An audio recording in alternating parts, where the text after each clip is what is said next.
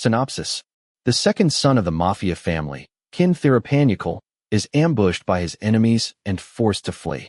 During his escape, he crosses paths with Porsche Pitchaya, a university student working part-time as a waiter at an entertainment venue. Although Porsche witnesses the attack, he initially has no intention of getting involved. Everything changes when Kinn makes him an offer. Save him from his pursuers, and he'll pay handsomely.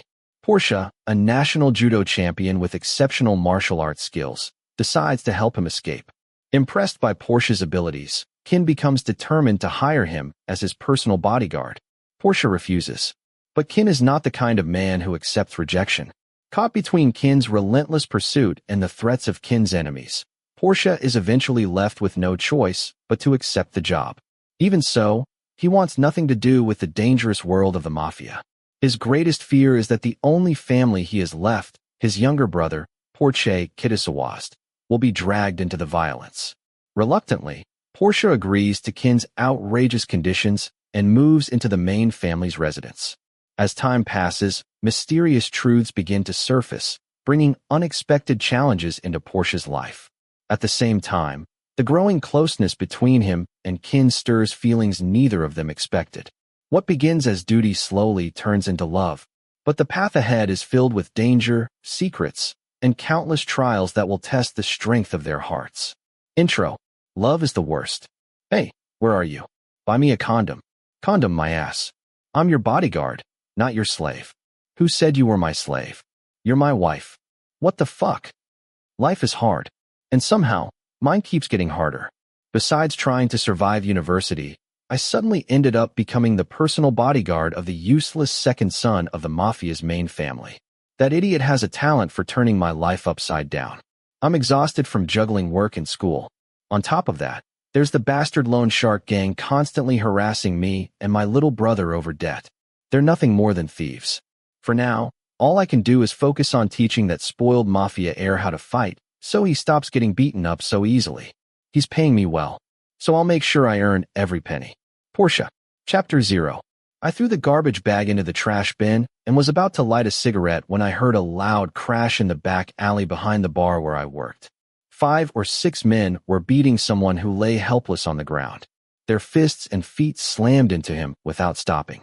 I turned away, slung my backpack over my shoulder, and took a drag from my cigarette, pretending not to notice. I was already used to scenes like this. Fights were common in the dark alley behind the bar. What a stubborn bastard, someone shouted. I sighed, walked to the back door, and locked it. My shift as a part-time waiter was over, and all I wanted was to go home. By now, the crowd inside the bar had begun to thin out. Some people were waiting for buses. Others were picking up women standing along the roadside, waiting for customers. A few brave souls passed through the dark alley behind the bar, just like the man who was currently being beaten. I wasn't a heartless person, but I also wasn't the type to interfere in other people's business. Especially not with the kind of people behind me. My conscience cursed me for ignoring the man, but I didn't care. If someone was getting beaten that badly, they had probably done something to deserve it. Let go of me. I flicked away my cigarette butt, stretched my stiff arms, and prepared to leave quietly. Just before opening the door, I glanced back one last time. The man was desperately struggling to survive. I shook my head and reached for the doorknob, when a trembling hand grabbed the hem of my shirt. Help me. The voice was hoarse. I looked down. Our eyes met. Blood streamed from his nose and mouth, staining his face. Even covered in blood, he was unbelievably handsome. Under the dim light of the alley, I could tell he was still young. Hey, get over here. One of the gang members shouted as he strode over and grabbed the man's collar. The man looked up at me again, his eyes full of desperation. Something tugged at my heart. Without thinking, I pulled him behind me. Take it easy, brother, I said calmly. He looked around my age. Judging from his expensive clothes, he was obviously rich. An idea suddenly flashed through my mind. I yanked him farther behind me and faced the gang. If you don't want to get hurt, stay out of this and hand that kid back to us. I hesitated for a moment before replying. What if I don't want to? I said let him go, the man shouted. Honestly, this wasn't my problem. My little brother was waiting for me at home. Why should I risk my neck for some stranger? Still, I couldn't forget the look on his face. As I'd said before, I wasn't someone who went around helping people for free. Then, help me. The man whispered near my ear. I'll pay you a lot of money. I almost laughed. So he thought money could solve everything. How much? I asked. In the end, money really could solve some of my problems. Is 50,000 enough? I immediately set my backpack on the ground. Crack. I clenched my fists until my knuckles popped, then rolled my shoulders and stretched my neck. That was enough to cover my brother's tuition. Deal. If you don't pay me, I'll kill you. The moment I finished speaking, one of the gangsters swung a wooden stick at my head. Too slow. I sidestepped and drove a kick straight into his jaw. One down. Another rushed at me. I launched a flying kick into his stomach, sending him sprawling. The rest charged together, but none of them managed to get past me. I'd been a martial arts champion since high school. I knew exactly how to handle people like them. Every skill I'd learned. Every technique I'd mastered. I used them all to protect the man standing behind me. Soon I became their main target. Punches flew toward me. One connected with my jaw. The metallic taste of blood filled my mouth. I grinned. That wasn't nearly enough to bring me down, you bastards. I countered with punch after punch, kick after kick, until every last gangster was groaning on the ground. I grabbed my backpack, seized the injured man by the wrist, and dragged him toward my motorcycle. A glance over my shoulder told me the gangsters were getting back up. They were chasing us. Where are we going? He asked, clutching his stomach. No idea. I pulled his hands around my waist. He looked back nervously at the men running after us. Hold on tight. I couldn't let him fall off before he paid me. The engine roared to life. I twisted the throttle. The motorcycle shot forward. A few of them continued chasing us, but they disappeared once I turned onto the main road. I accelerated harder. No point giving them a chance to catch up in a car. Thank you. His hoarse voice brushed against my ear. A shiver ran down my spine. His head rested heavily against my shoulder. He must have been seriously hurt. Don't thank me yet. I checked the side mirror. Once I was certain no one was following us anymore, I finally relaxed. They've stopped chasing us. Thank you again. His tall body leaned completely against my back. He sounded like he was about to pass out. Worried he might fall off, I reached back with my left hand and tightened his grip around my waist. Hold on tight, I warned. If you let go, we'll both be dead. His voice suddenly became smooth and deep. The hoarseness was gone. His fingers tightened on the hem of my t-shirt. Thank you, he said again. 50,000. I glanced at him through the mirror. He nodded painfully and adjusted his position. Come to my house. I'll pay you there. I frowned. What if this guy was a drug dealer? Or, what if he was in the Mafia? I'd probably be dead before I ever saw the money. You don't have to look so suspicious, he said with a faint smile after catching my expression in the side mirror. I'm not trying to lure you there to kill you. Who knows? Do I really look like a criminal? What if you're connected to those thugs back there? Heh. He laughed despite the pain. No thanks. I decided to stop at the nearest gas station instead. If there was an ATM, he could withdraw the money there and we'd be done. My phone's gone. So is my wallet. What? You liar. You tricked me. I should beat you to death right here. Oh. He slowly removed his watch. You can take this instead. It's worth more than 50,000. How do I know it's real? Then give it back. I examined the watch. Even covered in dirt and blood, it looked incredibly expensive. It had to be worth at least 100,000. Fine. You can get off here. But if you're lying, I'll hunt you down and beat you into a pulp. Wait. Can I borrow your phone? I need to call my dad. Maybe I was being paranoid. But what if he ran off with my phone? Then again, judging by the way he was barely able to stand, I doubted he could outrun me. What a pain. I handed him my phone. He dialed a number. Someone answered almost immediately.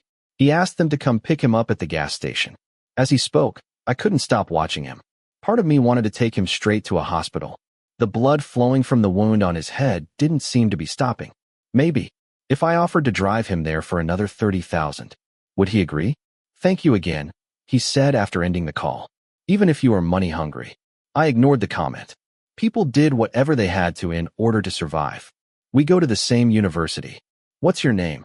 How do you know that? Your shirt. I looked down. I was still wearing my university uniform over my work clothes, both now stained with blood. So, what's your name? He was breathing so heavily that every word sounded painful. Honestly, I wanted to tell him to save his strength until whoever he called arrived. What? So you can write my name on a wall and worship me? No. I just want to know. If you won't tell me, I'll take my watch back.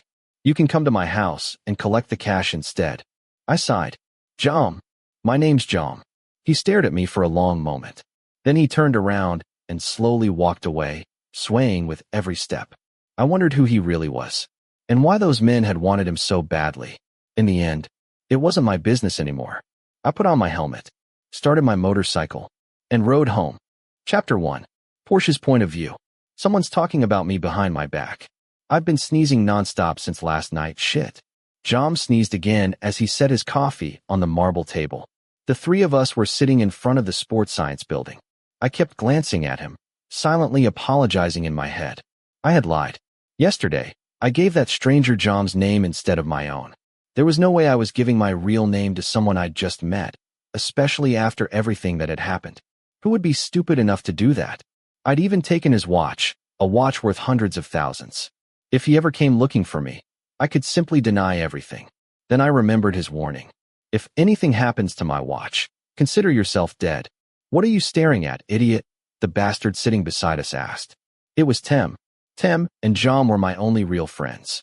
Even though people often said I was handsome, I wasn't the type to make friends easily.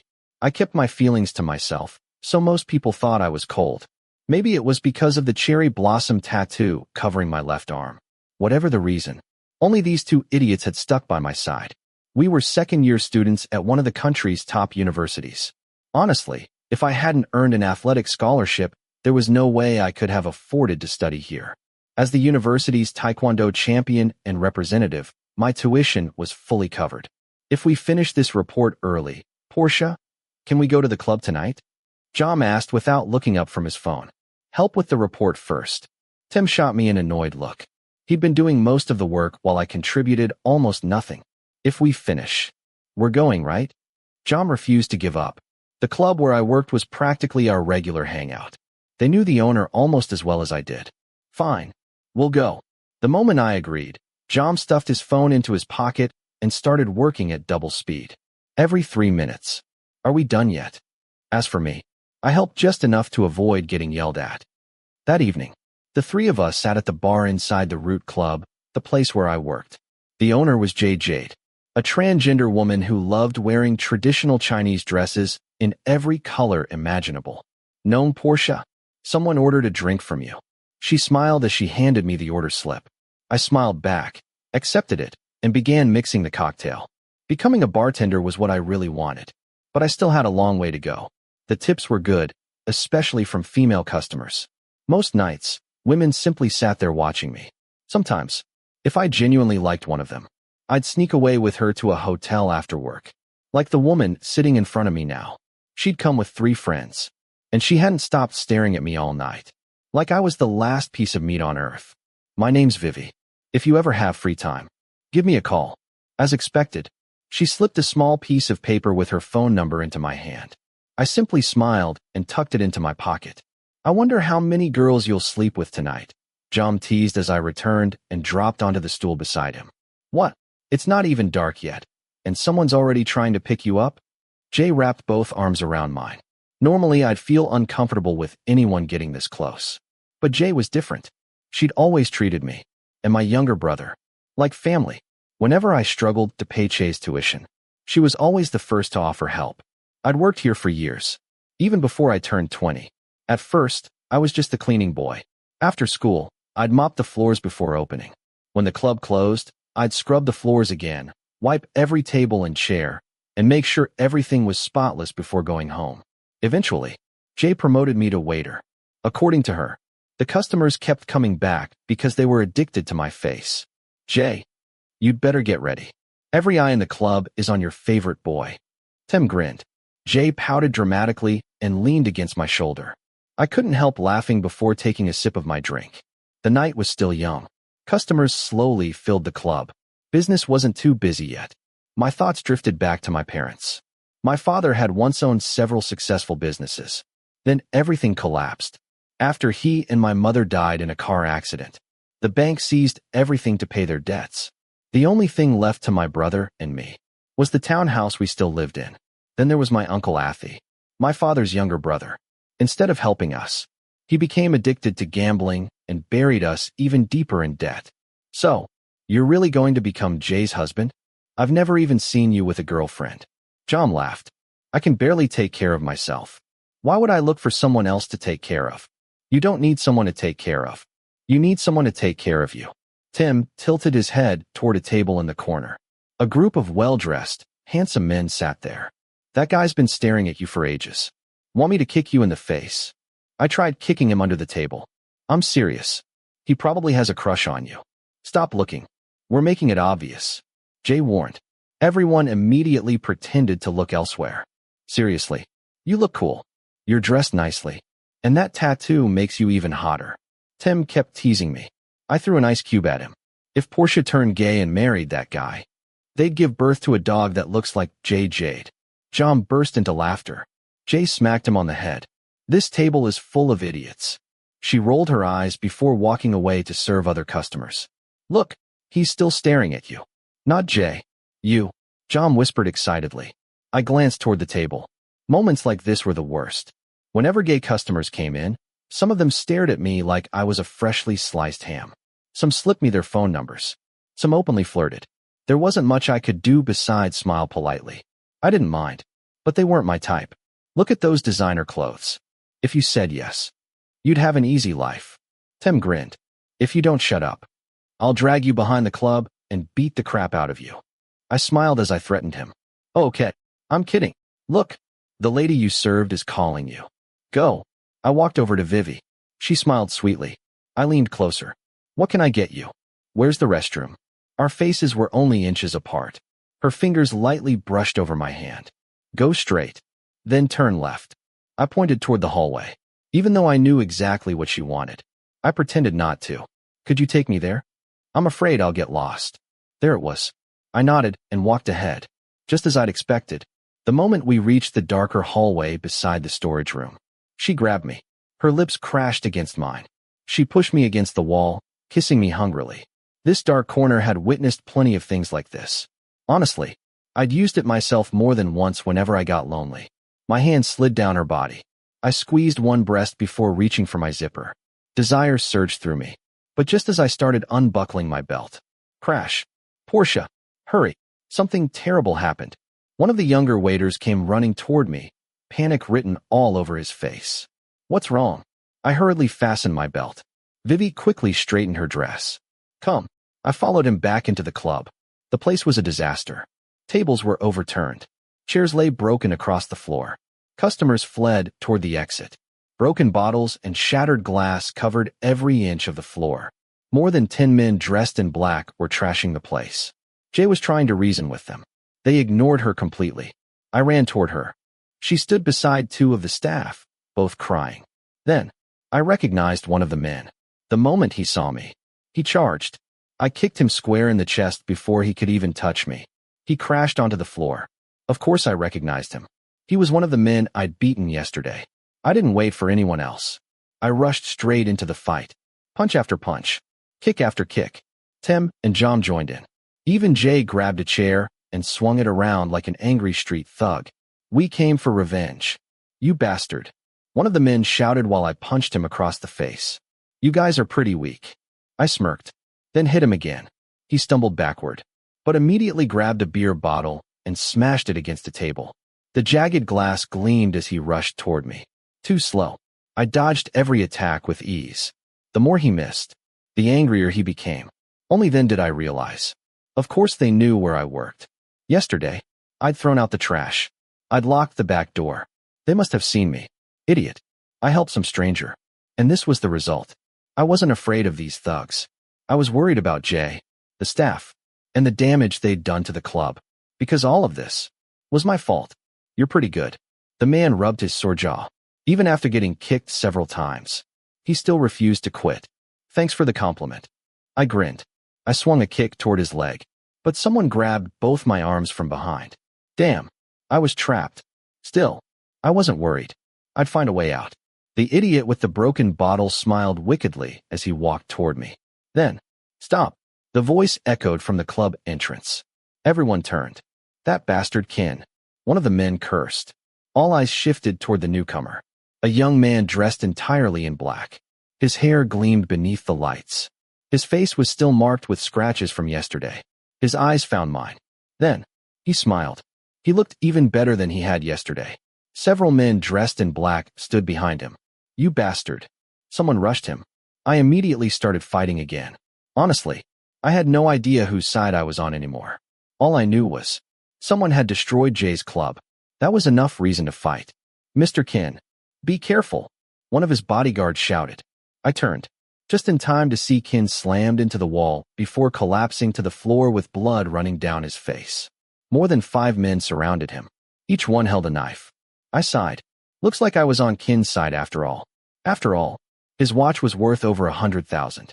I still owed him a favor. I leaped forward. One kick knocked a knife from a man's hand. Then I grabbed another attacker by the head and slammed his face into the table. Hard. Seeing Kinn bleeding again made something inside me snap. How dare they? I kicked the bastard again until he collapsed. "Thank you." Kinn's familiar hoarse voice reached my ears again.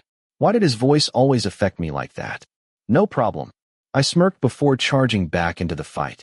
As long as I was protecting this ridiculously handsome man, I felt like I could keep fighting forever. "So, what did you do? Burn down their houses?" I asked while punching another thug.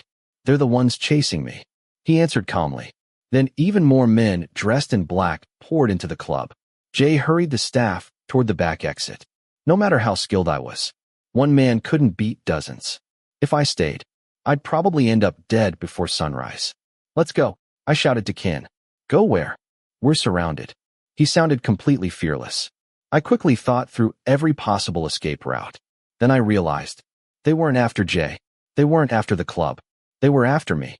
And Kinn. I grabbed his wrist. "Run." He followed without asking another question. We rushed out the back door. "Where are we going?" he asked. I didn't answer. Instead, I dragged him onto the back of my motorcycle. Luckily, I'd parked behind the club tonight. I started the engine, twisted the throttle, and sped away. Just like yesterday. It felt like the entire scene was repeating itself. Déjà vu. We even passed the same gas station where we'd stopped the night before. I couldn't help smiling. I wonder, how much is he going to owe me this time?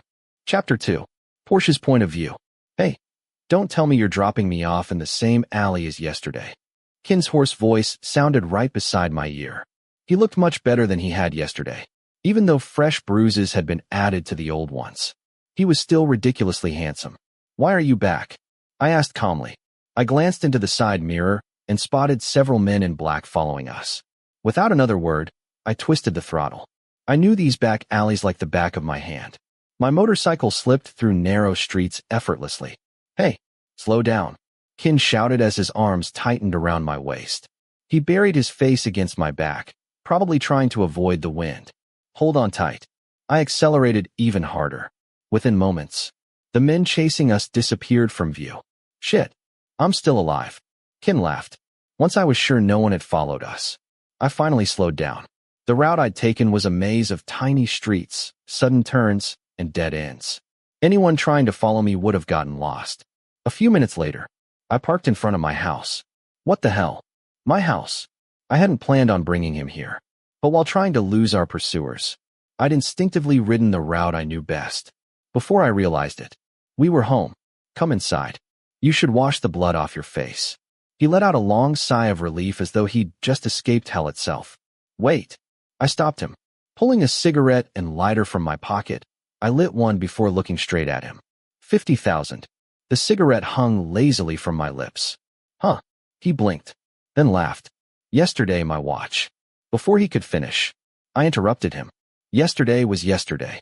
Honestly, I was terrified he'd ask for the watch back. The problem was, I didn't even have it anymore.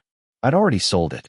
The money had gone toward Jay's tuition, repairing the broken air conditioner, paying off debts. There was almost nothing left. "So, yesterday you asked me for 50,000. Today you're asking for another 50,000. That's 100,000 in total." He smiled knowingly. "But judging by the fact that you sold my watch, you obviously knew what it was worth. If you weren't an idiot, you could have sold it for at least 400,000.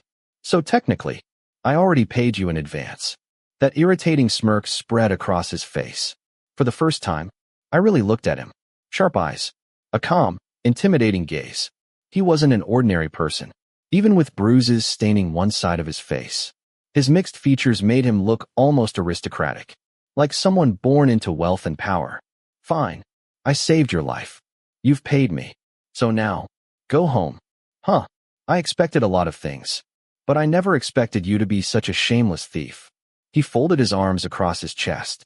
For someone that handsome, what a waste. His smile widened. It was so annoyingly attractive that my foot actually twitched. I wanted to kick him. Would you just shut up and leave already? What the hell is all that noise? The front door opened. Che stepped outside wearing his pajamas. He froze when he noticed I wasn't alone, then politely greeted Kinn with a Y. Hello. Kinn simply nodded back. Go inside. I turned toward my brother. What are you doing out here? You're going to wake the neighbors. Come inside and talk. Che rarely argued with me, but this time, he did. Would you mind inviting him in first? Kinn actually took a step toward the house. I immediately grabbed the back of his shirt. I'll go inside. You? Get lost. His handsome face twisted into disbelief. He shrugged my hand away. Do you have any idea who you're talking to? His voice turned dangerous. I didn't care. I turned toward the house. Hey, wait. No one's ever treated me like this. He grabbed my wrist. I yanked free and shoved him hard in the chest. So what? Who are you? I can grab your collar whenever I want. I stared straight into his eyes. If you don't leave, I'll beat you to death. Hey. Che hurried over and grabbed my shoulder. Go inside.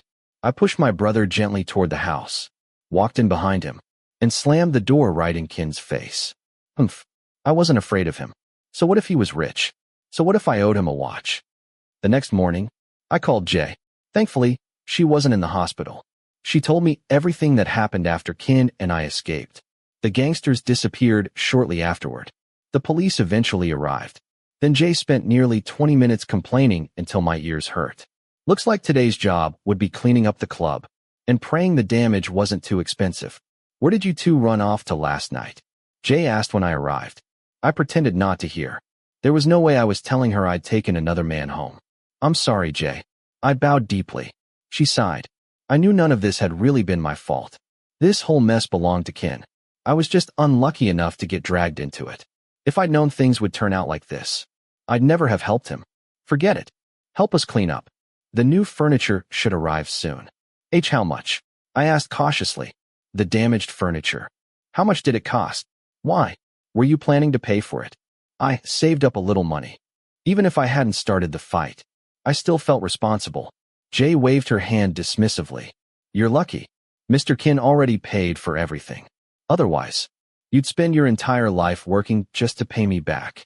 Kinn. That arrogant smile immediately appeared in my mind. Yep. He said those men were after him. You were only caught in the middle. So he paid for all the damages. And you know something funny? The moment the police arrived, those thugs disappeared. She laughed. I think Mr. Kinn is someone important. This morning the whole neighborhood was strangely quiet. Nobody even talked about last night's fight. And when I watched the security footage, I got goosebumps. Why? Because he's unbelievably handsome.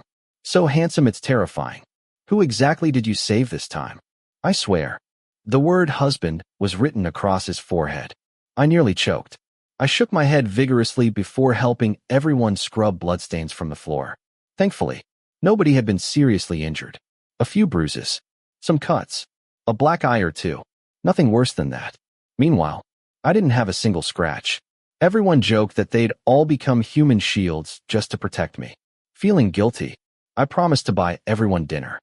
That night, around 9 o'clock, I stepped outside through the fire exit to smoke. The club was closed today. Everyone had spent the day cleaning. Now, I was the last person left to lock up. I sat on an upside-down plastic bucket beside the back door, exhaling a cloud of smoke. Footsteps approached. Even before I looked, I knew who it was.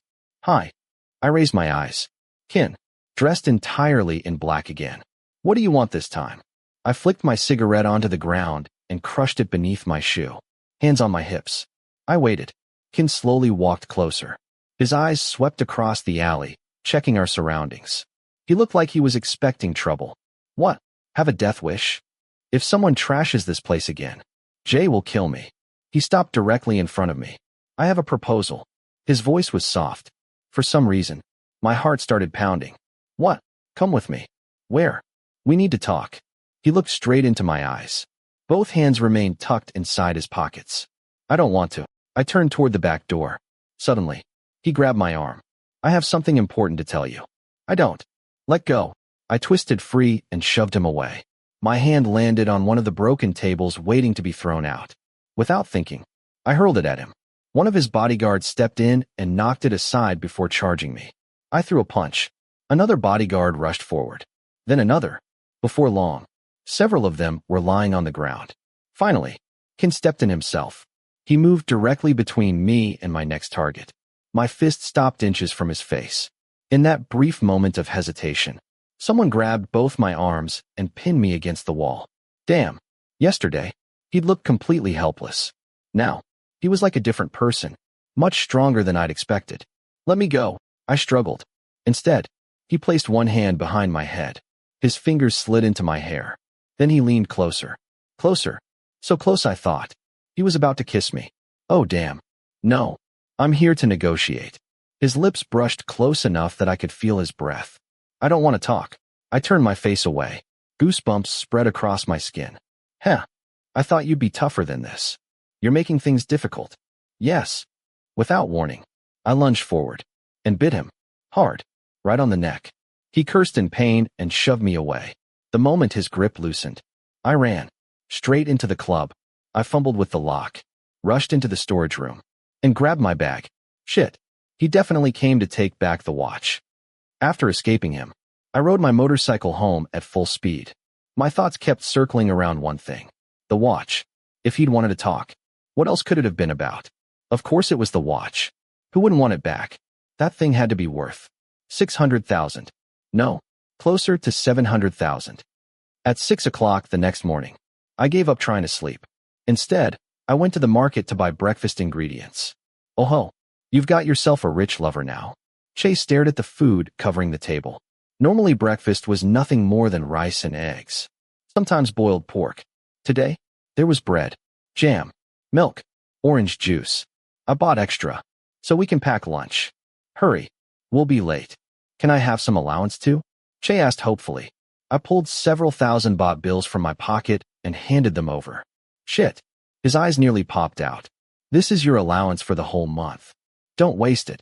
Honestly, I wanted to spend as much money as possible before Kinn somehow took it back. You're rich these days.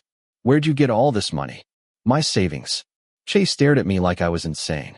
Go to school. And study hard. Watching him leave in his blue high school uniform, I smiled. At least the money from the watch would cover his tuition this semester. People probably wondered why I insisted on sending him to such an expensive school when we were barely surviving. The answer was simple. I didn't want him to feel poor. He'd attended that school since kindergarten. It was the same school I graduated from. Even though he'd offered to transfer somewhere cheaper, I refused. I wanted him to keep living, as if mom and dad were still here. No matter how difficult life became, I'd protect my little brother. Always. After locking the front door, I suddenly froze. Kinn knew where I lived. What if he came looking for me here? Anna, what? I called to my neighbor. If anyone asks about me, tell them I've already moved away. She blinked. Who's coming to look for you? Just tell them I moved overseas. She nodded. I immediately hid everything outside the house. Shoes, slippers, umbrellas, motorcycle helmets, even the spare tires. I dragged everything indoors until the house looked abandoned. Luckily, I didn't own enough furniture to make it convincing anyway. Damn, Porsche. You'd better be careful, Jom said after class as we sat in the cafeteria. Why? What if those thugs come after you again? Oh, please. I'm not helping next time. We almost died at Jay's place. Tim shot me a sharp look. Funny, considering both of them had run away the moment things got serious. What?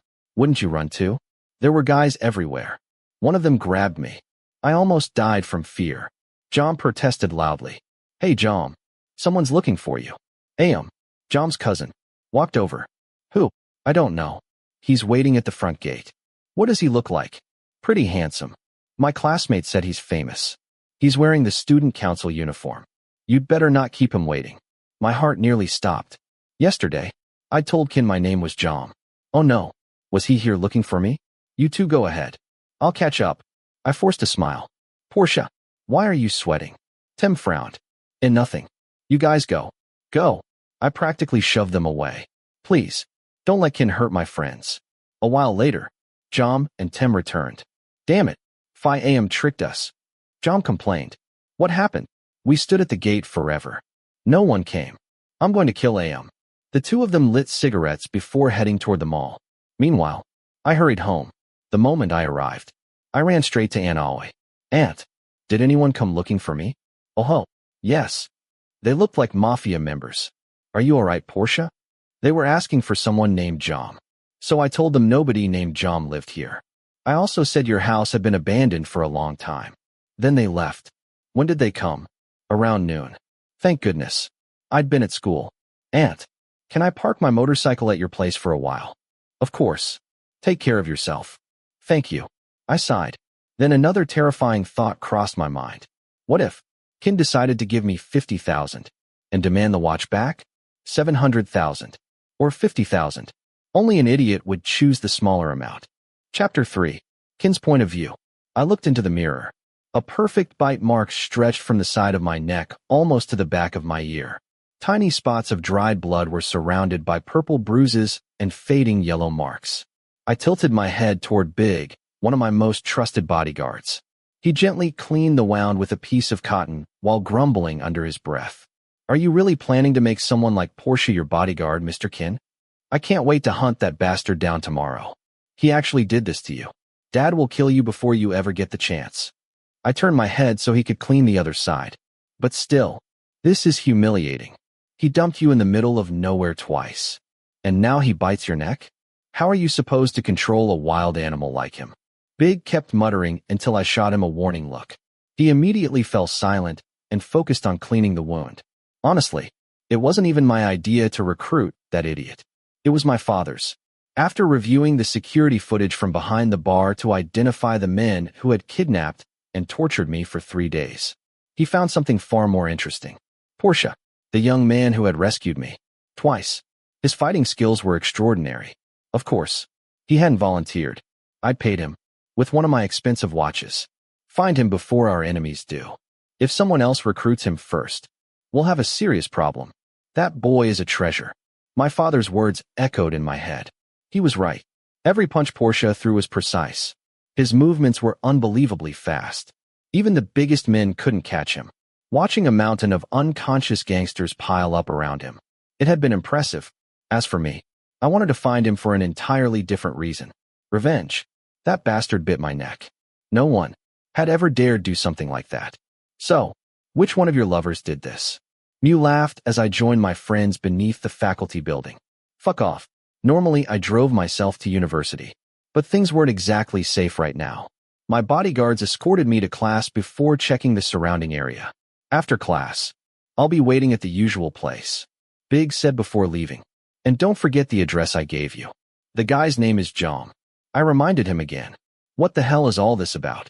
Tom looked at me curiously. Dad asked me to find someone. The second family again? You disappeared for 3 days?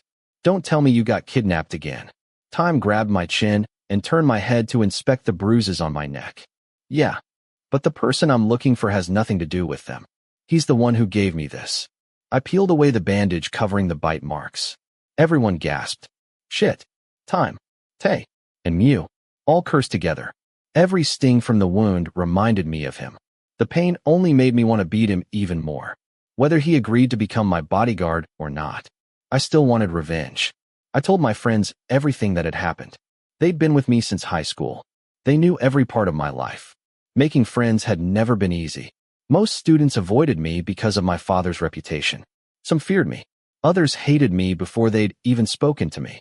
Mew, do you know anyone in the Faculty of Sports Science named Jom?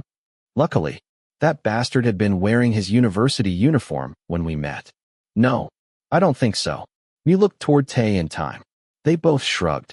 Then again, asking Mew probably wasn't the smartest idea. He was a model student. Perfect attendance. Top grades. To this day, I still had no idea how we'd become friends. Whenever Mafia business kept me away from class, he was always the one helping me catch up. Unlike Tay and Time, those two spent more time flirting than studying. Sometimes they acted like newlyweds. It was annoying. Come on. The exam papers are being handed out. After class, we'll help you find him. After classes ended, the three of us headed to the Faculty of Sports Science. Mew disappeared into the library. It was my first time visiting this faculty. I had absolutely no idea where to start. Then, fight time. What are you doing here? A student wearing a sports science jacket stopped in front of us. Oh, Min. Perfect timing. Come here. I need to ask you something. Time threw an arm around the younger student's shoulders. The poor kid nearly jumped. Hey, why are you standing so close to him? Tay frowned. His hand tightened around Time's shirt. Babe, relax. We've known each other for years. His father works for us. Time smiled reassuringly. Tay's expression softened. So, what are the famous Mafia brothers doing here? Min asked while looking at me. We're looking for someone. His name's Jom. Do you know him? I know someone with that name, but I don't know where he is. Why? What do you want with him? You could say, we're collecting a debt. Min looked nervous. I really don't know where he is, but I saw his friend Tem earlier. They weren't together. At this hour, they've probably gone home. If you see Jom later, tell him someone is looking for him. Say it's his father. Hey, Min, let's go. Another student approached. Ayam. Okay, I'll tell him. See you. Min left with Ayam. The three of us headed straight to the address I'd been given. Strangely, no one in the neighborhood knew anyone named Jom. The woman next door even claimed the house had been abandoned for quite some time. Just as we started looking around the property, my phone rang. Yes, Dad. I'm on my way. I sighed and slipped my phone back into my pocket. One last look at the deserted house. Then I turned away. I'll find you. You bastard. Father had called me home. Important guests had arrived. For now, the search would have to wait. But once my business was finished, I'd continue hunting him. Just wait. Jom, I'm coming. Thank you, KinnPorsche. After dinner with Father's business associates, I saw our guests to the door. Immediately afterward, every member of the household was summoned to the main hall, including all the bodyguards. Some of them were visibly trembling. Does none of this matter to you? Father slammed his hand onto the table. The entire room fell silent. This month alone, Kinn was attacked twice. He was kidnapped once. Kim was stalked. Do you think that's funny? His dark voice echoed through the hall. He lit a cigarette, slowly inhaled, then exhaled. No one dared raise their head. I simply sat on the sofa opposite him, quietly sipping a glass of water. Scenes like this weren't unusual. You're supposed to be protecting my sons. And yet this keeps happening. I understood why Father was furious. Not only had I been kidnapped, my older brother Kun and my younger brother Kim had both been targeted recently. Honestly, after being kidnapped more than 10 times in your life, you eventually stopped caring. Or perhaps, you simply went insane. Pete, as Kinn's chief bodyguard, explain yourself. Everyone turned toward Pete. His face was swollen. Bright red handprints covered his cheeks. Father had already beaten him. I apologize, sir. I'll do better. Pete replied firmly. I'm tired of hearing excuses. Look at my son's injuries. And all of you are injured too. No one had intentionally failed. But Father couldn't tolerate repeated mistakes. We all knew. These attacks weren't coming from business rivals, nor from debtors. No one that foolish would attack the son of the Mafia leader. The enemy had to be much closer. Someone within the family. There was no proof. Only suspicion. The second family, our clan, the main family, had existed for generations. My grandfather had 3 sons. My father, the eldest, inherited the casinos and real estate. His younger brothers, Jekant and Koo Kim, served as vice chairman. Power struggles had existed ever since. Now, the rivalry had spread to our generation. Sir, we've gathered evidence suggesting the second family keeps hiring outside gangs. Big spoke carefully. So you're saying, we're stupider than they are? Big lowered his head. It's not that. Then find evidence against Jekant and eliminate him. I stayed out of it. Revenge only created more revenge. If anything happens to any of my sons again, every one of you will be fired. Father finally turned toward me. Kinn, what about the young man I asked you to find? I shook my head. Find him quickly. I'm opening a new casino soon. The second family won't sit quietly. Brother Kinn, can I help?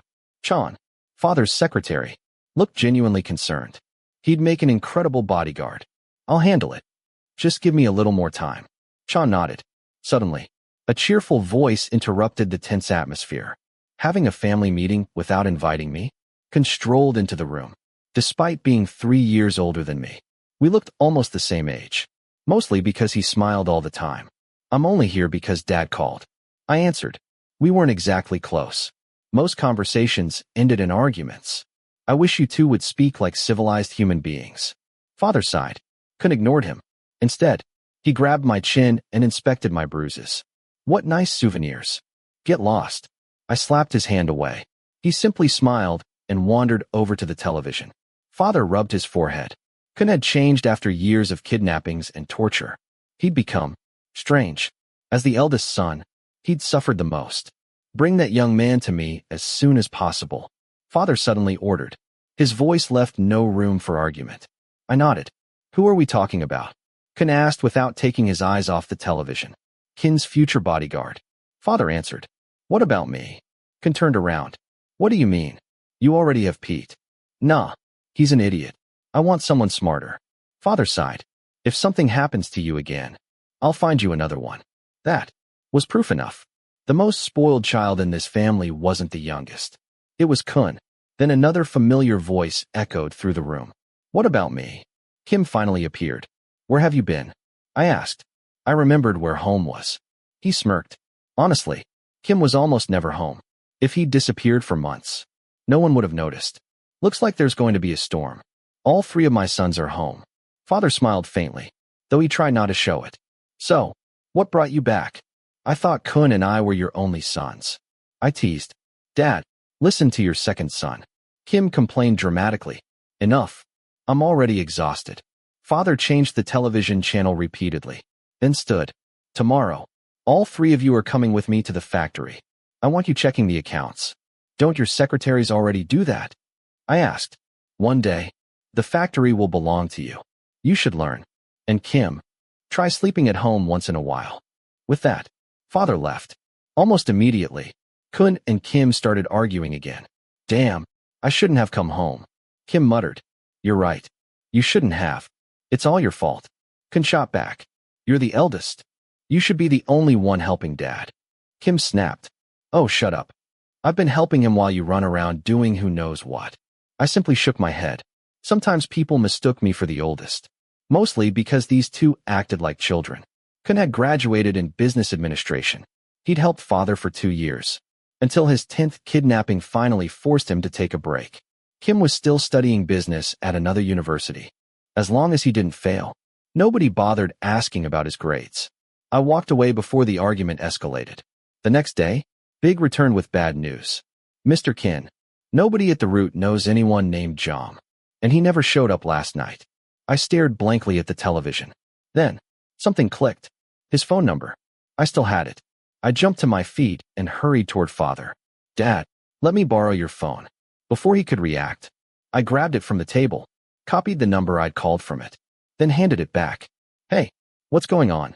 I'm going hunting. You told me to find him. What? You still haven't found him? It's been days. He's not ordinary, Dad. I'll be back. I immediately dialed the number. Ring. Ring. Then, hello. The familiar voice answered. Hello. I smiled. Who's this? Is this Jom? Click. The line went dead. I laughed quietly, just as I'd suspected. That little liar. Big. Go find him. Second-year sports science student. No one plays games with me. I'm Kinn. I left the search to my men while accompanying Father, Kinn, and Kim to inspect one of our factories. Both of my brothers slept through almost the entire drive. We arrived in a luxurious van. The destination, one of the chocolate factories owned by the Therapeutical Group. Despite poor profits, Father refused to shut it down.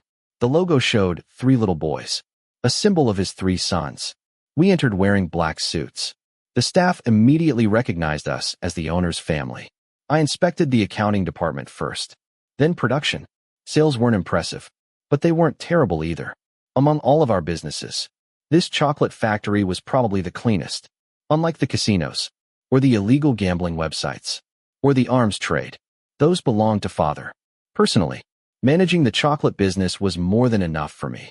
After lunch, can one of your men pick me up? I need to go somewhere. My bodyguards are busy. I asked Kinn. Where? I'm taking care of one annoying rat. I smiled. Pete stopped the van outside a shopping mall. Let's eat at Vanista. The view is amazing. Kinn practically bounced out of the vehicle like an excited child. Vanista was one of the country's most luxurious restaurants.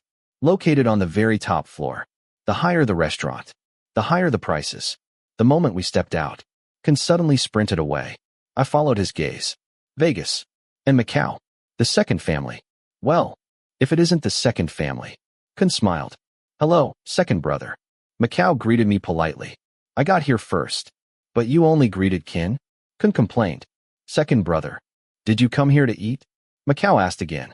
Unlike Vegas and Kim, Macau and I had never been involved in the family feud. Yeah, we're having lunch. Kim, couldn't you pick another place? The atmosphere suddenly feels disgusting. Vegas sneered. Oh, everything was perfectly peaceful. Until you opened your mouth. Kim shot back. Your family really has no manners. Vegas smiled coldly. And yours does. Before either side exploded, I stepped between them. Enough. But your brother started it. Vegas shrugged. I was only saying hello. Kinn argued. Let's go. I dragged Kinn away before things escalated. As we walked off, Macau called after Vegas. Brother, you should buy a mouthguard too. Instead, I took my brothers to a quiet Japanese restaurant. The three of us finally sat down. Why'd you stop us? Kinn complained. You were starting a fight. That's bad for the family. He started it. How old are you? Stop falling into their traps. Kinn folded his arms. Still sulking. Whose brother are you? Ours. Or theirs. I can be everyone's brother. If it keeps you from killing each other. Lunch passed in relative silence. Later, we wandered through the mall while bodyguards followed behind carrying our shopping bags. As my brothers admired an absurdly expensive watch, someone suddenly rushed toward us. Mister, please help me. A middle-aged man in filthy clothes grabbed my arm. The bodyguards immediately seized him. Let him go. They hesitated, then released him. Talk from there. Don't come any closer. I know you. Please. Talk to your father for me. I frowned. Maybe he was just crazy. Wrong brother. That's Anakinn. Kim laughed. My name is T. I worked with your father 10 years ago. Now, I owe him money. Gambling debt. I asked. I used to be his business partner. He pleaded desperately. Here. I'm paying for this. I handed my credit card to the cashier for the watch. But I owe $5 million. He told me to repay everything within 3 days. Or else, you'll end up at the bottom of the sea. I smiled, watching the fear spread across his face. It hadn't happened yet, but I knew father. Eventually, it probably would. I'll pay him. I just need more time. Please. Ice cream sounds good. You two go ahead. I walked away, ignoring the old man as he continued begging. The bodyguard stopped him from following me. When it came to casino debts, none of us interfered. Father handled those matters himself. A short while later, I stood outside the mall waiting for my ride. Then, I saw him, the same old man, and beside him, a familiar motorcycle, a familiar figure. Porsche. He was dragging the old man toward the bike. A slow smile spread across my face. There you are, the man I'd been hunting. The two climbed onto the motorcycle and rode away. Well, what incredible luck. Looks like the hunt begins now. Chapter 4. Porsche's point of view. I rode my motorcycle with a passenger who looked like he'd lost half his soul and was about to face Judgment Day. Out of nowhere, my uncle Athi called and asked me to pick him up. After that, he didn't speak, didn't ask questions, and didn't answer any of mine, except to ask me to take him home. Get down first, I said softly. He followed me slowly and frowned as I turned off the engine and quietly pushed the motorcycle into the backyard. Then I climbed onto the wall and reached the top. What are you doing? My uncle asked, confused. I reached my hand down to him. Shoo, be quiet. Hurry up. He grabbed my hand, and I pulled him onto the wall before jumping down as lightly as possible. Why do you have to sneak into your own house? My uncle muttered, brushing his hair back. Ignoring him, I motioned for him to climb down. After checking both sides carefully, I slowly opened the back door without making a sound and slipped inside. Phew, I survived another day. I let out a long breath before quickly stopping Athi as he reached for the light switch. Don't turn on the light. I whispered. What is wrong with you? He asked. Carefully, I lit a half-melted candle that I'd used the night before. Don't make too much noise, I warned as I took a portable fan out of a drawer. The heat will pass. Don't turn on the air conditioner. Huh? Didn't you pay the electricity bill? Athi asked, puzzled. He picked up the fan while I walked to the window and slightly parted the curtain. Two men dressed in black sat on motorcycles outside, watching my house. Damn it. When are they going to stop? It's already been 2 days. That bastard had people following me everywhere, at the club and even at home. I felt like a rat being hunted. Luckily, I'd taken time off from work after Jade told me that someone came looking for a guy named Jom every single night. The words sent chills down my spine. Then I remembered what Jade had said. Jade's words. What problem do you have with Mr. Kinn? Hurry up, go apologize to him. I can tell he isn't an ordinary person. The fear I'd been trying to suppress kept growing. Those gangsters searching everywhere for Jom confirmed that Kinn was after me, and he wasn't planning to let me go. What the hell did you do to catch the attention of the Mafia, Porsche? Athi asked as he stood beside me behind the curtain. I might have done something, but what? What could it be? I said, quickly changing the subject. There was no way I was admitting that I'd extorted Kinn's expensive watch, taking something valuable from a mobster. No wonder he was after me. My uncle sighed as he sat on the old sofa. Oh, you're back. I greeted my younger brother, Che, who had just come home wearing a sleeveless shirt and sweat-soaked shorts. He looked like he'd just finished a marathon. Oh, Che, you're back, Uncle Athi said. Yeah. Che glanced at him before turning toward me with an irritated expression. I'm sleeping at a friend's house tonight. Why? I asked. I'm sick of climbing over the fence just to get into my own house. We can't use the air conditioner, we're not allowed to turn on the lights, and I can only charge my phone. This is insane. He stared straight at me. I'm asking you seriously, Phi. Are you in trouble with someone? I placed a hand on his shoulder. Don't worry. He frowned and brushed my hand away. Oh, and use the back door when you come in, I reminded him. He rolled his eyes and headed upstairs. Porsche, Athi spoke again. You don't owe gambling debts, do you? No, of course not. I answered firmly before staring at him. Speaking of which, what's wrong with you, uncle? It's me who needs money. I was already tired of hearing the same story. Athi asked me for money at least 10 times a year. No, there's no gold left this time. Mom already sold it all to pay your debts. I walked into the kitchen for some water. If you can't help me this time, I don't know what I'll do. How much? I asked. 5 million. The bottle froze halfway to my mouth. Huh. This time it's different. They'll kill me. His face was filled with desperation. You've lost your mind. I stared at him. Where am I supposed to get 5 million baht? Before, he'd owed only a few 100,000 and nearly gotten himself beaten to death. Now he'd borrowed enough money to buy everything in this house. Why don't you ever learn? Where's your common sense? I don't know. I really don't know. He buried his face in his hands. You have to help me. Then he suddenly cursed under his breath. Damn it, the house is mortgaged. They're about to take it. The house. I frowned. As far as I knew, Uncle Athi's own house had already been repossessed. I'm living and sleeping in a casino now. He sighed. I came to tell you this house is about to be confiscated. What house?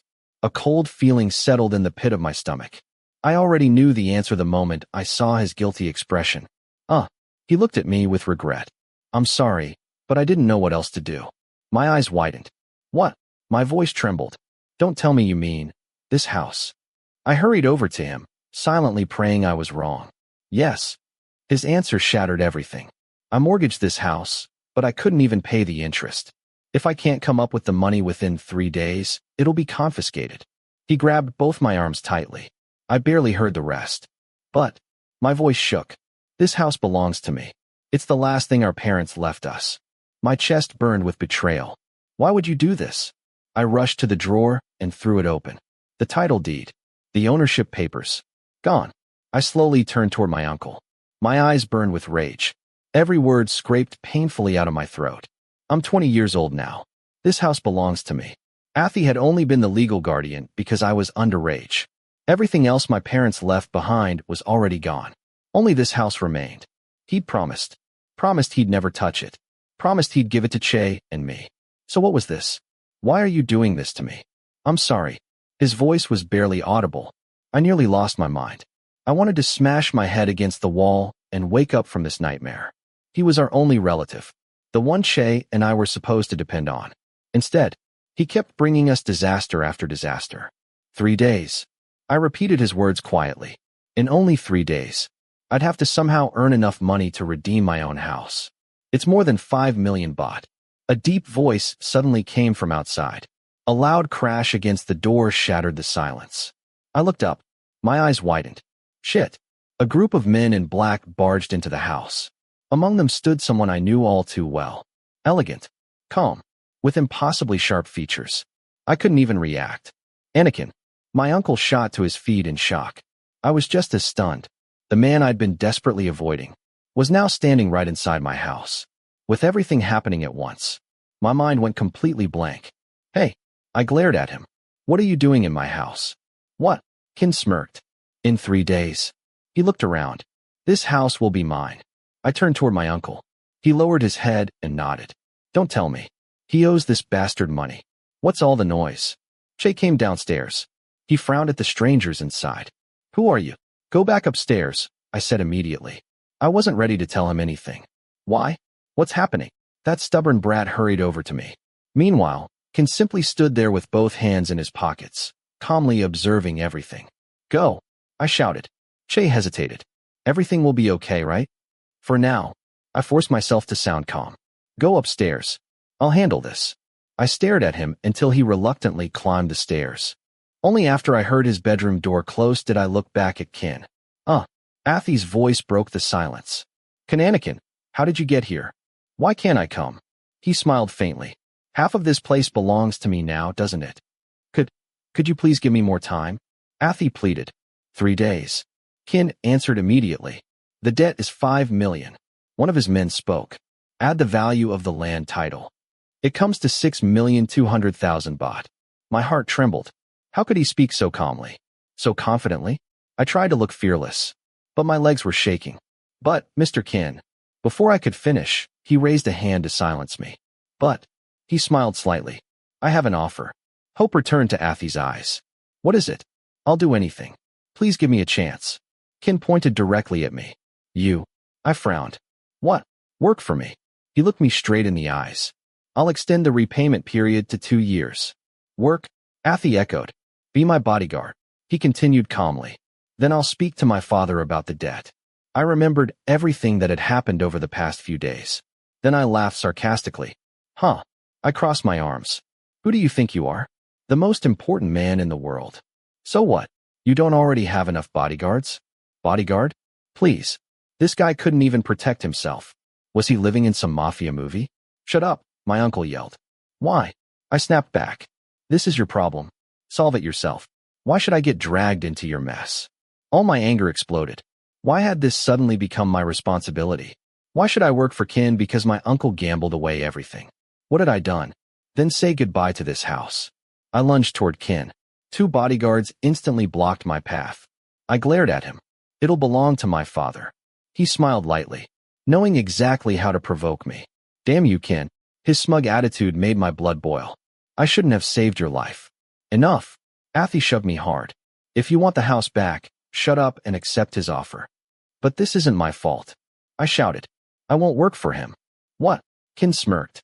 Are you scared? Scared? I laughed coldly. Are you stupid? Who wants to risk their life working for a family involved with gambling, the black market, and organized crime? Being your bodyguard means risking my life for yours. And if I had the choice, I'd never choose a job like that. It was probably the longest speech I'd given all year. I didn't want anything to do with that world. More than anything, I was worried about Che. If I stepped into that life, neither of us would ever know peace again. 3 days. Kinn repeated calmly. Bring the money. If not, move out. You bastard. I charged at him again. The bodyguards restrained me immediately. Stop it. Athi tried to pull me back. He shoved me so hard I slammed into the wall. I glared at him. Regret. Anger. Hatred. Helplessness. Everything mixed together. I despised him. Silence filled the house. Everyone looked at me. Finally, I spoke. If I decide to buy this house back later. I stared at Kinn. How much will I have to pay? How much? Kinn asked one of his men. You can't abandon me. Athi grabbed my arm desperately.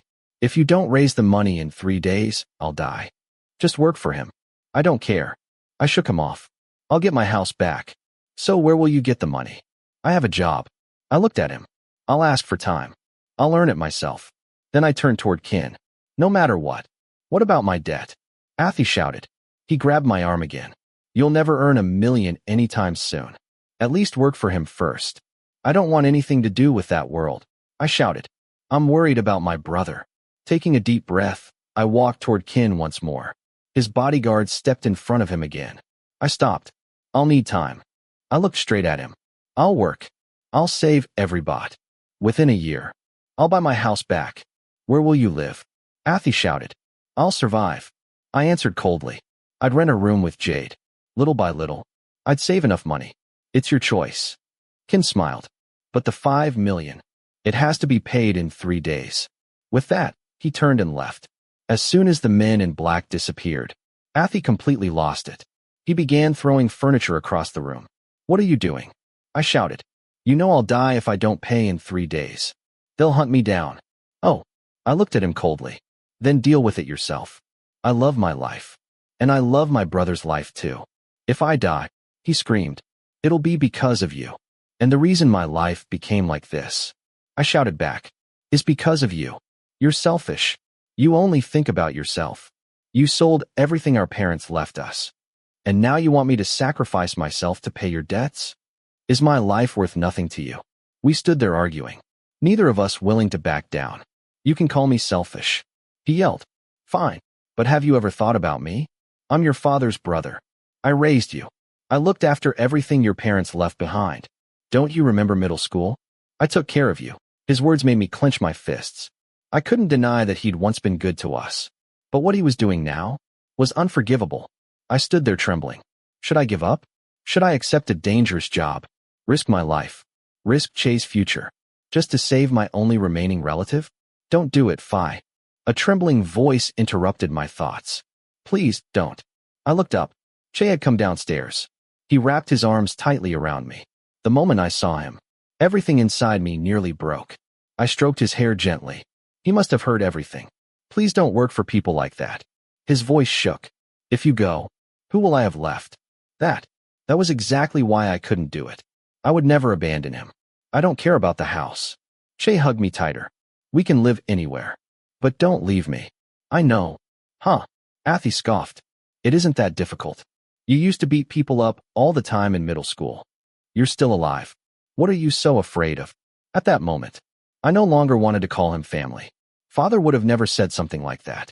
I still remembered the day Kinn was chased by armed men. That wasn't a fight a teenager should have gotten involved in. Throwing punches was easy.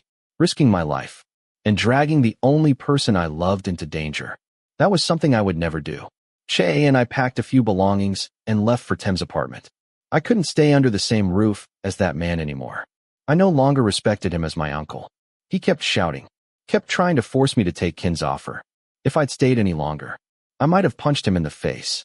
Drink this first. Tem handed me a glass of water. Both Che and I looked completely exhausted. Thanks. What happened? Tem asked worriedly. Sorry for bothering you. I stared blankly toward the balcony.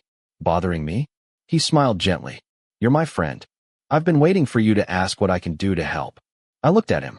His reassuring smile made it easier to speak. Slowly, I told him everything. My house was taken. What? His eyes widened. My uncle lost it through gambling. Damn, he sighed heavily. Full, and I already knew what your uncle was like. You don't have to explain. So, what are you going to do? I simply shook my head.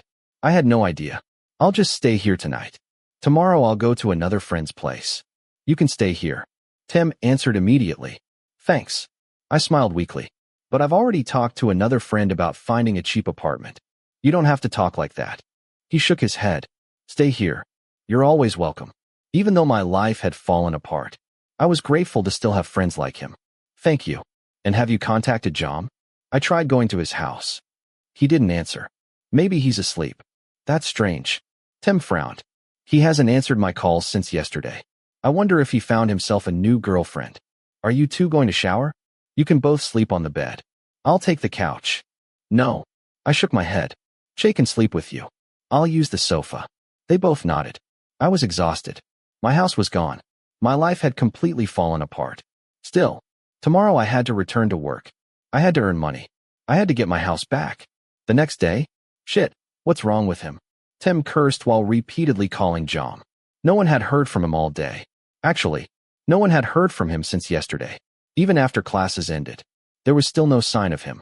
Normally, if he was sick or couldn't make it, he'd at least send a message in our group chat. This time, he'd simply disappeared, like he'd vanished from the face of the earth.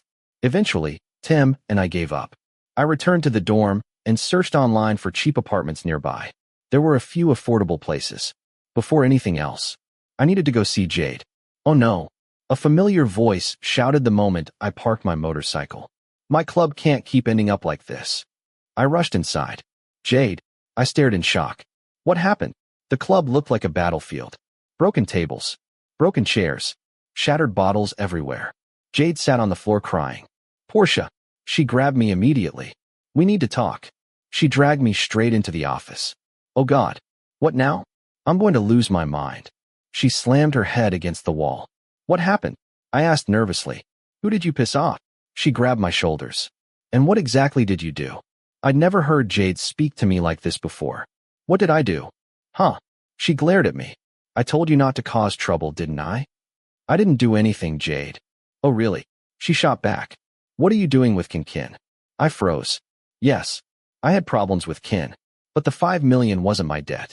When we opened today, she explained, Kinn's bodyguards came looking for you. When Che told them you still worked here, they smashed everything. She looked ready to cry. We just repaired this place. What am I supposed to do now? Rage filled my chest. I didn't do anything. I need you to leave. She lowered her head. They said if I don't fire you, they'll destroy this place every single day. Shit. What the hell? Wait. I felt tears sting my eyes. Please. I can't lose this job. I can't keep repairing this club. Tears rolled down Jade's face. But Jade, I pleaded, you can't fire me. Where else am I supposed to earn money? I've got financial problems too. She wiped her tears. I don't even know how I'll pay for today's damage. I looked through the office window. The entire club was in ruins. The staff looked terrified. I really didn't do anything. I sighed. Even if this wasn't my fault, Jade was paying the price. Porsche, she looked at me sadly. Please leave. I stared at her. I'd hit rock bottom. Everything I'd built was falling apart. Don't look at me like that. She smiled sadly. Jade loves Porsche. But right now, we both have to protect ourselves. I understood. This was the second time the club had been destroyed because of me. I couldn't blame her. Is there anything I can do before I leave? Anything except money. I really don't have any. Then, I hesitated. Can you help me get a job at Q's bar? The one in the alley next door? Yeah. Can I start tonight? I really need money. What if they follow you there too? Jade asked. Honestly, I didn't know. Okay. She picked up the phone. Wait here. After a few minutes, she returned. You start tonight. She explained that she'd asked Q to hire me temporarily because the club would be closing for a while. Before I go, do you need me to help clean up? No. She shook her head. Q's waiting. I nodded and headed straight to my new workplace. I couldn't waste a single minute. I had to work. I had to earn money. Maybe everything was just a misunderstanding. Or maybe those gangsters simply hadn't given up chasing me. My first night at Q's bar went smoothly. Business was even busier than Jade's place. By the end of the shift, I was completely exhausted. Starting over somewhere new wasn't easy. Nothing ever came easily for me. I couldn't blame anyone. I had made my own choices. Later that night, I returned to Tim's apartment. As I entered the code at the door, I accidentally looked toward the neighboring unit. What are you staring at? A man turned and glared at me. I hadn't meant to look. My eyes simply wandered toward the couple fooling around in front of their room. Well, I wasn't blind. Of course I saw what they were doing. Fuck, I muttered without looking away. He glared back. Before things escalated, the woman hurried him inside. What did I even do? I only came home, after showering quietly, so I wouldn't wake Tim.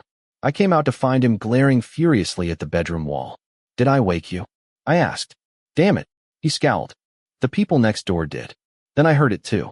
A man. A woman. Very loudly. Seriously? Tim slammed the wall. Can you two keep it down? People are trying to sleep. The sounds only got louder. Much louder. Oh, for fuck's sake, Earth. Tim shouted. Keep it down. Sorry. A voice answered from the other side. Tim stepped away from the wall, still looking annoyed. So, I asked, this is what you meant when you said your neighbor keeps you awake. Before, He'd always complained about noisy neighbors. Yeah, he sighed. And it's not always women. Sometimes he brings men. He poured himself a glass of water, then glared at the wall again. The worst part, that bastard lives right next door. I hate him. He raised his middle finger toward the wall. Watching him, I almost forgot about my own problems. Maybe we really should go make some merit at a temple. I'd never been particularly religious, but after everything that had happened, I felt like my luck had completely run out. In the car, maybe I should move into the same apartment as you. Normally, I didn't believe in karma. Now, I desperately wanted some good fortune. If my life got any worse, I might actually become a monk. If the noise bothers you, Tim said, you can just play music.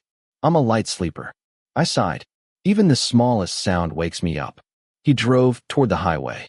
We planned to visit a nearby shrine. Just as we were leaving the university, his phone rang. Tim glanced at the screen. That bastard finally called. It was John.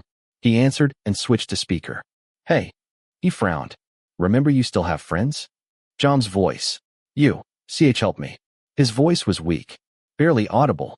Tim slammed on the brakes. Both of us froze. What happened? I asked anxiously.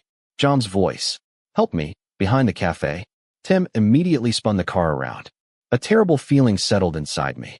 Was this my fault? Tell us exactly where you are. We searched the roadside until we spotted a small crowd near the divider. Tim parked and jumped out. Shit. John. We pushed through the people. There he was, leaning against a utility pole. His face was swollen with bruises. Shoe prints covered his shirt. You came. He smiled weakly when he saw me. One eye was swollen shut. He grabbed my arm tightly. What happened? I asked. My voice almost broke. I don't know. He struggled to breathe. I went out to buy meatballs. Some guys on motorcycles stopped me. They asked if I was John, a second-year sports student. I said yes. They told me Kinn had a present for me. Then they beat me. They threw me into a van. When I woke up, they beat me again. His voice was hoarse. He looked terrible. No blood, but every inch of him screamed pain. Kinn had forced Jade to fire me. Now he'd hurt my friend. He was cornering me by attacking everyone around me. My hands shook as I dialed the number that had called yesterday. The one whose ending I remembered perfectly. It rang once. Then he answered. Kinn's voice. You finally called me. What did you do to my friend? I shouted. Kinn's voice. What? I didn't do anything to your friend. What the hell are you talking about? If it wasn't for you, my friend wouldn't have been beaten like this. Kinn's voice. Oh. He laughed. I meant to teach you a lesson. My men beat the wrong person. His laughter echoed through the phone. Damn it. I warned. My name is Porsche. What kind of stupid game are you playing? Kinn's voice. Oh, so your name really is Porsche. Looks like they did beat the wrong guy. He laughed again. He didn't even know my name? If you're going to keep harassing me, what do you want? Kinn's voice. Work for me. I won't. Kinn's voice. Your brother's name is Che, right? The last thread of my patience snapped. Don't you dare touch my brother. Kinn's voice. Nong Che's school isn't far from my house. You fucking bastard. How do you know that? Kinn's voice. Come see me. I hung up immediately. A message arrived. An address. I gritted my teeth so hard my jaw hurt. He'd forced Jade to fire me. He'd terrorized my friend. He was destroying everyone around me, just to force me into working for him. Fuck. Chapter 5. Kinn's point of view. I sat with one leg crossed over the other, my arms resting along the back of the sofa, staring at the dragon-carved wooden door, waiting for the man I'd recently been playing tug-of-war with. He's here, Big announced as he opened the door. A tall figure stepped inside, glancing around the room in his university uniform. The tattoo beneath his white shirt was striking enough to make me look twice. His eyes slowly swept across the room. Sit. Big pushed him down onto the sofa across from me. Silence filled the room. No one spoke. Neither did I. We simply stared at each other. Neither of us was willing to back down. What do you want? Porsche asked calmly. The confidence in his eyes had faded into bitterness, an expression I'd never seen on him before. He glanced at the bodyguards standing behind their black masks. He was clearly afraid. Come work for me. I kept my eyes on him. No. His answer came immediately. Huh. I chuckled. You're even more stubborn than I thought. As I watched him, I quietly analyzed everything about him. Porsche was stubborn, aggressive. He hid his true feelings behind an arrogant attitude. But I could see straight through the mask. Even though I was only in my 20s, I'd learned how to read people long ago. Why? He glared at me. Why are you doing this? What did I do? A smile tugged at the corner of my lips. You're harassing everyone around me. He clenched his fists. You've been hunting me down just to force me to work for you. Oh, I nodded. Yes, I did. You deliberately destroyed my workplace so I'd lose my job. I only wanted to teach you a lesson. I raised an eyebrow. You deceived me. Leave the people around me alone. If I did, I leaned forward slightly. Would you come work for me? This was the only way. Someone like Porsche would never surrender if I tried using force alone. He'd fight until his last breath. Believe it or not, I tried asking politely, but he was unbelievably difficult. If I hadn't urgently needed him, I would have never gone this far. Still, since he'd made things difficult for me, he deserved a lesson. Why me? He asked through gritted teeth. Why do you want me so badly? Because. I smiled. When someone like me wants something, I get it. By the end of the sentence, I couldn't stop smiling. Selfish? Absolutely. But it was the truth. My father had influence that reached the highest levels of government. I'd grown up getting whatever I wanted, and the harder something was to obtain, the more determined I became to possess it. Just like this time. And why should I do whatever you want? Tell me, I asked quietly. If you offend someone like me, what do you think happens next? Who do you think you are? Porsche suddenly stood up. Who are you to act so selfishly? Instantly, my bodyguards surrounded him. He froze. His eyes darted around the room before he slowly sat back down. No matter how strong he was, facing 10 armed bodyguards in my territory, anyone would feel fear. Porsche, I shifted into a more relaxed position. I know people like you hate being forced, but you're also a good person. So I wanted to do this peacefully.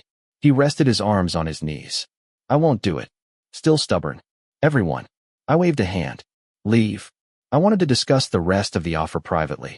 If my men heard what I planned to offer him, they'd think I was playing favorites. But Kinn, Big protested. I shot him a warning look before he could finish. Hey. Big pointed at Porsche. If you hurt Kinn, I'll kill you. Only then did he leave.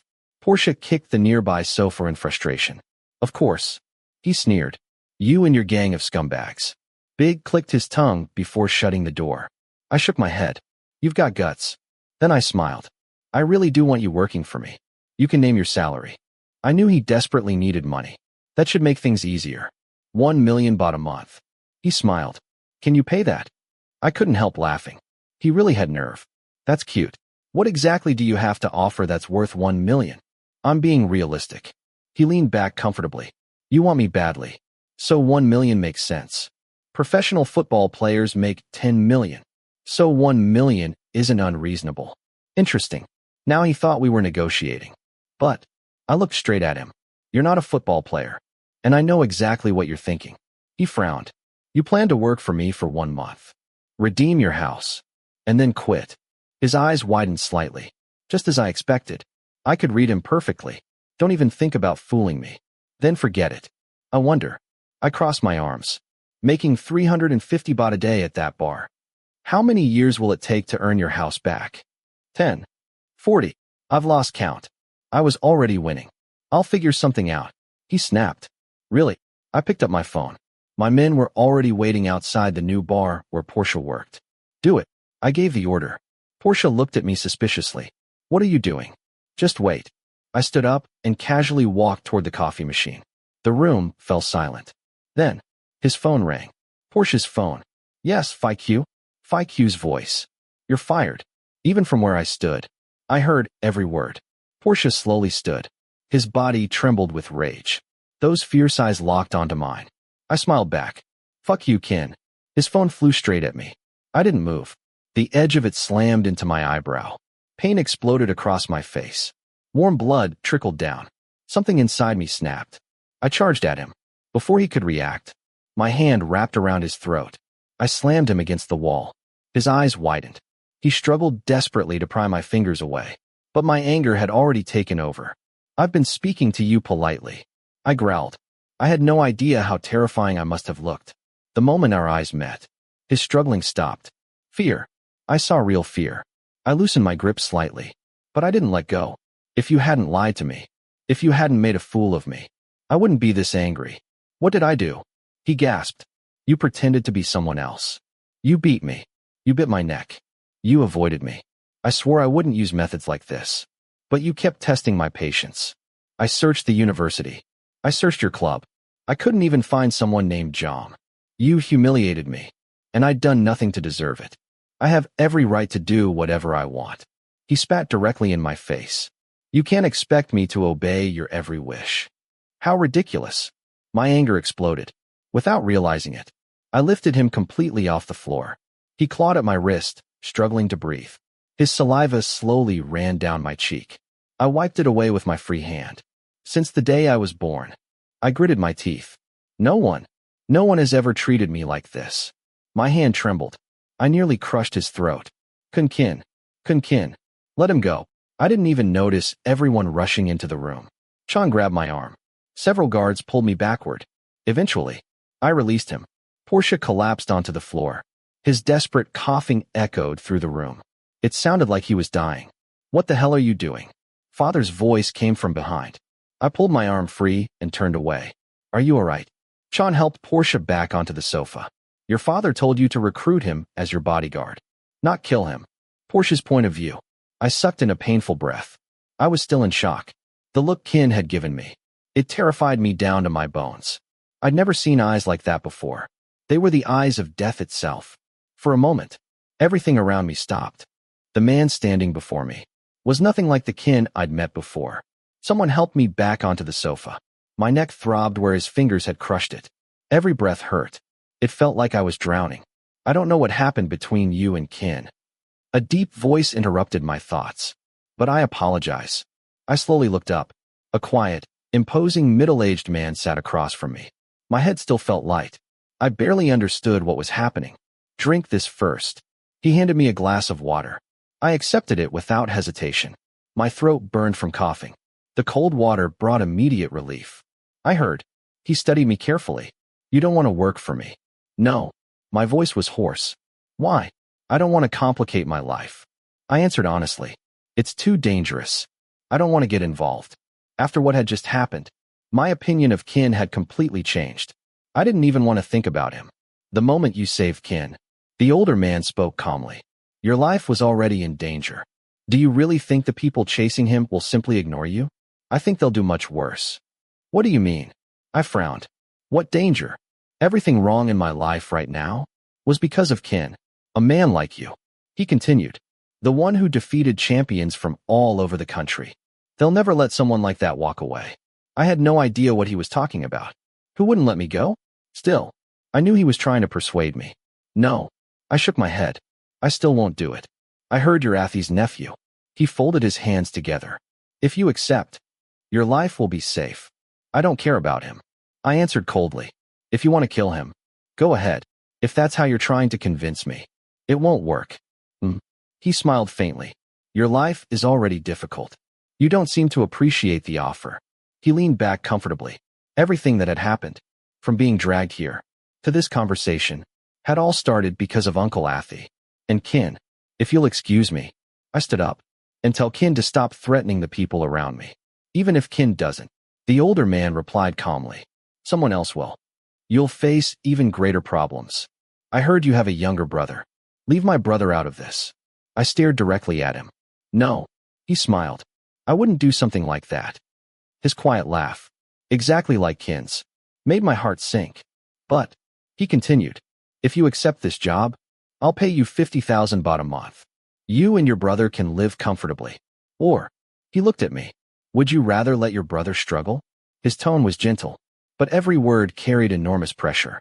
His eyes revealed nothing. I don't want my brother to suffer. I answered honestly. That's exactly why I don't want this job. I've done nothing wrong. And yet everyone around me keeps getting dragged into danger. A capable man like you. He smiled. Probably won't die so easily. Before worrying about life and death, I have another offer. If you agree, I'll personally make sure your brother is protected. I'll send him all the way through graduate school. I couldn't understand. Why were they offering me more and more? Why did they want me so badly?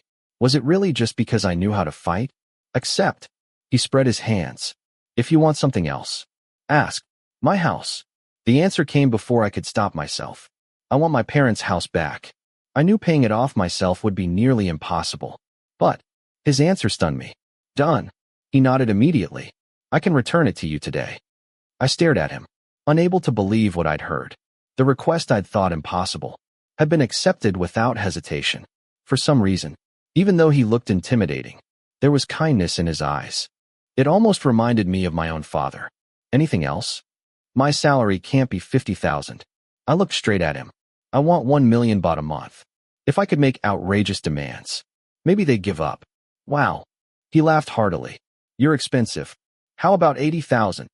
I fell silent. The tense atmosphere slowly disappeared. The man sitting across from me reminded me so much of my father. The way he spoke, the authority he carried, even the kindness hidden in his eyes. I remembered the promise I'd made at father's grave. I'd promised to protect Che, to make sure he'd never suffer. But now, I couldn't even protect our home. I looked around. The bodyguards still watched me closely. I thought for another moment, then added another condition. I'll be their leader. One of the bodyguards immediately opened his mouth to object, but Kinn's father stopped him. So be it. Kinn looked even more irritated. I couldn't stop myself from smiling. And I pointed at their uniforms. I'm not wearing that ridiculous suit. I'll wear normal clothes. What position are you applying for? He laughed loudly. A bodyguard? Or company president? I raised an eyebrow. So, can I? Yes. He nodded. But only indoors. Outside, I want everyone dressed the same. It looks better. So, I remembered something. I'll be Kinn's bodyguard. What if he tries to kill me? I won't allow it. How can I trust you? I asked quietly. How do I know you'll keep your promise about my brother? And my house? His expression turned serious. You already know who I am. I've never broken my word. What more do you need me to say? I glanced toward Kinn. Oddly enough, I trusted this man far more than his son. I still searched desperately for a reason to refuse. If protecting your brother, he spoke softly, means risking your own life, then yes, it is dangerous. So think carefully. I need time. I wasn't ready. Part of me wanted to refuse. Part of me couldn't ignore everything he was offering. I wanted Che to have a comfortable life. But I also remembered him crying, begging me not to leave. When can you give me an answer? Before I could reply, another thought crossed my mind. Even if I no longer wanted to acknowledge Uncle Athi, he was still father's younger brother. I have one more request. He nodded. If I accept, please give me some time. And, can you postpone the debt repayment? The older man smiled. Of course. Tomorrow. I stood up. I'll give you my answer tomorrow. After leaving, I rode home on my motorcycle. My thoughts refused to settle. What should I do? Whichever choice I made would change my life forever. If I accepted, Che would have a better future. I wouldn't have to watch him struggle anymore. If I refused, I'd find another job, save every baht, buy the house back myself, cut ties with Athi forever. Che and I would have a harder life, but we'd have peace. Which path should I choose? Kun Chan's point of view. Conversation between Kun Korn and Kun Chan. Kun Chan's role. Kun Korn's secretary. Why are you offering him so much? Chan frowned. He's making outrageous demands. If he's that troublesome, just withdraw the offer. There are plenty of capable people. At first, Kun Korn replied quietly.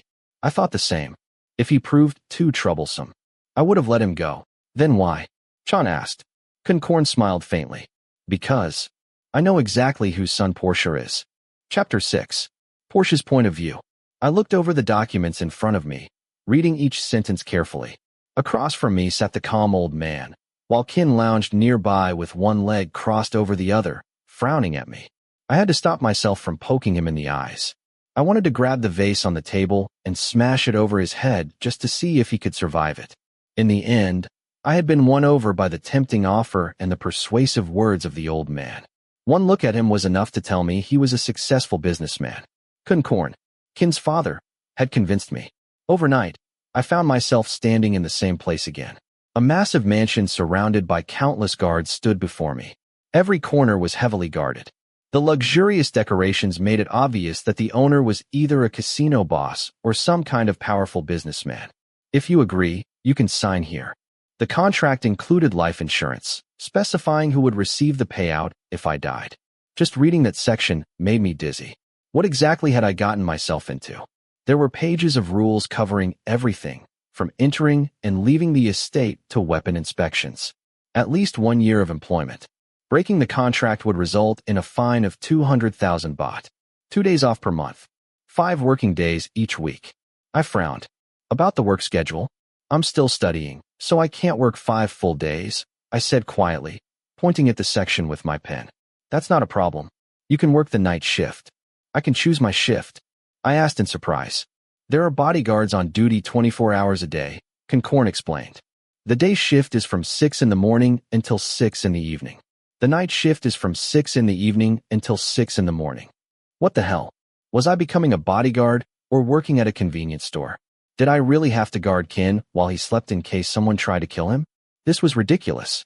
But if I work nights and have classes during the day, when am I supposed to sleep? I asked honestly. I'm not made of iron. I need to rest too. Sounds like someone's making excuses, Kinn said coldly. If you can't do it, just say so. KinnPorsche looked at me. Didn't Kinn say you also work at a nightclub? I only work from 8 at night until 2 in the morning. Then I close the shop, go home, sleep, and attend class. Besides, I only work at Jade's bar from Thursday through Sunday. The rest of the week I stay home. What time are your classes? Monday through Friday, afternoon classes. I answered more politely. For some strange reason, I felt like this weird old man actually cared about me. My schedule was already packed. Monday through Wednesday were completely full. Thursday and Friday weren't much better. The only time I really rested was Saturday and Sunday. Then worked Thursday through Sunday. Pa. Kinn frowned at his father. Why are you giving him so much freedom? His sharp eyes glared at me, but I simply looked away. KinnPorsche continued. Listen first. On Saturdays and Sundays, you'll work from 10 in the morning until midnight. Consider it making up for the other days. I silently calculated everything. Working nights wasn't too bad. At least that bastard Kinn probably wouldn't go out much after dark. Still thinking, what exactly are my duties as a bodyguard? I still couldn't picture it. Was I supposed to walk behind him looking intimidating all day? Or just follow him around everywhere? You simply stay with Kinn wherever he goes and make sure he isn't harmed, Chan explained. When he's home, you'll also help take care of his daily needs. Take care of what? For example, checking company documents, preparing his meals, laying out his clothes, and helping him study. I blinked. What? This job had suddenly become much stranger. That's what bodyguards do. I asked. Isn't that a bit much? KinnPorsche smiled. Chan looked at me as though I'd said something offensive.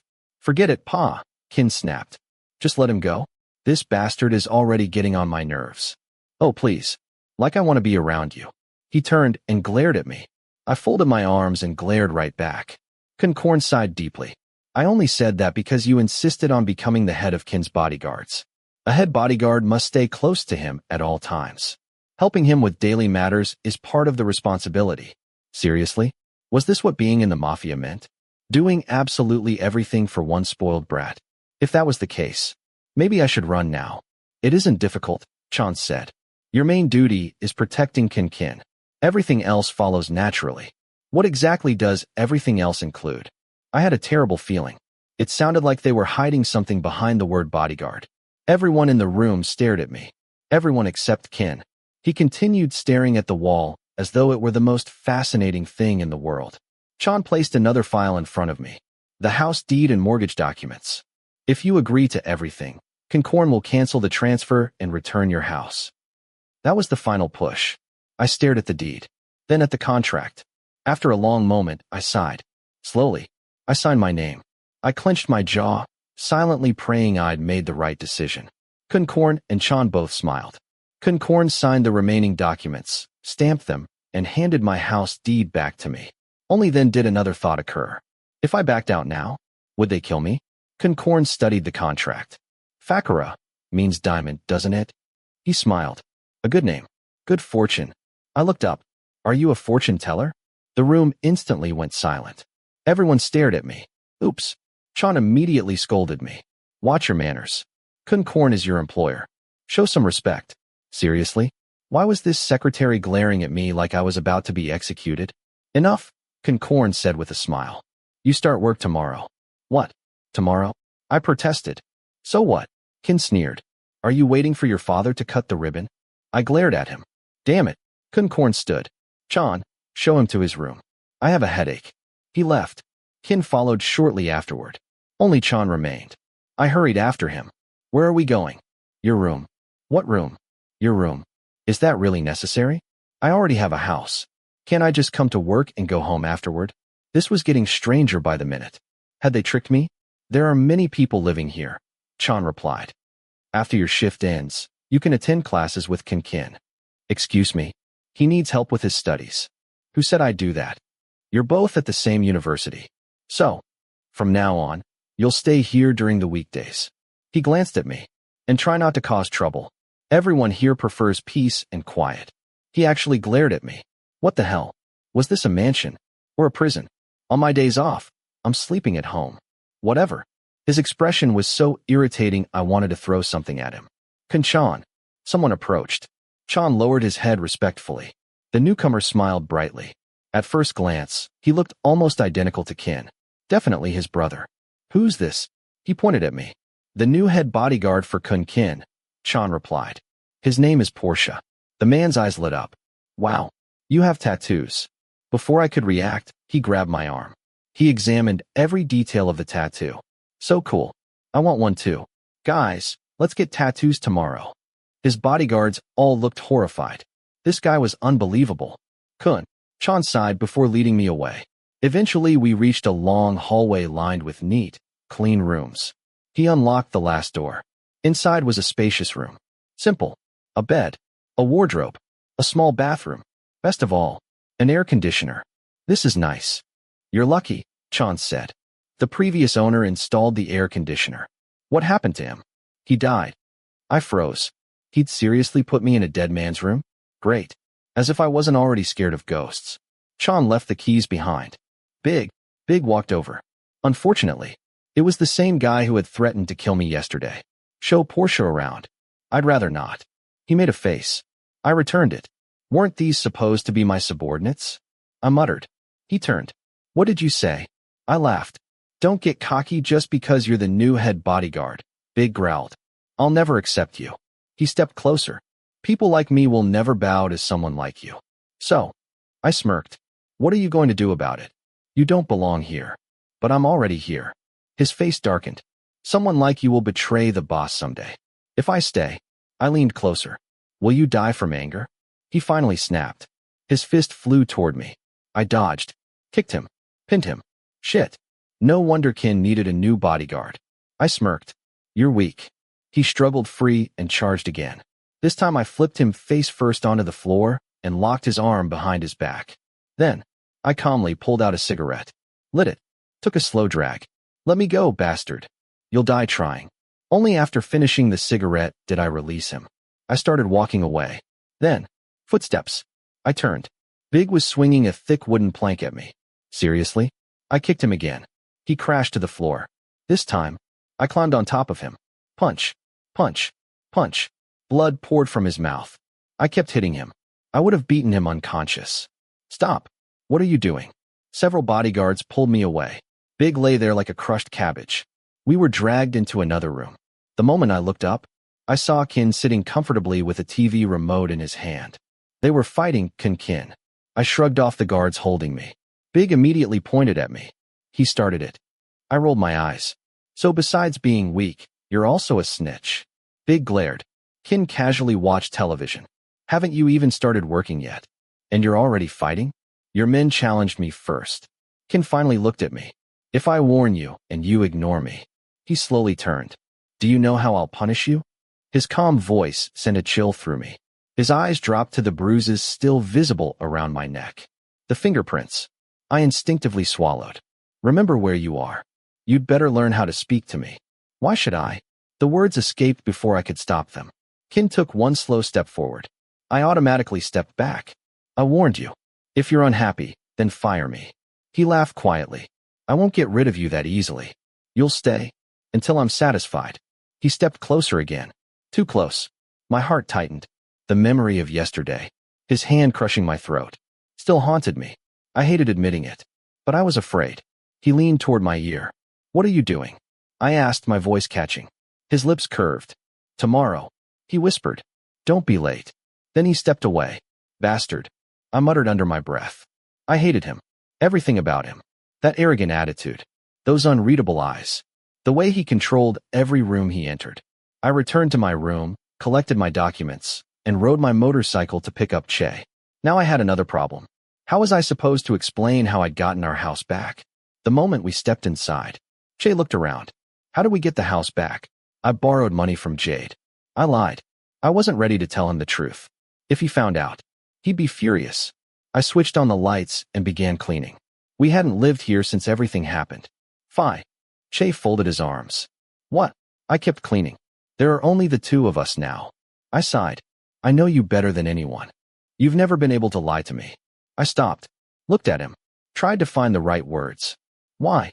His voice trembled. Why did you accept? I lowered my head.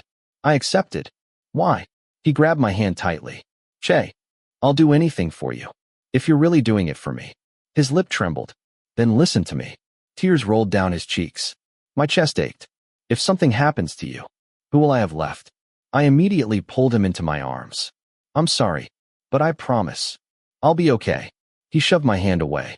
If something happens to you, I'll hate you. I'll never forgive you. Before he could finish, I hugged him tightly. Che rarely showed emotion. Neither of us did. We never said much. Never expressed our feelings. But we both knew. We only had each other. I promise. I won't die that easily. Smack. He slapped my back. Do you promise? His voice shook. My shoulder became damp with tears. I fought back my own. Che, I'll never leave you. I promise. We stayed like that for a long time. Eventually he looked up. His eyes were red. So you really have to do this? I nodded. If you die, I'll dig up your corpse and curse you. I won't burn offerings for you. I'll let you starve in the afterlife. I won't make merit for you. Despite everything. I smiled. I told you. I'm not dying that easily. I'll earn money. I'll pay for your education. You can play games all you want. Then can I buy another game today? Shit. I shook my head. Even though he was talking about games, he was still crying. I gently ruffled his hair. I promised him, no matter how difficult things became, I would survive. For him. Always. Thursday. I sighed for what felt like the 100th time after class. I rode my motorcycle back toward the mansion. The same mansion I'd visited yesterday. And the day before. From now on, I'd probably be coming here often. I circled outside nearly 3 times before finally entering. It took all my courage to face Kinn again. I already knew. Life wouldn't be easy from this point forward. Had I made the right choice? Chapter 7. Porsche's point of view. I stood for a long time, contemplating my life choices before finally driving through the golden gates of the Thirapanical estate. The guard at the entrance took my name and gestured for me to park my motorcycle off to the side. I could only let out a weary sigh as I stared at the men in black suits stationed at every corner of the property. Why did they need this many men? What kind of business required security this tight? As I stepped inside, a wave of unfriendly stares greeted me. Some of the men glared openly, while others acted as though I didn't exist.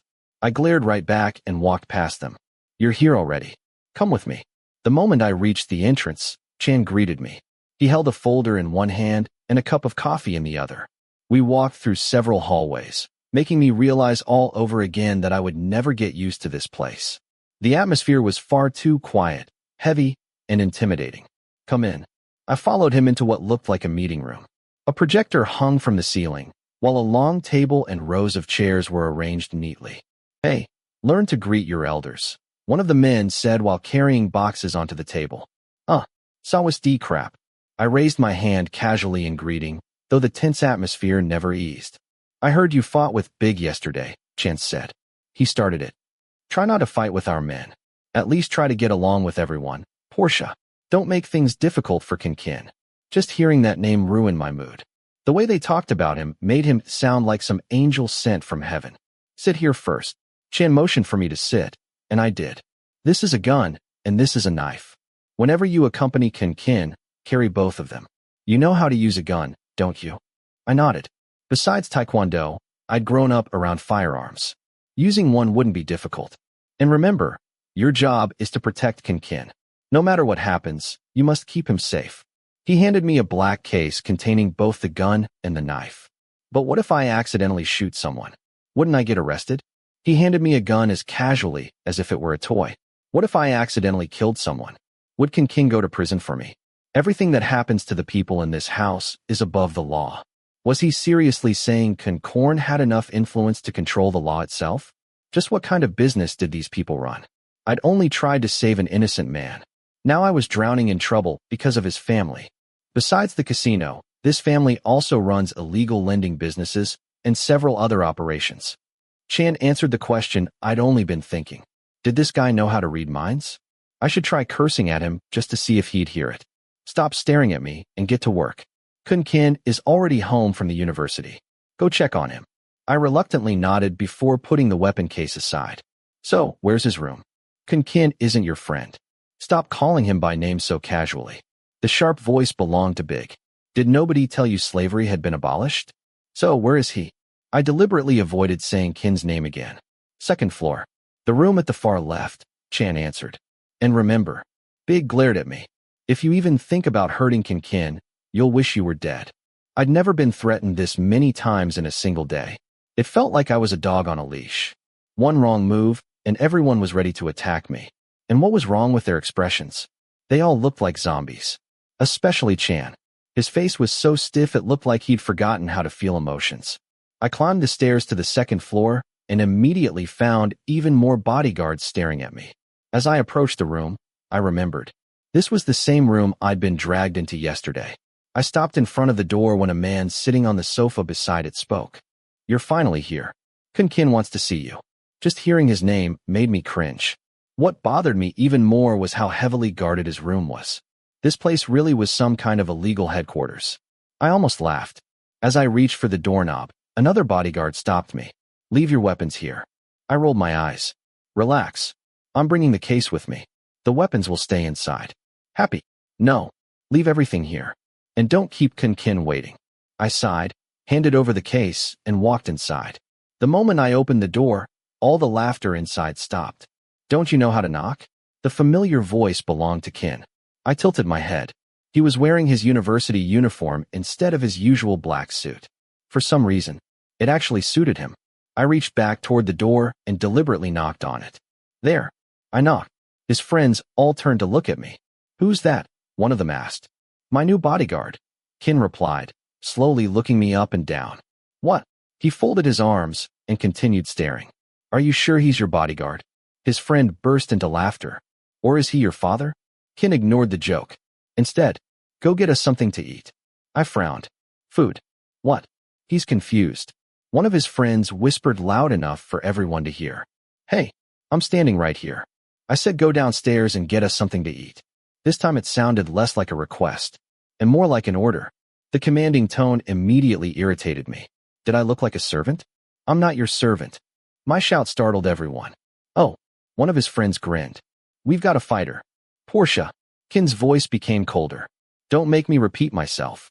Go downstairs and get us food. His patience was clearly running out. Why should I get your food? I snapped back. Go get it yourself. Porsche. He stood up and grabbed my arm. The moment his fingers wrapped around me, I remembered yesterday. His terrifying eyes. His grip around my throat. You don't want to test me, do you? His voice came through clenched teeth. His eyes had already darkened. I shoved him away and pulled my arm free. I got it. I stormed out of the room with a scowl. I couldn't stand spoiled people like him. I went downstairs, only to realize I had absolutely no idea where the kitchen was. This mansion was unbelievably huge. Every bodyguard I passed looked at me strangely. None of them looked approachable enough to ask for directions. I wandered around in circles until someone finally stopped me. Where are you going? The kitchen. He pointed down the hallway. Go straight, then turn left. I simply walked away without thanking him. I was already in a terrible mood. Eventually I reached the kitchen. Four housekeepers were busy preparing food. One of them smiled warmly. Come get something to eat. I need some food. Then I realized she was much older than me. I softened my tone. Could I have some food, please? Are you Kinn's friend? And no. I almost called him by name again. I'm Kinn's new bodyguard. She frowned. Oh, Kinn's bodyguard. But why aren't you wearing your uniform? I just came to get food. I sighed, hoping she'd stop asking questions. His friends are here today, aren't they? I nodded. She placed tea and several snacks onto a tray. Ah, this dish is for Kunte. Please tell him Auntie made it especially for him. She returned to cooking. Why couldn't one of the housekeepers deliver it? Why did I have to do everything? As I carried the tray upstairs, I couldn't help thinking, maybe I should spit in Kinn's food. It would serve him right. Unfortunately, bodyguards were everywhere. I'd never get away with it. Just wait, Kinn. One day I'll get my revenge. Open the door. I stood there carrying the heavy tray. Nobody moved. They just kept reading their magazines. Hey, still nothing. I bent down to put the tray on the floor so I could open the door myself. What are you doing? I'm putting this down so I can open the door. And you're going to put Kinn's food on the floor? He looked at me like I was insane. I wasn't just going to put it down. I'd happily stomp on it too. Or spit on it.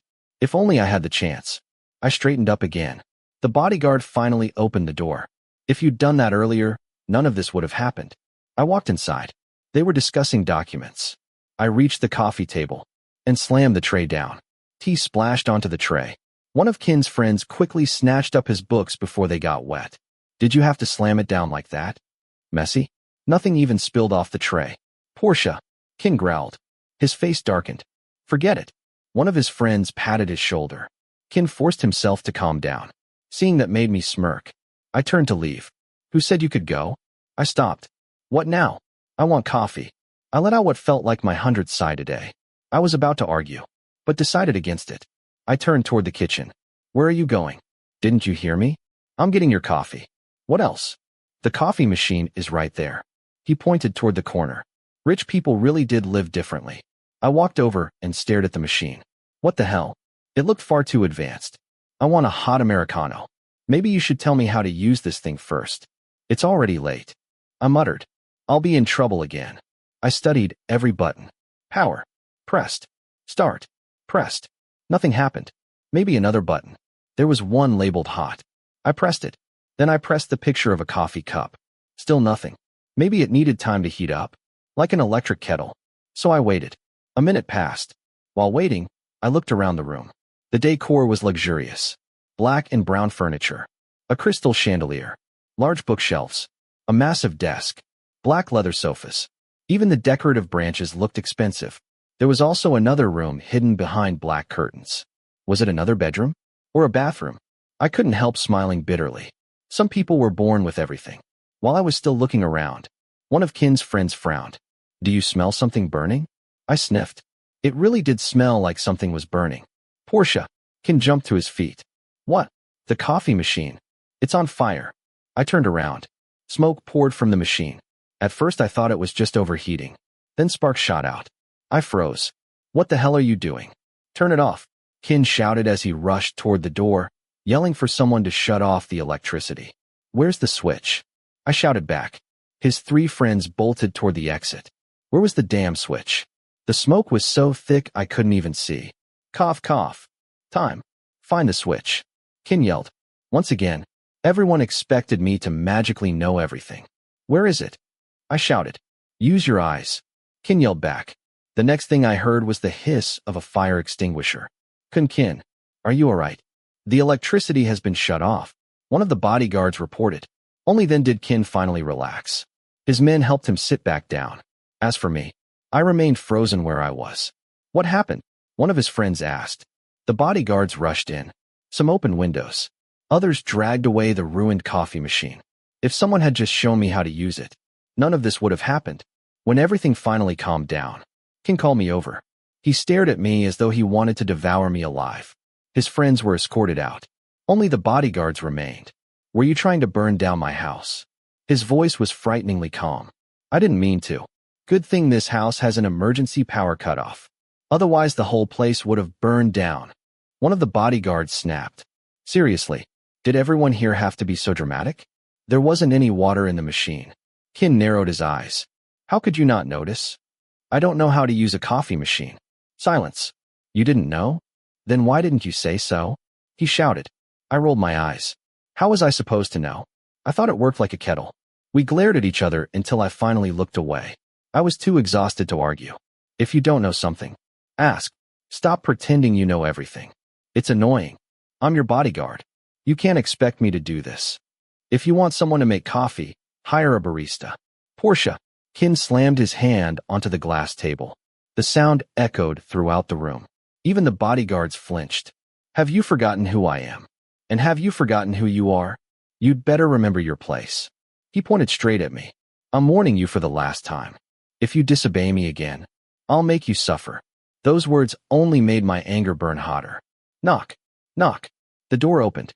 A slender man entered. Kinn has arrived. He walked in and sat beside Kinn. You can all leave. Finally, I hurried toward the exit. Porsche. Someone stopped me. He handed me a set of car keys. You know how to drive, right? Of course I did. At exactly 2 o'clock, drive Kinn home. I stared at him.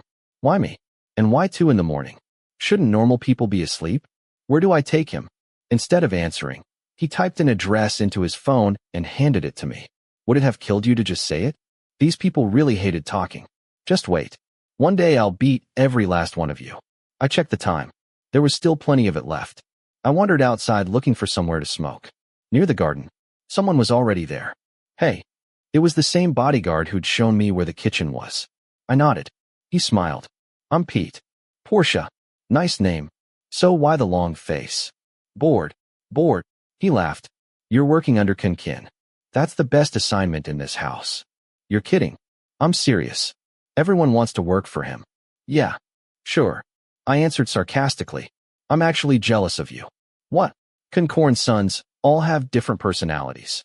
Some are easygoing. Some are completely impossible. But if you ask me, Kinn is much better than his younger brother. Kinn, the youngest son. Oh, he laughed. Forgot it's your first day? Kinn is, well, like a lost child. What do you mean? He hates being followed. He disappears whenever he wants. He refuses to go home. His head bodyguard, Non, is losing his mind. Non. How many names was I supposed to remember? Forget it. Pete was enough. So you're lucky. Everyone wants to work with Kinn. What a touching story. Pete laughed. I noticed you still aren't wearing the black suit. I was too lazy to change. If it were me, I'd already have been scolded to death. His walkie-talkie suddenly crackled. Pete, where are you? Hurry upstairs. Pete sighed. There goes my break. Kinn's been making me buy things all day. I just wanted to relax. I even planned to watch a drama tonight. He crushed out his cigarette and hurried away. At least there was one decent person in this house. I'd forgotten to ask him where the bathroom was. I'd been holding it in all day. Great. Now I had to find it myself. Before I could, someone called out. Porsche, Kinn is looking for you. Perfect timing. I wandered through the hall, still searching for a bathroom. Nobody here had even asked whether I'd eaten. No one cared. Eventually I couldn't hold it anymore. I slipped behind a row of trees near a pond, unzipped my pants, and relieved myself. One advantage of being a man. Nature worked just fine. When I finished, I headed back inside. Outside Kinn's room, a bodyguard handed me a stack of papers. What's this? Sort these documents. Check Kinn's schedule. Whenever paperwork is left on the table, it's your responsibility. If something needs writing, you'll help him. I stared at him. And why exactly should I do that? You're the head bodyguard. Stop complaining.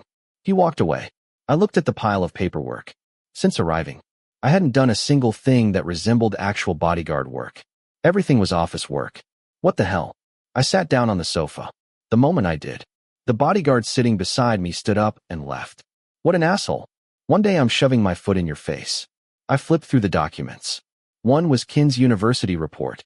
Sure enough, we attended the same university. International Executive Committee. Half of it was written in English. I barely understood any of it. And they expected me to organize this? Don't blame me if pages went missing. Time check. 2 o'clock. I escorted Kinn to the car. He looked exhausted. His eyes were heavy. There were red marks on his neck and arms. Had he fought with Kinn? The entire drive was silent. When we arrived, you can drop me here. He stepped out and disappeared. I drove back. Some bodyguards were asleep. Others were playing games. Kinn had probably gone to bed. I was exhausted. All I wanted to do was sleep. Instead, I had to stay awake until sunrise. There was no way I was sleeping here. Who knew what these people might do to me? Why was time moving so slowly? I sighed again. Eventually dawn arrived. Nobody told me my shift had ended. So I simply walked back to my room, grabbed my weapon case, washed my face, and headed for the garage. Just as I reached my motorcycle, a shrill scream echoed across the estate. Who peed in the koi pond? Everyone froze. No. Sebastian. Elizabeth. Bodyguards scattered in every direction like ants. Pete ran past me. Pete, what's going on? I don't know. Someone peed in the koi pond. Sebastian and Elizabeth are dead. It's barely morning, and I've already got a headache. He ran off. I started my motorcycle and quickly rode away. Damn, could this day possibly get any worse? Chapter 8. Porsche's point of view. I clung to the edge of the pool, frowning. I could barely focus on today's exam. I felt like I could dive into the water, sink all the way to the bottom, and somehow still survive. I couldn't stop thinking about the fish I killed last night. I had no idea what would happen next. I wasn't ready for any more problems. Just thinking that all those koi fish had died because they were too sensitive to a certain foreign liquid that had entered the pond made me want to drown myself. Why have you looked so stressed all day? Tim swam over to me while Jom, who was crouching beside the pool, joined us. Both of them looked at me with concern. Jom couldn't take today's swimming exam because of his injuries, so he had to write a report instead. What the hell? I saw the professor deduct points from your score. I let out a deep sigh, making them even more confused. I rarely showed my emotions to anyone. But this time, I was genuinely stressed. I really am stressed. I pulled myself out of the pool and sat beside Jom. Tell us, if something's bothering you, maybe we can help. Tim floated in the water, looking worried. The more I looked at that idiot wearing his bright orange swim cap, the more he reminded me of a koi fish. Damn it. If I'd accidentally killed a fish somewhere else, I could have just apologized. But I killed the beloved koi fish of a Mafia family's eldest son. Would he shoot me? What should I do? I buried my face in both hands. It was probably the first time my friends had ever seen me this shaken. What did that Mafia bastard do? I'll kill him. Jom glared angrily until Tim splashed water in his face. Boy, look at yourself first, idiot. You're in no condition to fight anyone. Yeah? Look what they did to me. Jom was still furious whenever he talked about that incident. I had already apologized for dragging him into everything when Kinn asked for my name. Since then, I'd promised to buy him lunch for an entire month, so he'd gone back to being his usual annoying self. Both of them already knew I was working for the Mafia family now. Naturally, they were against it. They worried about me, but I explained that I didn't really have a choice after everything Kinn had threatened me with. Besides, the salary was too good to refuse. They understood, but they still hated the idea. Tim, can you take off your swim cap? He blinked. What? I picked this color because it suits me. Besides, it'll help me get a better grade. He took it off anyway before climbing out of the pool and sitting beside me. Are you okay? I killed Elizabeth and Sebastian. I closed my eyes and sighed. Damn it, Porsche. Jom shot to his feet. You've only worked there one day, and they're already making you kill people? Call the police. Shit. My best friend is a murderer. I slapped him hard across the face. He yelped despite all his injuries. Ow. Tim scooted farther away. Does stuff like this actually happen in real life? Porsche, you have to stop. They're human, damn it. Jom rubbed his cheek. They're not human. Both of them stared at me. They're fish. Their jaws practically hit the floor. Then both of them sighed in relief. Damn it. You almost gave me a heart attack. Jom rubbed his chest. So, Elizabeth and Sebastian were the fish. Exactly. That's why I think he'll kill me. I told them everything that had happened during my first day. By the time I finished, both of them were laughing so hard they could barely breathe. Eventually, I started laughing too. Would Kinn call me today? I really didn't want to deal with whatever chaos was waiting for me. Tim kept telling me to quit. If only it were that easy. I'd already signed a 1-year contract. If I broke it, where would I find the money to pay the penalty? After changing, I checked my phone. 8 missed calls. All from Kinn. I silently mourned for my future before deciding to face my fate. Exactly at 6 o'clock, I parked my motorcycle and took off my helmet. I silently prayed to the triple gem to protect me. The moment my feet touched the ground, one of the guards walked over. Kinn is waiting for you. I sighed. People said sighing too much shortened your lifespan. At this rate, they were probably right. I slowly climbed the stairs and stopped outside the large wooden door before pushing it open. The room was silent. Kinn wasn't alone. His older brother sat beside him with his arms crossed, glaring at me with obvious hostility. I avoided his eyes. Kinn was glaring at me too. They already knew. Murderer. The older man pointed at me. Why did you kill my fish? I stayed silent, too exhausted to speak. Oh, I'm so sorry for you. Kinn's voice was calm. Far too calm. But I knew he was mocking me. Or are you going to claim it wasn't you?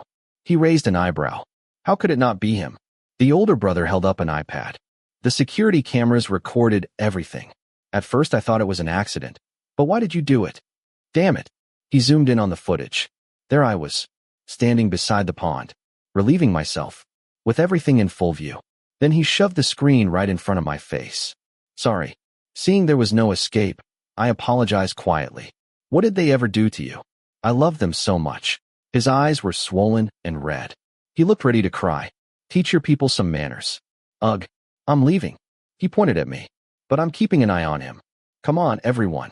Strangely enough, watching the eldest son of a Mafia family trying so hard not to cry almost made me laugh. Even though the situation was incredibly tense. Bang. The heavy door shut. Most of the bodyguards followed him out. I breathed a little easier. When I looked back, Kinn was still staring at me. You don't feel guilty at all? He sat down with his arms crossed. I bowed deeply. I'm sorry. Why didn't you just use the bathroom? His voice was flat. I didn't hire you to act like an idiot. Well, I scratched my head. I didn't know. The pond was completely black. I thought it was a drainage canal.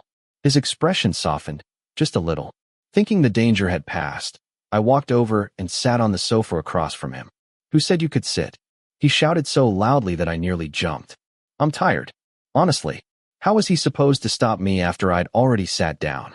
I don't even know what to yell at you for first. He rubbed his forehead. Your ridiculous excuse about the fish, or the way you treat me. Get up. That isn't your seat. Damn it, I muttered under my breath before standing. I finally noticed nobody else ever sat near him. This ridiculous hierarchy. Didn't people ever get tired? And another thing.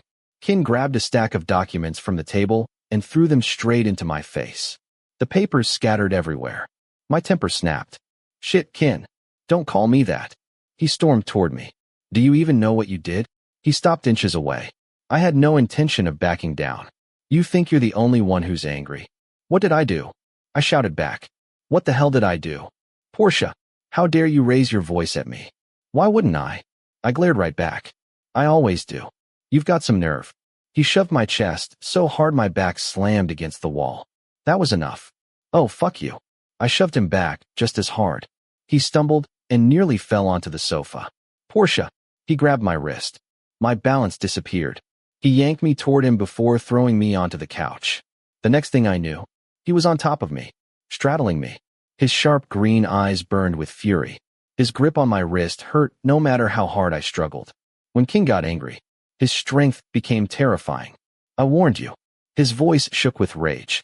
Did you even look at the reports you sorted? I stared at him, unable to answer. Thinking. His eyes really were beautiful when he was angry. What the hell was wrong with me? Damn it. He practically growled. Do you think this is funny? You sorted everything wrong. Every single page. Get off me. I struggled desperately. I can't breathe. I managed to free one arm, but with him sitting on me, I couldn't move. At this distance, I could see every detail of his face. His green eyes. His thick lashes. His clenched jaw. I'll kill you. His face was only inches away now. A strange tingling sensation crept through me. I couldn't breathe. Finally, I kicked hard enough to throw him off balance. He fell sideways onto the couch. I jumped up immediately and rubbed my sore throat. Whatever happened, I wasn't backing down. Shit. He punched the back of the sofa in frustration. I can't deal with you anymore. Really? I glared at him. Come on then. Let's see who's stronger. Even if he was stronger, I wasn't going to surrender. You're unbelievably self-centered. He sighed. The anger in his voice slowly turned into exhaustion. I'm self-centered. I scoffed. You're the self-centered one. I'm honestly afraid. He rubbed his temples. That one day, I might accidentally kill you. I didn't care. Seeing he had finally calmed down, I turned to leave. I've had enough. Who said you could leave? I stopped. Now what? What do you want? Go change. We're going out. What clothes? He looked me up and down. I'm not letting you leave the house dressed like that. Today I was wearing a plain black t-shirt and jeans. The nicest casual clothes I owned. I'm not changing. I folded my arms. You. He emphasized every word. Will. Get. Dressed. Properly. Then I'm not going. He walked toward me. This time I was ready. But before I could react, He grabbed my wrist again. He dragged me toward the door. What are you doing? I yanked my arm free. Are you going to obey me? Or should I order the guards outside to drag you? He shouted right in my face. Then he grabbed me again, opened the door, and pulled me outside. The bodyguards who had obviously been eavesdropping instantly pretended to patrol the hallway or read magazines. Can you walk yourself? Or do I need them to carry you? I brushed his hand away. Fine. I'll walk. I followed behind him while cursing him nonstop in my head. Bossy people like him really were impossible. If only I could beat him up. Has Pa come back? He stopped outside another room downstairs before dragging me inside. Only then did I realize.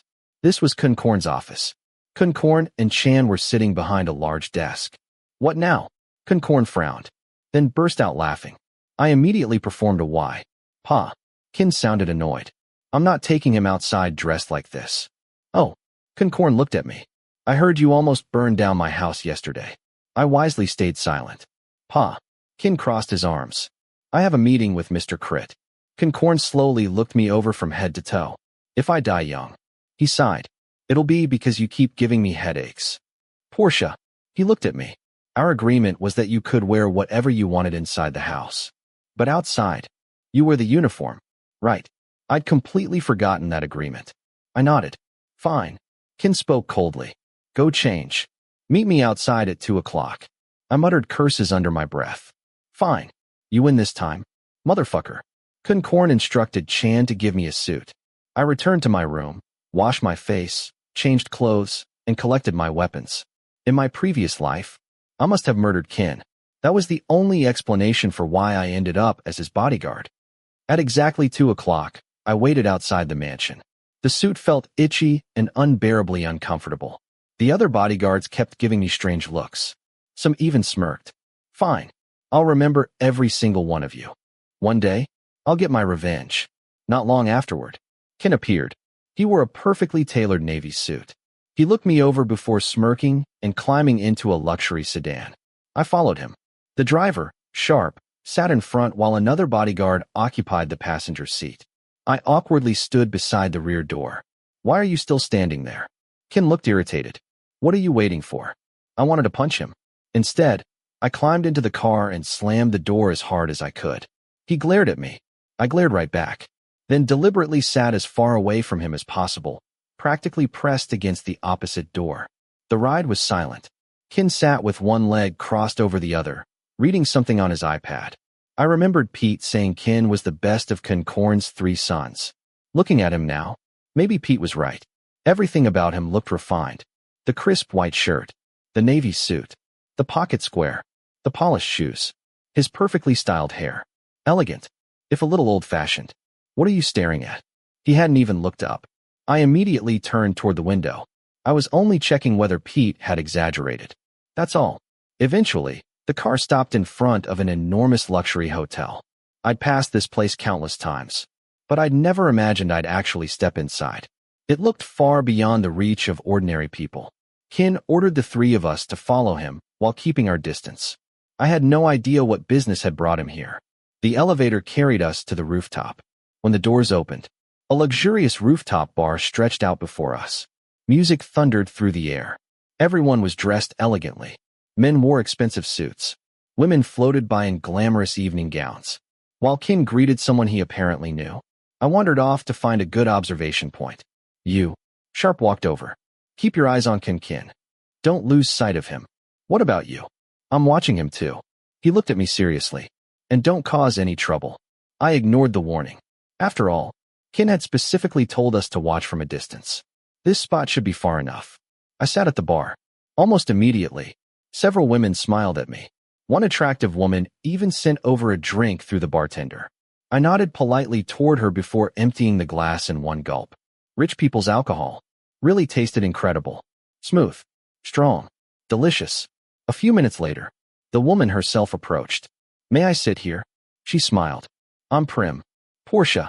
I shook her hand, gently stroking her fingers just enough to let her know I was interested. Working in a bar had taught me plenty. Our names rhyme. I grinned. Come have a drink with me. She smiled sweetly before ordering another round. She was gorgeous. Great job, Porsche. Looks like tonight won't be a waste after all. Although, It felt like I'd forgotten something important. Forget it. I focused on the drinks instead. One glass. Then another. Then another. Every cocktail tasted different. I wasn't drunk yet. Just pleasantly numb. Drinking beside a beautiful woman wasn't exactly torture. Still, something nagged at the back of my mind. I couldn't remember what it was. Porsche, you idiot. One of Kinn's bodyguards suddenly grabbed my arm. What are you doing? What? My voice came out darker than expected. Poor Prim looked frightened. Kinn. Another bodyguard shouted. There's trouble in the restroom. Shit. My eyes flew open. I'd completely forgotten. Damn it. Then why aren't you helping him? I jumped to my feet. I came to get you. He sprinted away. I ran after him. Unfortunately, the alcohol hit me all at once. The room spun violently. I stumbled into a table. People gasped. I ignored them. The moment I burst into the restroom, I saw Kinn fighting 3 men while the other bodyguards handled the rest. Without thinking, I leaped into the air and kicked the nearest attacker. Unfortunately, my foot landed squarely in Kinn's chest. Ow! He glared at me. What the hell are you doing? Then he turned and kept fighting. I joined in properly this time. Punching. Throwing people around. Soon our opponents were scattered across the floor. Except, I suddenly thought there were 6 enemies instead of 3. I rubbed my eyes. Then tried kicking someone again. I missed. Kinn looked at me. Are you drunk? No. I shook my head. For some reason, I could see 2 Kinns. Sharp. Kinn sighed. Handle everything. The fight ended. We loaded the unconscious men into the car before climbing in ourselves. Kinn didn't say a word during the drive home. His expression was terrifying. My shoe print was still clearly visible on his expensive suit. Wonderful. The alcohol was really kicking in now. My headache became unbearable. Normally, it took a lot to get me drunk. But whatever Prim had been buying me, it was much stronger than I expected. Back at the mansion, Kinn still hadn't yelled at me. I quietly waited, expecting him to summon me. Nothing happened. Instead, when I reached his room, he was already standing there waiting. Sorry. I apologized immediately. What the hell were you thinking? There it was. Finally, his voice echoed through the room. Sorry. My eyes wandered over him.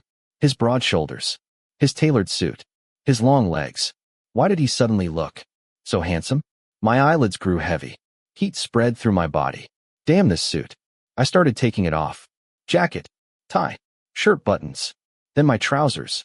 Soon I was standing there wearing nothing but my boxers. We were both men anyway.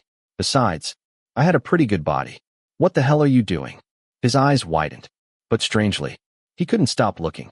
I ignored him and collapsed onto his precious sofa. Let me sit. My head hurts. Do you even feel guilty? His voice had lost much of its earlier anger. I looked up at him. He was staring at me without blinking. The fury slowly disappeared from his face. What are you looking at? I asked. He still hadn't answered. Maybe he was waiting for me to explain. I scratched my head. I'm sorry, but I'm really dizzy. If you're hot. He spoke quietly. Then take the rest off. You're actually pretty good looking. I smirked. Did he just compliment me? I stared at him. Was that really Kinn? Oh, I nodded. Then why didn't you tell me earlier? I loosened my shirt even more. This outfit is suffocating. For a long moment, he simply stared. Why was he being so nice today? I could make use of you. He slowly stepped closer. When had he gotten so close? His face moved toward mine. I frowned. What do you want me to do? And how exactly are you planning to use me? I'm not touching the coffee machine again. Even drunk. That thing still haunted me. He sighed. I wouldn't dare ask you to. I closed my eyes for a moment. When I opened them again, his face was only inches away. I could feel his warm breath against my skin. His eyes locked onto mine. For some reason, whenever he looked at me like that, I couldn't move. My face suddenly felt burning hot. Annoyed, I rubbed my cheeks. Damn it. Why was my whole body so hot? This strange feeling. It wouldn't go away. It's my fault. I mumbled softly. Let me think about it. After that, everything went black. I remembered nothing else. Chapter 9. Porsche's point of view. I woke up and stretched a little. A sudden cramp shot through my entire body as I squinted, letting my eyes adjust to the light. I scratched my head, trying to remember what had happened last night. The only thing I remembered was following Kinn to a fancy bar. Some girls had offered me drinks, and then a bunch of guys had surrounded Kinn. Fuck. Is he all right? My eyes flew open as the thought of Kinn hit me. How could you be so stupid, Porsche? I cursed myself. I was already panicking when I noticed the unfamiliar ceiling above me. Looking around, I realized I was in Kinn's room, lying on his sofa. Shit. I cursed loudly as I jumped to my feet. Kinn is definitely going to kill me. You're awake. A cold voice came from behind me. My whole body immediately stiffened. I slowly turned toward the voice, bracing myself for a torrent of insults. Instead, he was just looking at me calmly. I didn't know what to say. I had really screwed up this time, and I had no excuse. It was entirely my fault. If I hadn't carelessly fooled around, none of last night's mess would have happened. The guilt was crushing me so badly that I couldn't even look him in the eye. Get up and take a shower. You don't want to be late for the 10 o'clock meeting. His voice remained calm. I looked at him in confusion. The moment our eyes met, he simply looked away and went back to whatever he was doing. I glanced at the large clock. 9 o'clock.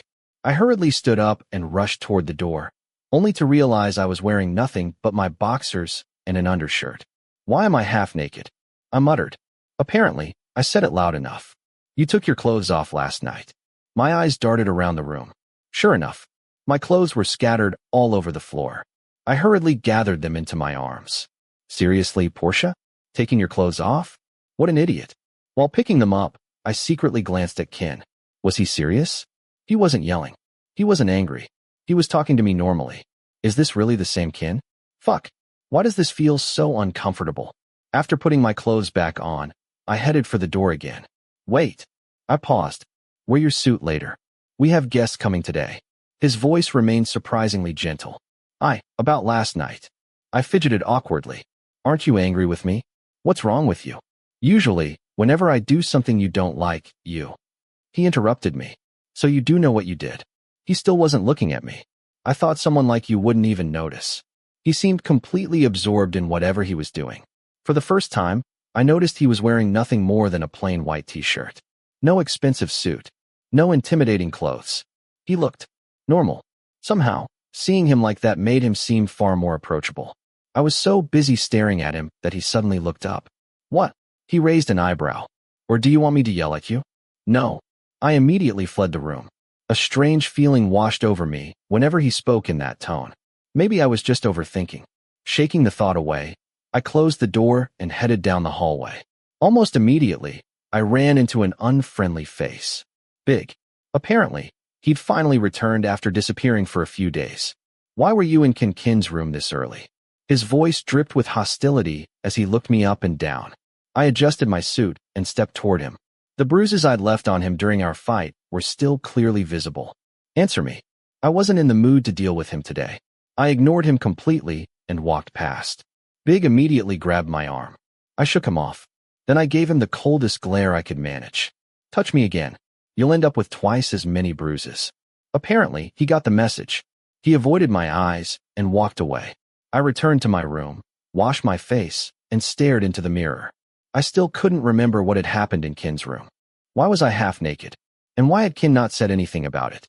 Normally, he'd already be screaming at me for showing up in casual clothes. But today, nothing. Was he really not angry? This is driving me insane. I made a mental note to buy shampoo, body wash, face wash, and a few extra clothes to keep in my backpack. I wasn't planning to live here. But if another night like yesterday happened, at least I'd be prepared. No matter what happened, I still intended to go home to my little brother. After showering, I changed into the suit Kinn had asked me to wear. I hated it. It was tight. Restrictive. How were you supposed to fight wearing something like this? Who even designed these things? It was almost 10 in the morning when my stomach growled. I'm starving. Where do these people even eat? I left my room and wandered through the house searching for the cafeteria. Before long, I bumped into Pete, dressed casually. Hey, Porsche. He grinned. What happened to you? I frowned. Hungry. Morning shift today? I nodded. He pointed down the hallway. Walk straight to the end. You'll find the staff cafeteria. Thanks. I looked at him. No work today. I'm off today. He tightened his backpack straps. See you later, Porsche. Then he practically ran away. Fast enough to make it look like he was escaping someone. What the hell? I muttered. Just as I was heading toward the cafeteria, one of Kinn's men stopped me. Kinn is looking for you. Fuck. Could your timing possibly be any worse? I looked longingly toward the cafeteria. I hadn't even found food yet. It's not even 10. I checked the clock. I'll eat first. Hurry. But work hasn't even started. Stop causing trouble. Just go. The bastard walked away. I kicked the air in frustration. If you idiots would stop dragging me around all day, I'd actually get to eat. I ruffled my hair and headed toward Kinn's room. I opened the door. Empty. There wasn't a single person inside. He called me, and he's not even here. I sighed. While looking around, something caught my eye. A gold-colored package with a green Mr. TK logo. Caramel-filled chocolate. Covered in cartoon characters. Who the hell named this thing? It sounds like toilet cleaner. Whatever. I'm hungry. I tore open the wrapper and shoved the chocolate into my mouth. Do rich people actually like this stuff? It looked like dirt. The caramel was rock hard. Still, food was food. I ended up eating 5 of them before Kinn emerged through the glass door. So that room really is connected. I've been wondering ever since my first day. What are you doing? What's in there? I pointed toward the glass room. Instead of answering, he ignored the question. Sort these documents. He placed a stack of papers on the table. And don't mess them up like last time. They were in English. How was I supposed to understand them? Idiot. He muttered. Know it all. I muttered back, walking over to the documents. I sighed in relief. They were in Thai. Sit over there. Kinn gestured toward the sofa. So you can look through them properly. Can I? I glanced at the sofa. He used to yell at me every time I sat there. You already slept there last night. Oh. I frowned slightly. Just as I sat down, my pants nearly strangled me. Standing was fine. Sitting, not so much. I shifted awkwardly, trying to find a comfortable position. You okay? My pants are too tight. I frowned. When are you giving me a pair that actually fits? Kinn simply smiled faintly before sipping his coffee. Chan must have gotten my measurements wrong. These things are torture. I loosened my belt, then looked at Kinn. Can I take my pants off? We're both men. Back at Jom's house, I'd walked around in nothing but boxers all the time. I don't mind. He kept looking at his computer. Just put them back on before we go out. You said it yourself. I immediately took off my pants and draped them over the sofa. Inside the house, KinnPorsche had already said I could wear whatever I wanted. I noticed Kinn glance at me. But he wasn't angry. He wasn't annoyed. He simply continued working. The atmosphere felt strangely relaxed. Almost friendly. Not that we were friends. But it somehow felt that way. This afternoon we're meeting some people. He spoke without looking up. Bring these documents downstairs and come with me. I nodded. What time are they coming? Can I eat first? Finish sorting everything. Then go eat. I immediately focused on the paperwork. Finish fast. Eat sooner. Time passed quickly. The moment I finished sorting everything, I pulled my pants back on and rushed toward the cafeteria. I still couldn't believe how nice Kinn had been today. Normally, he would have exploded. Today, I'd even taken my pants off in front of him. And he hadn't cared at all. I decided to stop thinking about it. At least he wasn't making my life miserable today. When I entered the cafeteria, the same group of bastards from my first day glared at me. I glared right back. I grabbed a tray. Rice. Then an omelet. Most of the other dishes looked incredibly spicy. I couldn't handle spicy food. Tem always laughed at me. Built like a tank. Can't even eat chili. While I was serving myself, someone nearby spoke loudly. Hey, calm. Why are you taking so long? You trying to get rice? Or trying to get kicked? I glanced toward their table. They were all staring at me. Laughing. Yeah, that wasn't aimed at calm. That was aimed at me. So what are you eating today? Another one shouted loudly enough for me to hear. One of them stood up. Omelet. He smirked. But be careful not to break the yolk. Otherwise it'll spill everywhere. I slowly set my spoon down. Stared at him. When they finally went quiet, I picked my spoon back up and continued eating. Apparently, they weren't done. Let's get more rice. One of them shouted. Don't worry. Another laughed. We can eat as much as we want. No need to rush. Unlike someone. He emphasized the last words. That did it. This asshole had it coming. Are you a dog? I leaned back in my chair. What did you say? He slammed the table. Oh. I shrugged. You bark so much. I figured you were one. The bastard stood up, along with all his friends. You got a problem with me? Do you really think I'm scared? You're only acting tough because you've got backup. You know? I smiled. I think you really are a dog. Dogs always travel in packs.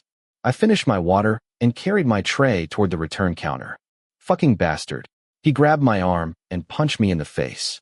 I staggered, then kicked him hard in the ribs. Rice flew everywhere. Tables shifted. Chairs toppled. Before I could hit him again, several of his friends grabbed my arms. Too many. I couldn't break free. One of them landed another punch across my face. Cowards. Porsche, the guy I'd kicked earlier, charged back toward me. His fist smashed into my jaw. I bent forward, then tore myself free. Punches flew in every direction. Stop! Stop! Someone shouted. Nobody listened. Yes, I'd fought back. But they started it.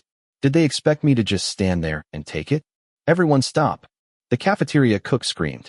If you don't stop right now, I'll sue every single one of you. Several bodyguards finally pulled us apart. You started it, asshole. I shouted. I tried charging him again, only to realize my feet weren't touching the ground. Someone had picked me up. They carried me straight upstairs, toward Kinn's room. The moment I saw the door, my anger cooled slightly. They dragged me inside. Kinn. One of them bowed. Your bodyguard hit another man again. I frowned. Seriously? I only let you out for a minute, Porsche. Kinn rubbed his forehead. But he started it. I pointed at them. None of the bastards would even meet my eyes. Can you behave? Just for one day? Kinn asked, ignoring them completely. Why don't you ask your men? Porsche. His voice rose. I told you not to cause trouble, especially with my people. I glared at him. Fine. Go ahead. Take their side. They're all you care about anyway. How can you ignore this every single time? Every single problem, big or small. You always blame me. I know I'm not perfect, but I hate being blamed for things I didn't start. Leave us. Kinn dismissed everyone else. Fuck. I kicked the sofa so hard it slammed into the wall. Porsche, don't test my patience. He pointed at me. Are you stupid? I shouted back. I told you they started it. You didn't even listen. Is this how a boss treats his own men? Kinn rushed forward and grabbed my collar. He raised his fist. I grabbed his shirt too. Neither of us backed down. Then, knock, knock. Kinn. The second family has arrived. Kinn inhaled deeply, suppressing his anger. If you don't shut your mouth, I swear I'll kill you. Then he straightened his suit. Bring the documents. And follow me. I punched the wall. Hard. So hard I barely felt it. All I felt was anger toward Kinn. Does he really think I'd be scared of his threats? I shut my eyes, calmed myself, picked up the documents, then followed him downstairs. He politely greeted two older men and a younger man. Your father isn't here today? One of the elders asked. Kinn shook his head. He'll be here in an hour. Have you eaten? He sounded perfectly polite. Meanwhile, I was still furious. The atmosphere was painfully formal, and somehow, that only irritated me even more. Please wait a moment while I get the documents. Kinn turned toward me. I walked over, then slammed the documents onto the table. Kinn shot me a look. The guests didn't react. I glared back at him. I fucking hate you. The food has arrived. One of the maids announced. Another bodyguard nudged me. Go. Take it to Kinn. I reluctantly accepted the tray. I arranged everything on the table. One of the guests watched me quietly. Another bodyguard nudged me again. Serve them. I shut my eyes, trying very hard not to lose my temper. Tea for the elders. Something sweet for Vegas. And an Americano for me. Kinn spoke smoothly while reading the documents. I picked up his coffee, walked over, then saw his face. All the anger I'd buried surged back. I set the cup down. Too hard. Coffee splashed across his sleeve. Shit. Kinn jerked his hand back. The documents were soaked. He glared at me. The guests looked shocked. What the fuck are you doing? I'm sorry. I didn't mean to. My anger instantly turned into guilt. Are you seriously testing my patience? His eyes darkened. I'm sorry. I scratched my head awkwardly. Is this coming out of my paycheck? Silence. Then, the entire room burst into laughter.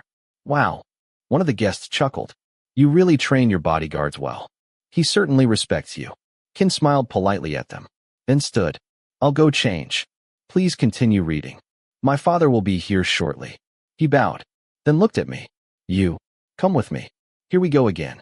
I followed him upstairs. The instant the door shut, smack, his palm slammed across my face. The force nearly knocked me over. Blood pooled at the corner of my mouth. I touched my burning cheek, then looked back at him, ready to charge. Before I could move, he shoved me onto the sofa. What the hell are you doing? I shouted.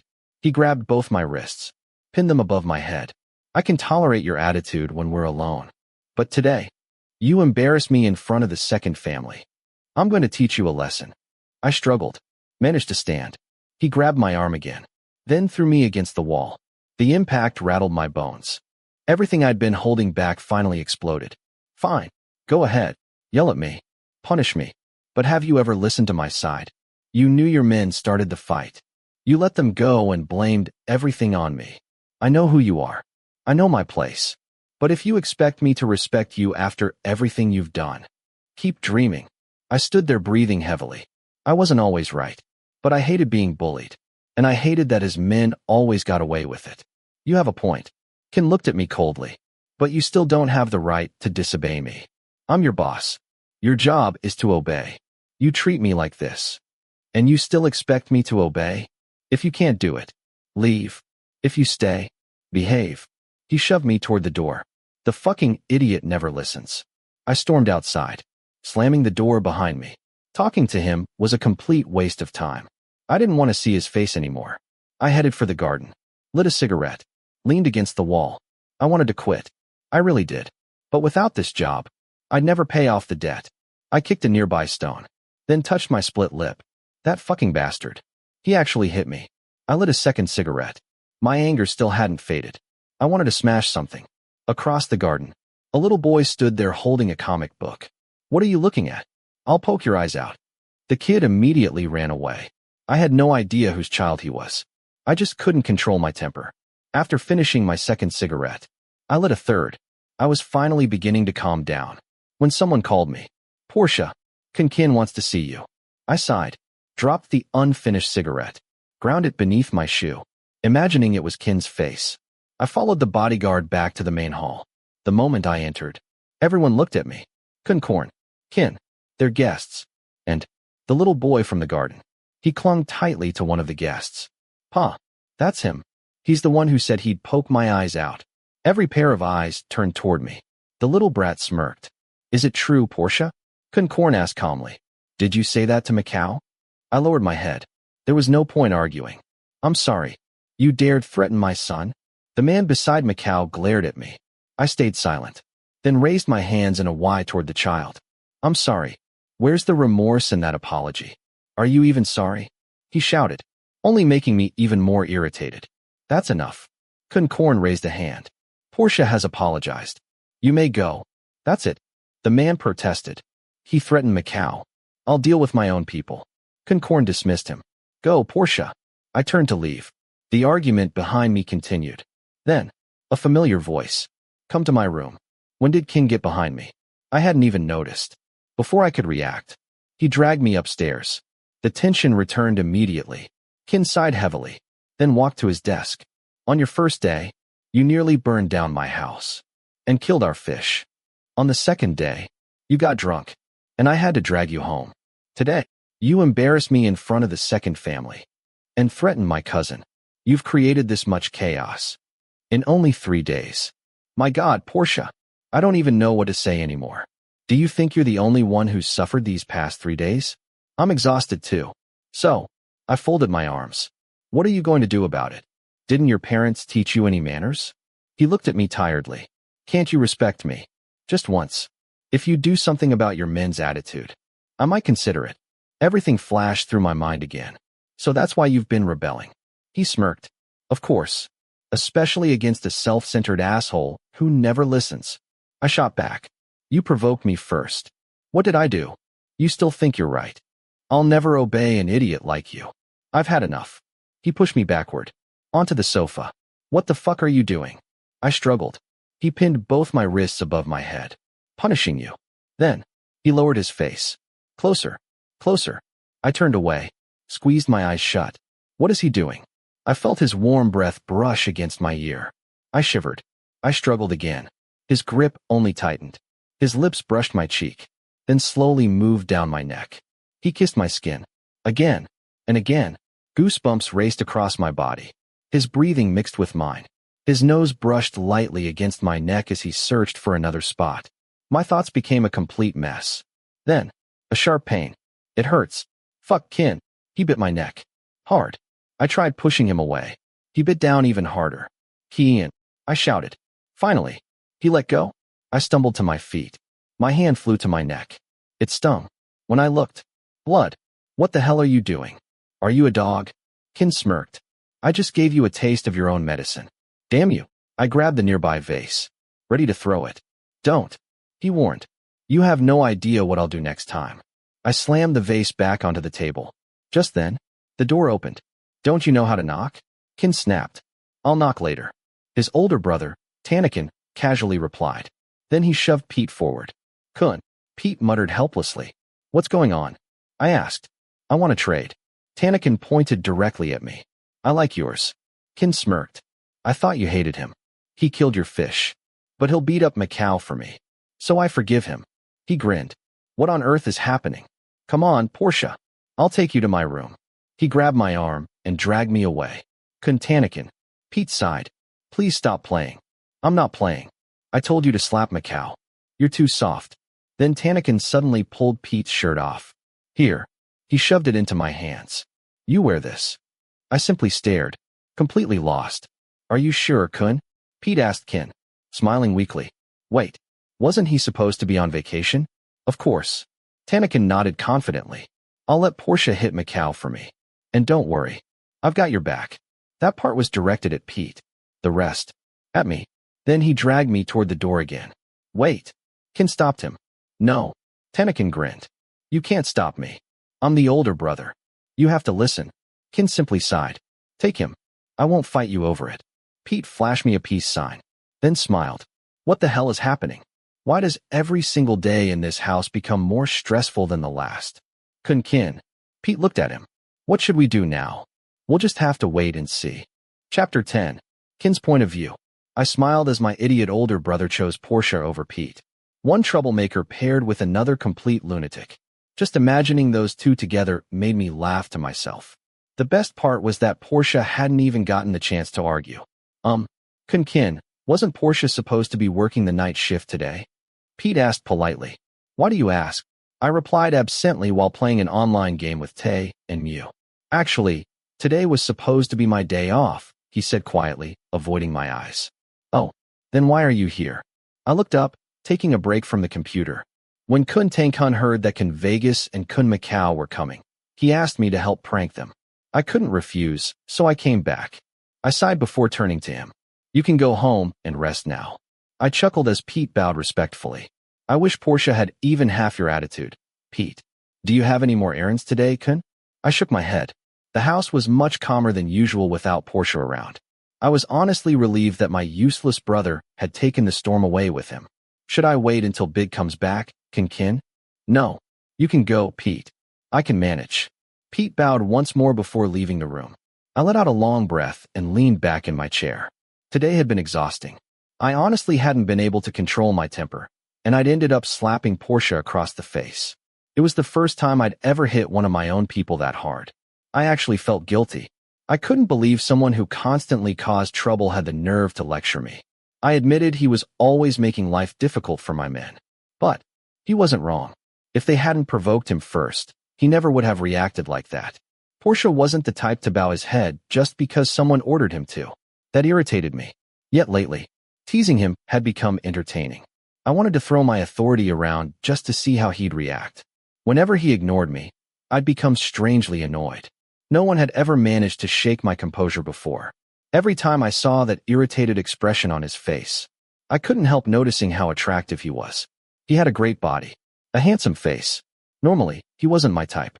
I preferred slimmer men with delicate features, the kind who looked fragile but turned out to be completely different in bed. But lately, I couldn't stop finding him attractive. He'd even taken off his pants right in front of me. Not that I was complaining. I've always preferred men over women.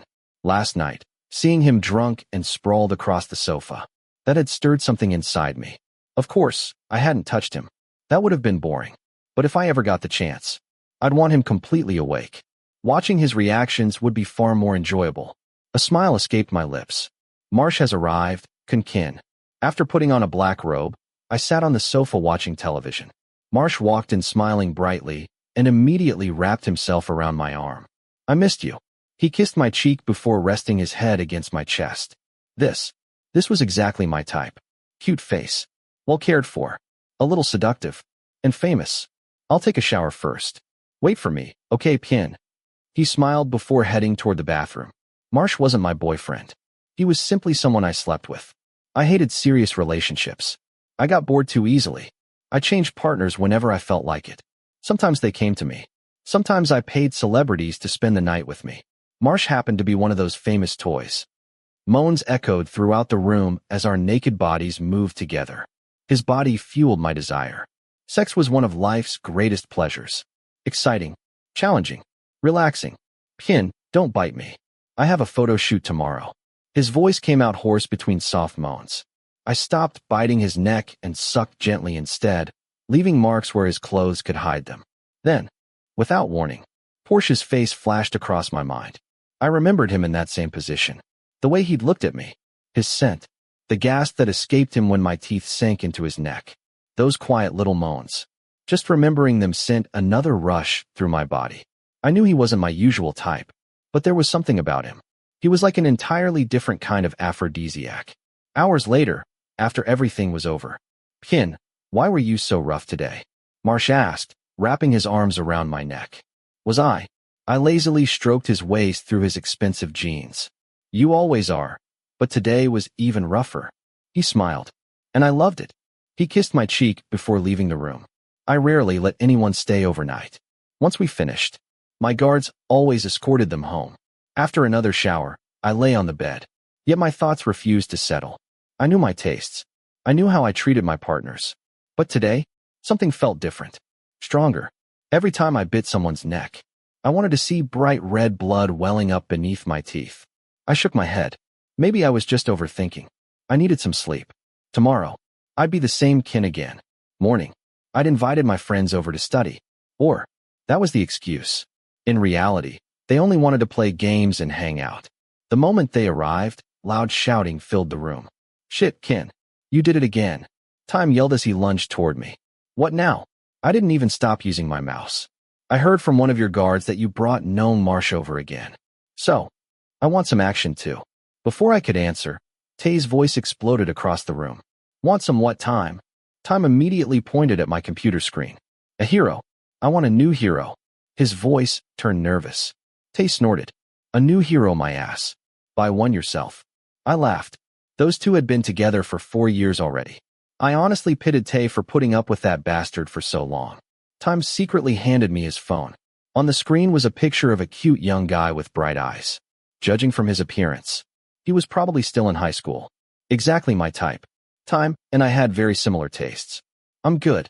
I raised an eyebrow. Tay immediately narrowed his eyes. Really? You don't want him? Bastard. I leaned closer and whispered. I just feel sorry for Tay. Time rolled his eyes. Tay already knew about his husband's endless flirting. Most of the time, he simply ignored it. Sometimes he even joked along. I had teased him more than once about finding someone of his own so things would be fair between them. He always refused. Hey, did you finish what I asked you to do? Mew suddenly spoke, making all of us turn toward him. He was always buried in business. That was why he and Time argued so often. Forget work and play with us first, Time complained. If you keep working, you'll miss your chance. Mew ignored him. He simply sat on the carpet with his laptop. Each of my friends had their own role. Tay owned a chain of hotels. Mew owned factories and several private schools. That was why changing schools whenever necessary had always been easy for us. Are you guys hungry? Tay walked toward the door, searching for one of my guards. Where are your bodyguards? Let's go eat first, I answered. Tay stepped outside to find someone. He knew the house well enough. After a while, he returned with a frown. Hey Tay, everything okay? I kept staring at the monitor. I asked your new bodyguard to get us some drinks. He threw himself onto the sofa.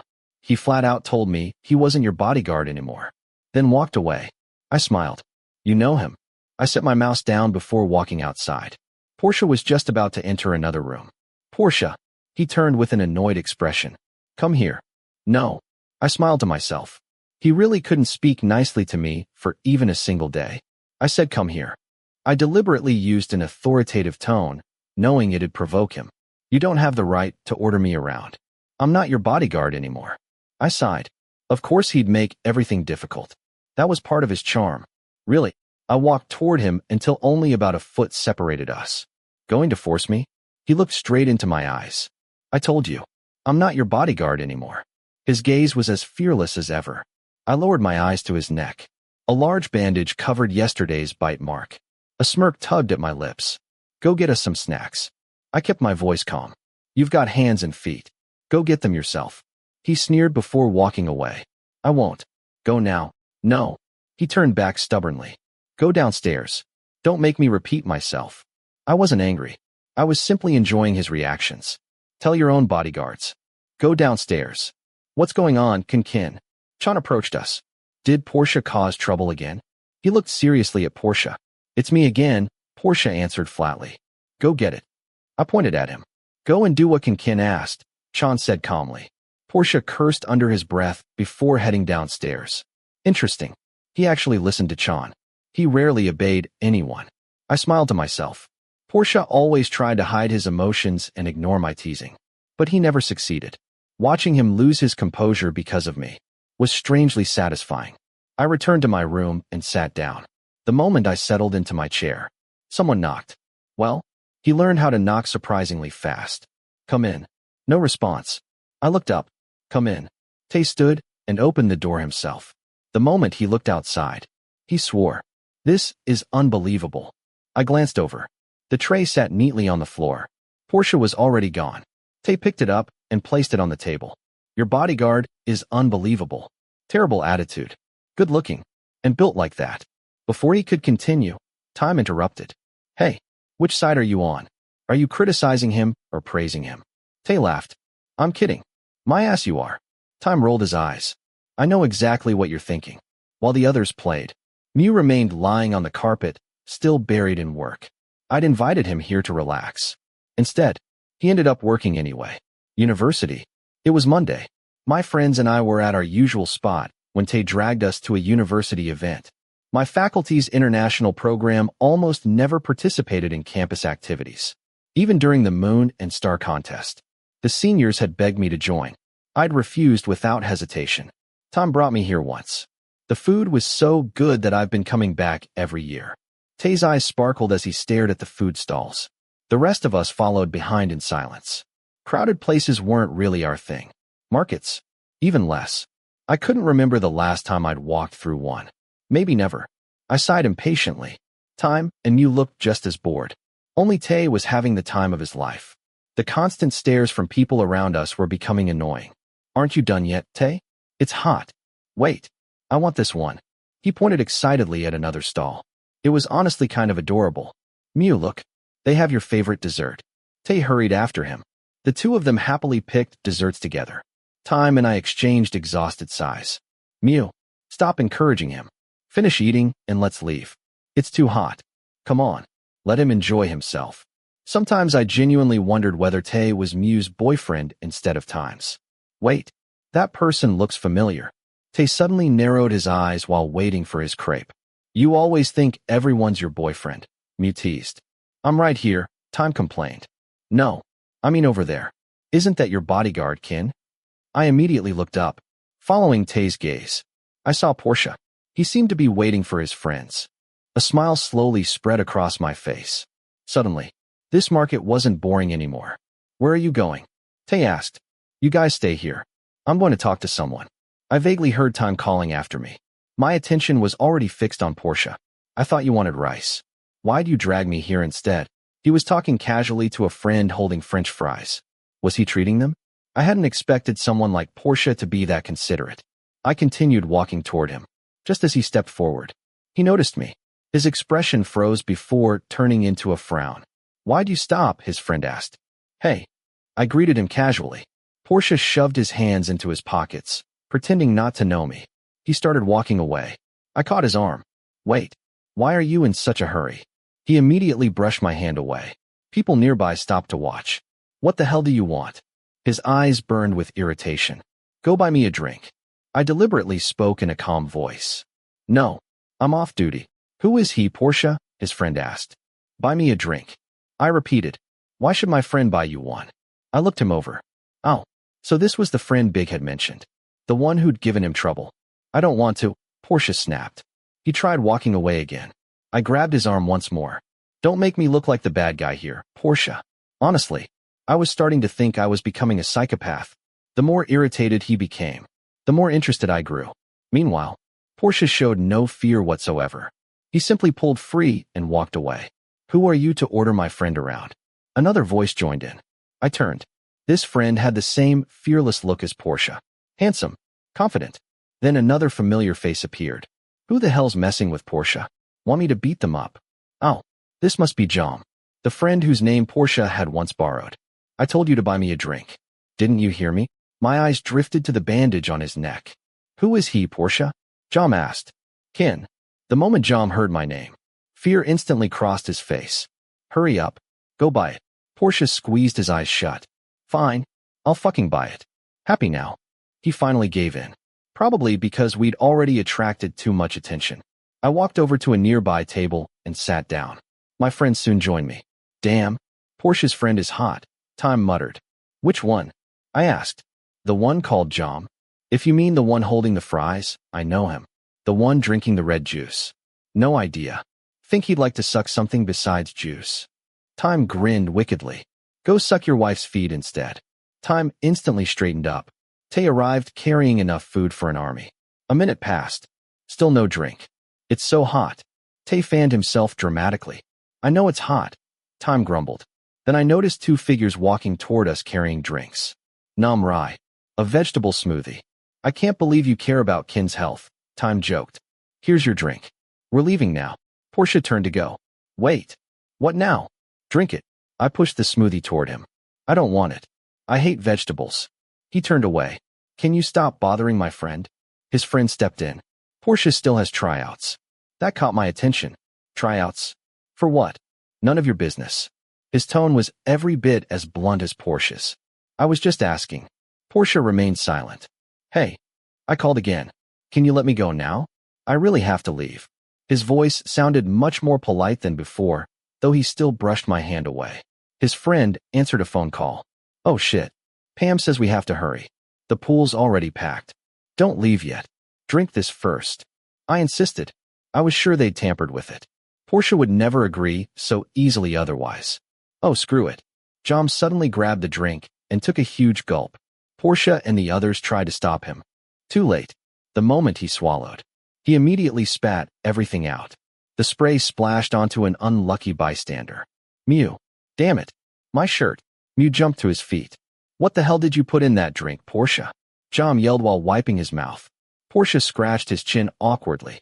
I knew it. My shirt. Even my face. Mew kept complaining. Hurry up, Porsche.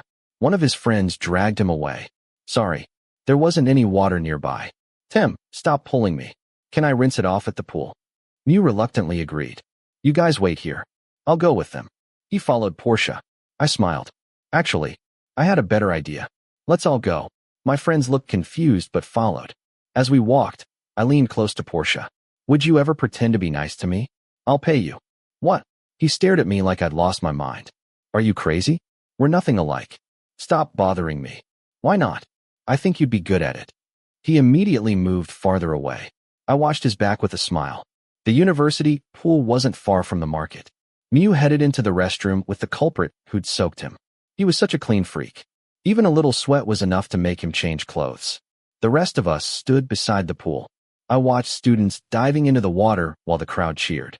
I'd never really attended these kinds of university events before. Tom nudged me. I frowned at him before following his gaze. There, standing by the pool, was Porsche. He wore nothing but swim trunks. His tattooed arm stood out against his smooth skin. His toned body still glistened with water from the shower. Sunlight highlighted his sharp nose, full lips, and handsome face. He brushed his wet hair back. The crowd erupted. I wasn't the only one staring. My eyes wandered lower. Defined abs, slim waist, perfect proportions. He stretched casually. The cheers only grew louder. I knew I shouldn't be looking at him like this, but I couldn't look away. Hey, Kinn. I found out Porsche's friend's name is Tim. I'm going after him. Hope you don't mind. Tim's voice barely registered. Haha. I'll tell Tay. I couldn't stop watching Porsche. He stepped onto the starting block. The crowd exploded with excitement. It was the first time I'd seen him doing something besides fighting people. I never knew he seriously participated in university sports. The whistle blew. He dove cleanly into the water. He shot forward so quickly that no one else came close. I found myself smiling. Why was I so attracted to him today? Just as the race neared its end, Mew walked out of the restroom, completely soaked. Damn it. I'm going home. He dragged the rest of us away. Porsche climbed out of the pool just as we were leaving. He turned as if looking for something, but we'd already gone. I was glad Tay had dragged me to the flea market. Otherwise, I never would have seen this side of Porsche. The side I liked most. Porsche's point of view. It was Thursday morning. I sighed heavily at the television. I already knew Kinn was bad news, but his older brother wasn't much better. The moment I stepped into the house, he dragged me and the other bodyguards into his room to binge-watch television dramas. The bastard forced us to watch romantic series and kept asking us how they would end, like we were contestants on a game show. If we guessed wrong, he threw a tantrum. At least the sofa here was different. I could actually sit on it without anyone yelling at me. On my very first day, Kinn Anakinn had even asked whether I'd eaten. If I hadn't, he'd send me to the cafeteria first. The downside, I had to spend hours watching drama marathons with him. The guy practically did nothing except watch television, play board games, and sing karaoke. He never dared leave the house because he was terrified of being kidnapped again. Honestly, I wasn't even surprised anymore. Will the male lead die? He gasped dramatically. My eyes were already sore from watching television for so long. The remote clicked. The show paused. All four of us instantly straightened up and stared at the screen. I had no idea what answer would satisfy him. If he didn't like it, we'd all suffer. Do you think the male lead dies in the end? He looked back and forth between us. Waiting. I don't think so, Fijet answered. If he dies, how would the heroine live? I called him Fi because he was probably in his 50s. Poor guy. Still stuck doing this at his age. What about you? Anakinn looked at another guard. No, Kinn. Judging from the villain's shots, they aren't fatal enough. I nodded. Anakinn pressed play again. All of us quietly sighed with relief. He did this constantly, pausing in the middle of episodes just to quiz us. He seriously needed professional help. After finishing another series, he clapped excitedly. Yay, he didn't die? You all got it right. We smiled politely. Porsche, what do you want to watch next? I glanced at the clock. It was already midnight. Don't you ever sleep? Anything's fine. Come sit next to me and help me choose. This is your welcome party. Let's watch until sunrise. I reluctantly sat beside him and accepted the remote. But Kinn Anakinn already held Porsche's welcome party on Sunday, Fijet reminded him. So what? I can throw Porsche a party whenever I want. I can celebrate him every day for an entire year. Honestly, I still couldn't believe this was the eldest son of the family. He thought about nothing except relaxing and entertaining himself. He was basically a child trapped inside a grown man's body. I couldn't imagine him ever getting married. I haven't seen anything interesting. I handed the remote back. The other guards stared at me in disbelief. I think we should switch genres. How about something more exciting? Anakinn glared at me. What are you planning? One of the guards poked my back. If you don't want to watch soap operas until you lose your mind like him, just follow my lead. I whispered. What genre? Anakinn demanded. He was already scrolling through another drama. Just reading the title made me yawn. I guarantee you'll like it. I pulled out my phone and connected it to the television. If it isn't fun, I'll hit you. He folded his arms. I smiled, then opened my favorite website. Shit, Porsche, what are you doing? Someone grabbed my arm after seeing my screen. I know you all want to watch it. I grinned. We do. Just not in front of Kinn Anakinn. Pole whispered frantically. So you'd rather watch dramas until dawn? I'm trying to save everyone. The guards exchanged glances, then quietly returned to their seats. Don't worry. Judging by Anakinn's expression, he'd definitely never seen anything like this before. I hit play. The opening music filled the room. Anakinn immediately turned the volume all the way up. I got up and opened the door, inviting the guards outside to come in. At first they hesitated. Then they saw Japanese women in tight outfits and rushed inside. And you guys were the ones trying to stop me. I leaned casually against the wall. Anakinn sat upright, completely focused. He didn't even blink. Why are those men tying that woman up? He asked innocently. I simply watched. The screen showed a woman tied up by her boss. 15 minutes later, the room echoed with loud moans. The stereo volume was still at maximum. No one looked away. No one even blinked. I felt oddly proud of my recommendation. Everyone loved it. I laughed several times. Until someone knocked. Nobody reacted. Then, the door flew open. What the hell are all of you doing? Kinn's voice thundered through the room. Everyone immediately scattered to attention. Somewhat pale. Others looked at me with pure regret. Only Kinn kept watching. What the hell are you doing? I turned calmly. Kinn wasn't alone. Chan stood behind him. So did Kinn. Both looked at me suspiciously. Shoo, Dad. Don't be so loud. Kinn raised a finger to his lips without even looking away from the television. My God. If you're going to watch this, at least lower the volume. The whole house heard it. Kinn rubbed his temples. And you even dragged your bodyguards into it. Shoo, Dad. Tell them to be quieter. I can't hear. He finally turned the volume down a little. Meanwhile, Kinn leaned against the doorway laughing. Just leave him alone, Dad. Who knows? Maybe someday he'll actually give you grandchildren. Kinn rubbed his temples even harder before giving up and walking away. Kinn smirked at me, then followed his father out, closing the door behind him. Peace restored. We continued watching. Later, I stepped outside. I lit a cigarette and exhaled slowly. Kinn had fallen asleep. Everyone else had gone. Finally, some peace and quiet. Yesterday, I'd run into Kinn, and for some reason, I'd gotten nervous. That didn't mean I liked him. I was just caught off guard. Even today, maybe I was simply tired. He'd come looking for me at the flea market. I knew he was planning something. I wanted revenge. But the bastard was too unpredictable. One day, Kinn. One day, you seem to be enjoying yourself. Pete walked over with a smile and lit his own cigarette. Not bad. I'm glad you're settling in. He smiled warmly. What about you? I asked. The sky finally answered my prayers. After the darkest tunnel, I finally found the light. Really? I looked around. I'd noticed that whenever these people came out for a smoke, hardly anyone talked. Suddenly, fast footsteps approached. Kinn's driver escorted a handsome stranger outside. I looked at Pete. Who's that? Kinn's guest. I've never seen him before. Is he one of Kinn's friends? Why does he look so exhausted? Pete frowned. How much do you know about KinnPorsche? Not much. What about you? Besides, he bit my neck and left a mark. Does he do that to everyone? That bastard really is a psychopath.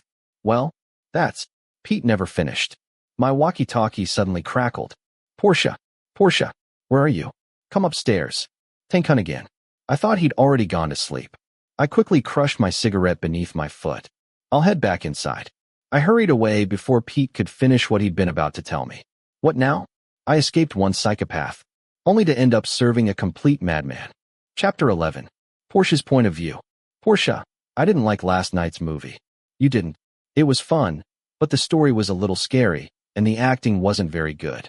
I smiled at Kinn, who sat on the sofa flipping through television channels without even looking at me.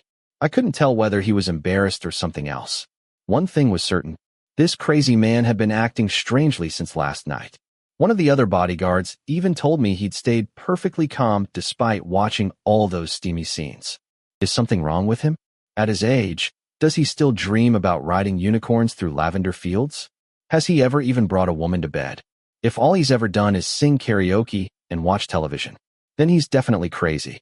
After last night, we were all kicked out of the room. Kinn became addicted to that new genre and stayed up watching 2 more movies. The reason nearly made me laugh. He said he'd never seen anything like it before. He finally fell asleep around 4 in the morning. When morning came, all of us woke up feeling both happy and exhausted. Then came another round of strange questions from the curious young master. Why did they have to tie that woman up? Why did they have to do it secretly under the table? Why was she struggling at first if she ended up screaming with pleasure? Are you really going to watch this one?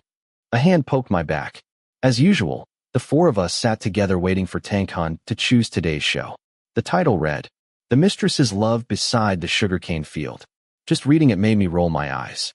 After everything that happened yesterday, he decided he didn't want to watch anything like that again. Come on, don't you have anything else to do? At least let me do something worthy of being a bodyguard. I was hired to protect you from danger, not to watch soap operas, sing karaoke, or do whatever this was. He must be incredibly lonely. Kinn. I spoke politely. Inside my head, though, I really wanted to say, hey, idiot. Unlike Kinn wasn't particularly rude to me. His bodyguards didn't respect him as much either. At least with him, only my sanity suffered. My body and my heart were still safe. So I tried to show him some respect.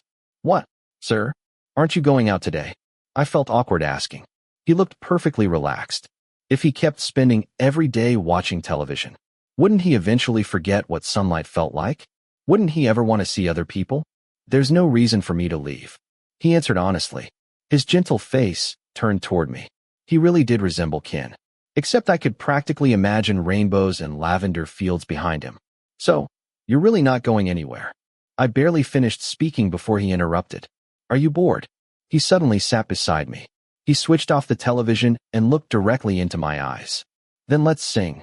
3 loud sighs escaped from the other bodyguards at exactly the same time. Oh, I'm going to lose my mind. No, that's not what I meant. He was already opening the cabinet and pulling out the microphones. I think you should go outside. Do something exciting. He frowned. You don't like going out drinking? I couldn't understand how anyone could spend every day inside with such a gloomy face. For me, going out and enjoying life felt perfectly normal. But living with this guy felt like serving a prison sentence inside an asylum. No, whenever I go to bars, enemies show up and try to kill me. That reminded me of the luxury bar I'd gone to with Kinn. Even among the upper class, people still tried to attack him. Considering how this family earned its fortune, I wasn't surprised they had countless enemies. Then don't go to those places anymore. He looked back at me. Try somewhere new. A place those people wouldn't expect you to visit. You'll have more fun. He frowned suspiciously. What are you trying to do? I just want you to get out and see the world. He kept looking at me as though I had an ulterior motive. Actually, he hesitated. I'm getting tired of watching dramas and singing karaoke. A wicked smile spread across my face. Perfect. Time to introduce him to a whole new world. Come with me. I guarantee it'll be completely safe. You're sure nobody's going to hit me on the head? He folded his arms doubtfully. I promise. We'll just go mingle. You'll have fun. He finally nodded. If someone attacks me, or if this isn't fun, I'll ask Father to kill you. I nodded calmly. Every enemy this family had probably watched the places they usually visited. Of course they kept getting ambushed. The solution was simple. Go somewhere nobody expected. You all, go get ready. He turned toward the other bodyguards. Wait. I stopped him. We can't go dressed like this. He looked surprised. If we're trying to blend in, everyone should wear casual clothes. The bodyguards immediately panicked. Trust me. Everyone looked at Anakinn. He made that serious thinking face again. I pressed my advantage. If we dress simply, nobody will pay attention to us. I guarantee it'll be fun. Fine. If it's boring, I'll kick your ass. He disappeared into his room. I couldn't help smiling. Life was finally becoming interesting again. I told everyone to change. Then I even knocked on Anakinn's bedroom door to remind him not to wear a suit unless he wanted someone to split his head open. Soon everyone gathered outside. The entire household stared at us. It was the first time anyone had seen Anakinn's bodyguards wearing nothing but jeans and t-shirts. Anakinn himself, wearing a plain white t-shirt and blue jeans, looked like a completely different person. Originally, he'd chosen black slacks. I made him change. Walking into a neighborhood bar dressed like a university student wasn't exactly a brilliant idea. Luckily, his wardrobe contained enough jeans to outfit an entire store. After everyone climbed into the van, I told the driver where to go. A bar I practically considered my second home. It didn't take long before we arrived. The bodyguards looked nervous. Apparently none of them had ever been anywhere like this. As for me, seeing this street again immediately lifted my mood. Bright lights, loud music, crowded bars, people everywhere. This felt alive. I led everyone into Jade's bar. The brightly lit entrance welcomed customers inside. Shit, Porsche! A familiar scream echoed through the room. Porsche, did you bring people here to destroy my bar again? Jade rushed toward me wearing a cheongsam, her eyes wide with panic. Why are you here? I just reopened this place last week. She grabbed both my arms and shook me furiously. Relax. Nobody's wrecking the place today. I laughed. I brought an important guest. An important guest? She blinked. Wow. He's handsome. His face looks familiar. She stared openly at Anakinn. And he looks loaded. I leaned closer. Give us a good table. She immediately nodded and called over the staff. Soon everything was ready. I led everyone to a table near the stage. I ordered the most expensive bottle they had. Jack Daniels. Along with mixers, cola, and ice. Don't you have wine? Anakinn asked. No, but I'll make this taste even better. I filled a glass with ice. Added whiskey. A little cola. Then began doing what I'd always been best at. Bartending. I'll become a monk just to repay you, Porsche. Arm whispered dramatically. Don't mention it. I grinned while mixing another drink. Everyone started making their own cocktails. I handed Tankan his first glass. I've never been somewhere like this. He took a sip, wrinkled his face, then drank several more. It's delicious. He smiled brightly. Definitely their first time in a normal neighborhood bar. Porsche, I love you. Pole hugged my neck before happily refilling his drink again. I was glad they were enjoying themselves. This song's great. Come dance. Tankan shouted. His shoulders immediately started moving with the music. Soon he was dancing wildly. The drinks I'd mixed seemed to erase every trace of restraint. Was tonight country music night or something? By his second glass, Tankan was already waving his arms around and shouting nonsense. Could he seriously not hold his liquor? The others gradually joined him, laughing, dancing, making complete fools of themselves. Pole, dance with me.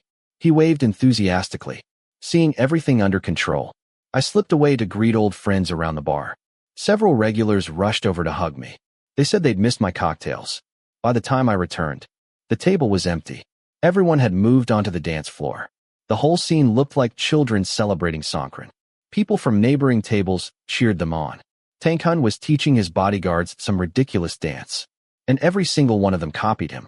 Good grief. Just looking at it gave me a headache. What are you all doing? Jade walked over. Tankan suddenly stopped dancing. He stared at her suspiciously, then pointed. Oh, a homosexual. I've heard about people like you, but I've never actually met one. He shouted loudly. Oh, shut up. I'm a woman.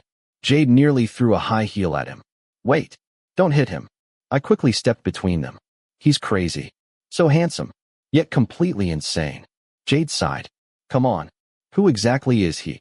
Kinn's older brother. You remember Kinn, don't you? The moment I mentioned Kinn, Jade covered her face. Oh shit.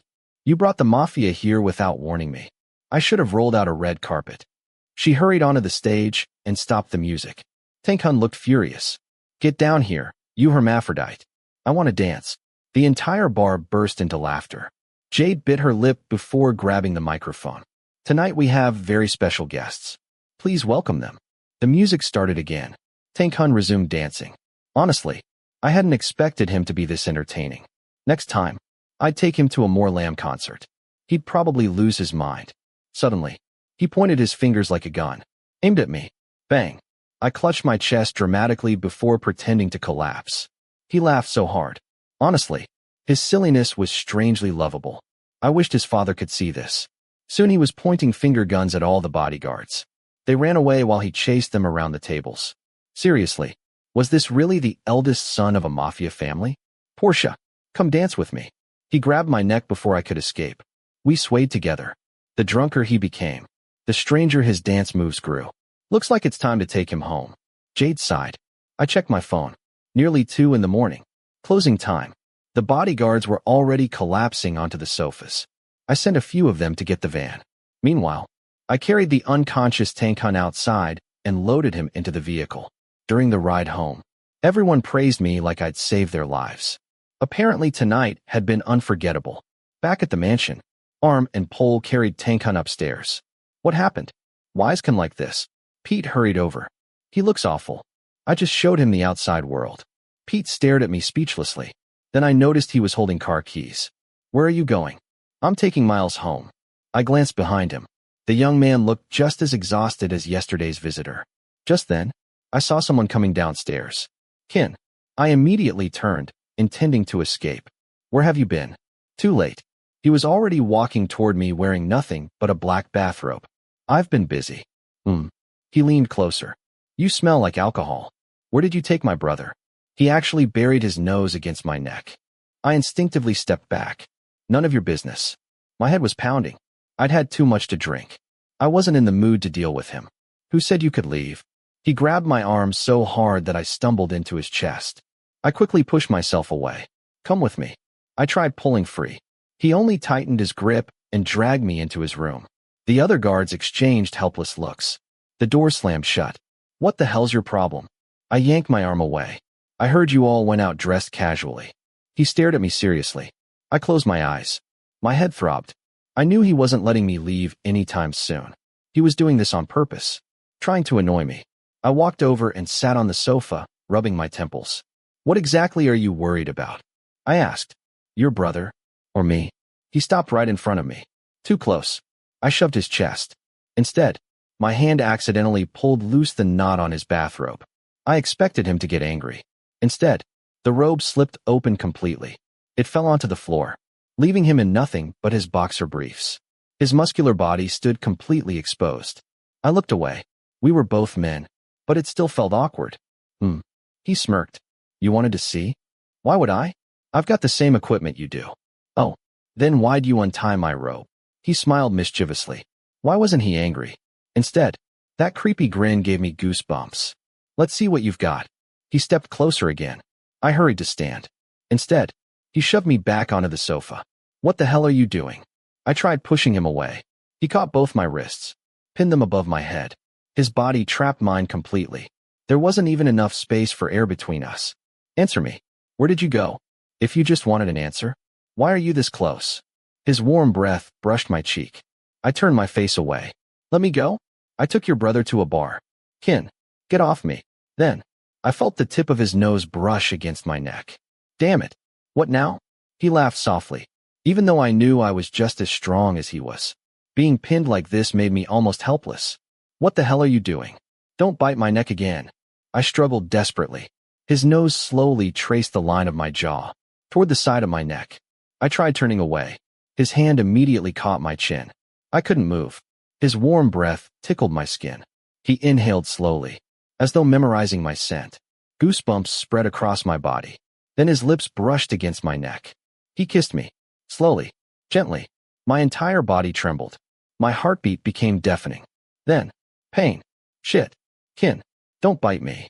He ignored me. His teeth sank into my neck again. Not once. Several times. Small bites scattered across my skin. Just let me do this once. His breath stayed warm against me. His nose brushed my skin. His lips wandered over my neck. Occasionally, his tongue swept lightly across the sensitive skin. Before I realized it, my body had begun to melt. Something unfamiliar spread through me. I couldn't even explain it. The harder I'd struggled earlier, the weaker my body became. Then, my walkie-talkie crackled. This is Pole. Where's Porsche? Ow. Someone help me. The sound snapped me back to reality. I shoved Kinn away with all my strength. What the hell are you doing? I shouted. I still couldn't understand him. I knew he was only trying to tease me. If Pole hadn't interrupted, I didn't know what would have happened. Damn, I shouldn't have let Miles leave yet. He sighed while fastening his robe again. I stood up angrily, unable to vent my frustration. I kicked the sofa instead. He laughed so hard. I answered by raising my middle finger before storming out. That crazy bastard. Did he really enjoy making me angry that much? Why was he so obsessed with biting my neck? Just wait, Kinn. One day, I'll get my revenge. And I'll make sure you're the one bleeding. What happened to your neck? Pole poked the fresh marks. Bastard. I immediately covered them and rushed into the bathroom.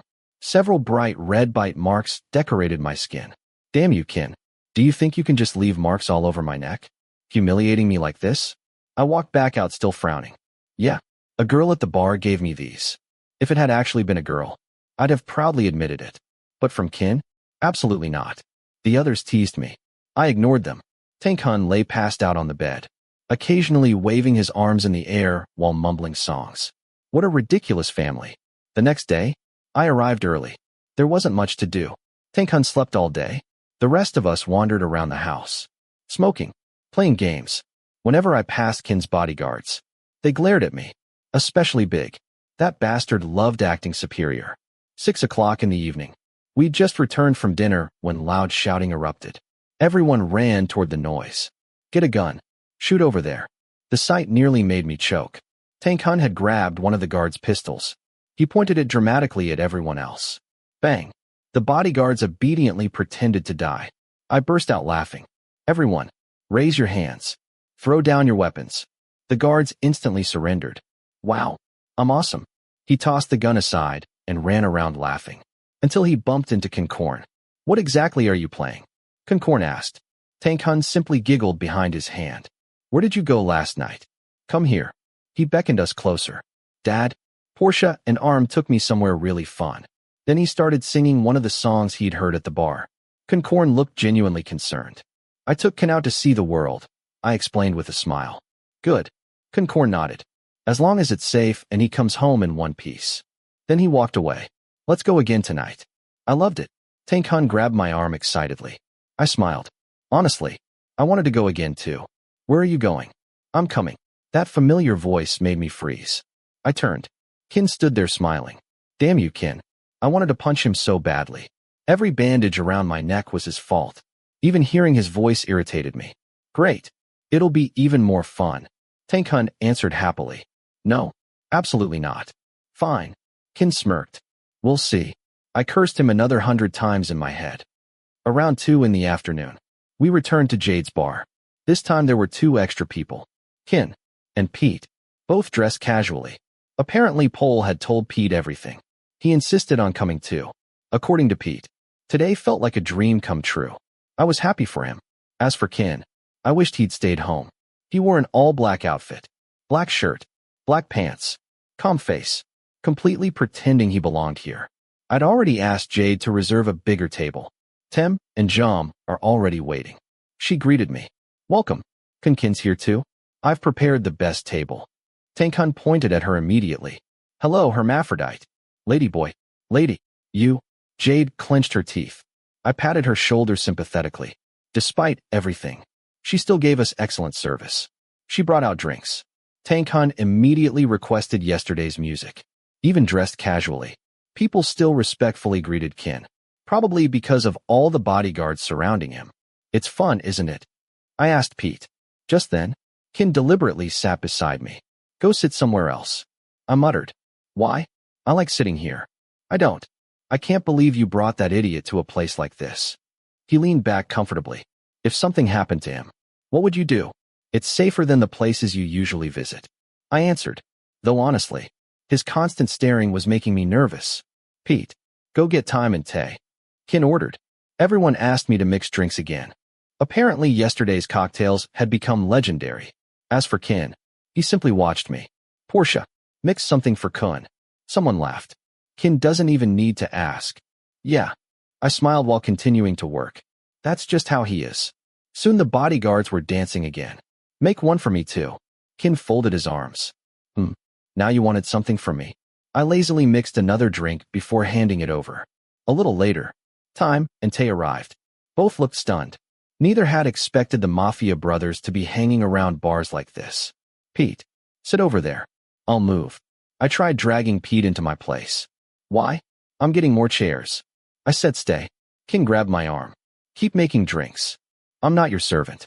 Instead of getting angry, he only smiled. Such a sharp tongue. I ignored him. The drinks kept flowing. Tay, Time, come dance. The entire table gradually joined in. Soon ours was the loudest table in the whole bar.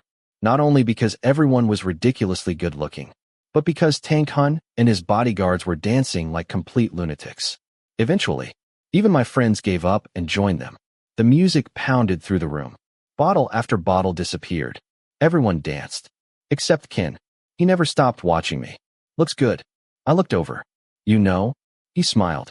When you shake cocktails, you look incredibly sexy. I frowned. What are you talking about? I kept filling glasses. Boys.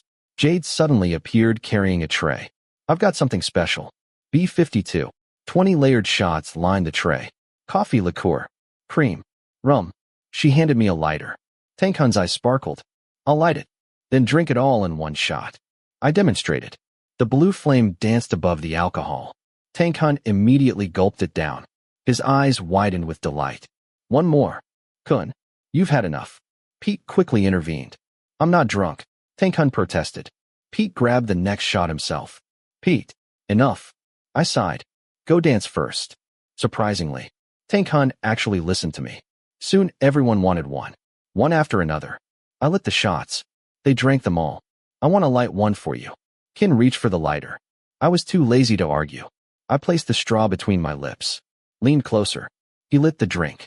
I drank it. Sweet. Chocolate. Dangerously smooth. Oh, another. He placed another shot before me. Again. Again. By the fifth, the room began spinning. Here's some water. He handed me a glass. Without thinking, I drank. Then realized. It wasn't water. Shit, Kinn. You're trying to get me drunk. He burst into laughter. Everything around me doubled. Meanwhile, the party only became louder. Tink Hun grabbed Pole's shoulders. Pole grabbed someone else. Soon Pete, Jet, Tim, Jom. Everyone joined what somehow became a ridiculous dragon parade winding around the bar. Even the singer changed songs to match them. The whole bar joined in. Having fun. Kinn smiled. Yeah. I answered honestly. Even though my head pounded. I couldn't stop drinking. Then have another.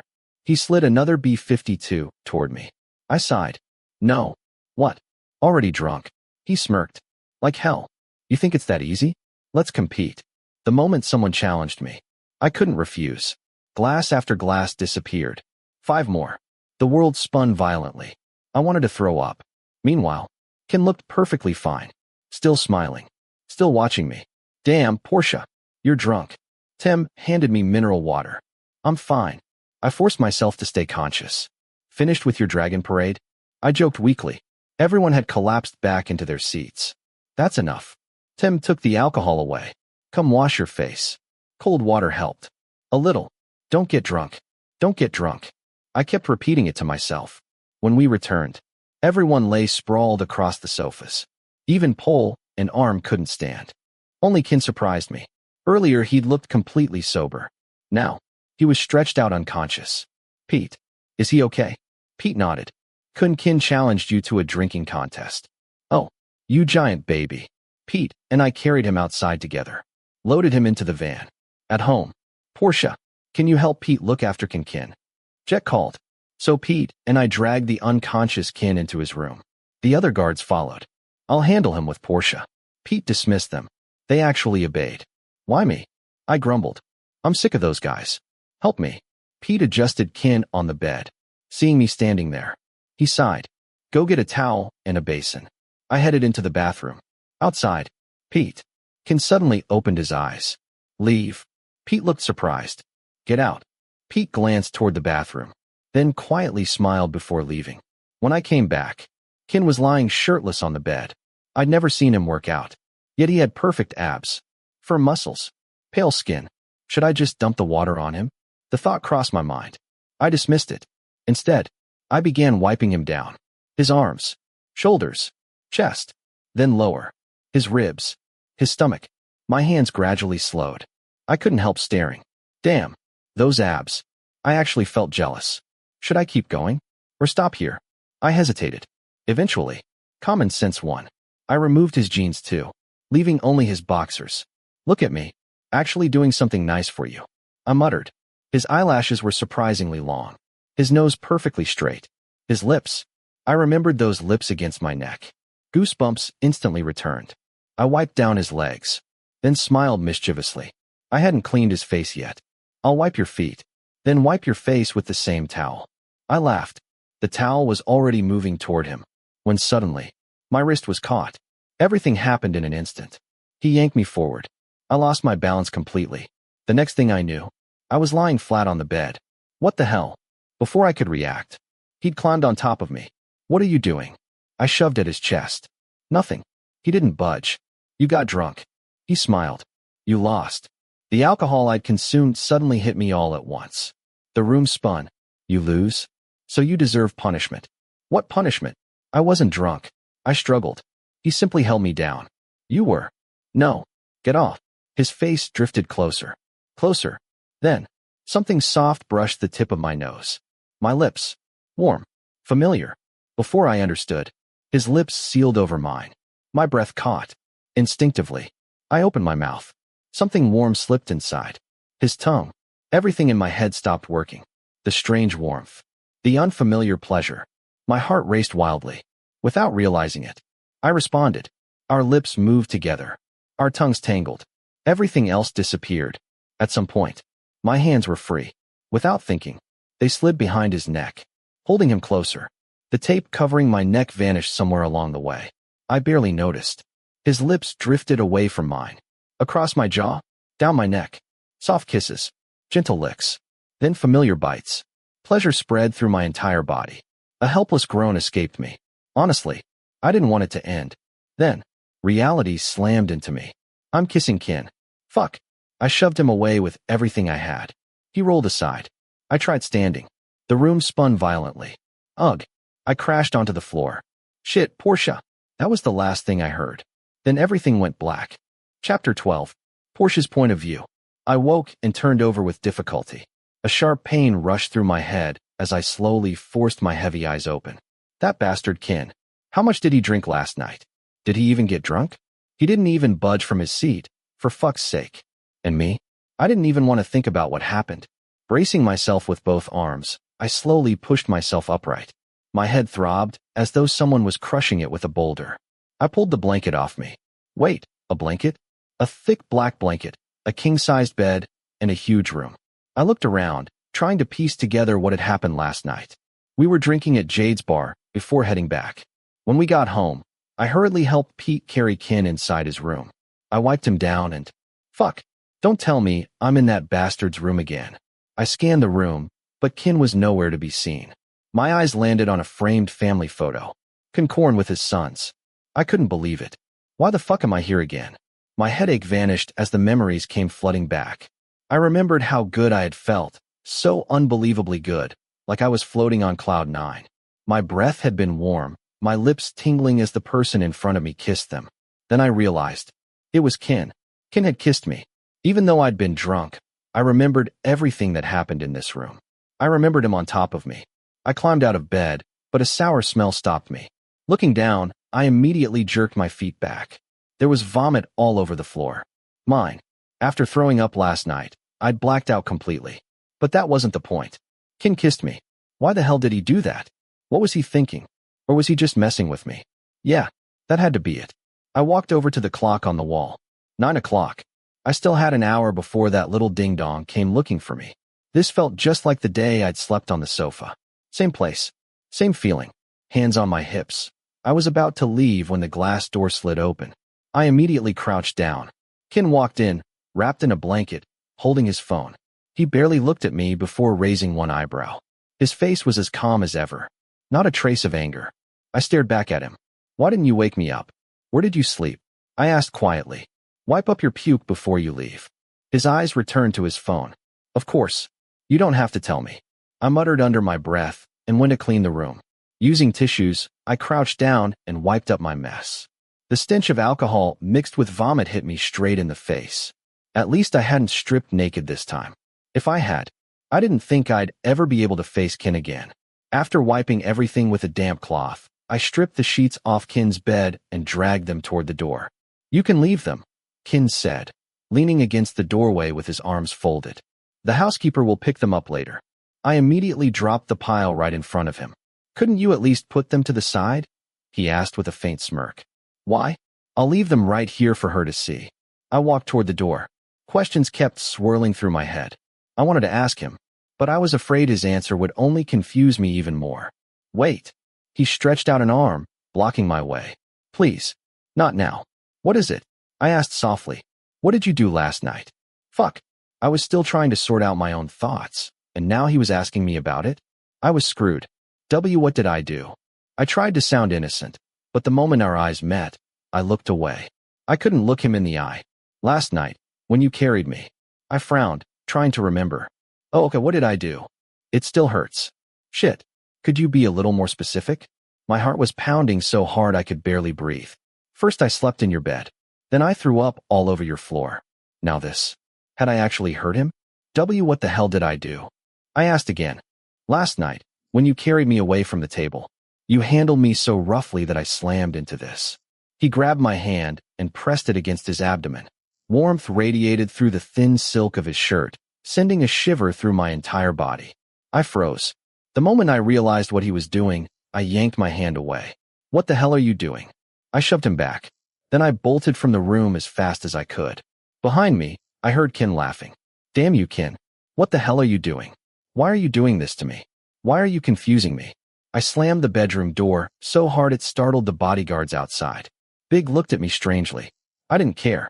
I'd already had enough for one day. Wait. Someone grabbed my arm. Let go. I shook him off and turned around. It was Big. What happened in there? He demanded. None of your business. You bastard. I'm asking you nicely. I said it's none of your fucking business. I tried to leave again, but he grabbed me once more. I kept my eyes lowered, barely holding back my anger. If I looked him in the eye, I'd punch him. Answer me. Then his eyes widened. And what the hell happened to your neck? I instinctively touched my neck. The bandage. It was gone. If you've got so much free time bothering me, why don't you do something useful instead? I replied tiredly. The memories from last night. And the fresh marks on my neck. They confirmed that everything I'd remembered had really happened. Porsche, if you answer me like that again, I'll beat the shit out of you. He raised a fist. I'd never been afraid of him. If he wanted a fight, I'd gladly give him one. Did a dog greet you first thing this morning? An arm wrapped around my neck. It was Pole. What are you guys doing here? I asked. The dog must have skipped his medicine, Arm said as he walked over. That's why he's acting rabid. Hey, you two looking for trouble? Big shouted, his face bright red. Come on, Fi. We all know who's really scared here. Pole laughed as he dragged me away. We just don't want to waste our morning on something this stupid. I looked back. Big wanted to follow us, but his subordinates stopped him. He could only shout in frustration as we headed downstairs. The two idiots dragged me into the cafeteria. Pete was already there. In casual clothes again. Must have been his day off. Brother Big was trying to pick a fight this early, and you actually let him? Arm asked as he set a bowl of rice and soup in front of me. Thanks. I immediately picked out the vegetables and tossed them aside. I thought you went back to your room, Pole said. Why'd you come out of Kinn's room? Fuck. I thought I was done with this conversation. These two were even worse than Big. Especially Pete. He couldn't stop grinning. Fuck you, Pete. You left me alone with Kinn last night. Why are you blaming me? Pete replied innocently. I was drunk too. His tone sounded suspicious. Like he knew something. You asshole. Hey, Porsche. Arm interrupted excitedly. You've got even more marks on your neck than last time. Didn't we agree you'd introduce me if you found a girl? Pete burst out laughing. Pete, what's so funny? Arm asked. Nothing. The rice was too hot. I glared at Pete. The bastard avoided my eyes. Oh man. Pole sighed dramatically. I wish I had Porsche's face. Get drunk once and you immediately get laid. I had no idea how to respond anymore. The bastards finished breakfast, went to shower, and changed into their uniforms. Kinn Anakinn's about to leave, Porsche. Better get dressed too. Arm reminded me. I nodded. Walking into the bathroom, I looked in the mirror. Fuck. There were even more marks. Why did he do that? Is he gay? But he looked like a complete womanizer. Strong build. Sharp features. Women probably lined up just to sleep with him. Still, last night had felt good. Really good. If it hadn't been Kinn, maybe I'd have enjoyed it even more. Or maybe, I don't even know anymore. I sighed and finished showering. After getting dressed, I headed to Kinn Anakinn's room. He was still lying in bed. No surprise after everything we put him through last night. Thankfully, Arm and Pole had told me shooting practice was scheduled for noon. If it had been in the morning, there was no way I'd have made it. Kinn wanted everyone to learn shooting for self-defense. During today's shift, my team and I practically dragged Kinn Anakinn's jelly-like body into the bathroom and kept checking on him to make sure he didn't fall asleep while showering. The day's shift passed quietly. Even so, Kinn Anakinn still insisted on going out that night. Fine, as long as I could still make it home to see my little brother. While helping him into the car, I ran into Kinn. Practice well, Porsche, he said with a smile. Hit the targets so you'll become a good marksman. I nodded. He glanced into the car. His eldest son was already asleep in the back seat. Meanwhile, I was barely staying awake myself. Taking care of him felt like raising my own kid. A giant pain in the ass. I was about to get in when Kinn emerged from the house with his bodyguards. Please look after Anakinn's brother too, Kinn said. So Kinn was coming with us. He climbed into the van behind ours. I got into the car without looking at him. The bastard lazily rolled his neck from side to side like he was still sore from drinking. Weren't you embarrassed at all in front of your bodyguards? Shooting range. Couldn't have some coffee. I tried to hide the irritation in my voice. Tonight, we're going again. His eyes stayed lowered. But you haven't even recovered yet. He ignored me for a moment. I said we're going. His eyes widened stubbornly. Then at least get up and practice shooting. I glanced through the glass. Kinn and his men were already firing. Honestly, their shooting wasn't that impressive. I wanted to practice too. But I couldn't leave this idiot unattended. I don't want to. It's too loud. Anakin rested his head on the table again. Then at least behave tonight. You probably won't even be able to go in your condition. Are you saying I'm weak? No, Kinn. But if you keep acting like this, how are you supposed to go out tonight? He muttered under his breath, stood up, grabbed a pair of earmuffs, and shuffled toward the range. I sighed with relief. Then Arm suddenly hooked an arm around my neck. Nice work taming the stubborn master. He laughed and put on his hearing protection. I followed after him. The shooting range had been reserved exclusively for us. Apparently, it belonged to one of the family's businesses. Normally, it was packed with customers. Today, it was empty. Lucky family. You stay with Kinn, Arm said. He never hits the target. He skillfully prepared his pistol. I stood beside Kinn as he struggled to remove the magazine. I tried explaining how to do it, then remembered. The idiot was wearing earmuffs. How the hell are you supposed to hear me? I sighed again, looking across the range. I found Kinn watching me. A slight grin played across his face. I immediately looked away. If I kept staring, I'd probably start thinking about weird things again. I focused on Kinn. He raised the gun, squinted at the target, pulled the trigger. Bang! He completely missed. Not even close. I lifted his arm and corrected his aim. Holding his hand steady, I guided the pistol toward the center. He got too excited and jerked the gun again. Miss. I gave him a look. He smiled apologetically. After several tries, we finally managed to hit the target. His score looked decent, only because I was practically shooting for him. Once the magazine was empty, he immediately dropped the gun, ripped off his earmuffs, and hurried back to his seat. I turned around, only to find Kinn leaning against the glass wall, watching me. The memory of this morning flashed through my head. I scowled at him. He gestured for me to remove my earmuffs. I ignored him and started walking away. He grabbed my arm, slowly mouthing the words so I could read his lips. Are you testing me? I shook his hand off and kept walking. A second later, cold steel touched my temple. I froze. Kinn was pointing a real gun at my head. I stared at him. The gun could kill me. Scared? He asked with a smirk. Annoyance immediately replaced the shock. I stepped closer, until the muzzle pressed against my forehead. Kinn's eyes widened. Then he smiled. I'm not afraid of you. If you wanted to intimidate someone like me, you'd have to do better than that. I know. He lowered the gun, then stepped closer and removed one of my earmuffs. What the hell is wrong with you? I suddenly noticed everyone watching us. Arm had started walking over, until Big grabbed him. The others sighed in relief once they realized Kinn had only been fooling around. Kinn glanced at them. They immediately scattered. You're pretty good. He'd probably been watching me teach Kinn. So what do you want? Let's compete.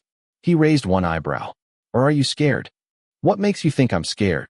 If you lose, don't go crying to your father. But there's a condition. What? We'll shoot several rounds.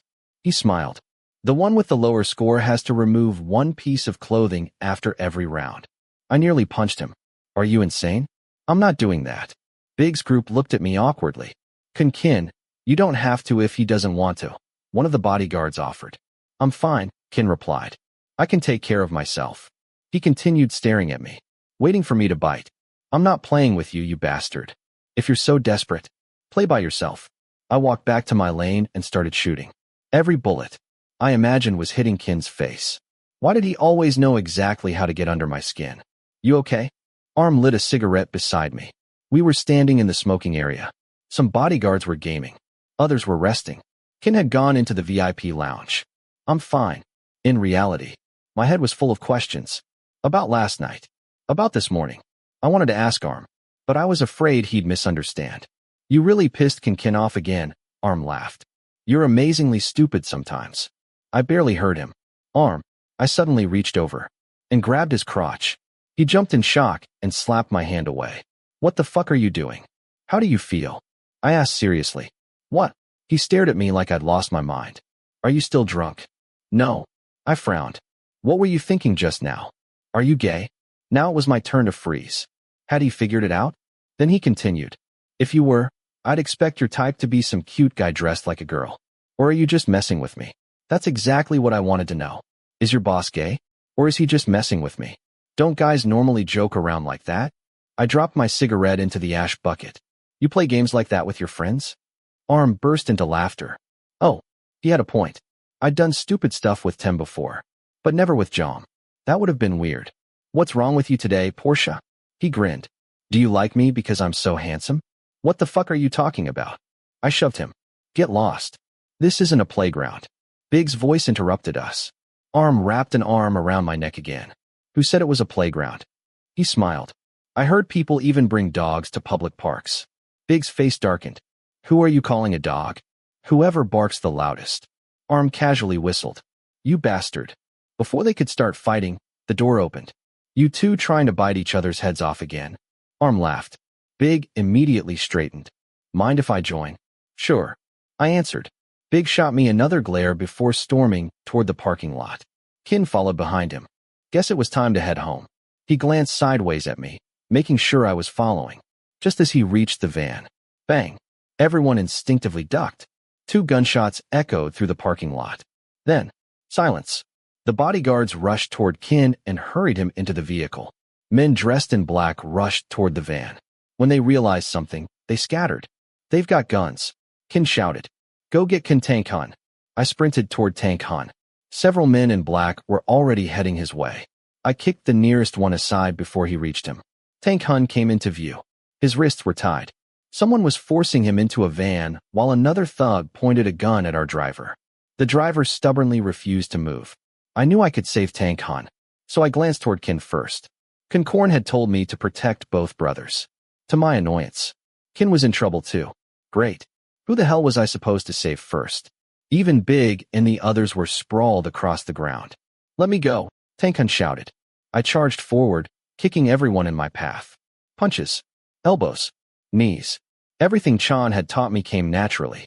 One man even landed a punch across my face. The parking lot became complete chaos. Our people and theirs were fighting everywhere. Then I saw someone aiming a gun at Anakinn. I shoved Anakinn into the car, drew my pistol, ripped out the magazine, and threw it straight into the attacker's face. He collapsed. I slammed the car door shut and banged on the driver's window. Pole understood immediately. The car sped away. Gunfire echoed nonstop. The air reeked of gunpowder. More enemies tried stopping Annakinn's vehicle, but Arm and I cut them off. I looked toward Kinn. His van still hadn't moved. I slammed a fresh magazine into my pistol and kept firing. Some enemies were run over. Others charged in with fists. Kinn climbed out of the vehicle, using the door as cover. What are you doing? I shouted. Get out of here. I'm not a coward like you. He aimed his pistol calmly. Bullets struck the pavement inches from my feet. Reality finally hit me. This job really was terrifying. You could be stabbed, shot, killed, at any second. I wasn't even wearing body armor. Someone suddenly rushed Kinn from behind. I grabbed the attacker's head and smashed the barrel of my gun into his throat. Get back in your damn car. I yelled. Stop being a burden. I can handle myself. Kinn shot back. Big words for someone so useless.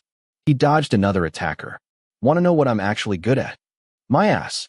I punched another enemy square in the face. Every hit carried the frustration Kinn had built up inside me. More enemies kept pouring in. One of them rounded a van, aiming straight at Kinn. I grabbed him and dragged him down. Enough. I'd had enough of this bullshit. I stepped out from cover and started firing without hesitation. Every shot found its mark. I kept shooting despite the growing exhaustion. I didn't care about the bullets flying toward me. All I wanted was to get Kinn out safely. Porsche, stop, Kinn shouted. Shut up. I kept firing. Everything slowed down. Like a movie. One by one, the enemies fell back. Then, a burning pain exploded through my arm. My body staggered. The gun slipped from my fingers. Shit. I'd been shot. 3 more shots rang out. Kinn sprinted toward me. What the hell are you doing? His furious voice echoed around us. Are you insane? Charging all of them by yourself? Do you think you're invincible? I wanted to answer. I'm not afraid of dying. I just wanted this to end faster. But the pain stole my words. Kinn, are you alright? Big rushed over. Kinn slapped his hand away. Then looked back at me. What the hell were you thinking? This time, his voice was much quieter. He reached out to support me. I stood on my own. Blood dripped steadily from my wounded arm. I'm fine. The pain didn't matter. I was just relieved. They hadn't ruined my tattoo. If they had, I'd have killed every last one of them. Take him to the hospital, Kinn ordered. I sighed and climbed into the van. The ride was silent. At the hospital, Kinn left me and the other injured men for treatment before saying someone would come pick us up later. The doctor stitched my arm. Luckily, the bullet hadn't caused serious damage. I was given antibiotics and anti-inflammatory medicine before being sent home. If it became infected, I'd have to come back. I heard you were pretty reckless today. The moment I stepped into the main hall, Kinn greeted me. His eyes lingered on my bandaged arm. He's completely out of his mind, Dad, Kinn said from the sofa. I'm fine. Really? Kinn sounded irritated. None of our men came out of this unharmed. Kinn sighed. But what worries me is, they're using guns now. Before, they only used guns to threaten us, Big explained. Today, some of our people shot back. He looked at me. Why did he make it sound like we'd done something wrong? Someone died today, Kinn said quietly. Several others were seriously injured. Only then did I realize. The previous attacks had mostly been intimidation, not murder. But this time our side killed someone, Big added. They'll definitely want revenge. Huh. I frowned. They shot at us first. Silence filled the hall. Kinn finally spoke. The enemies we've dealt with before rarely fired their weapons. They used them to frighten us. He looked troubled. But this time, I think we're dealing with someone different. He sighed. Everyone who's badly injured should rest. His eyes settled on me. And Porsche, please stop doing reckless things. He wasn't angry. He genuinely looked worried. Yes, Kinn. I left the hall. Back in my room, I lay on the bed thinking about everything Kinn had said. I still didn't understand why Big reacted the way he did. Why did they always threaten people instead of finishing the fight? What were they protecting? What were they so afraid of losing? I heard you look pretty badass out there. Pete walked in laughing. I must have forgotten to lock the door. Shut up. He dragged over a wooden chair and sat beside me, still foul-mouthed. He smiled. Guess you're okay. You don't normally shoot people? I asked quietly. There've been a few times. Mostly warning shots.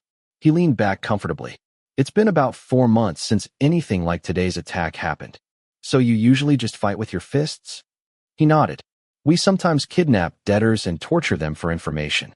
He shrugged. But we rarely kill anyone. Why? Kinn says he doesn't want blood on his hands anymore. Pete smiled faintly. If it isn't necessary. He doesn't want anyone dying. How's your husband? Arm's voice echoed from outside. I'm gonna beat the shit out of you if you don't shut up. He walked in and looked at my arm. You really are crazy. I ignored him. What were you saying? I asked Pete. Don't think too much. Pete tossed a bag of medicine onto the bed. Take your medicine. Rest. I'll clean your wound tonight. The pain in my arm had started getting worse as the anesthetic wore off. I lay down. I'll sleep for a while, then head home. I looked at Arm. We don't have anything tonight, right? Can you even ride home with that arm? Pete frowned. Just stay here. I looked at my empty mattress. No pillow. No blanket. No sheets. Sleeping there wasn't exactly appealing. I need to go home. My voice grew quieter. The medicine was making me sleepy. Then let me drive you. Pete insisted. I barely heard the rest. At some point, Arm left. I only knew I was exhausted. I wanted to sleep. A damp sensation touched my arm. Someone was unwrapping the bandages. Stay still. A gentle voice spoke. Just do it. Another voice answered impatiently. Kinn. I tried sitting up. Someone held me down. Don't move, Porsche. This'll only take a minute. The familiar faces around me blurred together. Everyone wore casual clothes while tending my wound. Get out. I tried to chase Kinn away. I didn't trust him. Who knew when he'd decide to chop my arm off? His wounds infected. Someone sighed. How did this even happen? Kinn looked at me. You said you're worried about your younger brother. His hand rested gently on my head. Then why are you so reckless? Get out. Don't talk so much. He smiled. Save your mouth for something else. What are you doing? I mumbled. You want to know? Someone leaned close. My wound was bandaged again. Someone changed my clothes. After that, everything faded. How about giving you a nightmare?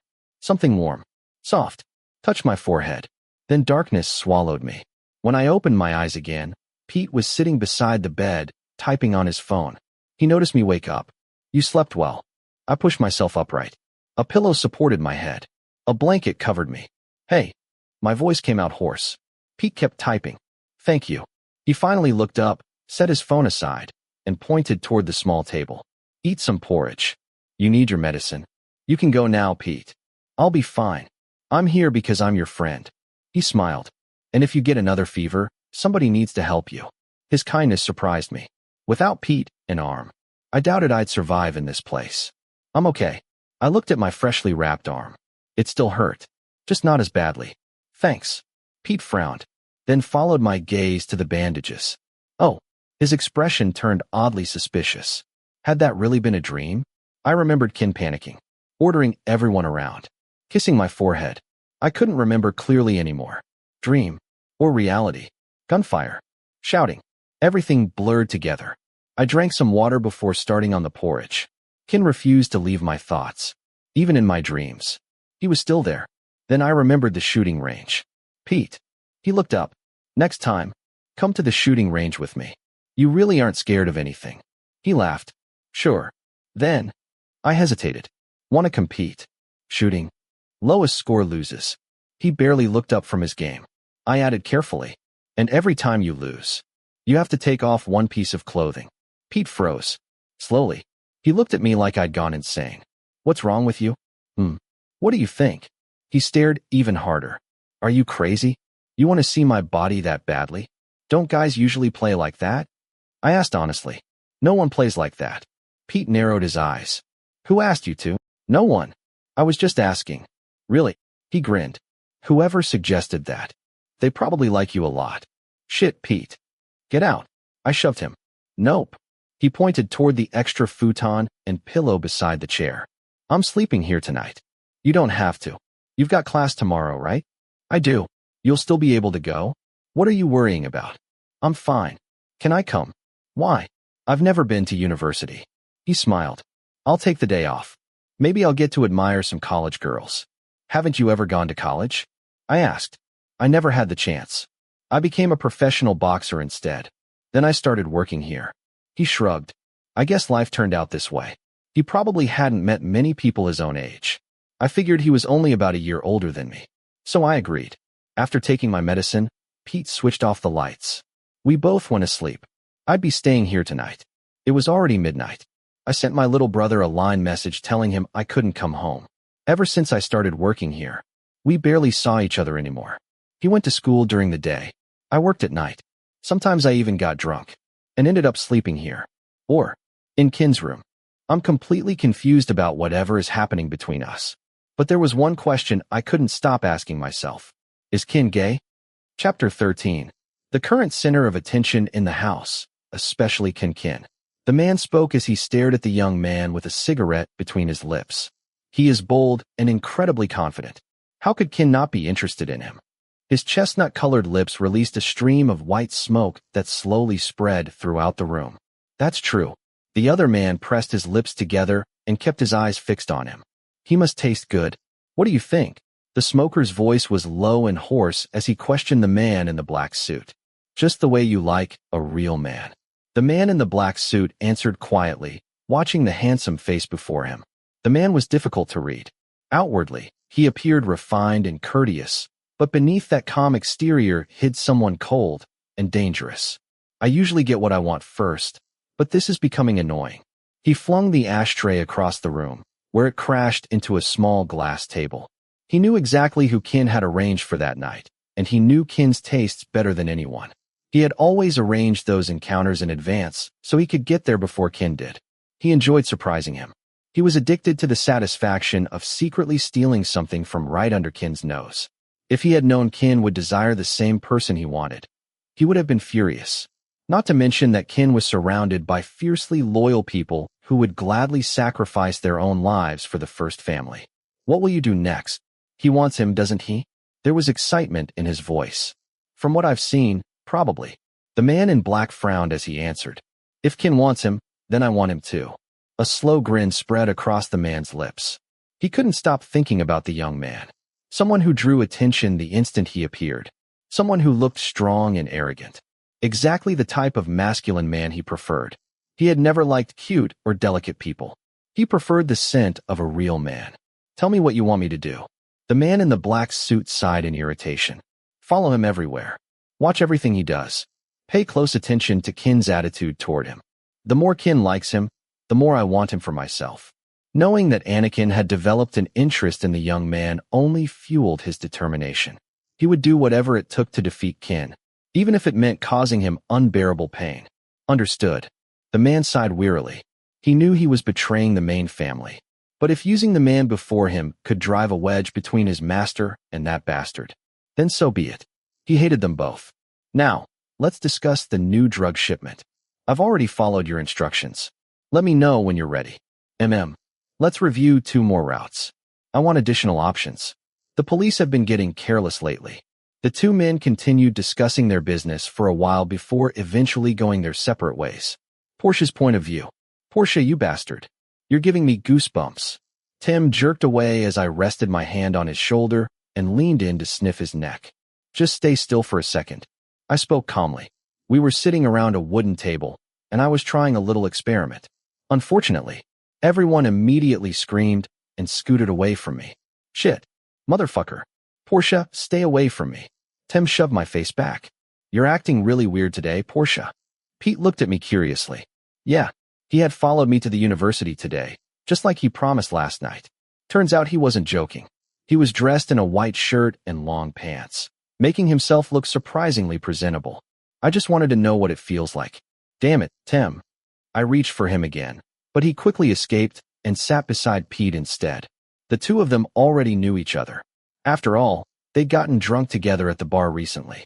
And, I should remind everyone, Pete had originally gone there to check out girls. Tim, how does it feel when someone sucks on your neck? Tim's frightened expression immediately turned into confusion. His eyes landed on the bandages wrapped around my neck. What the fuck? I instinctively covered them with both hands. There were 3 bandages on each side of my neck. 1 bite mark. And 2 kiss marks. Damn it. Who the hell sucked on your neck like that? Who sucked on what? I just put bandages on it. I frowned. Under the table, my left leg shook nervously, and I could already feel my face turning pale. Yeah, sure. I totally believe you. You've been really short-tempered lately. Why's that? And nothing, asshole. I forced myself to calm down. Pete kept staring at me with an amused grin. What? He asked after noticing me glaring at him. What's wrong with you? If you've got something to ask, just ask. Stop acting so weird. It's honestly creepy. Pete simply laughed. He leaned over and whispered something into Tim's ear. I bet he was telling them about what happened with Arm. Shut up. So, has your taste changed? John asked. Come on. You don't have to be embarrassed. We're totally open-minded. Tim still talks about how handsome Kinn is. The moment John mentioned that bastard, I froze. Damn it. My taste hasn't changed. I still like girls with big boobs. I answered in frustration. So you like Kinn, Tim? Pete suddenly sounded interested. My boss. Before he could continue, I immediately interrupted. Let's get to class. I was already irritated just hearing that idiot's name. Seriously, why did hearing his name always make me nervous? You guys go ahead. You can wander around if you want. If you get hungry, eat at the cafeteria. When class is over, I'll call you. Are there lots of pretty girls here? Pete looked around excitedly. Not in the Faculty of Sports Science. It's mostly guys. If you want pretty girls, head over to the Faculty of Communication Arts. There are plenty over there. John pointed toward another building. Perfect. I'm going. Pete practically ran off. We headed upstairs to class. Honestly, if I hadn't met Pete at the Mafia house, things would have been much worse. He'd treated my wounds, woken me up to take my medicine, and even changed my bandages last night. I'd begged him not to tell Tim or John about what had happened. I really didn't want to answer their questions. Luckily, they hadn't noticed anything. My long-sleeved shirt covered all my injuries. After class ended, I called Pete back. He smiled from the cafeteria and walked toward me. Judging by the way the girls looked at him, he'd probably had a pretty successful day. So, what did you get? I got 2 lines of girls waiting for me. Pete laughed and waved at Tim and John. I leaned around him to look behind his back. Honestly, I hadn't hooked up with a girl in weeks. Maybe I should find some free time and go hunting with Tim again. Japanese adult videos relieved the pressure a little, but it just wasn't the same as being with an actual woman. You heading home? I can give you a ride. We'd come on my motorcycle. I'd originally suggested taking the car, but Pete insisted on riding with me. Let's go eat first. I'm off today, so I want to relax. Pete gave me a meaningful look. I frowned. If you were hungry, why didn't you eat at the cafeteria? What were you doing all day? Let's go to the mall. Come on. Fuck you, Pete.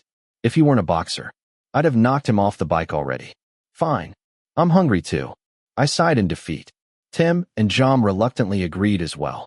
Pete rode behind me on the motorcycle while John drove with Tim. Once we arrived, I quietly followed the others.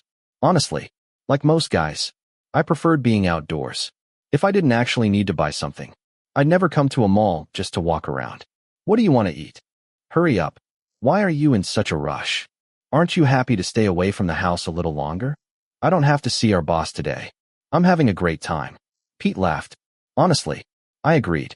Still, whenever I had a day off, I'd rather go straight home and sleep. Walking around like this just felt exhausting. Let's eat here. I'm too lazy to keep walking. I randomly pointed at a restaurant. I rarely ate at places like this. Roadside rice and curry were good enough for me. The others looked over the menu. It was a buffet. The restaurant was called Momo Paradise, a Japanese sukiyaki restaurant. Way too expensive for my taste. Normally I'd spend less than 100 baht on a meal. Today, it was over 1,000. Since I was the one who picked it, I figured I might as well try it. Oh, Pete, what are you doing here? A familiar voice sent chills racing down my spine. Kinn. Pete greeted his boss cheerfully. Kinn was wearing his university uniform. 3 familiar-looking friends stood beside him. What a coincidence. His eyes landed on me. I immediately looked away. What are you guys up to? Oh, it's my day off. I came to see Porsche's university and check out some girls. Pete laughed. Tim and John politely greeted them with a Y. They looked like third-year students. We were only second years. I wasn't about to greet him. No way. Tom, want to eat here? Kinn asked one of his friends. Tom nodded. I've run into my bodyguard. Let's eat together. My treat. I frowned. Thank you. Pete, Tim, and John answered together. I had no intention of staying. I turned to leave. Where are you going? Kinn stepped in front of me. None of your business. I snapped. Aren't we eating together? No. I deliberately avoided looking into his eyes. Come on. I'll treat you. His expression remained unreadable. His voice sounded unusually patient. That's exactly why I don't want to. I sighed. Who knew what kind of trouble he'd caused this time? I still couldn't stop thinking about what had happened earlier. I still hadn't figured out why he'd done it. Eventually, I'd simply gotten tired of trying to understand him. You usually love taking advantage of my money. So today, I'll buy you the most expensive meal here. He stepped closer. I instinctively stepped back. What the hell was he doing? I said I'm not eating with you. Come on. Sit down. Before I could react, Pete wrapped an arm around my shoulders and forced me back toward the table. I struggled as hard as I could, but it was completely useless. People walking past stared at us in confusion, probably because Kinn looked so handsome, and they had absolutely no idea what kind of psychopath he really was. A waitress approached the table. Pete refused to let go until he and Kinn successfully forced me back into my seat. Kinn sat beside me. The moment I tried to stand up again, if you don't sit still, I'll pin your foot down. He stepped firmly on my foot beneath the table. Damn it. That was actually smart. I struggled for a while, then finally gave up. Once Kinn was sure I wasn't escaping, he moved to the seat opposite me. Everyone else naturally spread out around the table. The bodyguard sat at nearby tables on either side. Time ordered the food with practiced ease. Meanwhile, Kinn looked up from his phone and stared directly at me. I pretended not to notice. Did you take your medicine today? He suddenly asked. I shot Tim and John a panicked glance. I hoped they hadn't heard. That bastard always brought it up. I still remembered how badly he'd scolded me for being careless. Shut up.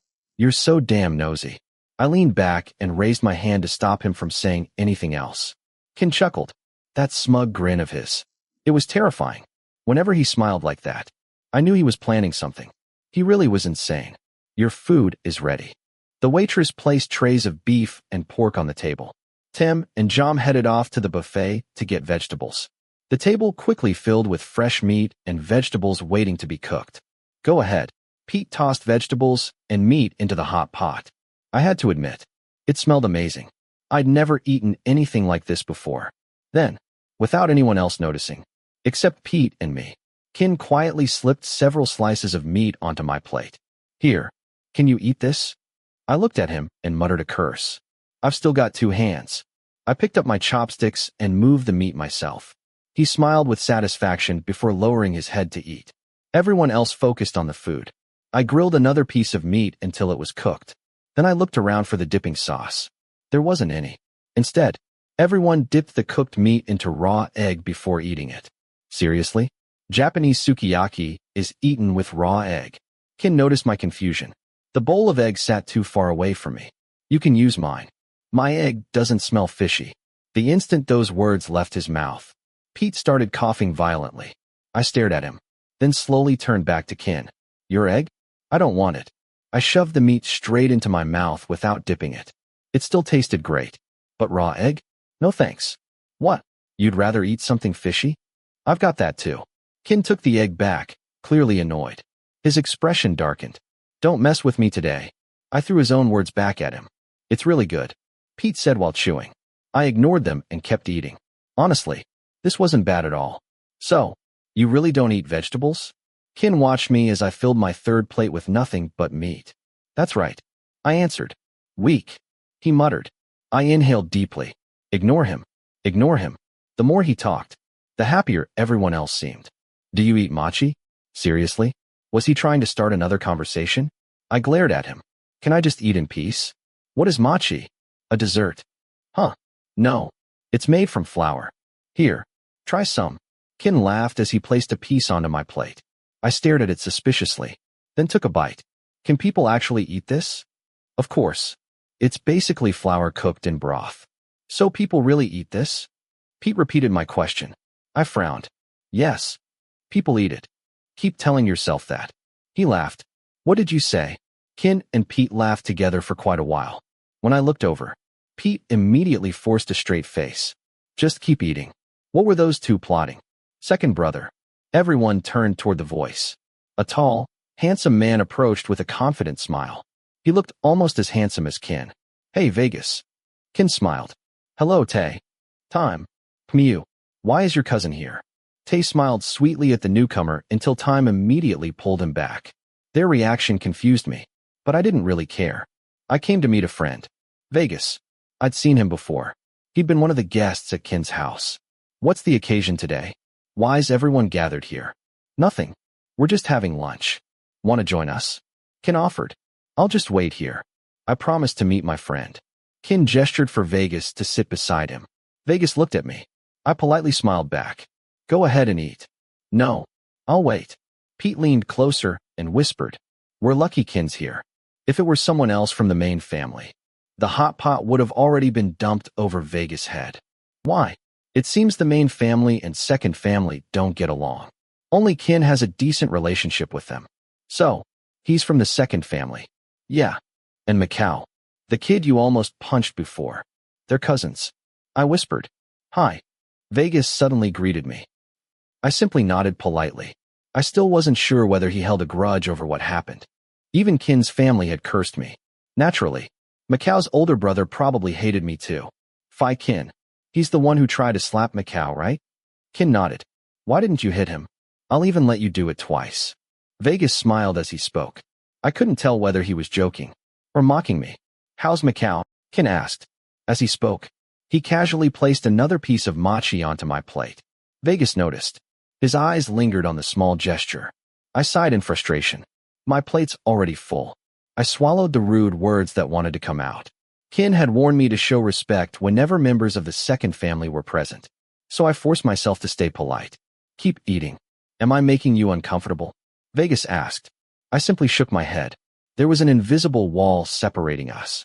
Kinn, Vegas, Pete, and the rest of Kinn's friends chatted comfortably together. But somehow, the atmosphere around me felt tense and awkward. Porsche, I've been meaning to ask. What happened to your neck? Time's question shattered the silence. I wasn't surprised he knew my name. Kinn called me often enough around his friends. He said covering your neck with bandages is some weird new fashion trend. Tem laughed. Across the table, Kinn leaned back in his chair with his arms folded, smiling smugly. Damn you. This is all your fault. A fashion trend? Really? Mew laughed. I said nothing. Instead, I glared at Kinn. That satisfied smile on his face only irritated me more. Before I realized it, everyone was staring at me. It must be really hot under those bandages. Vegas smiled. I couldn't take being the center of attention anymore. I stood up. I'm done. I'm going home. Where are you going? Pete called after me. I'm finished eating. I want to go home. I answered without looking back. Hey, you're just leaving me here? Kinn. I'm leaving too. Thanks for the meal. Pete hurried after me. We rushed to the parking lot. I started my motorcycle immediately. Pete jumped onto the back. Your manners are terrible. You finished eating and just walked off. You want me to take you straight home? No. Can I stay at your house tonight? We can play games. I don't want to go back. No. So you'd better go home. My home is in another province. I want to play games on your computer. You said you've got a lot of them. I sighed deeply. What had gotten into Pete today? He'd followed me around all day, and now he wanted to spend the night at my house. Damn it. I'd rushed home because I wanted to sleep. He'd definitely caught Kinn's annoying disease. Don't you work tomorrow? How are you getting back? I don't want to wake up early. I'll just take a taxi. Relax. The moment we got home, I collapsed onto my bed. Today had been almost as exhausting as working at the Mafia house. Instead of enjoying a peaceful day at university, I'd run into that damn Kinn again. Take your medicine. Pete walked over carrying water and my medication. After looking around my house, he'd immediately made himself at home in the kitchen. It still felt strange having someone fuss over me like this. I'll change your bandages. He took the first aid kit out of my closet. You don't have to take care of me this much. I frowned. I knew he meant well, but this felt excessive. Come on. I stayed quiet and rolled up my sleeve. Pete carefully replaced my bandages. I glanced outside. There were no shoes by the door. Shay wasn't home yet. Thank goodness. If he saw this, he'd interrogate me for hours. Footsteps suddenly echoed from the next room. I immediately yanked my arm away from Pete and pulled my sleeve back down. Fi's home. Shay looked happy at first. Then he saw me and froze, even though I'd covered my injuries. His eyes had already caught them. He walked over, lifted my sleeve, and stared. Pete quietly stepped back. I wasn't paying attention while walking. Some branches scratched me. I lied softly. I knew he didn't believe a word of it. Silence filled the room. I looked away. Shay continued staring at me. Who the hell are you? Pete suddenly blurted out, unable to stand the awkward silence. My younger brother. I'm Porsche, and this idiot is Pete. Hey, Pete. Show some respect. I tried to lighten the mood. It didn't work. Hello. Pete greeted him politely. Shay didn't even spare Pete a glance. He continued glaring at me. I knew he wouldn't believe you. When he's angry, he looks just like you.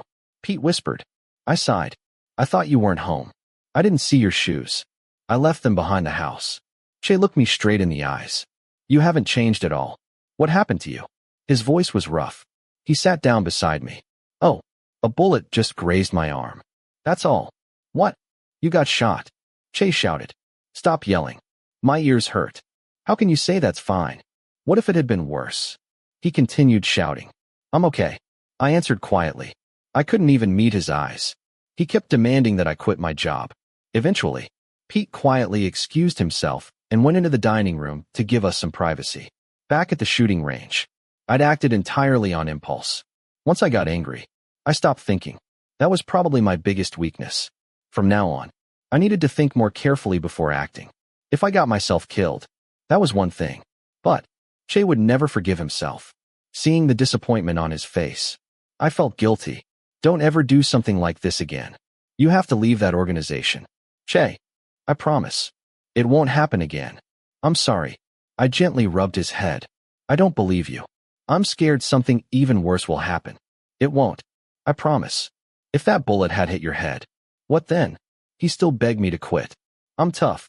It took a long time before I finally calmed him down. I've got a bad feeling. I'm really worried. Aren't you? His eyes trembled. I gently ruffled his hair. You're overthinking. No, Fi. I've been having strange dreams. He gripped my arm tightly. What did you dream about? I dreamed that Hia was crying. His voice trembled. He lowered his head as though replaying the nightmare in his mind. Then he looked back at me with worried eyes before carefully finishing my bandages. Can you quit this job? I don't feel right about it. The dream felt so real. I kept crying, but I couldn't do anything. Hearing his voice shake, I knew he truly believed it. I wrapped an arm around his neck and gently smacked his head. Enough with the drama. You're embarrassing me in front of my friend. Pete, who had been quietly sitting nearby the whole time, waved at us with a grin, as if saying, So, you finally remembered I was here? I smiled faintly and gave Che another gentle pat on the head. No one knew what the future would bring. I wasn't surprised he felt uneasy. He worried because he knew I worked in a dangerous world. He would probably never stop worrying, thinking about everything that had happened. I couldn't help feeling guilty for making him suffer like this. Chapter 14. Porsche's point of view. Pete and I came home earlier than expected. With time and energy to spare, we played a round or two until the early hours of the morning. As for my little brother, he didn't bother me any more about the nature of my work. Maybe he finally understood, or maybe he was just too tired to argue with me. I really hoped it was the former, because everything I was doing was for his sake. At school, are you guys going to play basketball? P.O.M. is asking for us. The three of us had just finished studying and walked down from the faculty building, looking for something to do. I'll pass. I have swimming practice tomorrow. I've got to save my energy, Tim said, shaking his head. He'd already missed a lot of practice after auditioning to represent our faculty. I'd volunteered to take his place, though I'd probably have to wing it because I hadn't practiced much either. I've got football practice tomorrow too. What about you, Porsche? Aren't you going to judo practice? Jom asked. I remembered I still had a judo competition coming up. I rarely attended practice, and even when I did, I usually only stayed for a few minutes. P-Beam never complained, but I wished I could be as dedicated as my friends. I'll be sleeping tomorrow. My arm still hurt, so I wasn't very confident about my performance. Still, I knew it'd heal before the competition. We were all busy today, so Tim and I decided to eat at the restaurant behind my apartment instead of going somewhere farther away. Let's go eat this afternoon. I'm starving. Tim looked at me with a pitiful expression. Hey, don't forget me. I'm hungry too, Jom said as he hurried to catch up with us. Then after we eat, stay with me for a while. I'm lonely, I teased. I didn't know what was wrong with me lately. I kept wanting people's attention, though I tried not to make it obvious. Those idiots would never let me live it down. Maybe I was just happy to be spending time with them again. After today, I'd be busy again. While we were talking, someone caught our attention. Hi. A tall guy stopped in front of us and greeted me. I smiled faintly and nodded. He walked closer with a bright smile on his face. We met him yesterday, right? What's his name again? Tim whispered. Oh, Via, the idiot said enthusiastically. Hey, Sawadee, Via. Jom greeted him confidently, completely unaware that he'd gotten the name wrong. Moments like this reminded me just how stupid my friends were. The young man chuckled softly. Vegas. My name is Vegas. Oh, right. Vegas. That's exactly what I said. Jom insisted before giving him a friendly pat on the shoulder. This idiot really didn't know when to stop. It's nice to see you again, Vegas said, looking directly at me. I raised an eyebrow and glanced at his uniform. It looked brand new. He must have transferred here recently. Judging from it, he wasn't my senior or junior. I came over because I saw a familiar face. But honestly, I don't know your name. Porsche. Tim. My name's Tim, the idiot introduced himself. Vegas then looked at the other guy expectantly. I'm Jom. Not calm. Jom. He repeated it several times, making Vegas laugh. Are they your classmates too, KinnPorsche? Vegas asked politely. Yeah. Oh, actually, I'm a little lost. Where are you trying to go? Maybe we can help. I figured helping him wouldn't hurt. I'm looking for P-Beam. He's a third-year student. Do you know him? Hearing him call me, KinnPorsche, felt strangely formal. It had been a while since someone addressed me like that, and honestly, it felt weird. Drop the kun. You can talk casually. He smiled. If you're looking for P-Beam, he's usually at the gym. Just go straight this way, then turn left. You'll see the building. You seem pretty familiar with him. Are you in the same year? I'm a second year. Just 1 year below him, so there's no need to be so formal. The second family really was different from the main family. They were polite, approachable, and easy to talk to. Unlike that bastard Kinn, who only knew how to drag people around. I still couldn't believe they were related. Yep, we're second years, Tim added with a smile. Vegas's phone rang, and he stepped away to answer it. Once he was gone, my friends and I went back to discussing where to eat. A moment later, Vegas returned. Where are you guys going after this? We're going to grab something to eat, Tim answered. I'm actually pretty hungry too. P-Beam said I could come back another time because they're still practicing. I suddenly felt guilty. My seniors were practicing hard for the competition, while I was busy looking for food. Come with us, Tim said cheerfully. The more, the merrier. I frowned. If this guy was related to Kinn, would he really be okay eating with us? Then I'll come with you. Vegas smiled before looking at me. Why are you looking at me like that, Porsche? Can you really eat at an ordinary restaurant? Of course. I can eat anywhere. He smiled warmly. I still couldn't believe it. How could someone like him be related to Kinn? Maybe they needed a DNA test.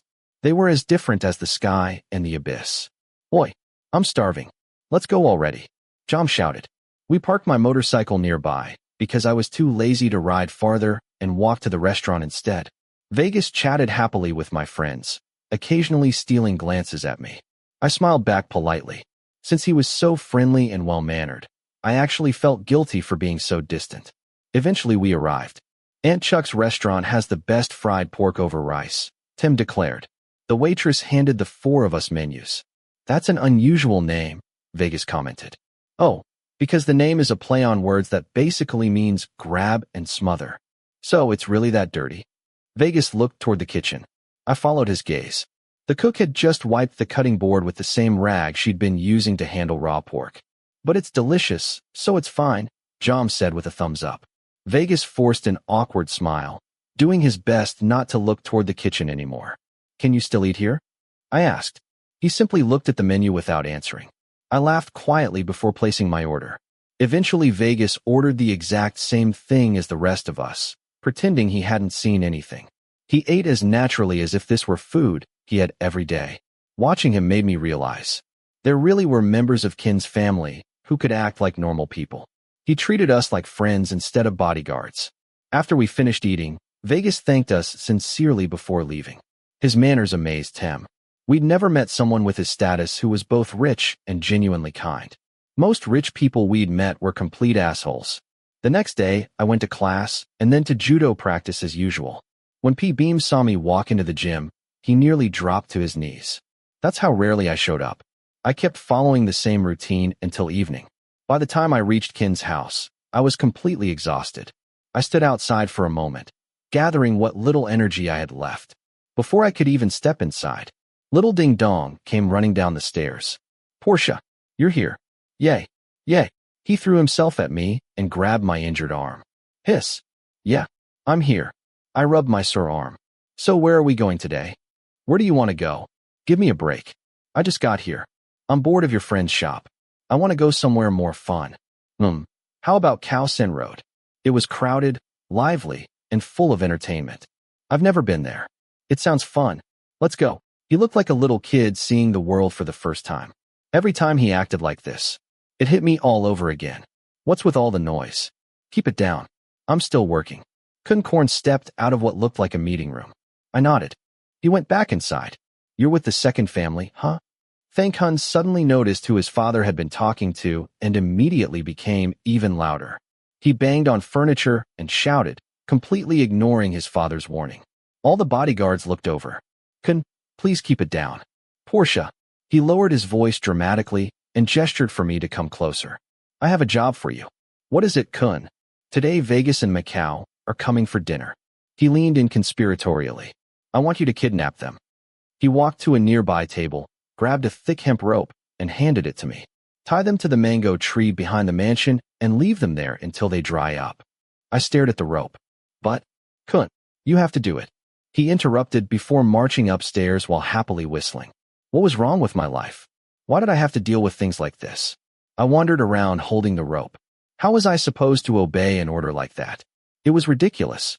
Who kidnaps people and leaves them hanging from a tree like dried fish? I seriously couldn't deal with this idiot's brain anymore. I'd only been home for 10 minutes and already had a headache. I went outside for a cigarette to calm down. There, I bumped into someone familiar. "Hey, you're back." Pete stood beside Vegas. I was surprised. Not only were they together, Vegas smoked too. "Hi, Porsche." Vegas greeted me. "Then I'll be going now, Kinn. I need to see Kinn Anakinn." Pete hurried off. "Working today too?" Vegas asked, taking a drag from his cigarette. "Yeah." I set the rope on the nearby table and reached for my cigarettes. "What are you going to do with the rope?" "Oh," I answered casually. "Hang you with it." The moment the words left my mouth, I remembered what Thank Hun had ordered earlier. I flinched. "That's new." Vegas brushed his hair back before looking at me. "If Porsche really did that," he smiled faintly, "I'd be very sad." I frowned. Why did that sound so strange? I wondered. "What are you doing?" A familiar voice came from behind. Vegas's playful expression disappeared. I, on the other hand, felt nothing but frustration. "I just came out for a smoke, brother." Vegas smiled politely. Kinn had just returned from university, still wearing his uniform. "Come inside, Pa. Let's eat." "You too, Vegas." His hands stayed in his pockets. He never looked at me once. Then I'll be going, Porsche. Vegas tossed his cigarette into the bin. If you happen to ride your motorcycle around, don't forget to stop by. He smiled before walking past Kinn. I simply nodded. When did you two get so close? None of your business. I stepped away. Look at me when you answer. I grunted. Kinn walked over and whispered beside my ear. Or are you afraid? His words echoed inside my head. I'm not. I stepped back again. Really? He smiled. I frowned. Just as I prepared to move away, he grabbed my injured arm. Hiss. That hurts. I yanked my arm free. Kinn froze. I forgot you were injured. You think? I glared at him. Can you stop grabbing my arm whenever you feel like it? I'm sorry. His voice softened. How's your arm? He gently brushed the sleeve covering my injury. For a moment, I froze. When I came back to my senses, I pushed his hand away. Could you stop messing with me? I was so tired of him playing with my head. Brother Kinn, let's go. Vegas called from behind. I thought you already went inside. I noticed you weren't following, so I came back. Kinn smiled. Then he looked at me again. That bastard gave me the most charming smile I'd ever seen. It sent chills down my spine.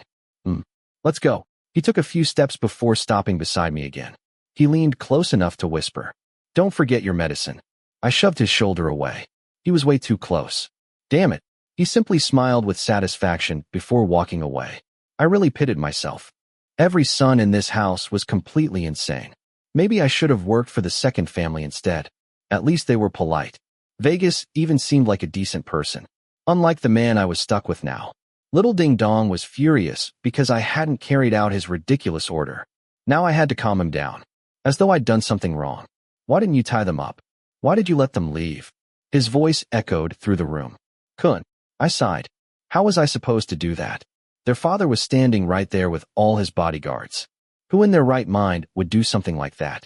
This lunatic had completely lost it. That's it. I'm done with you. He kicked the sofa. The other bodyguards lowered their heads. I could only sigh. I should have been the one saying that. Kinn, that's enough. Go take a shower. I'll take you somewhere fun afterward. He threw papers everywhere. He kept yelling things I couldn't even understand. I really didn't know why he hated the second family so much. If they come again, you have to do it, Porsche. He pointed at me dramatically. Or I'll do it to you instead. I stared at him in disbelief. He stormed upstairs and slammed his bedroom door. I'm done with this. As soon as the door closed, I sighed. Hang in there, Porsche, P-Jet said. Kinn Anakinn is always like this whenever the second family visits. You've gone through this too? Arm and P-Jet nodded. It's normal around here, Arm sighed. Whenever the second family comes over, Kinn Anakinn always gives us trouble. After that scene, we prepared to go out for the night. Chapter 14. Porsche's point of view. The moment we climbed into the luxury van, Anakinn didn't say a word. Which was good. It saved me from having to entertain his crazy ass during the ride. When we reached Khao San Road, my eyes lit up with excitement. I want to get drunk tonight. Recommend something good and unusual, but not too weird. He really didn't realize that the weirdest thing here was him. Then I remembered he'd never experienced anything like this before, so I decided to go along with it. I led everyone to a bar. It wasn't very crowded, yet since it was still early, the atmosphere was great, and the music was even better. Anakinn looked pleasantly surprised. After all, where's the fun if you already know everything? You don't. Jet walked up to the bar and ordered his drink. Meanwhile, Anakinn stared curiously at the rows of jars lined up behind the counter before immediately telling the bartender to serve him one of everything. Kinn, take it easy, Pole warned. The idiot gulped down each drink as though someone was chasing him, then immediately made a sour face after trying the pickled grapes. He continued his little drinking game until we noticed him swaying along with the music. He was already drunk. There are still plenty of places to check out, Kinn. Want to look around? The music here was great, but I was getting bored. I wanted something more exciting. Let's go? Let's go. The idiot grabbed my shoulders and shoved me toward the exit. The other bodyguards quickly followed. The streets were alive. Music blasted from every direction. They didn't call this place Khao San Road for nothing. After walking for a while, Anakinn suddenly stopped in front of a brightly colored stall. It was a shop that braided colorful neon threads into people's hair. The moment a guy walked out with a bright purple braid, Anakinn's eyes sparkled. Hey, let's all do that. Every one of us shook our heads at the same time. Little Ding Dong frowned. If you don't, he pointed dramatically, I'll destroy this shop. The shop owner immediately looked at me, silently asking if this lunatic would actually do it. Kun, that's not very polite, P-Jet said quickly. And we're still working. Working? Thank Hun folded his arms. You all work for me. If I say I want everyone wearing those, then that's exactly what you'll do. He sounded like the world's most spoiled brat. But Kun, it looks a little strange, Arm said carefully. Fine, Thank Hun huffed. If you won't do it. He pointed at everyone. Tomorrow, shave your heads. His tantrum left everyone with no choice. Fortunately, I managed to escape by reminding him that the university wouldn't allow it. Arm and Pole could only look at me with envy. When they came back, their heads were covered in brightly colored braids. Arm had green and yellow woven into his hair. P-Jet ended up with a striking red braid. I couldn't stop laughing. Standing together, they looked like a row of colorful festival flags. I actually felt sorry for P-Jet. If his wife and kids saw him like this, they'd probably disown him. As for Little Ding Dong, he somehow ended up with every color imaginable. His rainbow-colored braids attracted everyone's attention. Now all of us looked just as ridiculous as he did. Eventually, we entered another bar filled with both Thai and foreign customers. We ordered a bucket of alcohol for everyone. As usual, everyone planned on getting completely drunk. Nothing new there. I kept myself under control. A shot or two was enough to wet my palate. When I noticed everyone was completely absorbed in their own fun, I slipped away to find some entertainment of my own. As if the gods were smiling down on me, a beautiful woman started dancing beside me. She had an incredible figure. When she flashed me a seductive smile, I decided not to waste the opportunity. I led her into one of the men's restroom stalls and locked the door behind us. People came and went outside without paying us any attention. At a place like this, couples disappearing into restroom stalls was nothing unusual. I kissed her neck while holding her close. The loud music only fueled the heat between us. I wanted to finish quickly and satisfy my frustration. Justin, get off. Leave. That was how these things usually went. We moved together, matching each other's rhythm. She kept her moans quiet despite what we were doing. Her hands wandered over my body while mine explored hers. Our lips met again and again. I bit her lower lip. She pulled away and moved toward my neck. Then, she suddenly stopped. Can you take this off? She pointed at the large bandage covering my neck. I instinctively covered it with my hand. If she saw what was underneath, she definitely wouldn't like it. Damn it. No. I breathed heavily. Just keep going. She slipped her hand down to my waistband. My body burned with frustration. Just as I reached into my pocket for a condom, her phone rang. Wait. She answered immediately. The moment she looked at the screen, her expression changed. It's my husband. She looked at me apologetically. Can you stay quiet for a second? I sighed and lowered her leg. Baby. Yes, you're here already? Okay. I'll be right there. She hung up before turning back to me. I'm sorry, Phi. I have to go. Then she hurried out of the stall. I could only sigh. Looking down, my excitement had completely disappeared. The smell of vomit from the next stall, combined with everything else, only made my frustration worse. I desperately wanted to get laid. Right then, someone slammed on the stall door. Porsche, Porsche, are you in there? Kinn Anakinn completely drunk. We need you. Arm's voice echoed outside. Yeah. Hurry up. I cursed under my breath. Damn it. I was so irritated. After calming myself down, I left the restroom. Anakinn had already passed out. 3 bodyguards supported him while I helped carry him back to the van. We drove home. Once we arrived, all of us carried him upstairs and laid him on his bed. Once we've checked on Kinn Anakinn, we can all go rest, Pole said. I placed my hand beneath Anakinn's nose to make sure he was still breathing. Arm burst out laughing. The idiot wasn't moving at all. For a second, I honestly thought he was dead. Once I confirmed he was only sleeping, we quietly left. I smoked in the garden for a while before heading back to play games with the other guards. Pete stopped me. Porsche, can you take this up to Kinn Annakinn's room? I have to deal with something urgent. He looked strangely uneasy. I frowned. Then I suddenly understood what he meant. Pete shoved a paper bag into my hands before running away. It's urgent, Porsche. He disappeared into the house. I looked back and forth between Pete and the mysterious paper bag. With another sigh, I headed upstairs toward Kinn's room. It's 2 o'clock in the morning. What the hell was so important that it couldn't wait until sunrise? Without knocking, I pushed the door open. The instant I stepped inside, I froze.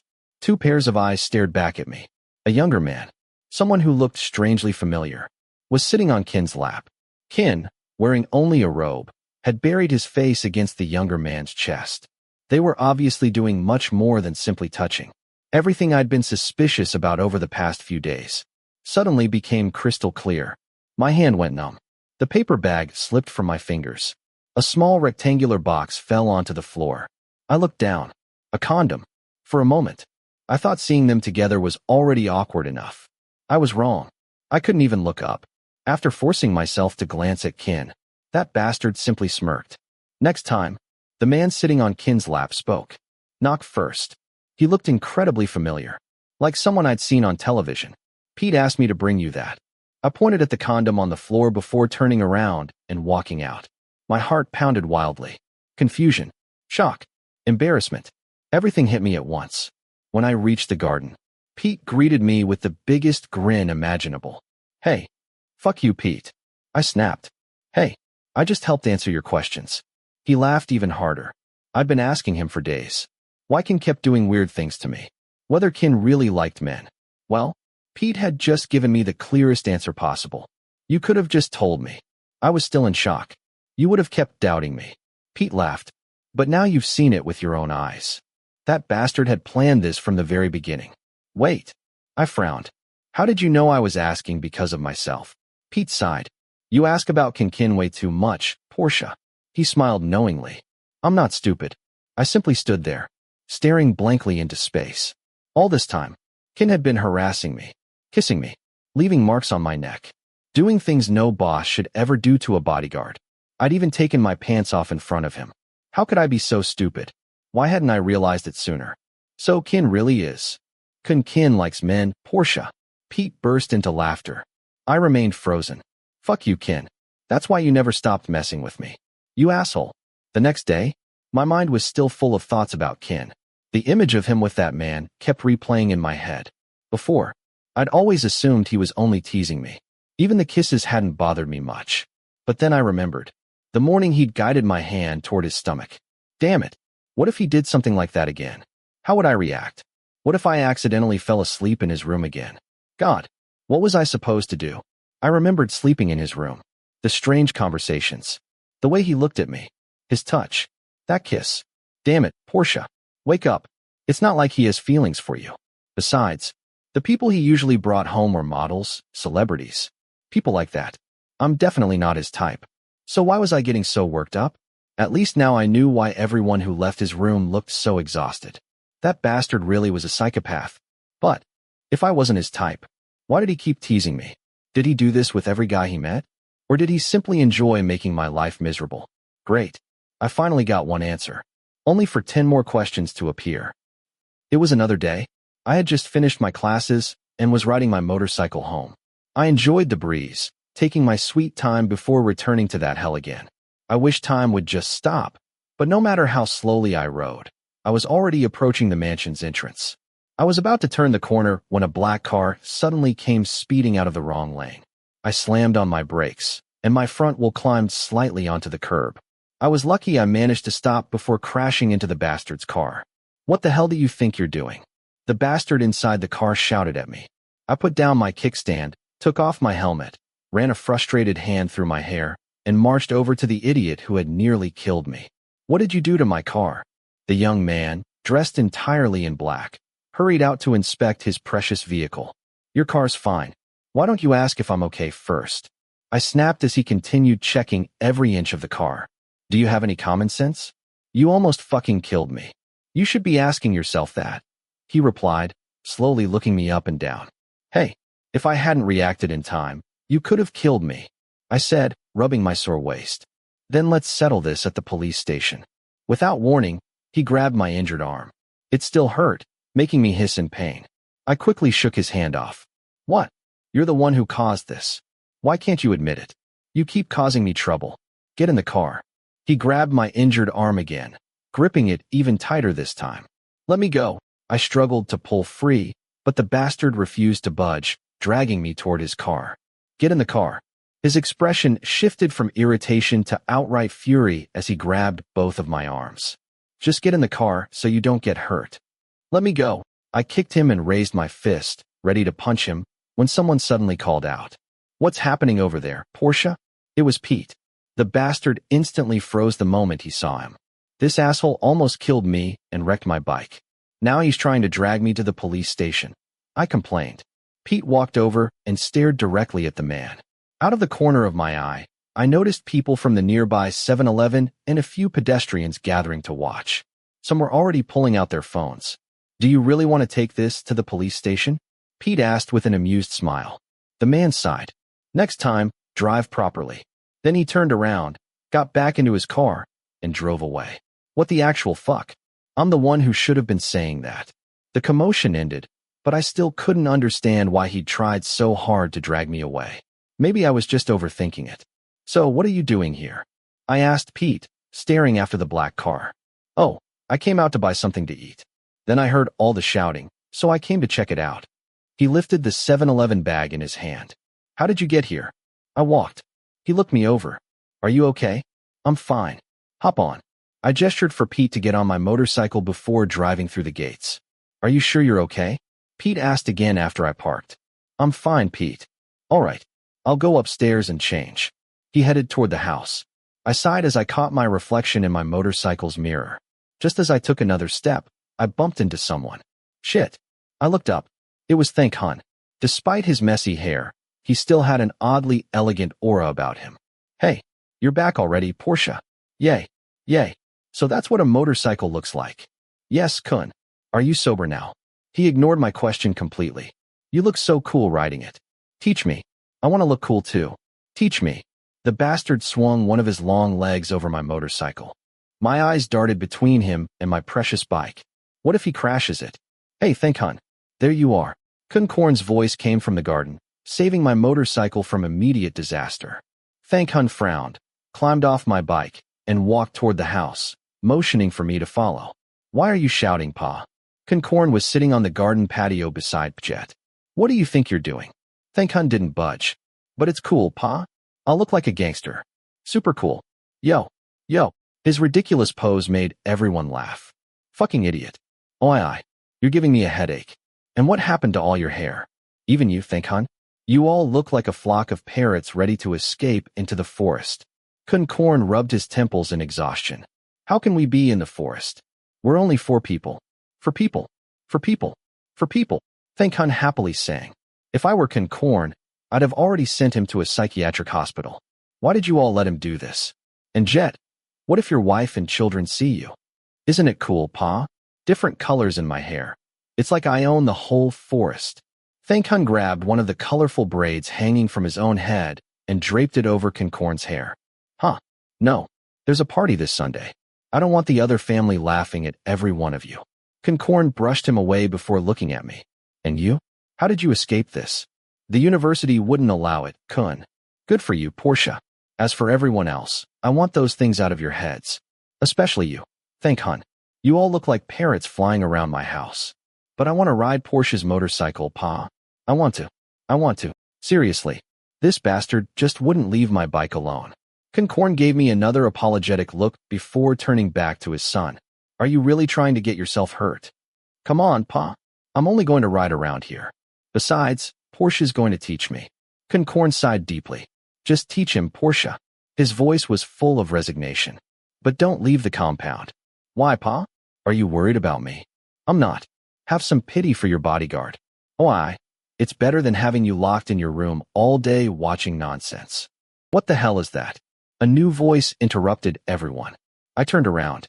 The newcomer looked like a perfect combination of Kinn and Kinn Anakinn. Pa, who is that? Kinn Anakinn asked while the newcomer laughed nonstop. What happened to your hair? You look fucking ridiculous. It's none of your business, son of a bitch. The laughter vanished instantly. Hey, Kinn Anakinn, don't talk to your brother like that. Kinn Anakinn scolded. Huh? Who says we're related? You don't even look like me. I'm handsome and you're not. Son of a bitch. We have the same mother, you stupid ass. Only then did I realize. This was Kinn Annakinn's youngest son. Kim, I don't believe you. You're a son of a bitch. Son of a bitch. Kim is a son of a bitch. Kinn Anakinn grabbed my wrist, and dragged me toward the garage. "Don't come anywhere near me, you crazy hobo," Kim shouted before stomping away. Now that the bitch's son is gone, teach me. Every instinct I had told me something terrible was about to happen.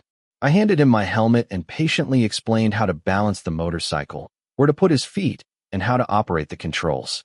Meanwhile, I silently prayed to every Buddha in existence to protect my precious bike. "Okay, Kinn, start it here.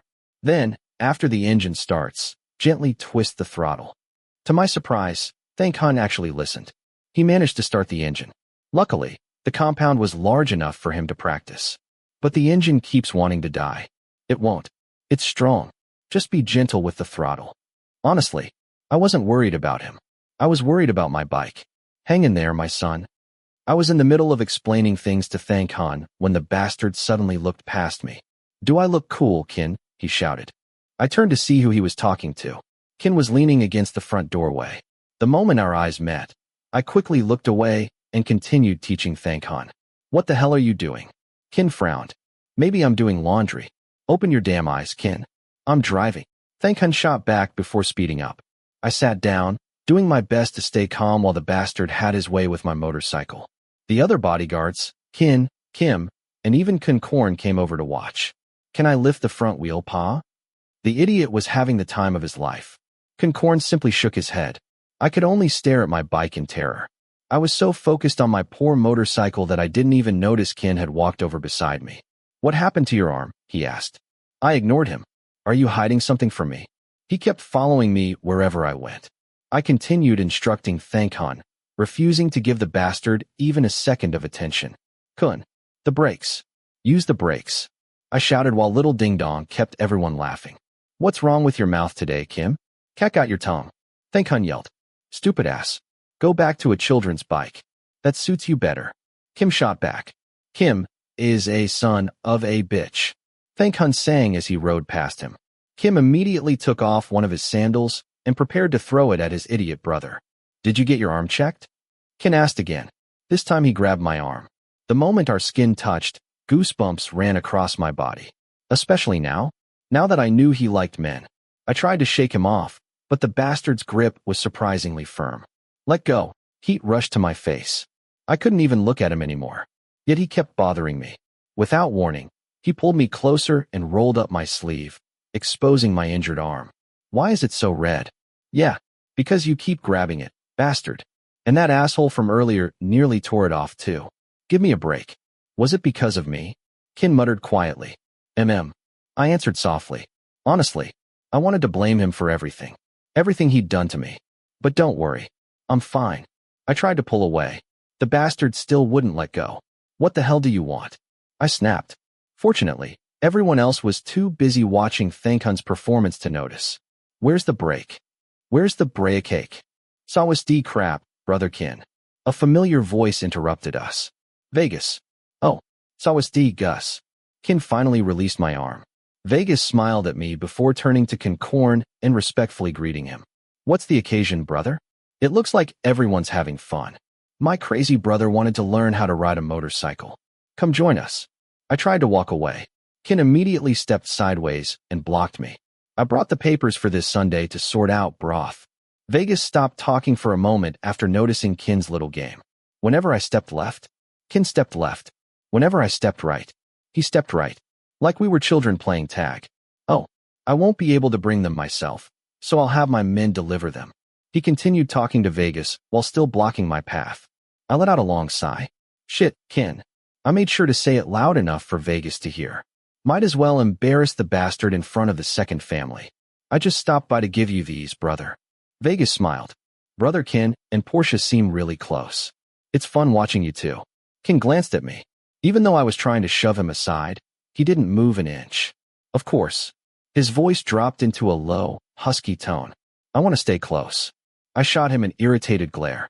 I didn't know whether Vegas heard that, but I definitely did. Loud and clear. "Kinn, the brakes. Don't forget the brakes." I shouted to Kinn, trying to ease the awkward tension. Meanwhile, Kinn still wouldn't stop teasing me, and Vegas kept watching us. "Bastard, you're lucky your father is here. Otherwise I'd have flattened you already." "Vegas, what are you doing here?" Kinn suddenly spotted him and immediately steered toward him. Hi, big brother. No, Kinn. Don't. Die. Crash. Everyone froze. Our eyes followed the motorcycle. Straight into the fountain. A second later, someone burst out laughing. Then everyone else joined in. Kinn had tried to ram Vegas, but Vegas simply stepped aside. The motorcycle hit the edge of the fountain instead, sending Kinn splashing into the water. As much as I felt sorry for my poor motorcycle, I couldn't stop laughing at that idiot. Karma's a bitch, isn't it, Kinn? Kim teased. Fucking shut up, Kim. You're supposed to be on my side. Well, Vegas is having fun too, Fi. You're just too stupid. So, is brother Kinn learning to ride a motorcycle? Or learning how to swim? Vegas added, making Kinn pout even harder. Hey, that's enough. Kinn shook his head. Vegas, come inside and eat first before we get to work. He led his nephew and his two constantly bickering sons toward the house. Crap, Kinn. Porsche. Vegas turned to me. I stopped by Aunt Chuck's shop again today. I really liked it, but you weren't there, so I thought I'd bring this for you. He handed me the bag he was carrying. I noticed Kinn watching us. Oh, thanks. I accepted it with a small smile. Thank God. At least I'd have a decent dinner tonight. The food they served here was way too spicy for me. Let's go, Vegas. Kinn called him. Vegas looked at me one last time and smiled before following his good-for-nothing cousin inside. It had been another exhausting day. Thankfully, my precious bike hadn't suffered a scratch. I wheeled my son back into the garage, gave him one last loving look, then headed inside to finally get some rest. Chapter 15. Porsche's point of view. The food was served, but Pete told me I shouldn't eat until our work was done. All I could do was stare at the luscious, perfectly cooked meat and hope someone would pull out a gun and shoot Kinn in the head just to make the night a little more exciting. You look dashing today, Porsche. A familiar voice came from behind me. I turned and was immediately greeted by a warm smile. Hi. Vegas walked over and greeted me as politely as always. I couldn't help secretly admiring how perfectly his suit fit him, just like Kinn's. Have you eaten anything yet? He asked. Oh, a little. I answered calmly, keeping my expression polite. In reality, I hadn't touched a single thing. Would you like to try this? You can have it. He held out a cocktail with a shrimp skewered on the rim of the glass. I immediately shook my head, remembering the lecture Kinn would give me if I disobeyed him again. Did Kinn tell you not to eat? I nodded slowly. He hadn't actually forbidden me from eating. He'd simply repeated over and over, in the car, in the room, and even a little while ago, that I should behave myself and not cause trouble. Damn it. Do I really look like the embodiment of chaos?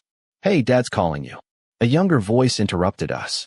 When our eyes met, the younger man frowned at me in obvious annoyance. It was Macau, Vegas's younger brother. I should go now, Porsche, Vegas said. If you have some free time, come by our table. I'll see you later. Sure. He gave me a broad smile before walking away with Macau. Tonight, the second family and the main family were greeting guests together, smiling as though they were delighted to be here. I really didn't understand rich people. Their smiles looked happy, but everything about them felt fake. You were talking to Vegas? I turned toward the voice. Kinn stood there, staring after Vegas with a dark expression. None of your business. Hey, I already told you not to get too close to the second family and don't cause trouble. Don't mess around. I know. You've already said it 100 times. I was just looking around. For Pete's sake. I snapped back. When I looked at him afterward, Kinn was smiling in satisfaction. Well, look at me too. He gave me a sly grin. Not just everyone else. I twitched in annoyance. Who do you think you are? Why should I keep looking at you? Are you some kind of saint? Kinn, someone would like to speak with you. One of Kinn's bodyguards called for him. He looked surprised before turning away.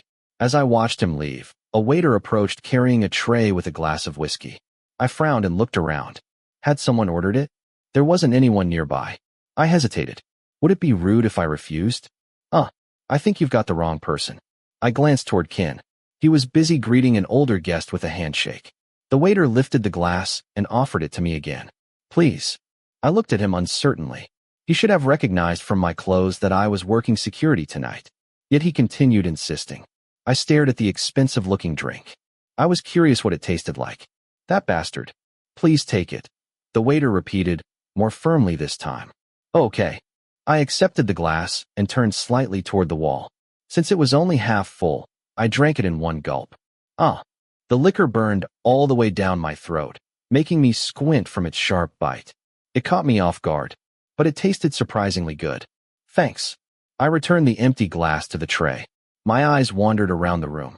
No women were watching me. Only Kinn, who occasionally glanced in my direction. Thankfully, he probably hadn't seen me drink. Otherwise, he'd definitely smack me over the head. Vegas noticed me looking over and waved with a smile. I smiled back. For a while, I simply followed Kinn around as he continued making polite conversation with guests. Then, the same waiter returned. This time, he carried another freshly poured glass of whiskey. Another one? He held it out. I pointed at myself. Me again? Can you at least tell me who's sending these? He didn't tell me his name. But please, take it. I'll cover for you. The waiter pushed the glass toward me. Do I really have to? My boss is definitely going to chew me out. I'm sorry, Phi. I was only told to deliver it. I looked over at Kinn once more. He was still busy chatting happily with important guests. So, I drank the second glass in one shot. It slid smoothly down my throat. Just 2 glasses. That couldn't possibly do anything to me. Besides, I had an incredible alcohol tolerance. I handed back the empty glass. Brother, don't bring me any more. Just thank whoever sent them for me. The waiter nodded before walking away. I watched him go, puzzled. Then I moved closer to Kinn and casually stood beside him as though I'd been there the entire time. He smiled at me. I smiled back. Hopefully, looking attentive would earn me a better paycheck. Are you hungry? Kinn whispered. I was about to snap at him, when suddenly, the room spun. I frowned. Kinn's face blurred into 2 overlapping images. I shook my head slightly, trying to clear my vision. Are you alright? The lights. I blinked several times. They flashed into my eyes. I suddenly got dizzy. The spotlights sweeping across the stage made it impossible for me to focus. I thought you were about to faint from hunger. Kinn laughed. My vision slowly cleared again. If I were hungry, would you actually let me eat? I raised an eyebrow. I already told you, Porsche. His voice became commanding again. Be patient. Wait your turn. Kinn nudged him, drawing his attention back to the conversation. I glared at Kinn's back. Fuck you. I mouthed silently before walking away. The moment I took another step, everything spun again. This time I almost collapsed. I caught myself against the edge of a table before causing a scene. Pete immediately rushed over. What's wrong, Porsche? Are you okay? He grabbed my arm. I'm fine. I waved him off. Just dizzy because of the lights. Something was definitely wrong. But I knew one thing. I wasn't drunk. There was no way 2 half-filled glasses could do this to me. Was I getting sick? Do you want to rest? I'll cover for you. No. I forced myself upright. I'm just going to the bathroom. Watch Kinn for me. Then I hurried away. By the time I reached the restroom, the dizziness had changed into something else. Heat flooded through my entire body. I struggled for breath. I stumbled into a stall, slammed the door shut, locked it, lowered the toilet lid, and collapsed onto it. The room spun violently. I clutched at my vest. My heart pounded so hard it felt ready to burst out of my chest. Every inch of my body burned. My breathing became ragged. My body was responding in ways I couldn't control. The restroom blurred before my eyes. I tried to fight it. It only became worse. Images flashed through my mind. The woman I'd kissed before. Then suddenly, Kinn. His face. His hands. The memory of our kiss. His fingers around my neck. His lips. His tongue sliding from my jaw down my throat. I bit my lip hard. Stopped thinking about it. It only made everything worse. Unable to endure it any longer, I reached to undo my pants. Bang! Someone pounded on the stall door. I wanted to curse at them, but no words came out. Who's in there? I think we should just break the lock. They spoke quietly among themselves. My consciousness continued fading. A moment later, the door burst open. Several unfamiliar men dragged me out. I tried to resist. I couldn't. They carried me out of the restroom, through an elevator, up to a room. Eventually, they threw me onto a large bed. The men continued talking. Are we doing it now? He's completely out of it. What did you give him? One drink with a sleeping pill, another with an aphrodisiac. He's too easy. Just hand him an expensive drink and he never questions it. Why not just let him sleep? Idiot. Where's the fun in that? So we're doing this while he's like this? If we tried while he was sober, he'd beat the hell out of us. Their voices blended together. I barely understood them. All I could think about was the unbearable heat consuming my body. I reached for my pants again. A large hand grabbed my wrist. Not yet. The man laughed. I still want to have some fun with you. My vision was blurry, but instinct screamed that I was in danger. What was happening? Had I been drugged? Who were these people? I struggled for what felt like forever. Eventually, my hands were released. I tried to sit up. Someone immediately climbed onto the bed beside me. His black suit resembled mine. He leaned close. A familiar masculine cologne filled my senses. Kinn. Slap. My head snapped sideways. Pain exploded across my face. You're with me, and you're still saying his name? I couldn't recognize the voice. If it wasn't Kinn, then who was it? The marks Kinn left on your neck. The man spoke softly. I'll erase every one of them. He lowered his face toward my neck. Pain mixed with heat. I arched helplessly. Every sensation blurred together. I wanted to resist, but every time I closed my eyes, all I saw was Kinn. Chapter 15. Kinn's point of view. Did you find him? I asked Pete anxiously. Every passing minute made me more impatient. Wherever that idiot Porsche went, trouble followed. Now he'd been gone for almost half an hour. Pete ran toward me and handed me a black phone. I couldn't find him, Kinn. I checked the smoking room, but he wasn't there. I found this on the floor outside the men's restroom. What the hell? Where did you go, Porsche? I couldn't stop thinking about him. What if someone had kidnapped him? What if someone wanted revenge for what happened at the shooting range? I trusted his fighting ability, but I prayed I was wrong. We didn't find anything, Kinn. I'd already sent several men searching throughout the hotel. Nothing. The abandoned phone made my stomach sink. Either he'd been attacked, or someone from the second family had taken him, especially Vegas. I'd noticed how interested he seemed in Porsche. Can I see the lobby security cameras? Pete immediately led me to the surveillance room. All the cameras are down, Kinn. The technician is still trying to recover the recordings. Damn it. Of all times. Why now? This couldn't be a coincidence. Let me try. Arm, one of my bodyguards and an IT expert, sat at the computer and began typing rapidly. Lines of code streamed across the monitor. Guests continued walking past behind us. I barely noticed them. Whoever planned this would pay. Kinn. I found something. I hurried over. Most of the screens were black. Only 2 cameras had recovered footage. One showed the hallway. The other, the elevator. Go back 30 minutes. Arm rewound the recording. At first, nothing. Then, shit. The hallway camera showed a man in a black suit dragging an unconscious Porsche toward the elevator. The elevator camera showed the same man pressing the button for the 8th floor. The moment the doors opened, he dragged Porsche away. My blood ran cold. We immediately headed for the elevators. Kinn, someone's calling for you. Big called after me. I ignored him. Nothing mattered except getting to Porsche. Kinn, where are you going? Big grabbed my arm. I violently shook him off.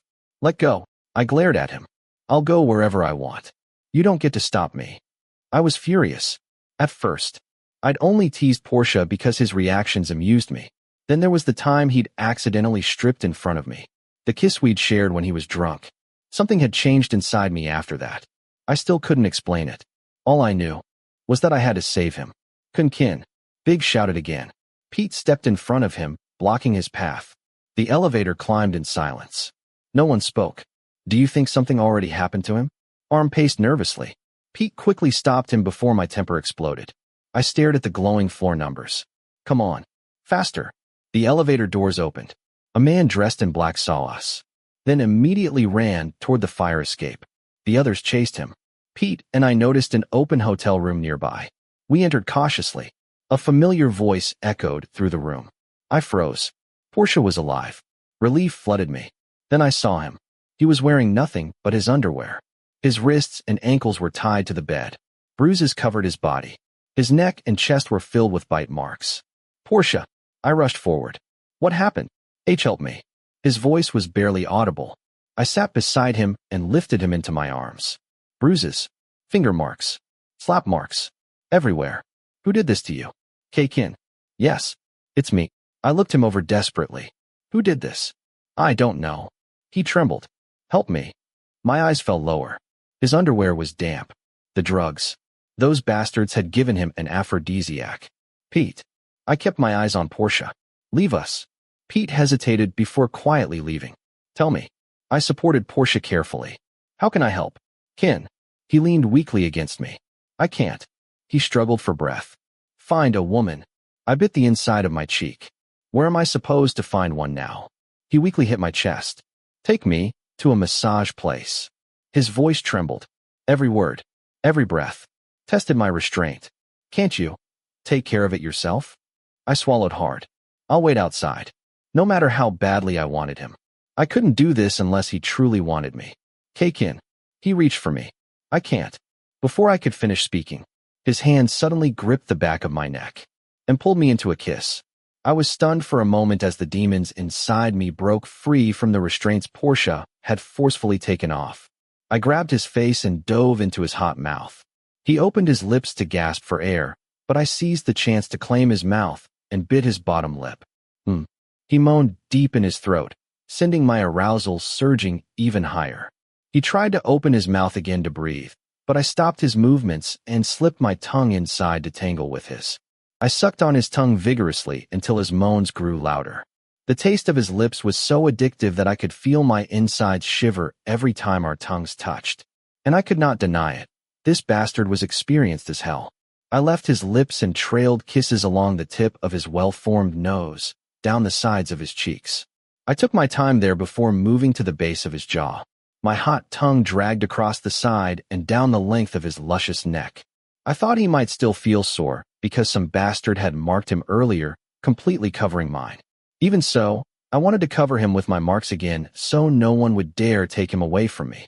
I sank my teeth into his skin and sucked aggressively on the crook of his neck. Fuck. That hurts, Kinn. He protested and gently hit the back of my neck. I guided him down to lie on the bed, and he obediently followed. I hovered over him and let my tongue return to his throat. I took my sweet time there, slowly tracing upward to the base of his chin and leaving marks on every inch of his skin. Porsche threw his head back as if he were on cloud nine. The drug must have been far too strong because he kept fondling me without pause, gripping the elegant fabric of my suit and running his hands over the back of my neck. I paused for a second and took a good look at him while he desperately gasped for air. A faint pink flush masked his cheeks as hot puffs of steam escaped his wet mouth. My gaze was so fixed on him that I did not notice his other hand had left my neck and was already working on the buttons of my shirt.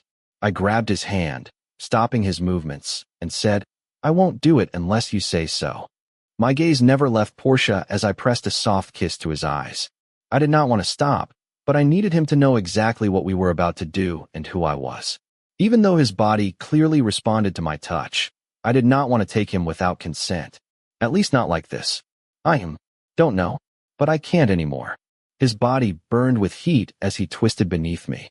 I admit I was too mesmerized by the sight and was enjoying it so much that I almost forgot to find out who had brought him to this state.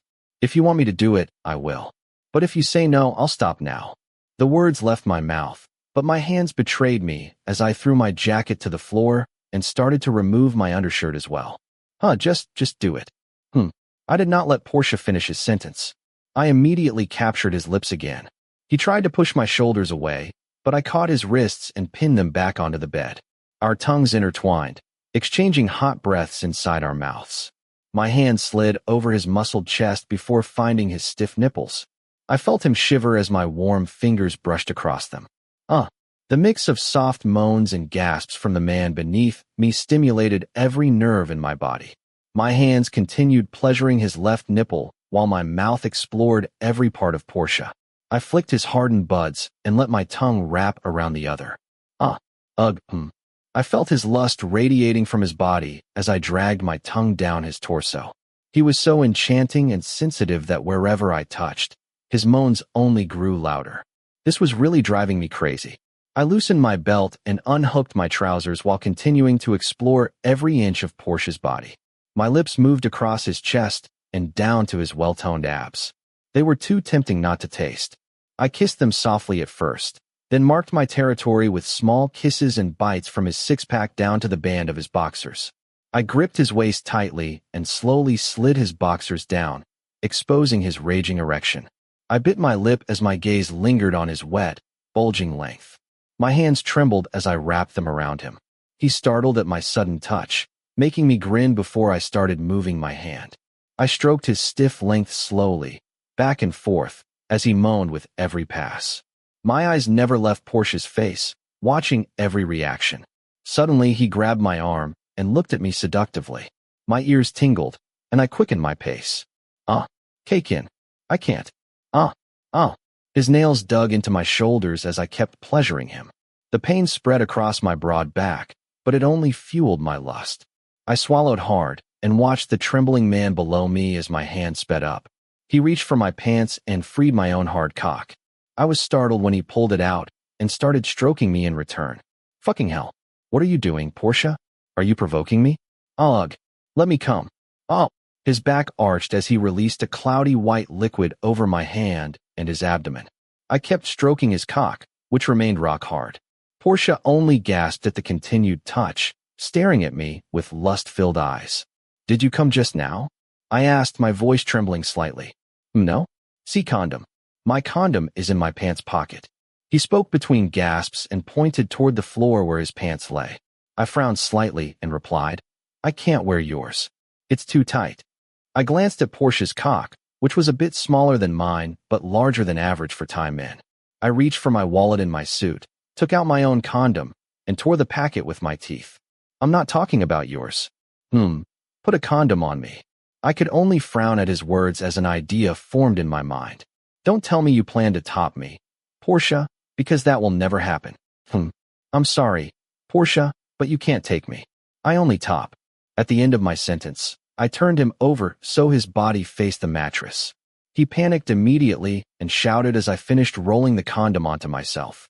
No, Kinn, let me do it, please. He protested and kept trying to reach for me, but I placed my knees between his thighs, spreading his legs apart. I ran my fingers along the curve of his ass to check for any signs that he had been taken earlier. The coast was clear, and I sighed in relief. I licked my fingers and slowly teased the entrance of Porsche's warm hole. He jolted and tried to turn over, but I gripped both of his hands behind his back, holding him in place. Kinn, don't you fucking dare. I hesitated at his curse, but I would not let this opportunity slip away. I had waited too long to have him. I would take him before anyone else could, even if I was certain I would never allow that to happen. I released his hands and let him clutch the sheets before gently pushing a finger inside his warm hole. I bit my bottom lip as I felt the tension every time I tried to push deeper. Ugh. Try to loosen up a bit, Porsche. Relax. I said this before leaning down to kiss the back of his luscious neck. I tightened my grip on his hips, and he turned to look at me. I was about to kiss him, but the bastard turned his face away. I grabbed his cheeks firmly and kissed him harder. I pushed my index finger all the way in and slowly circled it to stretch him. Fucking HNNMMP. He moaned into our kiss as our tongues tangled. Despite the pain, Porsche answered every kiss I gave him. I took it as a sign to add a second finger. Kinn, it hurts. Take it out, Kinn. He broke the kiss and called out to me. I smiled in satisfaction at the delicious way he moaned my name, sending my desire spiraling higher. The arm supporting his hip moved to grasp his hard length, stroking him slowly to distract him from the second finger. Ugh. He buried his face in the bed and bit down hard on the sheet. Unable to hold back my hunger any longer, I quickly withdrew my fingers. I want to fuck you so badly, Porsche. Kinn, no pee please.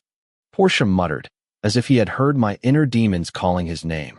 I'm sorry, Porsche, but I cannot hold back anymore. I shook my head, biting my lower lip as I rubbed my tip against his sweet entrance, preparing him for what was coming.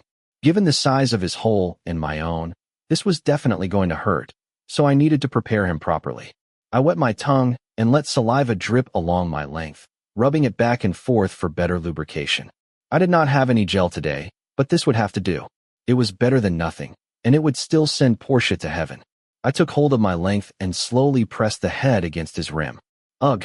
It hurts. He clenched his fists against the bed.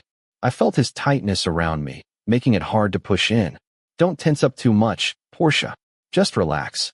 I lifted my free hand and massaged his ass cheeks to help him relax as I slowly pushed further inside. I can't anymore. Take it out, please. It hurts. Ugh. Don't move, Porsche. Just hang in there. It'll be over soon, nah? It was only the tip, and it already felt so fucking good. So good that I wanted to shove all the way in and fuck him hard. but I feared he might collapse, so I gathered more saliva and let it drip down my length again, making it even slicker. I positioned myself and pushed all the way in. And, fuck, I lowered my head to the side of his soft cheek as he kept his head turned toward me. Just relax, Porsche, so you won't get hurt. I whispered softly into his ear before wrapping my hand around his stiffened length again. He startled as I began stroking him once more. Kinn, fuck you. He moaned my name carelessly and slammed his fist against the bed. I captured his slime mouth in a deep kiss, but the bastard fought back and bit my bottom lip hard, drawing a silent groan from me. This bastard really knew how to stir me up. You're too tight. Relax a bit, Porsche. I released his mouth and grunted.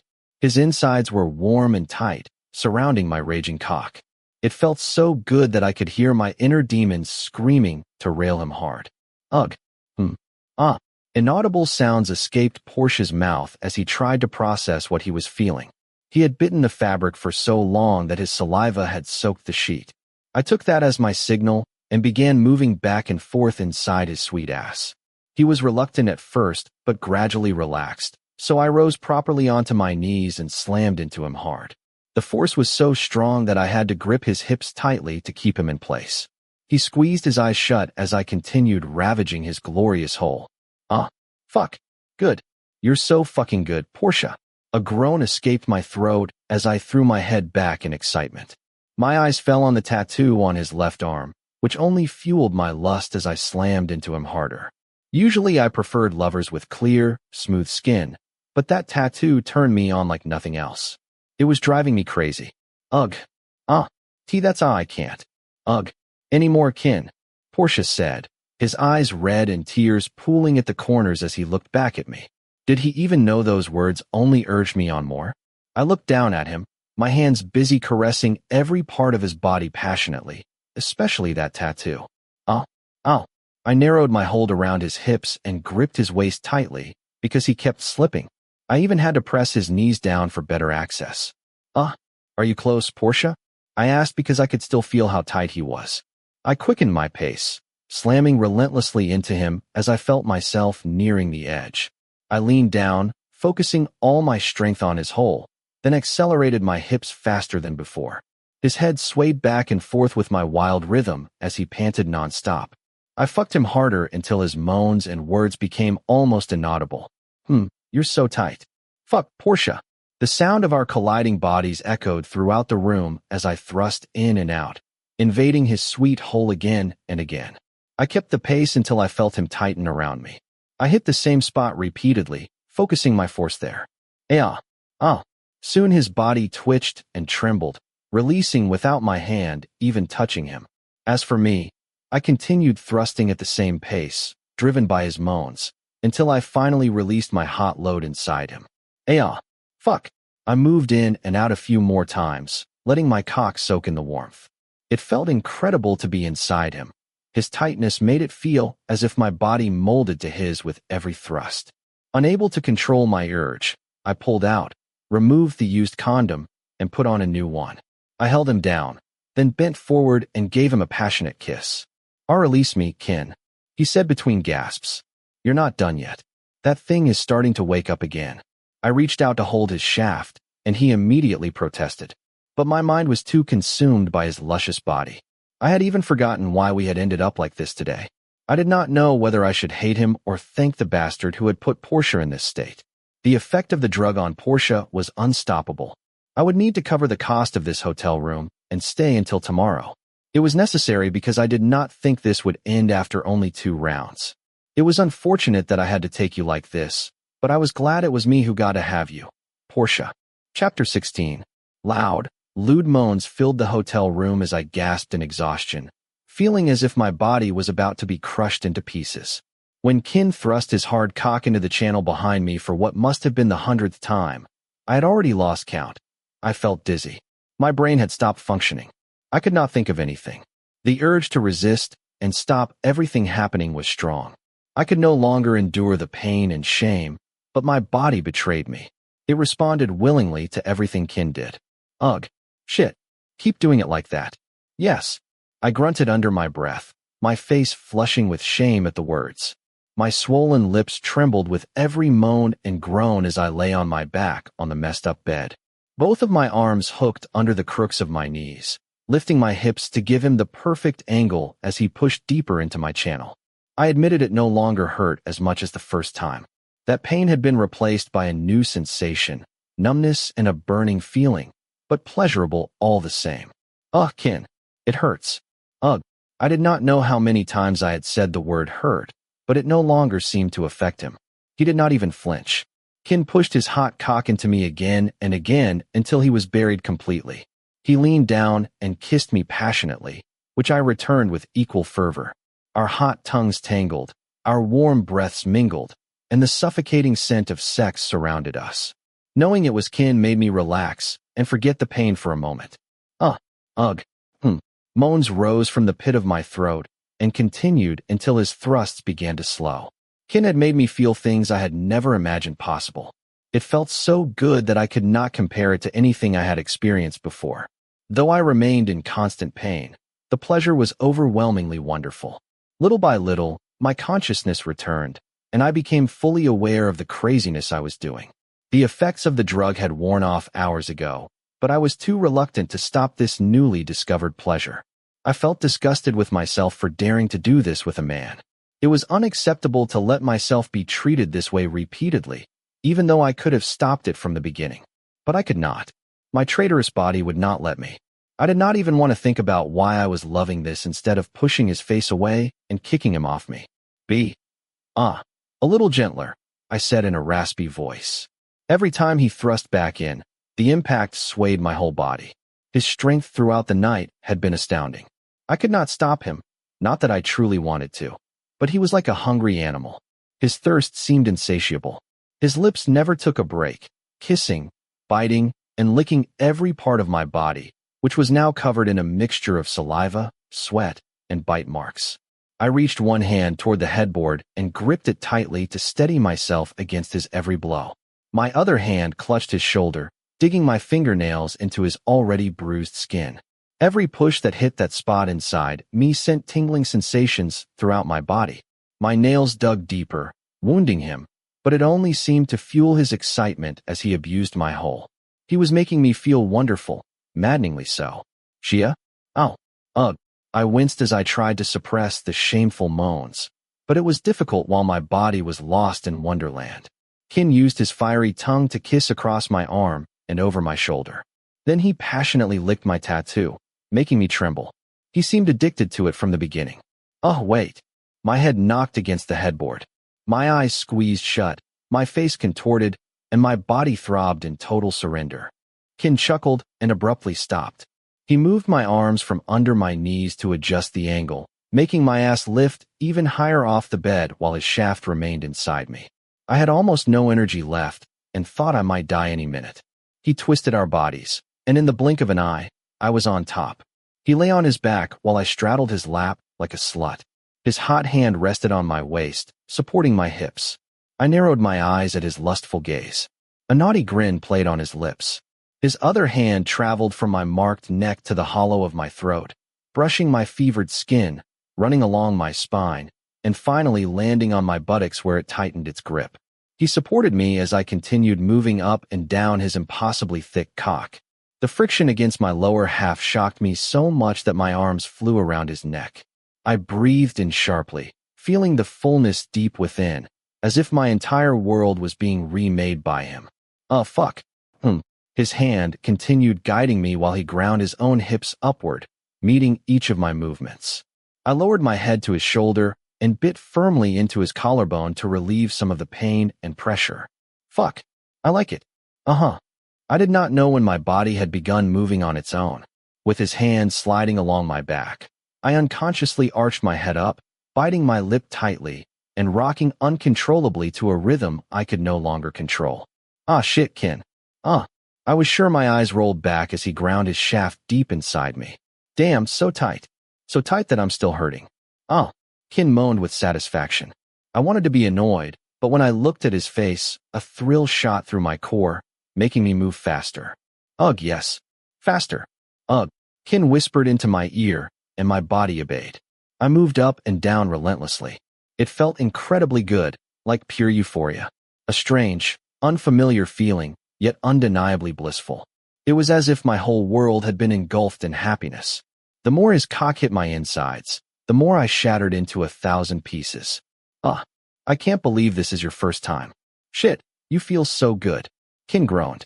I thrust my hips lewdly with full force until he buried his face in my chest and bit down hard. If you move like this, I will definitely come soon. Kinn wrapped his hands around my waist and slapped my ass. I held onto him tightly to keep my balance. Ugh, I can't. Fuck, stop biting. And there he went again, sinking his teeth into my nipple. Fuck this.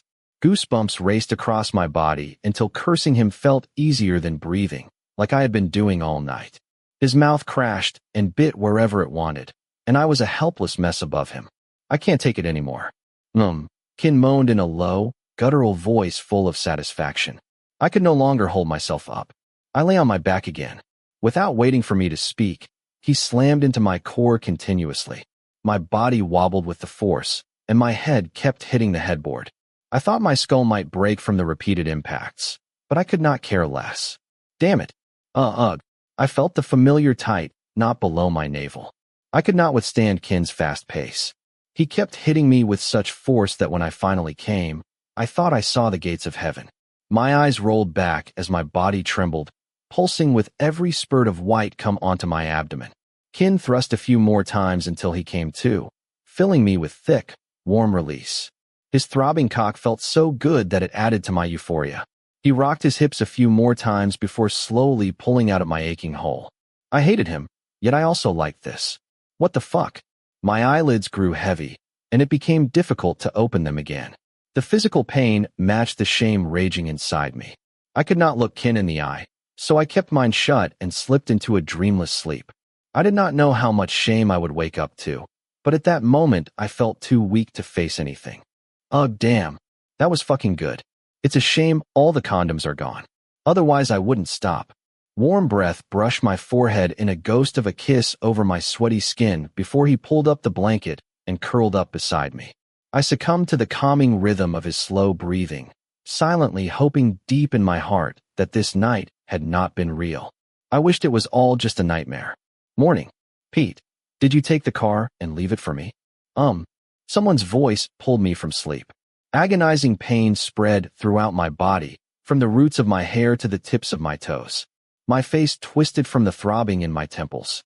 Before I could fully recollect the events of the previous night, the realization hit me. My eyes fluttered open and met a familiar face. My eyes widened. Everything from the night before flooded my mind like a movie playing in reverse. I was stunned and shocked. I prayed it was not true, but I could not escape the facts. Hey, look at me like that, and I'll fuck you all over again, Kinn said coyly. He got out of bed, lit a cigarette on the balcony, and blew out the smoke. He wore a white bathrobe courtesy of the hotel. I saw his torso through the opening. There were many bruises and bite marks, reinforcing the images in my head. I was no different. I had been just as much of a biter. That's my cigarette, I said in a hoarse voice as Kinn puffed on the one he had taken from my pants pocket, sucking on it like there was no tomorrow. I pushed myself up and leaned my back against the headboard. I borrowed one. I didn't bring mine, he said while looking outside. It was the first time I had seen him smoke. Looking at him now, my heart flickered strangely, like a live wire sparking against water. I quickly turned my eyes away. That was a mistake because my gaze traveled down my own body, and I let out a long sigh. Shame and anger surged through my mind. Who should I blame? I hated myself for allowing Kinn to do that to me. Kinn had used the opportunity to cover me in marks and wounds. I despised the one who had tried to drug me the most. How dare he? If I found him, I would make sure his whole clan went extinct. Do you remember? Kinn turned to me, his voice soft. I averted my eyes, looking down, unsure what kind of question he was asking. If it was about what happened between us last night, I remembered it very well, and it disgusted me. I mean, do you remember who it was? Kinn added quickly when he saw me motionless, my hands tightening on the bed linen. No. My voice was raspy. My throat felt dry and extremely thirsty. Kinn went to the refrigerator, poured water into a glass, and brought it to me. The more I looked at him, the more scenes from last night flooded my mind. I thought when you woke up you would hit me, Kinn said, smiling. I could not handle my emotions. What should I do about what had happened between us? Because he was not entirely wrong, and I had even agreed to it. Can you tell me about it? Tell me from the beginning. Kinn sat down on the edge of the bed next to me. Despite the pain shivering through my whole body, I tried to recall the events. Someone brought me 2 glasses of liquor, and then I went to the bathroom. After that, I don't remember anything. But I have glimpses of someone trying to come in and force me. But I don't know. I narrated as much as I could remember. That person's touch had been repulsive. It hurt and felt forced. Even though my body had responded, the feeling had been awful. It had not felt the same as when Kinn touched me, and he stopped. You idiot. Fuck. Porsche. As soon as I lifted myself up and my feet touched the cold floor, I flinched. My legs shook. They were weaker than they had ever been, and I collapsed. Intense pain shot through my back that I had not noticed earlier. No. I brushed off Kinn's hand as he rushed to my side. Why is your body bleeding like this? Kinn said in horror as he stared at the bed. I turned my head to look as well. I bit my lip tightly, unable to speak. It was a horrible sight. The white hotel linen had turned red with blood. The stains ran from where I had sat to where I had fallen. I grabbed the back of the bathrobe and found the same blood stain there. I think I was rough last night, but not to this extent. Why is it flowing this much now? Kinn wondered aloud.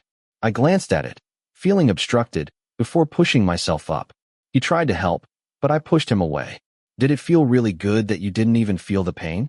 He smiled and stood up, hands on his waist, looking down at me. I hurried into the bathroom as fast as my weak body allowed, feeling the fluid seeping from my ass nonstop. With every step, the metallic smell of blood grew stronger. I managed to reach the bathroom with Kinn following at a distance. Once inside, I immediately locked the door. Disgust churned in the pit of my stomach. I thought I might vomit. Various feelings and memories poured into my mind until I could hardly stand. I had never thought I could be this weak. I slid down slowly onto the bathroom floor, curling up in pain.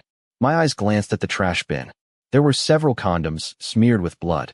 I did not need to count them. I knew it had not ended with a single round. And in the last one, it seemed I had been the one to initiate it. No matter how I tried to think about it, the hurt, anger, and hate toward Kinn grew. But more than that, I hated myself. I hated everything. I hated the need, and I hated that I only saw it now. I had not stopped. I could not stop. My life was miserable. My parents had died after so much hardship. And now I had done this with a man. Fuck. There was nothing good in my life. Why was I even alive? If I had only been living to suffer, why continue? When would this ever end? Fate had never favored me even once. Let's get out of here. I'll take you to a doctor. Kinn knocked on the bathroom door. I pressed my hands tightly over my ears. I did not want to hear it. His voice only depressed me more. I hated my body. I hated it so much that I wanted something to cut me or stab me to death. I could not blame anyone except myself and the bastard who had deceived me. I forced myself to move, slowly removing the robe until I was fully naked, covered in red marks and bruises. I turned on the shower and let the water run over my head. I wanted to wash away all the filth. I rubbed vigorously even though it hurt, but I did not want these marks to bring back the memories. My hand reached back and touched my rim. The pain and sting from even the lightest touch made me shudder until I had to brace myself against the bathroom wall to keep from falling. I took a deep breath and washed away some of the crust between my legs. I did not know what to do after this. This had been my first time. I did not even feel like a man anymore. It was as if my dignity had been taken from me. The images from last night remained alive in my memory, no matter how hard I tried not to think about them. Porsche, it's been a long time. Are you all right? Kinn asked when I finally opened the door. I was still in the bathrobe. I turned my eyes away. My clothes? I asked. Here. You can wear them. I had them cleaned so I can take you to the doctor. He handed me the neatly folded clothes. I quickly shut the door and sighed. How could I do this? I did not want to see him. I wanted to run away. But the situation forced me to face the problems I had created, so I would have to lower my head and accept my fate. I walked out of the hotel with Kinn, though it felt like the most difficult walk of my life. My lower half felt half paralyzed, but I forced myself forward, brushing off Kinn's hands every time he tried to help. He ordered me to wait in the lobby. I said I would go home by myself and did not want to go to the hospital, but he made me stand and wait a few feet away. I wanted to run, but my body would not move. I'm sorry, Kinn said while paying the employee, probably for the blood on the bed. The attendant smiled and looked at me. I frowned and looked the other way. Every time I moved away from Kinn, he reached for my arm. If I had been my usual self, I would have knocked someone down by now. I wanted to kill the reason for my pain right then, and I wanted to start with Kinn, but he successfully dragged me into his black sedan. I acted stubborn, trying to tell him to let me go, but he pushed me into the passenger seat and shut the door. "I'm fine," I said, looking out the window as Kinn drove slowly away. "You're not okay. Don't be stubborn. You were a good boy last night," Kinn said jokingly. But I was not in the mood to laugh. I did not want to be here and let him humiliate me further. "Stop the car. I'm getting out," I snapped loudly. "I'm just kidding." Kinn spoke seriously. I looked along the road. I was tired of this. The more I saw him near me like this, the more the disgusting guilt returned. I opened the car door, ready to jump from the moving vehicle. I wanted to die from shame. "Porsche, what the hell are you doing?" Kinn braked hard. The car jerked forward as he gripped my arm tightly. "Let me go? I don't want to go with you." Frowning, I brushed off his hand. I did not know what had come over me a moment ago that made me want to end it all. I could not endure it any longer. Kinn locked my arm tightly, then leaned over and pulled my door shut completely. "Happy?" Kinn grunted before merging back into traffic, causing cars behind us to honk. "Are you crazy? Are you that desperate to die?" Kinn said angrily. I sat unmoving, eyes still on the window. "I know it's difficult to accept, but it happened. What do you want me to do?" Kinn sighed, his eyes fixed forward. "So why didn't you stop?" I burst out suddenly without thinking. I understood the situation, but I could not help it. "I just wanted to help you." Kinn's smile slowly disappeared. I turned to look at him with hard eyes and said nothing after that. Kinn took me to the hospital. I felt as if I was running a fever ever since getting in the car. My head ached terribly. He opened the door for me and helped me out, then brought me into the examination room in a wheelchair despite my complaints. "You're hot." Kinn placed his hand on my forehead, but I jerked it away, looking at him in frustration. He chased my hand and held it tight. I had no strength left to curse him, though I wanted to. "KinnPorsche, examination room 2. The attendant pushed the wheelchair into the room, and Kinn followed. I still could not imagine how to tell the doctor. How could I say I was bleeding from behind? "You can go out first," I told him. But he was quick. He walked over, sat in front of the doctor, and raised his hand in greeting. "Hey, Kinn. Who's up?" The doctor seemed to know him well. As soon as their eyes met, they talked like old friends. The fact that these people knew Kinn made me want to leave. "First-timer, huh?" "I'm the doctor. You'll be just fine." "Is it a lot of work?" "A lot of people get sick every day. Pitchaya also has a fever. Go into that room, lie on the bed, and wait." Kinn's doctor examined me, spoke briefly to Kinn, then told the nurse to take me into the room. "You don't have to," I quickly said as Kinn started to follow. I forced a smile. "Now, tell me what's wrong?" the middle-aged doctor asked, smiling at my face. I lay on the bed, feeling exposed. When I woke up, I'm bleeding at. At that moment, I really wanted to die. I wanted to ask the doctor if there was a drug that could kill me instantly. "Okay, then take off your pants." "Huh?" I raised my head in shock. The doctor laughed and ordered the male nurse to slide my pants down while holding my legs up and kneeling. If I died today, I would not be able to face my mother and father. This was the most humiliating moment of my life. I saw the doctor bend over to check behind me. I could not look, so I gazed to the side and bit my lower lip in embarrassment. I really wanted to get up and use a scalpel to slash Kinn's throat. The humiliation made me want to escape quickly. "How in the hell?" the doctor exclaimed, his face stunned. I nearly broke into tears. Was the wound that serious? "Kinn. Fucking Kinn." The doctor cursed as I frowned in curiosity. He had the nurse help me pull my pants back up. After some time, the doctor prescribed medicine. "In the meantime, take good care of yourself. Keep it clean and take your medication on time." Then both the doctor and nurses brought me out to where Kinn was sitting. I wanted to wipe the grin off his face. "How is it, uncle?" It was a bit wounded. "His rim is torn. The tissues inside are fragile. You should have been more careful." The doctor shook his head in stress. Kinn, on the other hand, looked happy. He smiled smugly at me. If I had been in better condition, I would have lifted the wheelchair and smashed it into his face. Not long after, the doctor gave me antiseptic, anti-inflammatory medicine, mineral salts, and fever remedies. After a few hours, The bleeding will stop on its own. Rest and drink plenty of water." I let out a long sigh. This was unacceptable and would not be accepted forever. After I finished with the medication, Kinn paid all the medical bills. Then he grabbed my wrist, took the bag, and guided me toward his car, saying he would take me home. When I got in the car, I felt even worse. My body was feverish, but my sweat was cold. The air escaping my lungs felt so hot it almost burned my nostrils. I leaned back in the seat and immediately closed my eyes as the car moved. "You can't stay silent like this." I startled when Kinn suddenly spoke. I glanced at him, then looked out the window. "I'm not used to it. You normally yell at me or whatever. This kind of silence is unusual." "It was because I was not feeling well, you idiot." I did not know how to deal with my emotions right now. I cursed myself for my stupidity. I wanted to kill Kinn for taking advantage of my weakness. The intensity of the hatred and anger I felt was so great that I feared I might murder someone, probably myself if not him. Whatever happened last night, we can't go back and change it now. You can only accept it and admit that we made the right choice. Kinn spoke with complete seriousness, but I could not accept it. "You should have let me top." My sudden outburst stunned him. "You are not in a position to say that. You should have let me, even just this once." "Oh, you're saying it as if there will be a second time." Kinn joked, but I did not laugh. "No, you and I won't have a second time. This will never happen again. And if I was ever stupid enough to let him have his way a second time, one of us would have to die first. I would not let him look at me that way again." I lay facing the window with my back to him until I fell asleep. Once we arrived home, Kinn's voice woke me. My eyelids felt heavy, as if rocks were tied to them. I saw Kinn open the door on my side and lean closer. In annoyance, I quickly pushed him away. He smirked and showed me the medicine bag in his hand. "Are you okay?" he asked as he tried to help me out, but I only glared at him.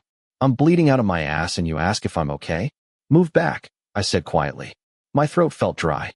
I swallowed hard and grabbed the medicine bag from him. "Should I order something to eat first?" Bang! I slammed the car door and forced myself to walk into the house as quickly as my body allowed, shutting the door in front of him before he could say another word. I took the stairs up to my bedroom with all the strength I had left. Burning pain shot through my ass with every step.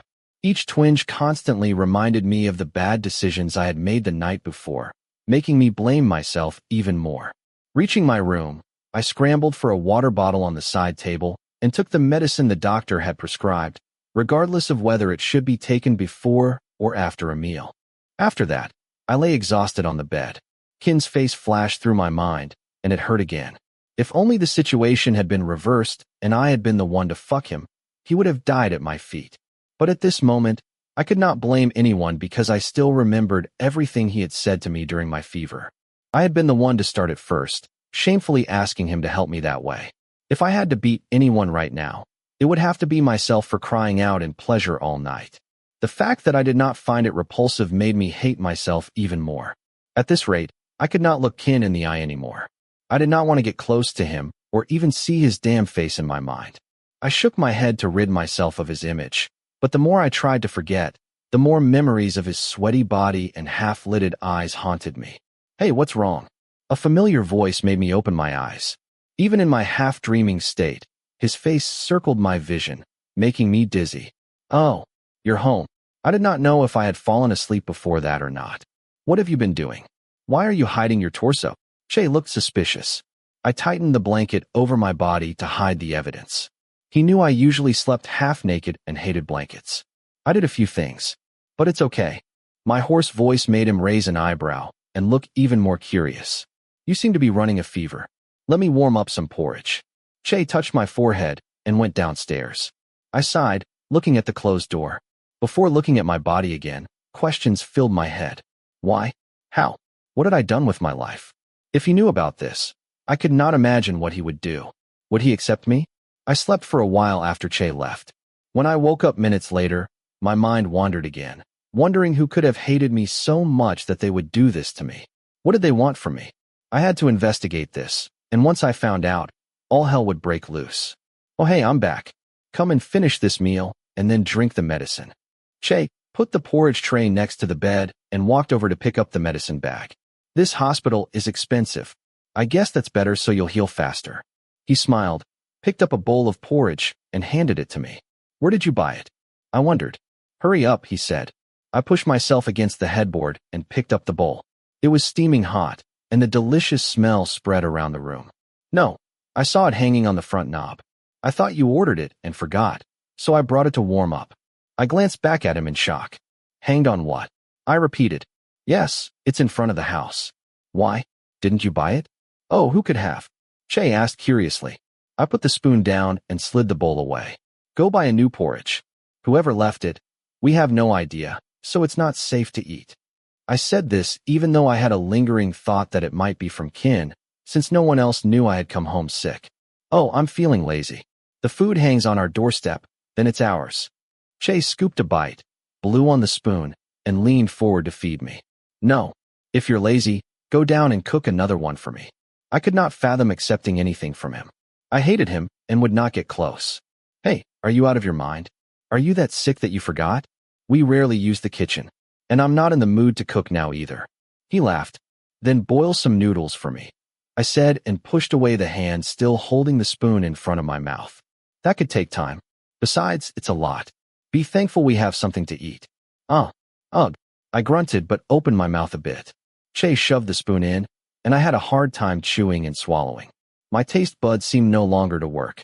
The only thing they recognized now was the warmth and roughness invading down to my throat, never the actual taste. Fast. Open your mouth. I opened my mouth a little and forced myself to chew and swallow again. Before he scooped up the third spoon, I quickly raised my hand to stop him. Enough. I'm full, I said, raising a glass of water to drink. Anti-inflammatory, antiseptic, and mineral salts. His eyebrows furrowed as he read the prescription. Then he turned to me and asked, Hey, are you okay? Why do you have to take antiseptic and anti-inflammatory drugs with mineral salts too? I bit my lower lip, preparing to lie. I got into a little fight. We had trouble with some men at the bar. Give it to me. I snatched the medicine from his hand, unwrapped it, popped the pills into my mouth, and drank with water. Hey, you may rest for now while I go brew some mineral salt. I could feel he did not believe me. He knew I was lying, but was too scared to dig deeper. After some time, he returned with the glass of mineral water and placed it on the bedside table. Thank you, I said, picking it up and taking a small sip. I don't know what happened, but I can't bear to see you like this. I'm not comfortable with your field of work. Che murmured softly before walking out of the room, frowning. I heaved a sigh. Could I really tell him what had happened to me? I did not have the courage. Phone ringing. Hello. I answered. It was Tim. Why are you ditching classes? I called you several times online. I'm sick. I might not attend classes for a while. Please cover for me. I was sure my voice sounded hoarse because he grew worried instantly. Oh, are you all right? No worries. By the way, Tim, I will be taking a leave of absence from uni. Can you tell Phi Beam if he can find someone to take my place? Because at the moment, I can't compete in the judo competition. I'm not in my best shape. I was worried about the game next week. At this rate, I would lose before I even blinked, and my pride could not take that. You really are that sick? I mean, I'll talk to Brother Beam. But where are you? I'm at home. I will sleep now.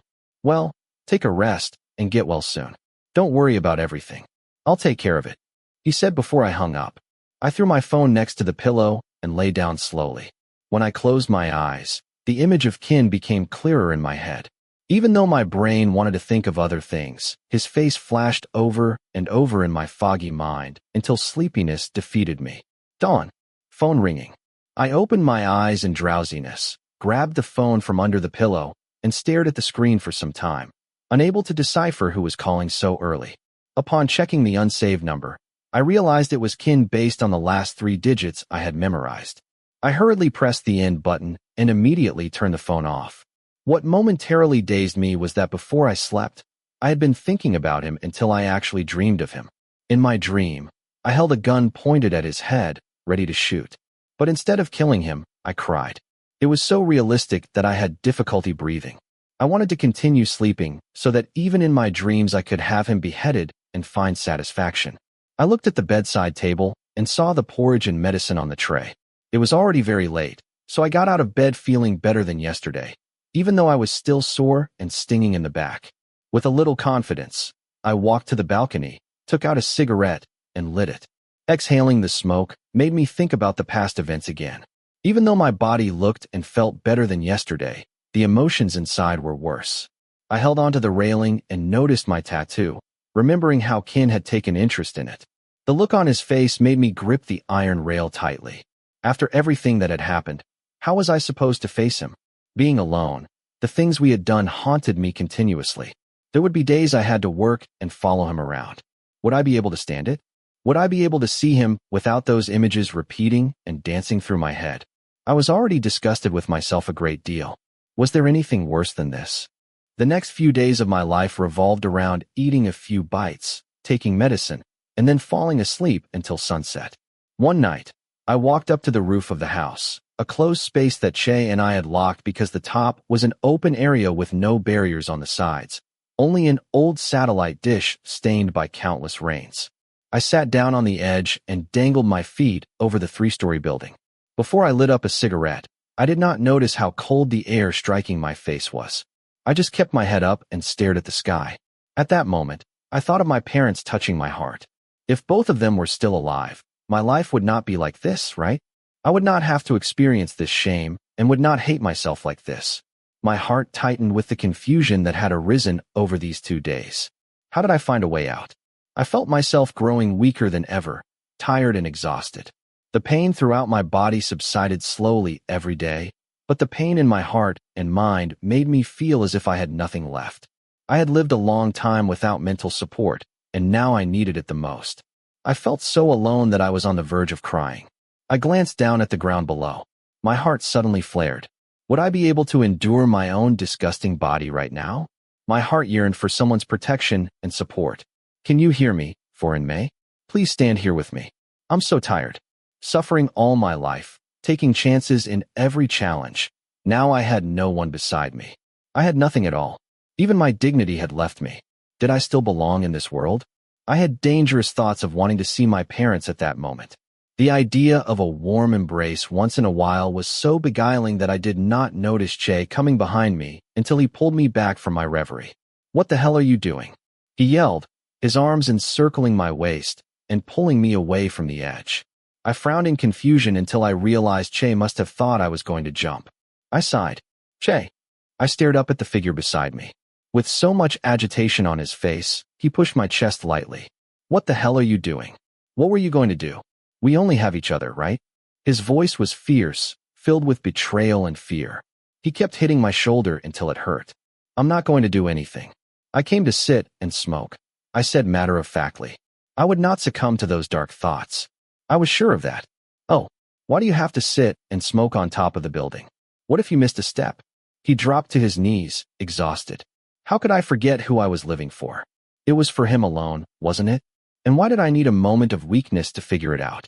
Thinking that way, I pulled him into a tight hug and sighed in relief. The only person who could make me stand up was this nuisance. This bastard was my life's purpose, and he was the only person I had to take care of forever. I embraced him like that for a while and promised myself that from now on, I should really think more about him. After yesterday's events, Che had taken care of me as usual and locked the deck door tightly, keeping the keys himself. Having him see me in this state made me even more terrified of the moment when he learned the truth. All day, I tried playing games and watching TV just to forget those memories. And in the evening, the bastards came to visit me. Where did you go to fight with the dogs? Even though I wore a long-sleeved t-shirt and long pants, they still noticed. This is nothing. It's okay, I said quietly. You're not running a fever, are you? John put his hand on my forehead. I'm fine. I shoved his arm lightly. Damn, I only heard stories about you recently. Have you taken the medicine yet? I nodded in response to Tim. The plaster on your neck increases in number every time I see you. I wonder if that vampire is so starved to death with such a thirsty mouth. John said while looking at me curiously. I dismissed his remark and kept my eyes on the TV screen. If something is bothering you, you can tell us. Don't cry alone. Let me help. I never cried, I said. My fingers continued clicking the remote, changing channels until I found my favorite cartoon and pretended to watch it. Okay, well, today I intend to invite you to a new bar with good music, James, to cleanse the fever a little bit, John said. Will that be all right? Your face still looks tired. Stay here. Tim shot me a scrutinizing gaze. Ow, this bastard needs a breath of fresh air. Look how shabby he looks now with the loss of music and lights. I thought for a moment. Maybe he was right. I needed a distraction from unnecessary thoughts. Though I still could not walk normally and felt twinges of pain here and there, it was better than fighting my inner demons alone. Okay. I'm going. I took a bath and dressed, not forgetting to wear something with long sleeves. I chose a black turtleneck to fend off questions. Besides, Tim and Jom said the bar was quite fancy but inexpensive. Isn't that hot? Why do you have to wear something like that? As soon as I went downstairs, the two of them looked at me in surprise. But I did not say anything. I walked straight to the car, and we drove off. The shop was not too close, yet not far from the university. From the outside, it looked luxurious, like a noble bar, but inside there was live music and proper liquor on the walls. The prices were not too high. It's a new shop. I have to hurry and get you drunk, Jom said as he turned to the waitress to order liquor. In any case, coming here was as good as he said. Now I could feel distractions slowly creeping up my spine. 12 o'clock. This must be done tonight, the bastard said, winking at me to look at the girl with the cute little body. I lifted a smile at her, and she smiled back. For Porsche, who got sick. Tim smirked and raised a glass of liquor in the middle of the table. We all clinked glasses together. The three of us talked while drinking. Now there were quite a lot of people in the shop. It was beginning to get crowded. It was good we had come early, so we had a table. I raised my glass until my eyes met the stare of the same girl who had been looking at me since I entered. She came over, took my hand, and led me to the dance floor. I was not good at this and still could not walk very well, but I seized the opportunity to grab her hips and lean on them. Soon, as expected, the woman pulled me into the men's bathroom and locked the door. I weighed my choices for a long time. If she saw the marks, would she be surprised?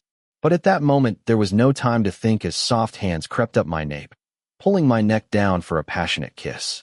I kissed back and surged into her softly curved lips. My hands were urgent, stroking along her hips and slipping under her shirt. Suddenly, the image of Kinn flashed in my head. The thought made me push the woman in front of me in haste. She looked at me in shock, her eyes wondering what had just happened. It's nothing, I said, realizing what I had done, before starting all over again. I closed my eyes and tilted my face to deepen the kiss. This time I hurriedly shifted my hand to her chest, squeezing it tightly and earning a soft moan from her. But then a picture of the day I had caressed Kinn's muscled chest popped into my head, the warmth beneath my fingertips, how it had moved as I pinched his nipples. I opened my eyes quickly but did not push her away. Staring at the woman kissing me, I tried to push Kinn's memories aside. I let her suck on my mouth as she pleased, thinking this little escapade might erase Kinn from my head. I craned my neck and quickened my pace. Her small dainty hand unhooked my pants before reaching inside and holding my cock in her palm. One of my hands played across her chest while the other was about to go under her skirt.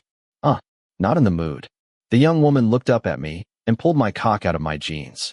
It was a little soft because, honestly, I did not really feel anything. Well, let's try some more, I said before leaning down to capture her lips again. This time my hand slid under her panties, touching that sensitive part. If you're not in the mood, this will have you kicking in no time. My fingertips roamed for a while, feeling the moisture before I was pushed away hard. Enough. I'm going. The woman looked down at my lower half in disgust and walked out of the cubicle. I sighed nervously. I looked at her back with guilt because this bastard down below was not willing to harden at all. I turned around and sat on the toilet, thinking about all the possible reasons why I was like this. The woman had been super hot. Plus my fingers had already touched her core. Was it possible that I felt nothing? Suddenly the image of Kinn came back, occupying my head, and my hands automatically touched the kiss marks on my neck. The feelings that had engulfed me that day poured in like rain. The kind of euphoria I had felt like never before left me panting like a wanton until. Shit. I cried out when I looked down at my unzipped pants and saw my cock peeking out, achingly hard. Damn it. I bit my lip tightly and took a deep breath in and out. It took a moment to calm my raging emotions and the little bastard in my pants. What the hell? I had a woman in the palm of my hand, but felt nothing.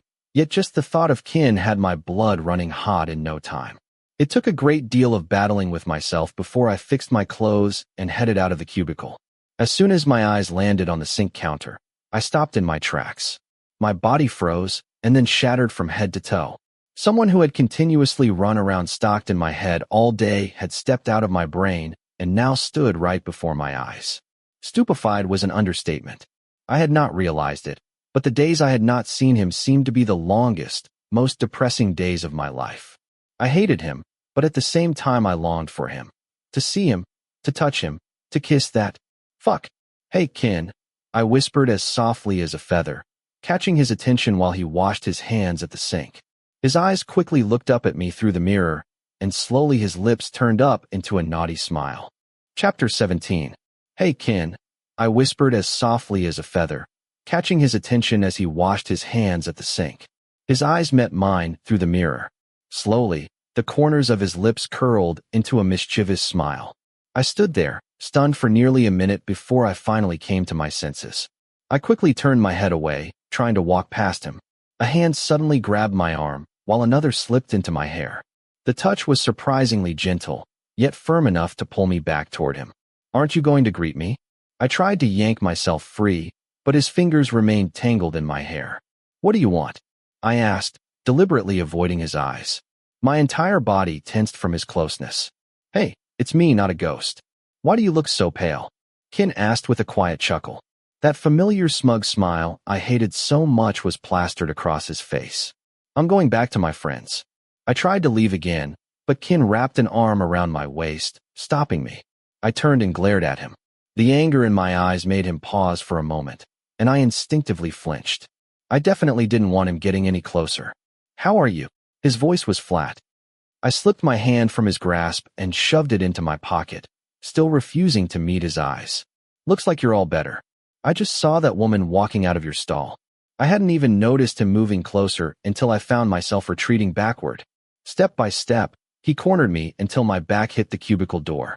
For some reason, my body responded to him automatically. Goosebumps spread over my skin every time he spoke. What are you doing? Fear and anxiety swallowed me whole. All I wanted was to shove him away, but my body refused to obey. I could only watch helplessly as he came closer until I was trapped against the cubicle wall. Nothing. I just saw a woman come out looking annoyed. What the hell were you doing?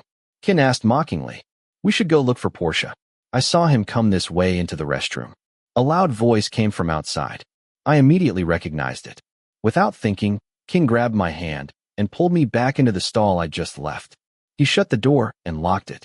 What the fuck are you doing? I hissed, trying to push past him. Shoo. He pressed a finger against my lips while using his other hand to pin both of my wrists together. Escape was impossible. My back was pressed tightly against the wall while I turned my face away from him. His face was getting closer. Back off. My voice shook as the restroom door opened and footsteps echoed outside our stall. Shit, Porsche. Jom called. That's it. He has to be in here. Is he having a quick hookup again? Tim joked. Eating fast food. Is Thai slang for a one-night stand or a quick makeout session? How was I supposed to deal with this? Should I shout for help? But if I did, would they believe I hadn't willingly come in here with Kinn? Shit. Come on. Let's check each stall. Jom and Tim moved closer. Kinn let out a quiet laugh. What are you laughing at? Let me go. I whispered, pushing against his chest. You didn't finish, did you? His voice was barely audible. He leaned even closer. How do you know? I muttered irritably. I tried to act calm even though those two idiots were still standing outside. If I didn't get out soon, this bastard, who was already making his way toward my neck, would drive me completely insane. I couldn't think straight. Someone like you couldn't have finished that quickly. Kinn whispered beside my ear. So I'm guessing that woman didn't interest you. Damn it. He was right. Before I realized it, his scent filled my senses. A mixture of cedarwood and sandalwood. The clean, masculine smell of his aftershave made me dizzy. Being this close wasn't helping at all. My heart pounded violently. What's happening to me? Something felt wrong. A strange warmth spread through me for no reason. Pleasant, but terrifying. Get away from me, I whispered, my voice trembling. Looks like whoever's inside is meditating. Listen, there's no sound at all. Porsche, if you're in there, make some noise. Jom teased. Or maybe it's not Porsche? Tim asked suspiciously. No way. I definitely saw him come in. They kept arguing. Guys, help me. I desperately wanted to scream. But if I walked out with Kinn standing beside me inside the same stall, there was no way I could explain this. What are you afraid of? His husky whisper brushed against my ear. Another wave of goosebumps spread across my body. Then the tip of his nose grazed my neck. I froze. Completely. My body refused to move again. I hated myself. No matter how badly I wanted to kick him, strangle him, or shove his head into the toilet. My body betrayed me. The thought of kneeing him between the legs was incredibly tempting. Yet all I managed to do was turn my face away. His warm breath brushed across my neck. Memories from that day flooded back. I can help you. You'll feel better. He whispered again. My trembling hands pushed weakly against his chest. But before I knew it, he had already unzipped my pants. I'm in the next stall. I won't bother you. Tim, wait by the sink, Jom called loudly. Everything happened too fast. Before I could react, both my pants and underwear were around my thighs. Kinn's hand wrapped around my erection. I shoved him with all my strength, but it wasn't enough. His touch made my entire body tremble. It felt as though every bit of strength was being drained from me. My body welcomed him. My mind rejected everything. The contradiction left me completely confused. With something this impressive, you're still pretending to refuse. Kinn glanced downward. Damn it. My body betrayed me again. Unlike before with that woman. Now I was fully aroused. Let me. I won't. Never again, I rasped. Every time I grabbed his wrist, he simply tightened his grip. Shit. I won't do anything else to you. So do yourself a favor. He pinned one of my wrists against the wall. My lips trembled. The overwhelming weakness returned. This time I wasn't drunk. I wasn't drugged. Yet my body still refused to resist him. And the hard evidence below responded to him just as easily as before. Ugh. A startled sound escaped my lips. I immediately covered my mouth with my free hand. Kinn slowly stroked me while burying his face against my jaw, breathing in my scent. All I could do was squeeze my eyes shut. Everything about this situation was humiliating, shameful, obscene. I couldn't move at all. The dizziness only fueled the anger and self-hatred burning inside me. I promise, nothing more than this. His voice softened. Perhaps he'd noticed my trembling. His lips traced my jaw. Then his tongue slowly traveled down my neck. His hand continued moving steadily. The alcohol I'd drunk earlier finally began affecting me. Why did this feel so different from being with a woman? Ugh. A quiet moan escaped when his fingertips brushed over the sensitive tip before sliding back down. The friction made my entire body twitch. He released the hand pinning my wrist. Without realizing it, my free hand rested against his shoulder. I gripped him tightly as his hand moved faster. He gently took the hand covering my mouth and slipped it beneath his shirt. My fingertips met firm muscles. Warm skin. I remembered exactly how his body felt. Strong. Solid. Smooth. The warmth beneath my palm made my fingers instinctively trace every curve. Ugh you. I gasped. My hand brushed against the hard bulge beneath his pants. I can't take it anymore, Kinn whispered. He freed himself. Then he pulled me closer. He wrapped one hand around both of us. The sensation of our bodies touching sent another unfamiliar thrill racing through me. It was exciting. Far too exciting. None of it made sense. I bit my lip hard to suppress another moan. His other hand slipped beneath my shirt. His fingers explored my chest before teasing one nipple. Goosebumps erupted over my entire body. Ugh. Kinn lowered his head. His lips captured mine. He kissed me fiercely, refusing to pull away. Eventually, I responded despite my confusion. Breathing became impossible. The moment I parted my lips for air, his tongue slipped inside. He kissed me like a man dying of thirst, exploring every corner of my mouth.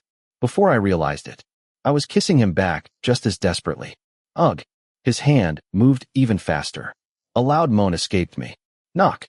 Knock. Keep it down. Jom knocked against the wall beside our stall. I opened my eyes in panic. Without thinking, I bit Kinn's tongue. Act. He jerked back with an accusing glare. In retaliation, he stroked me even faster. My back arched. My head fell against the wall. I bit my own lip to keep from crying out. Porsche, are you okay? Jom asked. Before I could answer, Kinn kissed me again. This time it was slower. Gentler. He nipped softly at my lips. Hey. I breathed shakily. He leaned to my ear. If you bite me again, I'll make enough noise for your friends to know exactly who's in here. Then he kissed me again. He guided my hand back onto him. I shivered.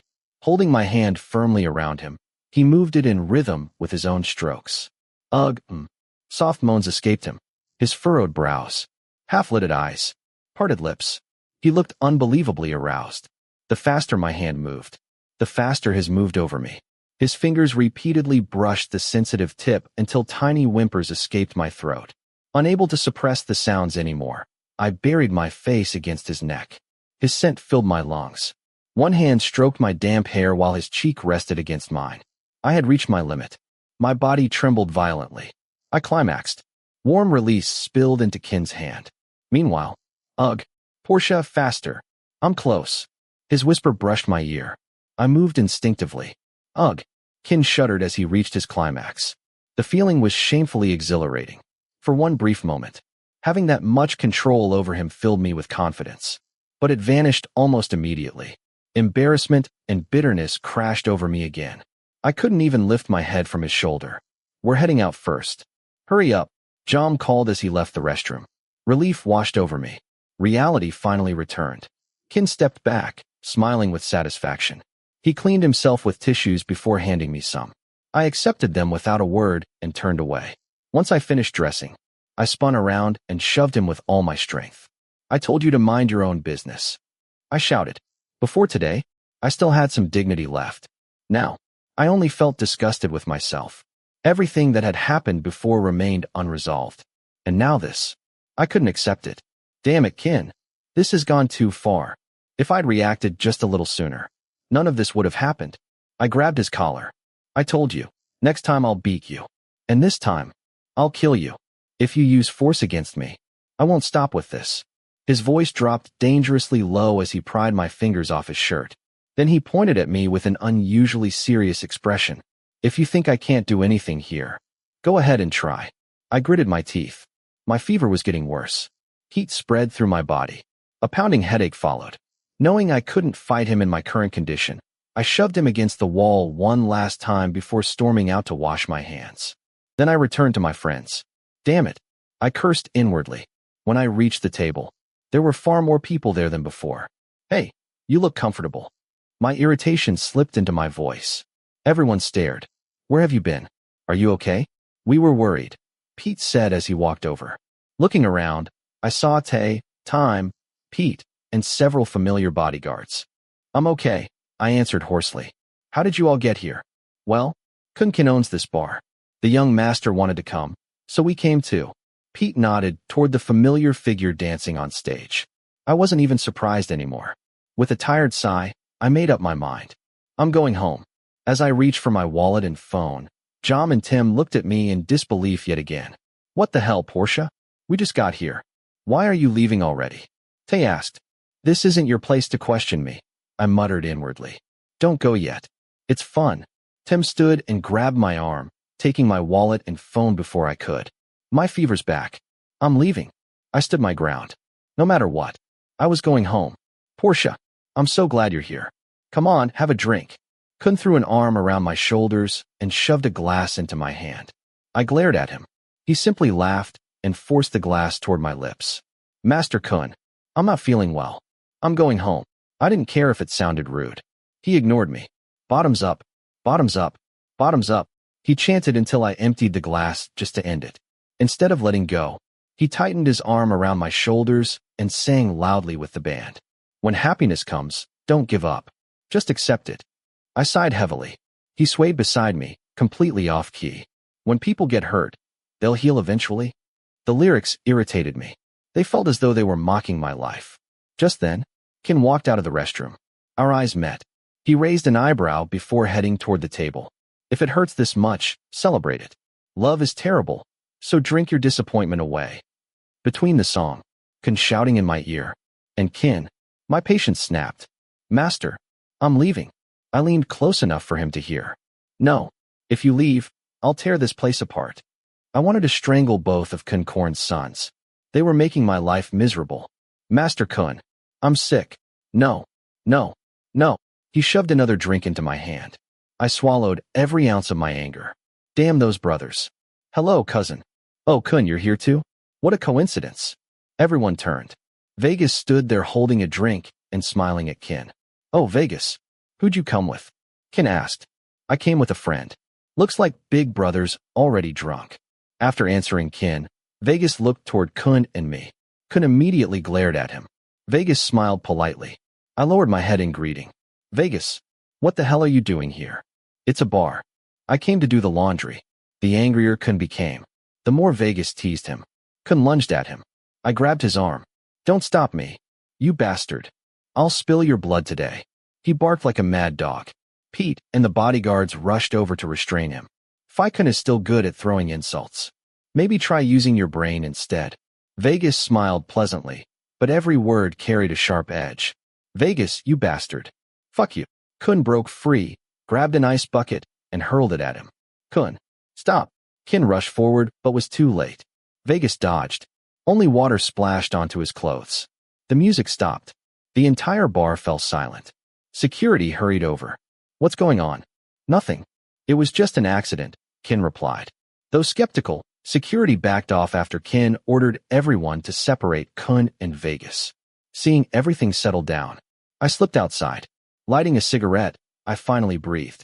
What a bastard, I muttered. What's wrong? Vegas smiled as he approached with a cigarette. Nothing. I exhaled smoke. You okay? Just a little wet. He looked completely unfazed.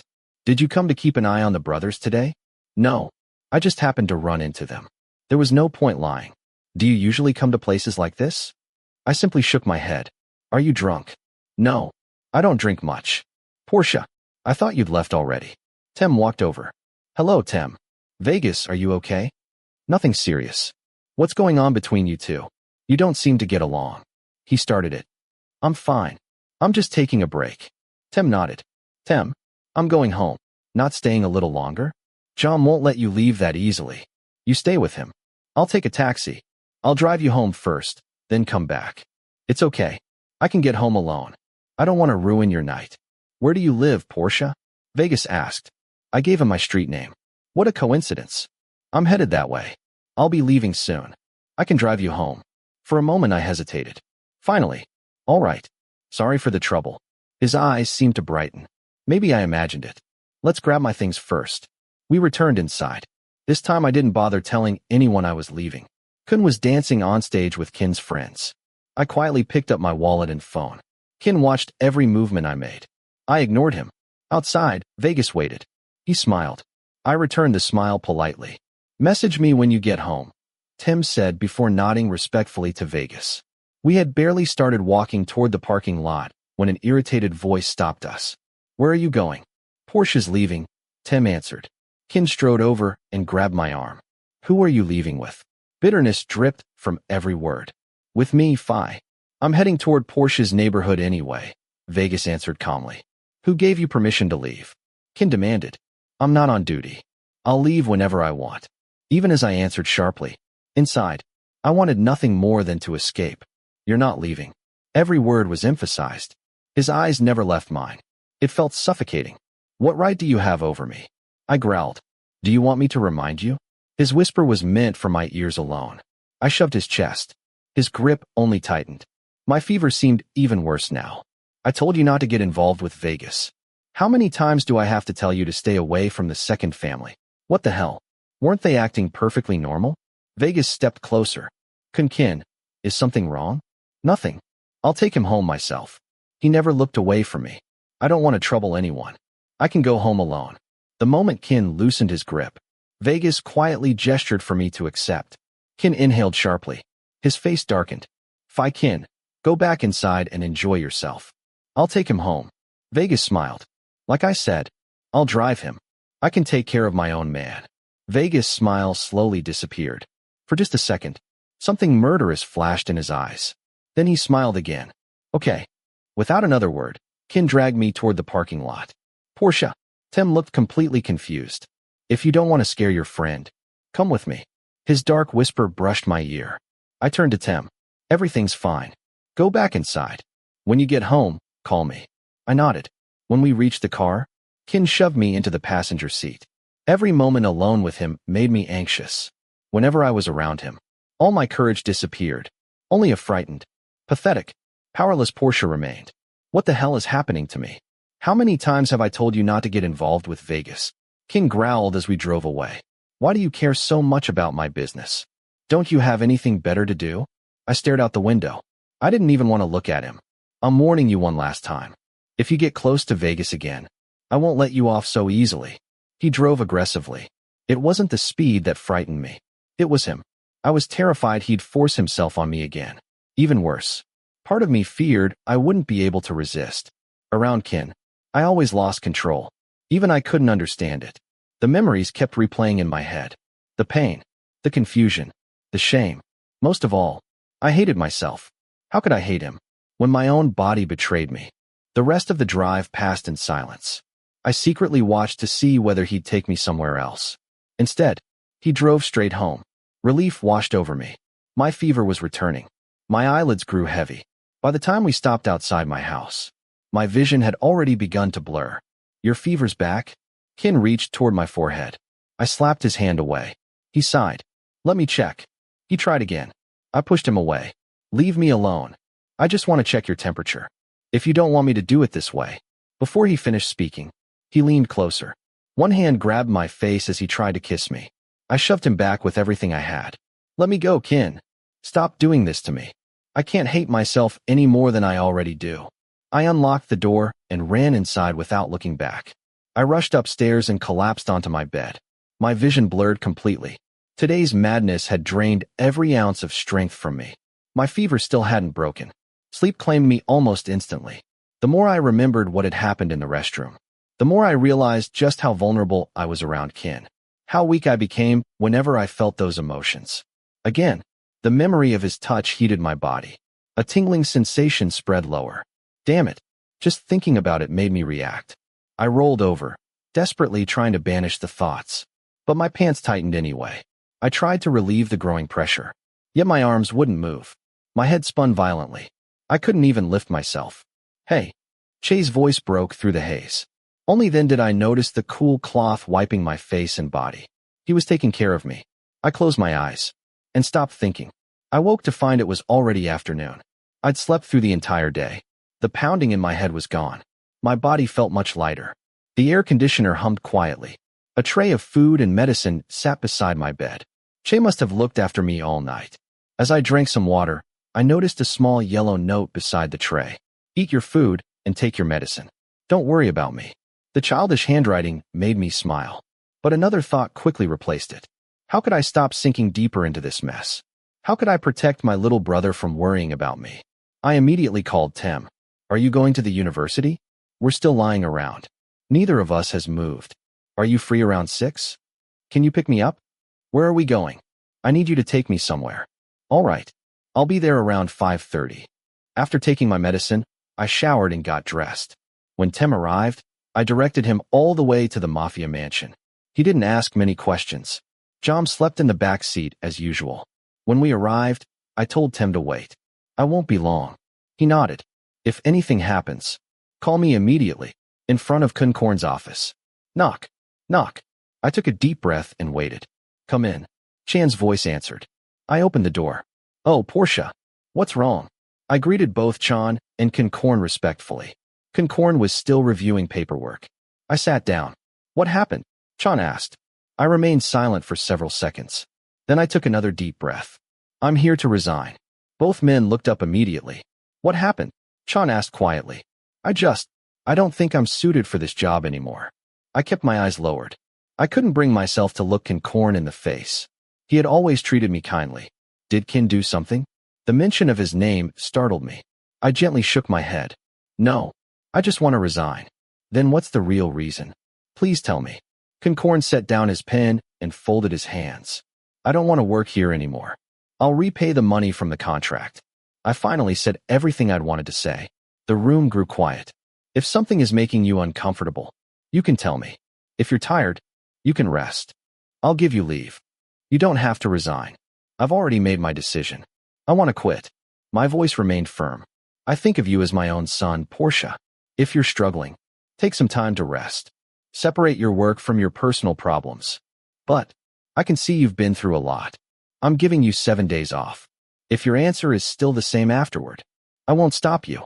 I don't want anyone staying here unwillingly. But we'll discuss it again in 7 days. I hope your answer changes. He stood. What day will that be? Porsche, go get some rest. I don't want to discuss this anymore today. I sincerely hope you'll change your mind.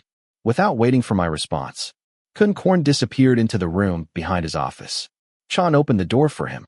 I thanked Chan respectfully before leaving. Outside, Tim's car was still waiting. Why wouldn't he simply let me leave? I'd already promised to repay everything.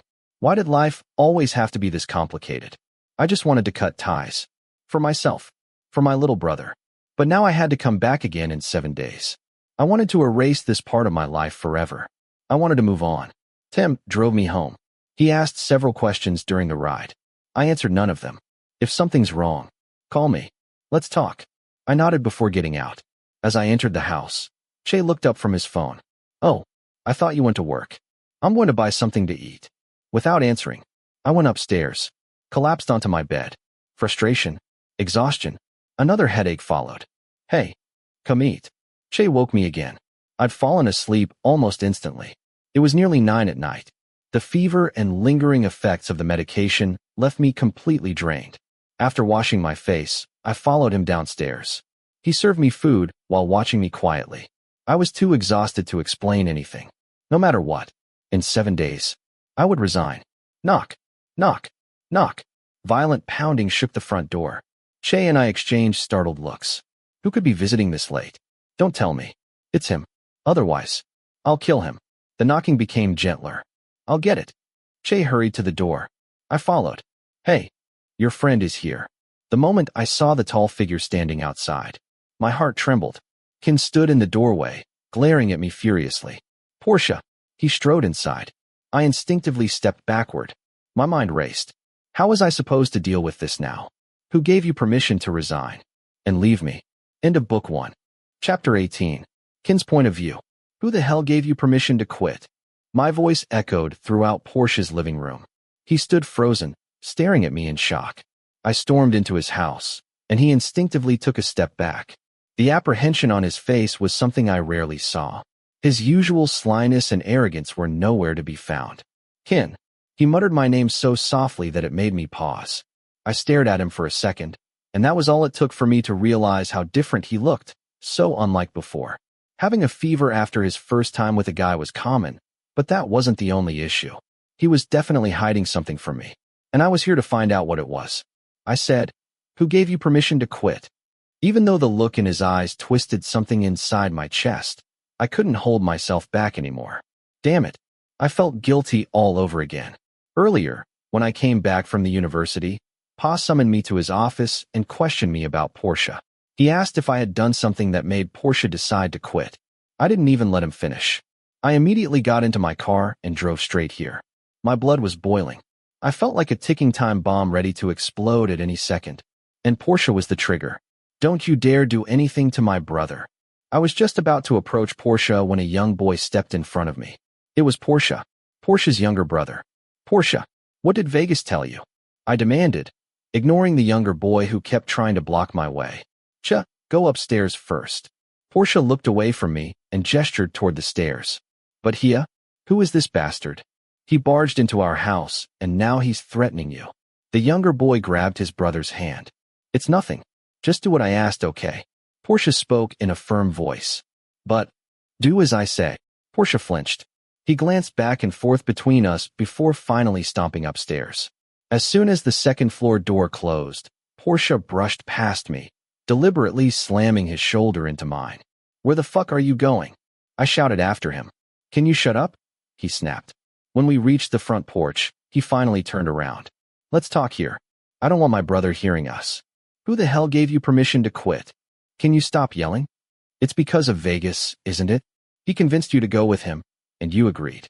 That's why you're quitting. Author's note. Can I punch him? Porsche only gave me an exasperated look. The moment I learned he was quitting, I completely lost control of my emotions. The day I saw him talking to Vegas in the garage wasn't the first time I had felt this suffocating feeling. And seeing the way Vegas looked at him, it made my blood boil. Especially knowing that Vegas was a psychopath who could kill someone while looking them straight in the eye. I was already willing to accept whatever conditions Porsche wanted if it meant keeping him away from that man. But Porsche was too stubborn and unbelievably reckless. What does this have to do with Vegas? He frowned at me in confusion. I rolled my eyes. I couldn't tell if he was pretending or if he genuinely had no idea what I was talking about.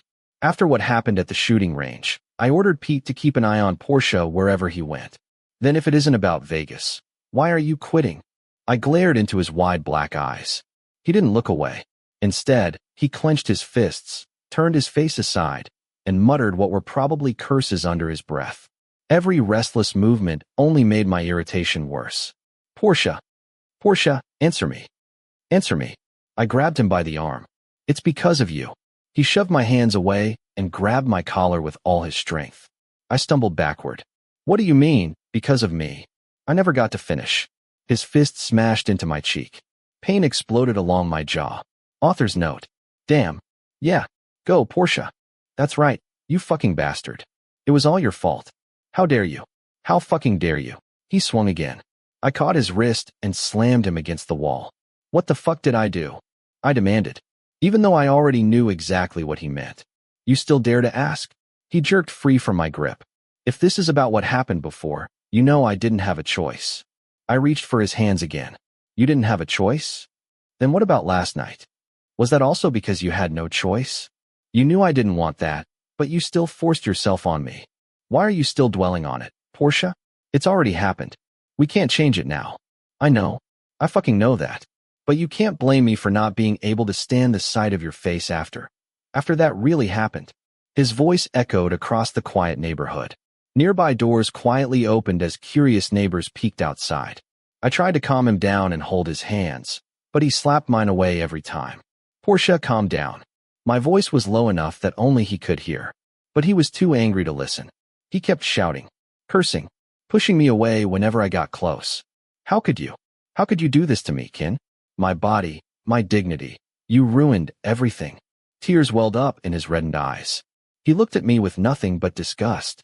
I couldn't say anything, couldn't do anything.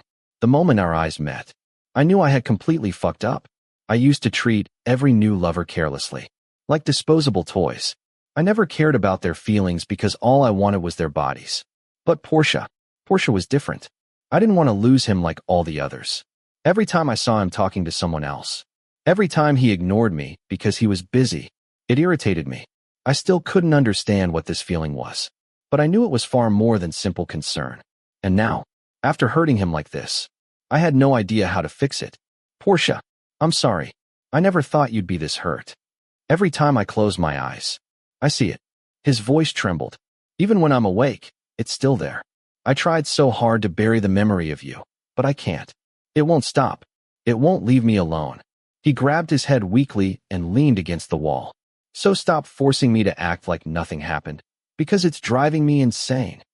His words pierced deeper than I expected. Guilt settled heavily inside me. Hey, listen to me. I never wanted to hurt you. Please. I didn't quit because I made a deal with your father. But don't you ever touch me again. He glared at me. You're fucking insane. Porsche, calm down. Just leave, Kinn. I can't stand looking at you right now. Just go. Porsche. The last thread of my patience snapped. I grabbed both of his wrists and pinned them against the wall. He struggled. Every time he resisted, I held him even tighter. Eventually, he stopped fighting. His head slowly rested against my shoulder. Porsche, this time my voice was gentle. I wanted him to know. I really was worried. He stayed silent. His warm breath brushed against my neck. It sent a shiver down my spine. Then, he bit me. Hard. I hate you. He buried his face against my neck again, looking at the back of his neck. It looked so fragile, as if it would break with a single touch. Come back with me. My hand slid behind his neck, gently stroking the soft baby hairs there. Then, from the corner of my eye, I noticed someone watching us. Porsche stiffened. He slowly lifted his head and met my eyes. You see them too, don't you? I whispered. You're not with them? He whispered back. I came alone. I tightened my grip on his arm. My eyes quietly scanned the surroundings. I had rushed here without bringing a single bodyguard. For the first time in my life, the fear of losing someone had made me forget my own safety. Many people had quit working for us before, but this was the first time I had completely lost control because one of them wanted to leave. How ridiculous. When I looked back at Porsche, his cheeks were flushed. His ears had turned bright red. You're still sick. I looked at him. Come home with me. But he wasn't looking at me anymore. His eyes were fixed on the road. His body stiffened into a fighting stance. I followed his gaze. 5 armed men emerged from both sides of the road, each carrying knives. They charged straight toward us. The first one reached me. I punched him across the face, sending him stumbling sideways. Porsche immediately joined the fight. He kicked, dodged, moved so quickly that one after another, the attackers crashed to the ground. The quiet front porch instantly became a battlefield. Grunts, shouts. The sound of fists colliding with flesh filled the air. The neighbors hid inside their homes, screaming in fear. We were completely focused on fighting. Until, Kia, what's happening? Porsche. He had run outside. Go back inside. Porsche shouted while throwing another punch. One of the attackers lunged at him, but I grabbed the man's arm and hurled him aside. But Kia, I'll help. I immediately grabbed Porsche by both shoulders. Your brother's phone is inside, right? He nodded. Open it. Find Pete's number and call him. I spoke quickly. Then run out the back door. As fast as you can. If you want your brother to survive, do exactly what I said. Now go. He hesitated. There wasn't any time left. I shoved him back inside and locked the door from the outside. He pounded against the glass for a moment before finally running off. When I turned back, Porsche was barely holding off 2 men at once. He had been protecting both me and his brother. You're good. One of the attackers wiped blood from his mouth. I picked up a knife from the ground. Just as I was about to charge, I sensed something. Steel. Dropped the knife. I turned. A gun was pointed directly at Porsche's head. Rage surged through me. I was about to attack anyway, when I felt another gun press against the back of my neck. Drop it, the man behind me barked, grinding my teeth. I let the knife fall. That was easy. Something slammed into the back of my skull. Everything went black. Before losing consciousness, I heard Porsche cry out as he was struck too. Then they kicked us. Again and again. I couldn't move. Couldn't fight back. Everything faded into darkness. We were only ordered to bring Porsche. Why did you bring Kinn too? So what? 2 birds with 1 stone. You idiot. What if the boss gets angry? He'll be thrilled. If he throws you out, don't drag me down with you. I slowly regained consciousness. The back of my head throbbed. I forced my eyes open. We were inside a moving van. The windows were covered. The air smelled of sweat and leather. My wrists were tied. A cloth was stuffed into my mouth. I turned. Porsche was beside me, still unconscious. Found the same way. Carefully, I reached over and nudged his arm. He slowly opened his eyes. Before he could look around, I pressed his head back down. The kidnappers were only a few feet away. I think they're awake. One of them spoke. I quickly forced Porsche's head lower. Another leaned over. We both immediately closed our eyes. No. He laughed. I think they're dead. Bastard. I don't care if Kinn dies.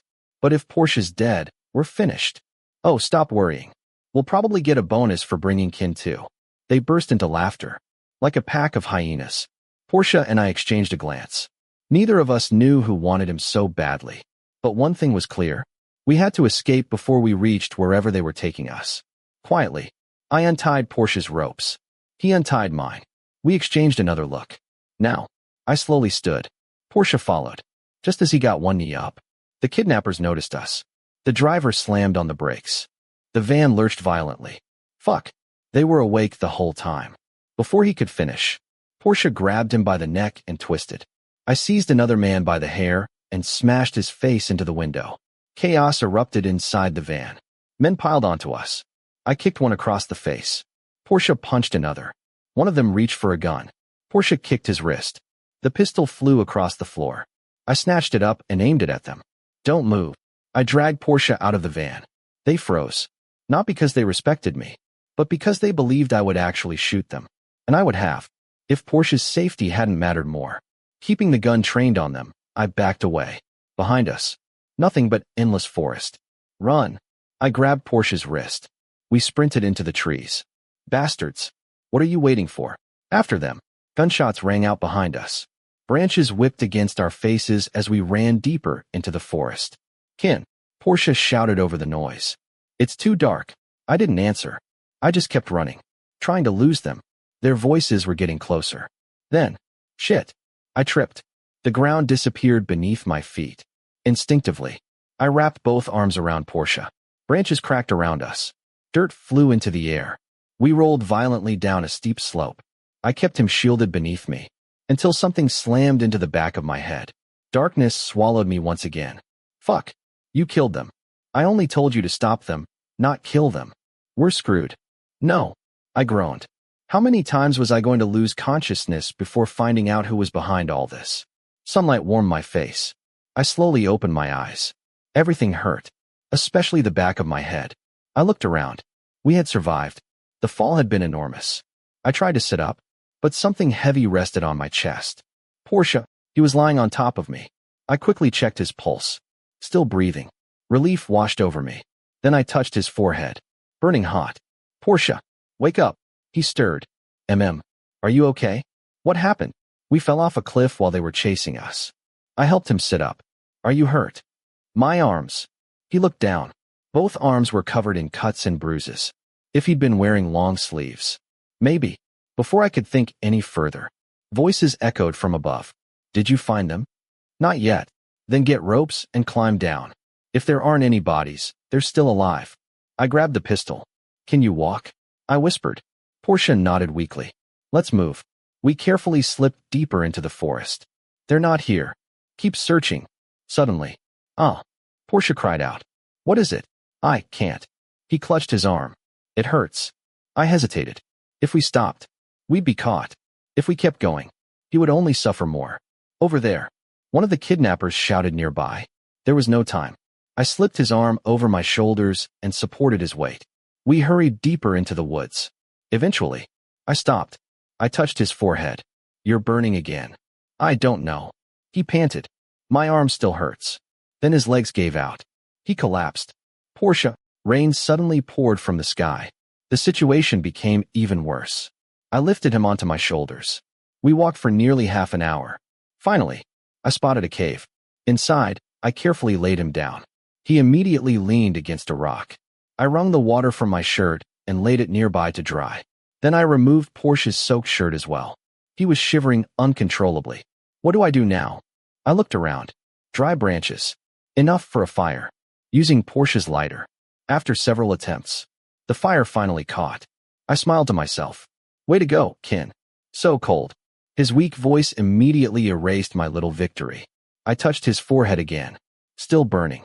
Come closer to the fire. He barely opened his eyes. So cold. I know. I sighed. I really don't know what else I can do to help you. He didn't answer. He just kept rubbing his arms. Finally, I sat beside him, wrapped an arm around his waist, pulled him gently against my chest. Better. I expected him to protest. Instead, he nodded and buried his face deeper into my neck. Porsche. He stayed silent.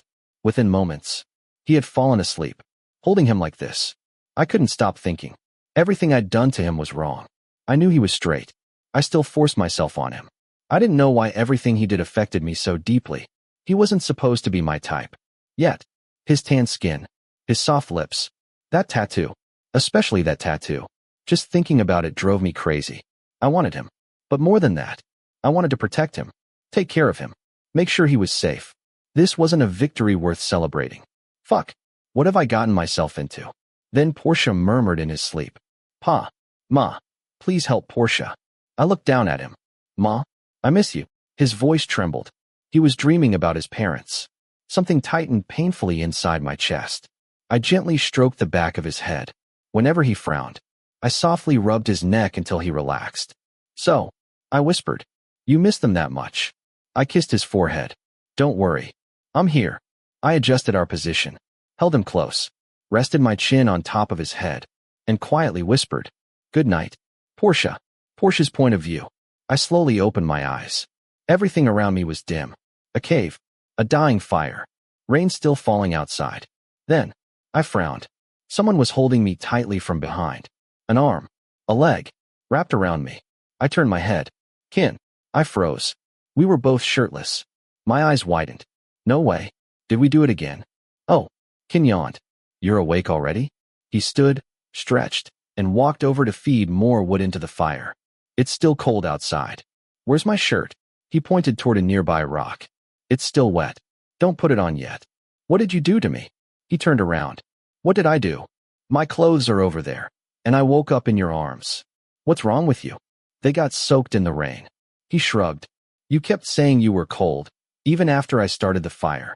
I didn't know what else to do, so I shared my body heat. The last sentence came with one of his smug little smiles. I wanted to kick him in the face. And who asked you to do that? Then, the memories came flooding back. The kidnappers. The forest. The rain. The freezing cold. Damn it. Porsche. Really? Porsche. He laughed. Do you really think I'd be in the mood for anything after everything that happened? Look around. He gestured at the cave. I don't think anyone would find this romantic. Who knows? I muttered. Maybe people like you enjoy dangerous situations. Oh. He chuckled. So your fever's finally gone if you're talking back again. Damn it. He looked outside. My phone's gone too. I just hope Pete finds us before those bastards do. I'm thirsty. I muttered. There aren't any cups. I glared at him. We're in the middle of a forest, you idiot. Find a big clean leaf. I explained. Fold it into a cone and catch rainwater dripping from clean leaves. That sounds difficult. I ignored him. A minute later, he returned carrying several leaf cones filled with rainwater. Here. I accepted one. Drank it. Only after I finished did he drink his. Why didn't you drink yours first? I was making sure it wasn't poisonous. He grinned. If you survived, then I knew it was safe. This bastard. Wait until we get home. I'll poison you myself. We sat beside the fire. You heard what they said in the van. Kinn spoke quietly. They were after you. Not me. I don't have enemies. I shrugged. Except you. You really are stubborn. He smiled. This is the second time someone's tried to kidnap you. If they wanted me, the reason would be obvious. But they wanted you. I don't understand why. He rubbed his jaw thoughtfully. For now, he sighed. Let's focus on getting out of here alive. After that, I'll find out who's behind this. I nodded. The truth was, I couldn't think of anyone either. Feeling better? Yeah. You should thank me. He smirked. My body heat worked. I immediately threw a handful of sticks into the fire. Sparks flew everywhere. He just laughed. For some reason, seeing him like this felt strange. Relaxed. Smiling naturally. Nothing like the cold, ruthless Kinn everyone knew. Then he suddenly said, You talked about your parents in your sleep. My smile disappeared. Yeah. How long have you been raising your brother alone? Almost 10 years. It must have been nice. He stared into the fire. To have a mother. I don't even remember mine. Why? The question escaped before I could stop it. My father divorced her when Kim was still a baby. He shrugged. I was too young to remember anything. Why did they divorce? I don't know. He smiled faintly. I never asked. Maybe I was already satisfied just having my father. Something in his eyes made me feel unexpectedly sad. You're amazing. He looked at me.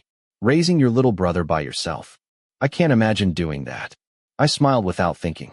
Then suddenly, my expression changed. I stood abruptly. My brother. Kinn. I looked at him. Do you think he's okay? I told him to run out the back. He answered calmly. I also told him to call Pete using your phone. You saved Pete's number, right? I nodded. I'm still worried. If something happened to him. Nothing happened. Kinn spoke with certainty. Those kidnappers were idiots. I had to admit. He wasn't wrong. If he couldn't reach Pete. Kinn continued. He'd probably call Tem or Jom. He smiled. For some reason, that smile made me feel safe. I'll let you win this once. But once we're out of here, I'll go right back to hating you. You should sleep. The rain probably won't stop until tomorrow. I nodded. Lay back against the cold stone. Immediately, the chills seeped into my body.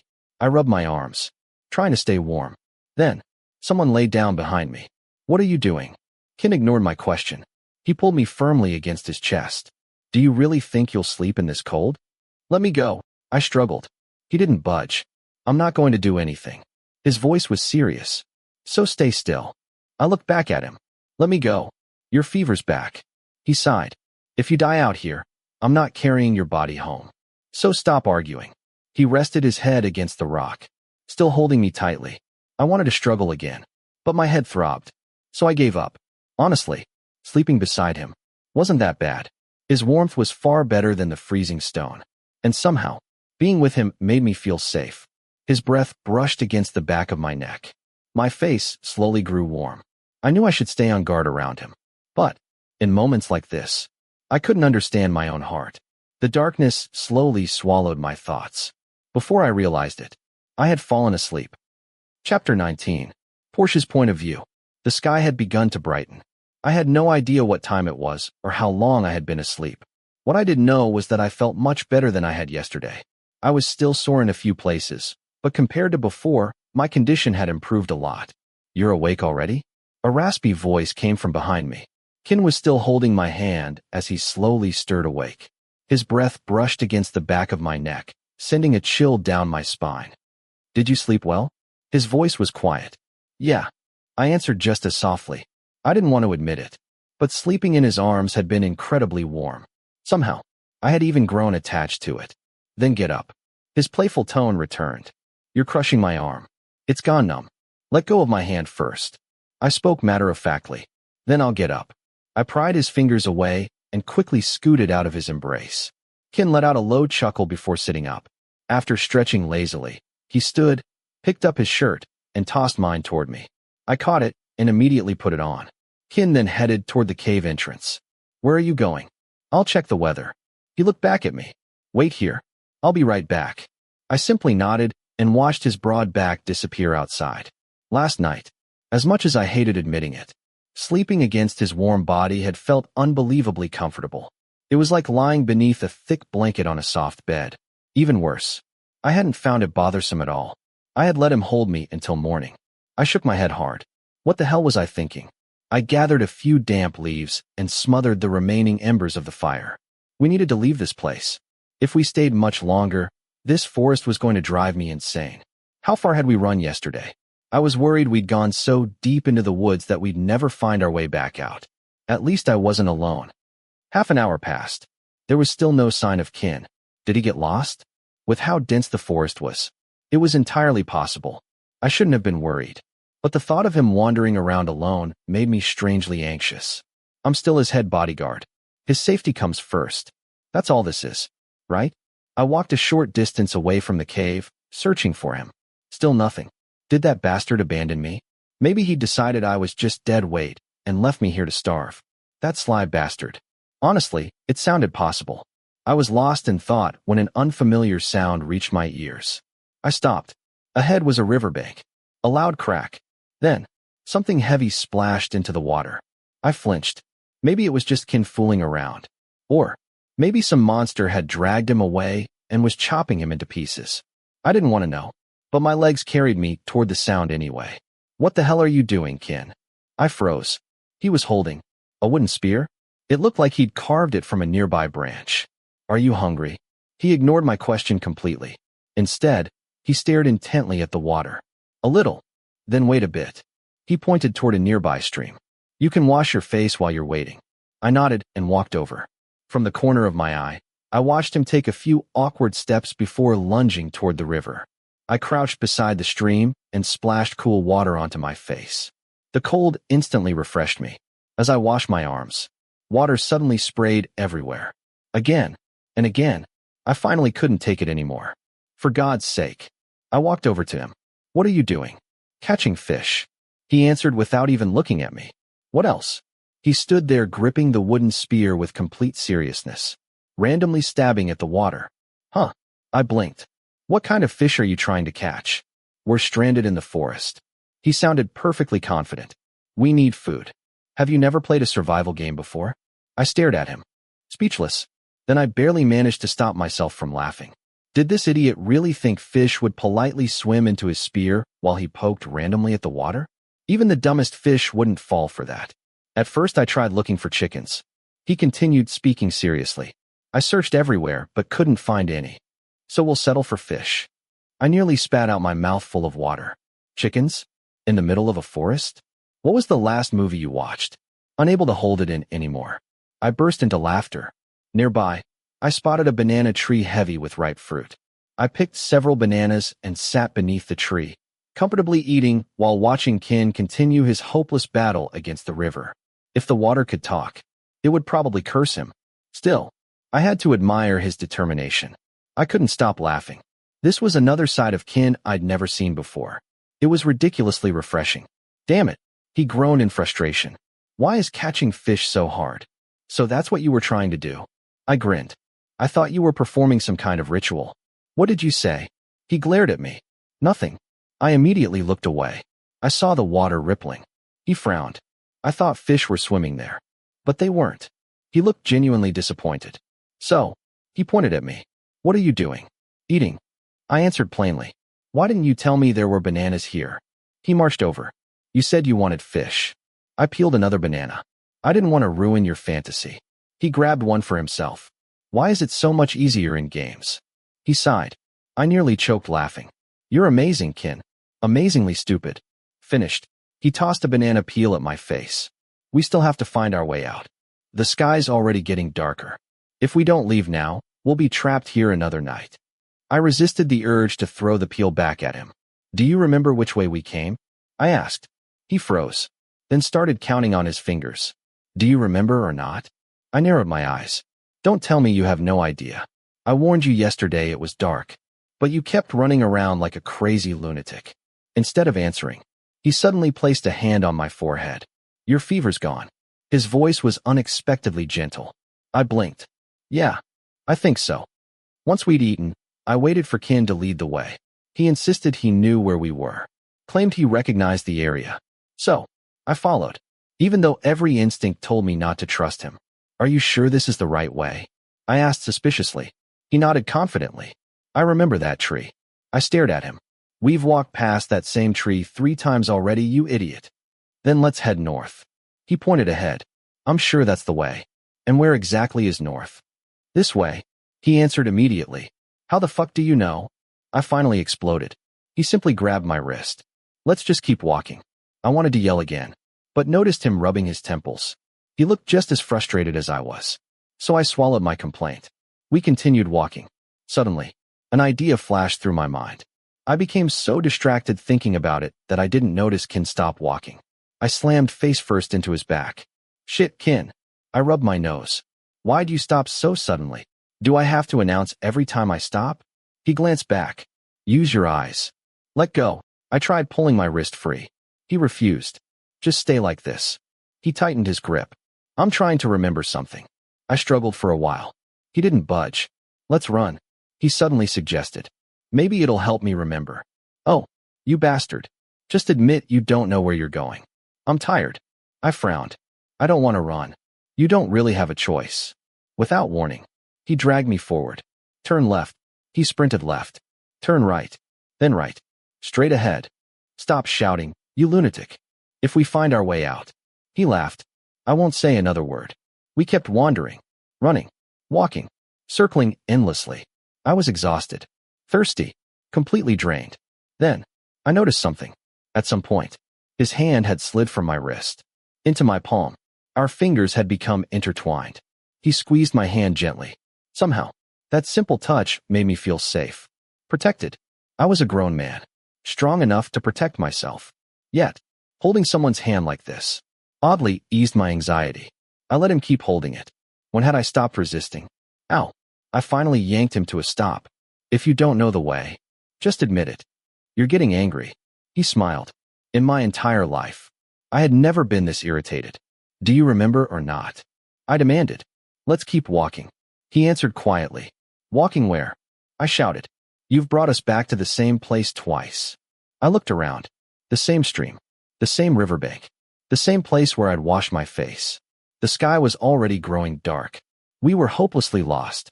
We'd walked all day, only to return to the beginning. Then, Kinn sighed. We'll stay here tonight. We'll definitely get out tomorrow. I silently made up my mind. Tomorrow, I'd be the one leading. Never him again. Let go. I pulled my hand away. He smiled sheepishly. I thought you liked holding it. I looked at him. The Kinn standing here was completely different from the Mafia heir everyone knew. He was playful, carefree, almost childish. I still found him infuriating. But this version of him, I like much better. I'm hungry. I walked back to the banana tree. If the poor tree could talk, it would probably ask why I'd left only to return a few hours later. This idiot. Hungry. Kinn rubbed his stomach. I'm tired of bananas. I want something else. You're unbelievable. I sighed. If you were alone out here, you'd die. I'm bored. He pouted. I don't want bananas anymore. I stared at him. Did this man seriously think he still had choices? So what do you want? Fish? Chicken? No. He pointed upward. I'll eat those. High above us grew clusters of small red berries. Before I could stop him, He kicked off his shoes and climbed the tree. Awkwardly. Like a circus monkey. I couldn't breathe. I laughed so hard my stomach hurt. Anyone from the Mafia who saw this would faint. Their terrifying boss. Reduced to this. After several minutes. He proudly climbed down, holding out a handful of berries. Here. I immediately shook my head. What are those? Wild cherries. He smiled proudly. Wild cherries. Seriously? He popped one into his own mouth. The very next second. Fuck. He spat it out and sprinted toward the stream. I collapsed laughing. His heroic climb. Completely wasted. What the hell was that? He scrubbed his tongue desperately. It tastes like rubber. Honestly, if we got separated, I'd survive. Kinn would probably die on the first day. He had confidence. Zero survival instincts. Only Kinn would think real life worked like a survival game. Finished laughing? He glared. You climbed a random tree and ate random berries. I grinned. They could have been poisonous. It was worth it. He muttered. Seeing you smile. His voice was so quiet. I pretended I hadn't heard it. You really like bananas. He smiled. Do I have a choice? I sighed. It's better than starving. I've got a banana too. He smirked. It's much better than yours. Smack. I threw a banana straight into his face. Ow. Bastard. Porsche. He rubbed his forehead. I'm your boss. So what? I crossed my arms. I'm quitting. He stared at me, then suddenly stepped close. Lowered his head until his lips were beside my ear. Call me boss. His voice became low. Cold. You're not my boss. I shoved him away. You're just a burden. You bastard. He stumbled backward. Laughing.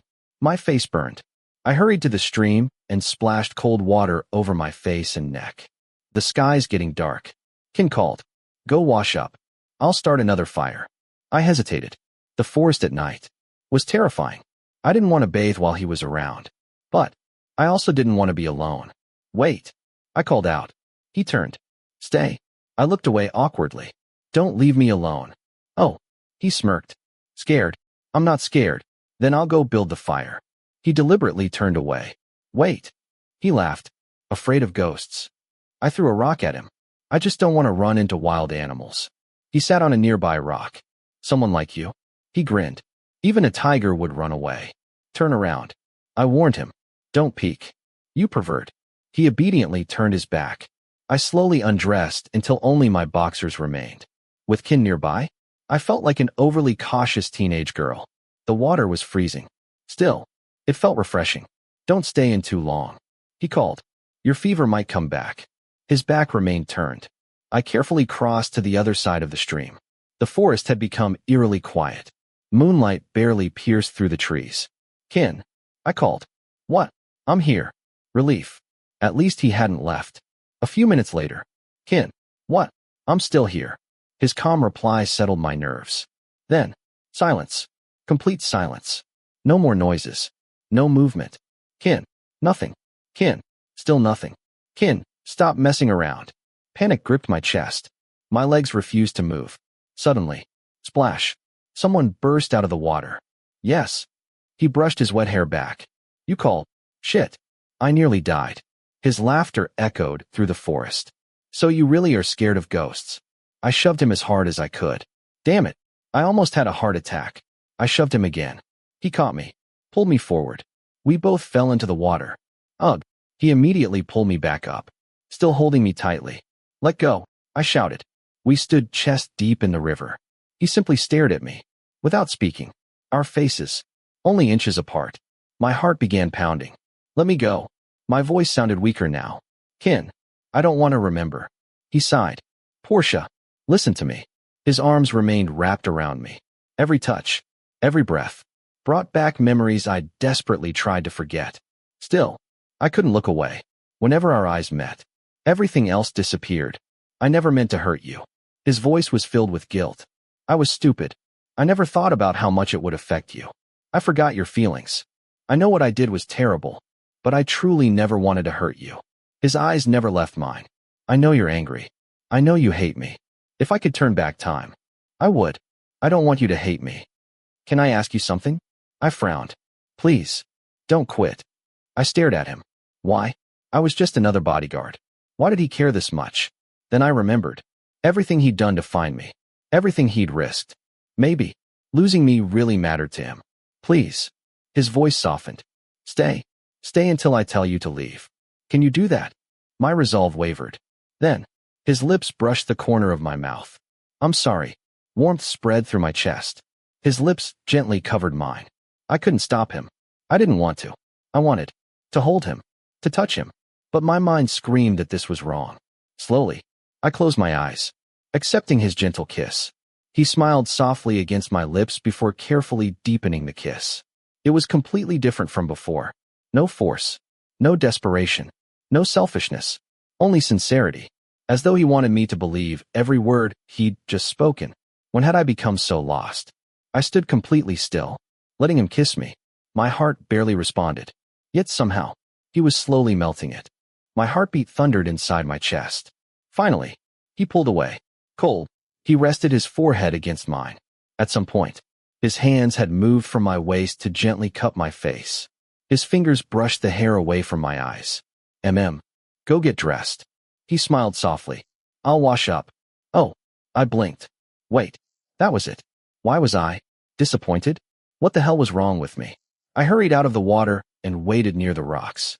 Turn around. I called. I'm changing. He obediently faced away while I quickly pulled on my dry clothes. Why is it so quiet? He murmured.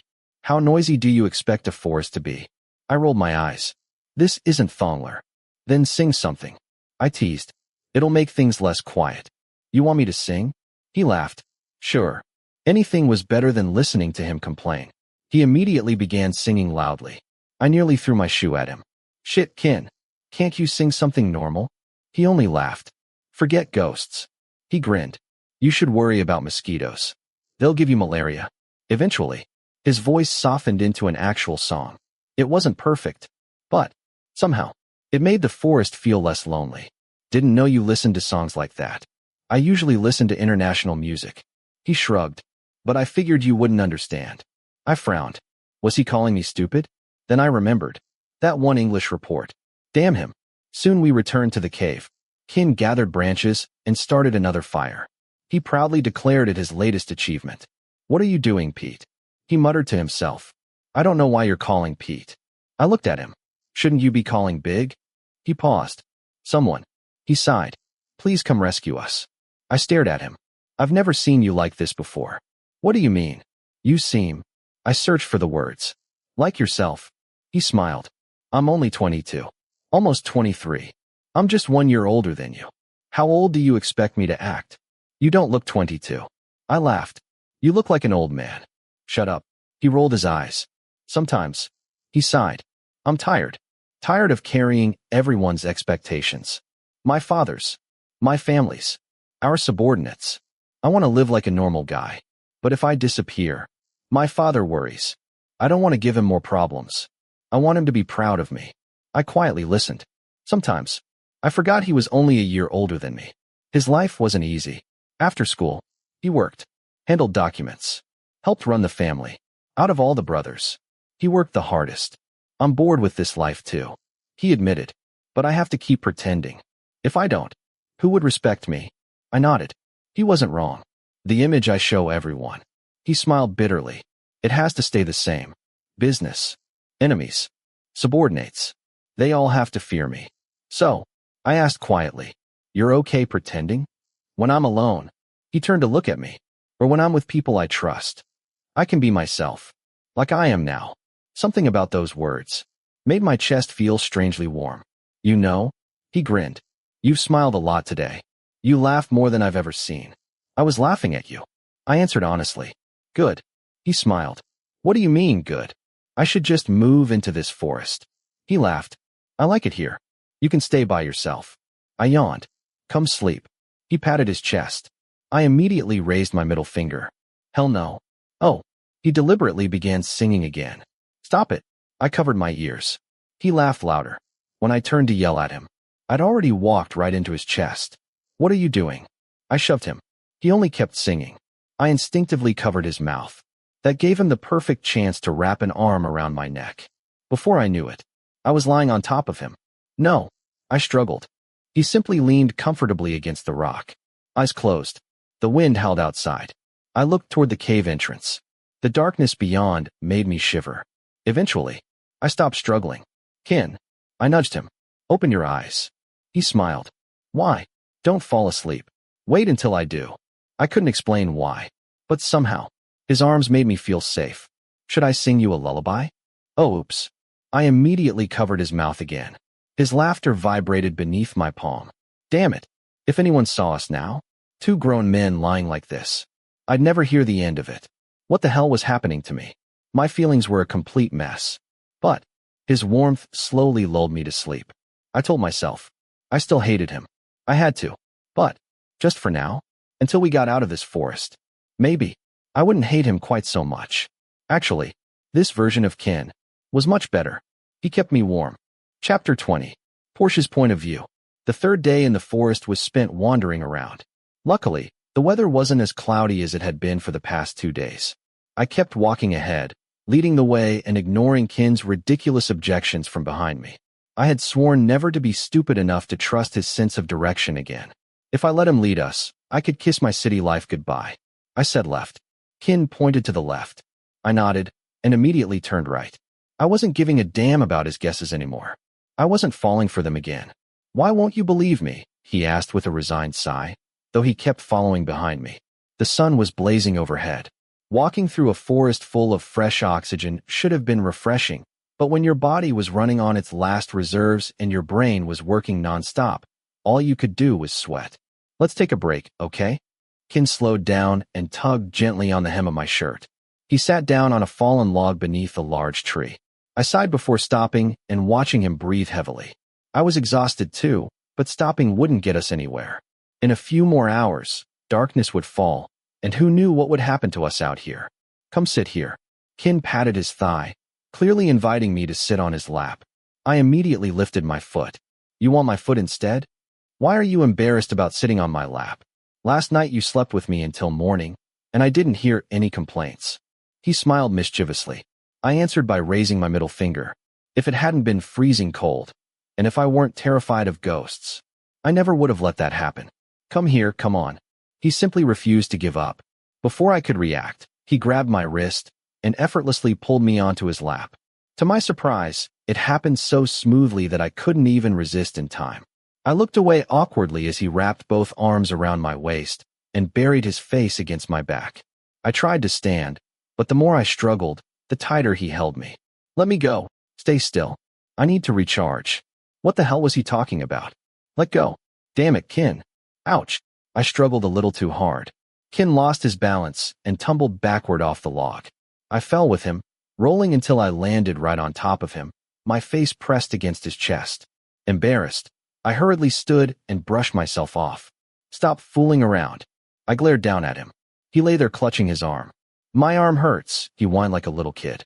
I stood with both hands on my hips. The nerve of this man. Stop whining and get up. I'm serious. My arm scraped against a branch. He looked like a dying pig. I crouched beside him to inspect the so-called injury. Where? I pulled his arm over. The skin from his forearm to his elbow had been scraped open, and blood was running freely. You deserve it, you perverted idiot. I tore off a strip of his shirt and carefully wiped the wound clean. He slowly sat up while watching me bandage it. Am I going to die? Kinn asked nervously. Yes. I didn't even look up. You'll die? Am I really going to die in this forest? He leaned his head on my shoulder. I was almost certain he was acting. Go ahead and die. I'll leave your body here. I shoved his head away. Do you expect me to carry your corpse? Should I feed you to the ravens? Apparently my words hit harder than I intended. He inhaled sharply. After checking again, I realized the wound wasn't very deep. I pushed his head off my shoulder and stood. He stared at me as though I'd offended him. Blow on it too. It'll heal faster. He grinned expectantly, as if. I slapped his arm away. Let's go. Stop talking nonsense. I walked ahead. Or better yet, get lost. Behind me, Kinn looked at me as though I were the cruelest man alive. My arm hurts. I can't walk. Carry me. What was wrong with him today? He was so annoying that I wanted to kick him in the stomach. Your legs work just fine. Yesterday I carried you. I let out a long sigh. Sometimes this side of him drove me crazy. Fine. Should I break your legs first? Then at least I'd have a reason to carry you. The threat came out of my mouth so naturally that it almost surprised me. Then at least pull me. He grinned and reached out his hand. I had no choice but to grab it. Let's go. I yanked him up rather roughly. Gently, my arm hurts. His voice sounded perfectly healthy despite the injury. You really are full of problems. I kept walking. He continued holding my hand. Just admit you're worried about me too. He whispered it so quietly I almost didn't hear. I ignored him. The more he talked, the more irritated I became. This way. He sped up and tried to guide me. No, I think it's this way. I shoved his shoulder aside and pulled him toward the path I believed was correct, still holding his hand. No, I remember it being this way. He stubbornly walked ahead. Ouch, Kinn. If you're going to be stupid, then stay here by yourself. I'm the leader. Just trust me. And who decided that? My father. He looked unbearably smug. I rolled my eyes. Without another word, I yanked him back toward my chosen path. He grunted his dissatisfaction. Kinn probably hadn't realized it himself. But lately he'd been acting like someone afraid of losing me. Like I was some little kid. He intertwined our fingers. For some reason, it felt different from yesterday. We kept walking, arguing, insulting each other, cursing nonstop. Honestly, walking through the forest was exhausting enough. Walking through it with Kinn was even worse. Hey, Kinn suddenly spoke. Have you ever heard what people say? What? The farther people walk in a forest, the more lost they become. He paused. Because something is covering their eyes. His voice became lower, colder. A chill ran down my spine. I unconsciously squeezed his hand tighter. In forests like this, he continued quietly, there's always something sacred. And those people they interviewed. He deliberately let his voice trail off. Goosebumps crawled across my arms. What the hell are you trying to say? Who in their right mind talked about ghosts in the middle of a dark forest? I'm serious. Haven't you ever read stories like this? No matter how far you walk, you always end up back where you started. Damn it, what exactly are you trying to imply? I shouted. He looked completely serious. Yesterday we walked for hours and ended up in the same place. He paused dramatically. Or did we? That was enough. I grabbed his hand tightly. What? We might have offended the forest god. I'm sure it wasn't me. I swallowed nervously. Someone like you probably did. Your thoughts alone are sinful. Kinn shook his head. No. This morning I greeted the forest god respectfully. He looked at me suspiciously. What about you? His expression made me suddenly remember that I'd peed on a tree. I made an offering when I peed. I muttered so quietly I barely heard myself. There. He nodded gravely. You need to pay your respects properly. Otherwise we'll never get out. We've been walking forever. You've noticed that too, haven't you? Fear gripped my chest. So what do I have to do? Ever since I was a kid, my mother had filled my head with ghost stories. I couldn't even remember how it started, but I'd always believed these things. Come here. Stand there. Face that direction. Put your hands together. I have to pay my respects. Yes. So we can get out quickly. What about you? I already did it this morning. Just do it for peace of mind. He eagerly pushed me into position. What do I say? I know a spell. Ready? I nodded. And none ta. Repeat it loudly. Ah, yeah. I repeated after him. Halfway through, I frowned. Wait. That spell sounds familiar. I turned suspiciously toward him. A smile flashed across his face, then disappeared. Maybe I imagined it. You've probably heard it before. It's famous.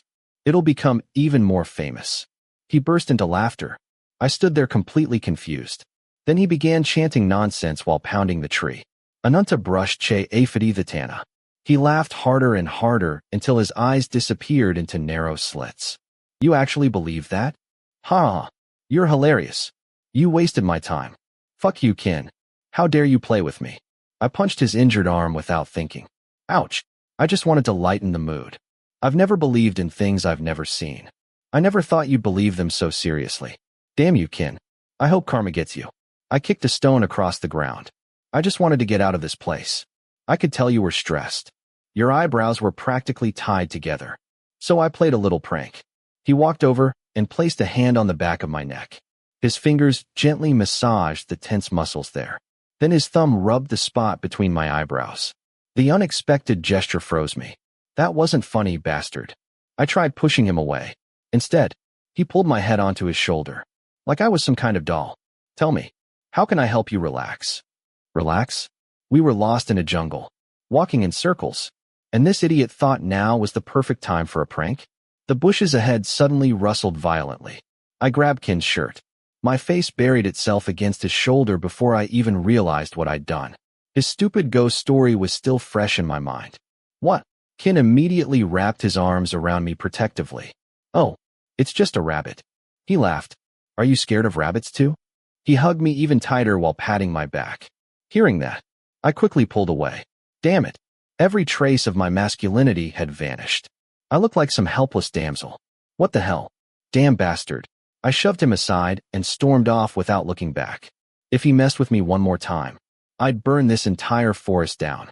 Wait for me, Porsche. He jogged after me. I refused to slow down. No more wasting time on his nonsense. I think this is the right path. The scenery ahead finally looked familiar. Then, I saw the cliff where we'd fallen on the first day. This is it. We need to climb up. Kinn studied the route. Find them. Search every corner of the forest. Don't stop until you find them. A loud voice echoed through the trees.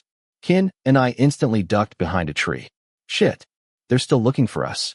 Kinn pulled out his gun. What do we do now? I asked. My gun had disappeared the day we fell. We only had his. This way. There are footprints. Their voices came closer. I almost stopped breathing. Kinn gripped the pistol tightly. Then, he grabbed my wrist. Give me the gun. I'll deal with them. He ignored me. We have to fight. Otherwise this will never end. They're here. The shout rang out. Kinn fired instantly. 2 men dropped. Without hesitation, he dragged me toward another tree. Gunfire exploded around us. We're running out of bullets. Kinn cursed while checking his magazine. He fired again. Another man collapsed. Seeing an opening, I broke free and sprinted toward a nearby corpse to grab the fallen gun. Porsche, what the hell are you doing? Kinn chased after me, firing to keep the others back. I grabbed the gun and immediately returned fire. There had to be at least 10 enemies. Kinn pulled me behind cover. What are you doing? He shouted. Damn, I've already lost too many chips. If we retreat now, we'll die anyway. Running would never solve anything. An eye for an eye. A tooth for a tooth. I wasn't spending another day trapped in this forest. Porsche, don't you dare. Before he finished speaking, I charged out from behind the tree. My fingers squeezed the trigger repeatedly. The enemies scattered in confusion. Several crashed into one another before falling. Kinn, you go that way. I'll go this way. Without waiting for an answer, I ran, shooting as I went. We were hopelessly outnumbered. I checked my ammunition. Almost empty. I looked toward Kinn. He looked back at me, worried. For some reason, the thought of him getting hurt twisted painfully inside my chest. I hated the bastard. So why couldn't I stand the thought of him dying? Damn it. Exhaustion. Fear. Panic. My mind refused to work. Charging ahead meant certain death. While I hesitated, someone came up behind me. I turned. A gun barrel pressed against my forehead. Give up. You can't beat us. 3 men surrounded me. I pointed my own gun at one of them. Even cornered, I refused to surrender.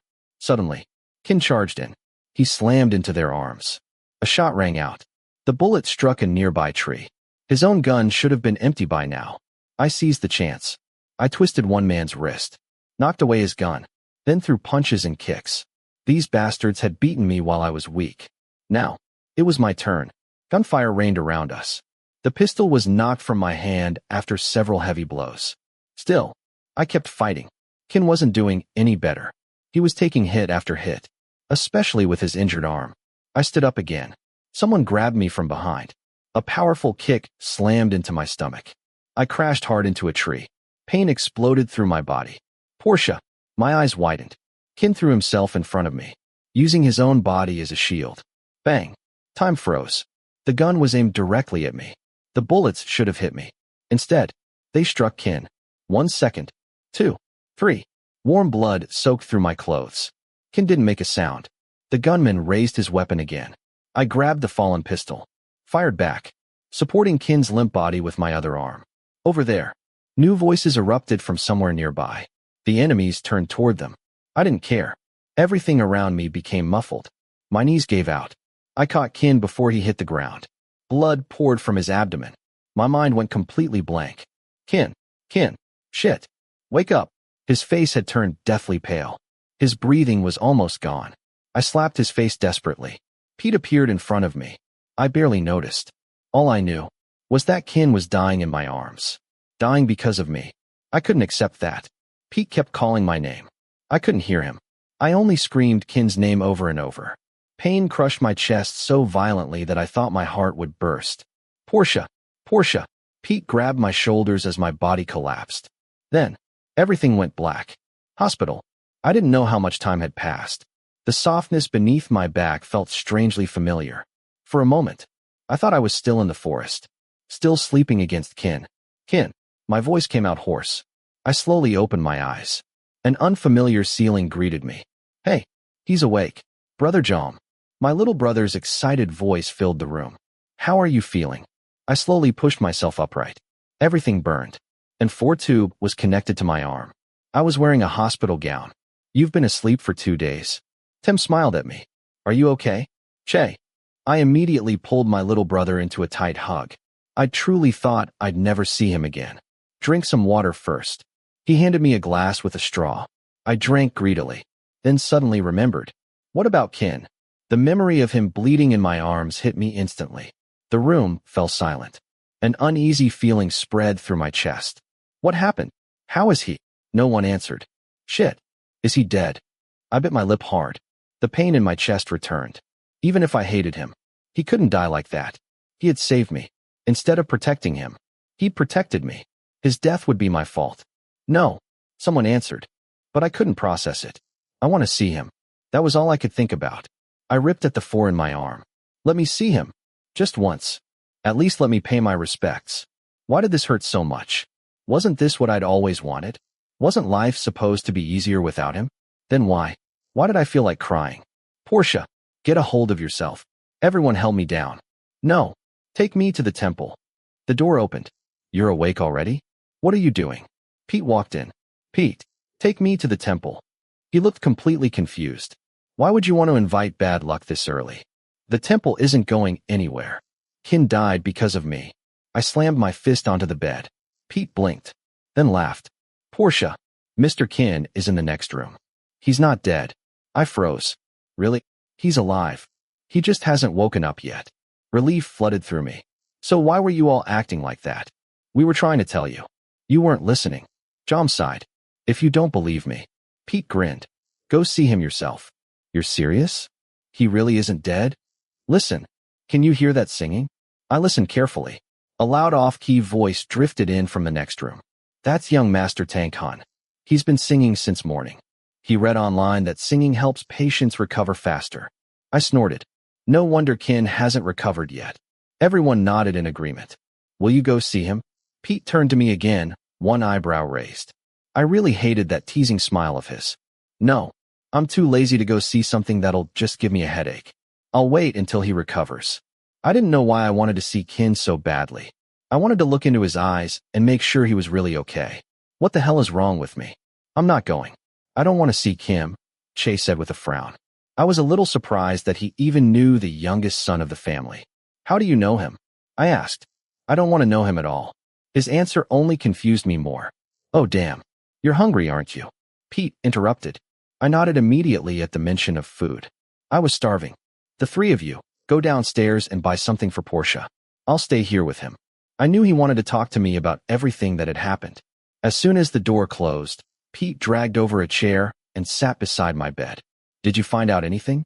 I asked immediately. No. I didn't recognize any of the dead bastards. I've never seen their faces before. Some of them escaped, and I couldn't capture anyone alive. I was shocked when I saw Mr. Kinn get shot, and then you fainted on me. I didn't have time to deal with the rest of them. I don't have enemies anywhere, I muttered. Pete frowned. I told him everything, starting from the day Kinn barged into my house. I told him about the kidnapping and all the important information I'd overheard in the van.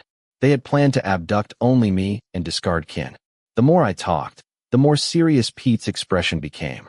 Damn, this isn't a joke. I think it has something to do with both you and Mr. Kinn. From the incident at the hotel, they deliberately targeted you while also trying to eliminate Mr. Kinn. I still didn't understand how Kinn fit into all of this. As far as I knew, everything had been aimed at me, and Kinn had only been dragged into it. If you ask me, The only enemies I can think of are the people I killed at the shooting range. I thought about that too. But then why drug you? That part doesn't make sense. I can't connect everything. Every time I think about the recent events, something doesn't add up. Ugh, why did it take you so long to find us? I joked. Do you know where I found you and Mr. Kinn? I shook my head. How would I know? I'd been tied up hand and foot the entire time, and I'd practically lost my mind. The forest you were in is part of a huge mountain. When your brother called me, I rushed to your house. He was hiding behind the house, shaking like a leaf. He looked pitiful. My heart tightened as I imagined how terrified Che must have been. I tracked Mr. Kinn's phone signal while you were still in the city. Then the signal disappeared, so I had to check traffic cameras to trace where you went. By the time I figured it out, I was already a day behind. We searched the mountain until we finally heard gunshots. I swear my heart almost stopped. I could understand how difficult it had been. The search area was enormous. So what are we going to do now? KinnPorsche isn't going to let this go. Right now, I'm checking whether any of our rivals own houses or land near that area. I nodded. I was still completely confused. I had almost no understanding of why any of this had happened. So, how's he doing? I gestured toward the room next door. If you're worried, let's go take a look. I raised my middle finger at him. Just tell me if he's okay. Pete's expression turned serious. Luckily, the bullet didn't hit any vital organs. But he lost a lot of blood. After the surgery at the provincial hospital, KinnPorsche immediately transferred both of you here to Bangkok. I nodded quietly. Looking around the room, I realized how luxurious it was. A room like this suited someone like Kinn. But me? A regular room would have been more than enough. Why am I staying in a room like this? It's a VVIP room. KinnPorsche's orders. Pete casually picked up some fruit from the basket beside my bed. Pretty good treatment for an employee, huh? Huh. It's only for you. I'm confused too. Noah was shot as well, but he's staying in a regular room. That only made me more confused. KinnPorsche had always been kind to me, but this was going way beyond kindness. The door opened again. My friends came in with my brother. A moment later, another man entered with his secretary. How are you feeling? Hello, KinnPorsche. Pete and I immediately raised our hands respectfully. Pete hurried over to offer KinnPorsche and Phai-chan some seats. Feeling better? You're surprisingly hard to kill. KinnPorsche laughed. I quickly sat up straighter. Just relax. He only woke up a little while ago, sir. Pete explained. If you're in pain, tell the doctor immediately. You and Kinn nearly gave me a heart attack. His gentle voice made me smile awkwardly. So, you were trapped in that forest the whole time? At first, we were captured and held prisoner. We escaped along the way and ended up in the forest. We were lost there for 3 days, sir. It's fortunate that both of you survived. I don't know who's responsible yet, but whoever did this will pay for what they did to my sons. I frowned slightly. I assumed he meant Kinn. And Pete, you've already asked for the details? Phai-chan finally spoke. Yes, they specifically targeted Porsche and intended to kill Mr. Kinn. I don't believe this was random. Porsche, you and your brother will stay at my house for the time being. No arguments. Think about your safety. Pete, make the arrangements. While you were gone, I brought your brother to the mansion. He's staying in your room. I was worried those people might target him too, so I acted immediately. Don't worry. I've taken good care of him. My frown deepened. What the hell happened while I was unconscious? I told you I'd take care of your brother. I'll protect both of you. Stay at the mansion until I catch whoever did this. Yes, sir. For Che's safety. I couldn't refuse. They already knew where we lived. If anything happened to him because of me, I'd never forgive myself. As for your resignation, don't think about it anymore. I won't let you quit. If you're unhappy about anything, come talk to me. I told you before, I consider you one of my own children. Let me take care of both you and your brother. I looked up in surprise. Then I nodded. For now, my resignation would have to wait. Che's safety came first. Just then, the door burst open. A tall figure strode into the room. Everyone turned in surprise. The sound of gunfire in the sky. Bang! I immediately covered my ears. The idiot sang dramatically while pretending to fire a gun into the ceiling. Arm and Phi Jet immediately collapsed onto the floor, rolling around dramatically as though they'd been shot. KinnPorsche, Phai-chan, Pete, and I all sighed at the same time. What exactly are you doing? And you 3 idiots. Why are you rolling around on the floor? KinnPorsche sounded exhausted. Kinn simply grinned at me. Young master said that whenever he sings this song, we have to fall down in time with the music, Arm explained nervously. If we refuse, he threatens to shoot us for real. Kinn glared at Phi Jet. Jet, you too? Can't you stop my son from doing ridiculous things?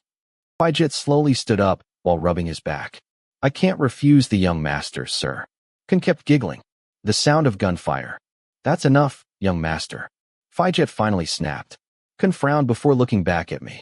So, how was the forest? Did you see any tigers? I rolled my eyes. Don't bother him yet.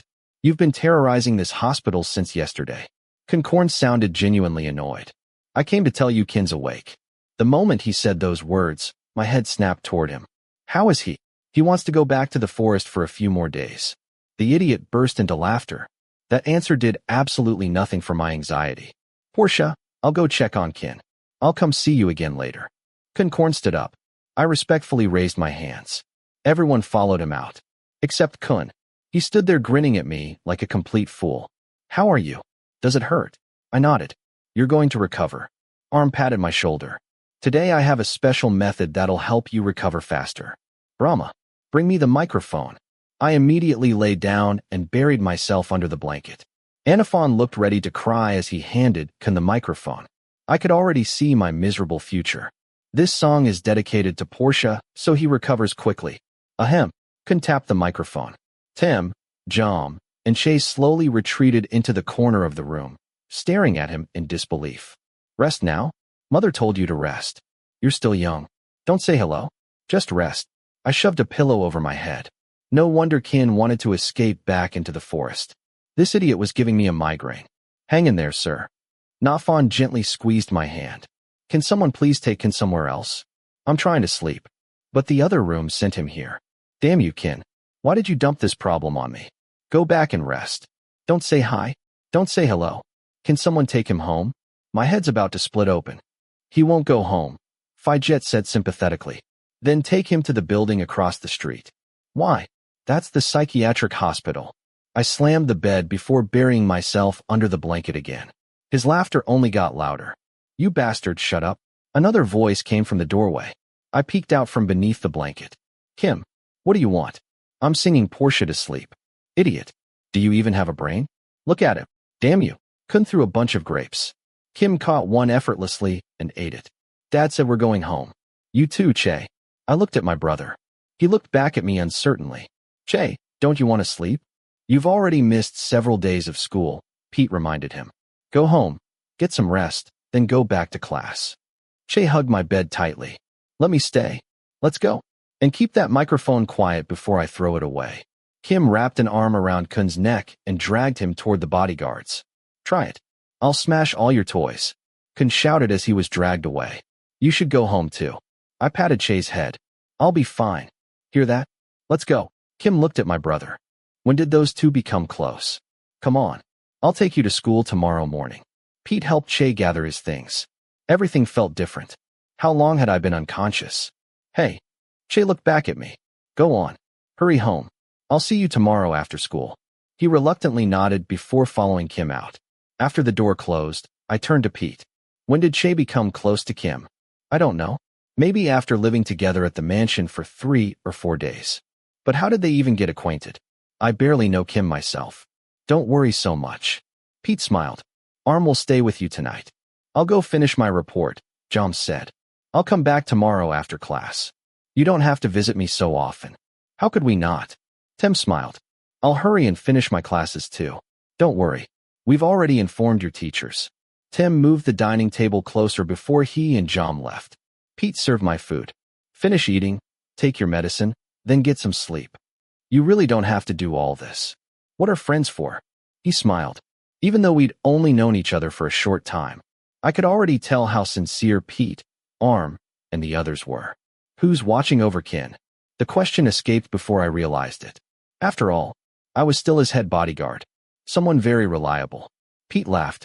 He refuses to leave Kinn's side. I stopped halfway through a bite of rice. Who? Big. Pete rolled his eyes. He's guarding Kinn like a mother hen protecting her egg. Isn't that a good thing?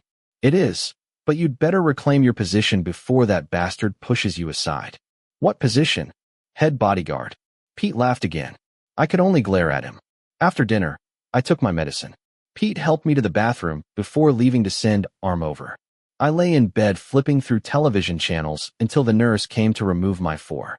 We're taking this out now, but the doctors want to observe you for another 2 days because of your bruises and injuries. If you feel dizzy or uncomfortable, press this button and we'll come immediately. I nodded.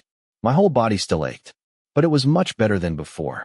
Bandages covered nearly every part of me. Arm arrived, settled onto the sofa, and pulled out his phone to play games. Have you eaten? Yeah. Go to sleep. Call me if you need to use the bathroom. He barely looked away from his game. The lights went out, leaving only the bathroom light glowing softly. I tossed and turned for several minutes. The nurse had given me sleeping medicine, so why couldn't I sleep? You think he's asleep?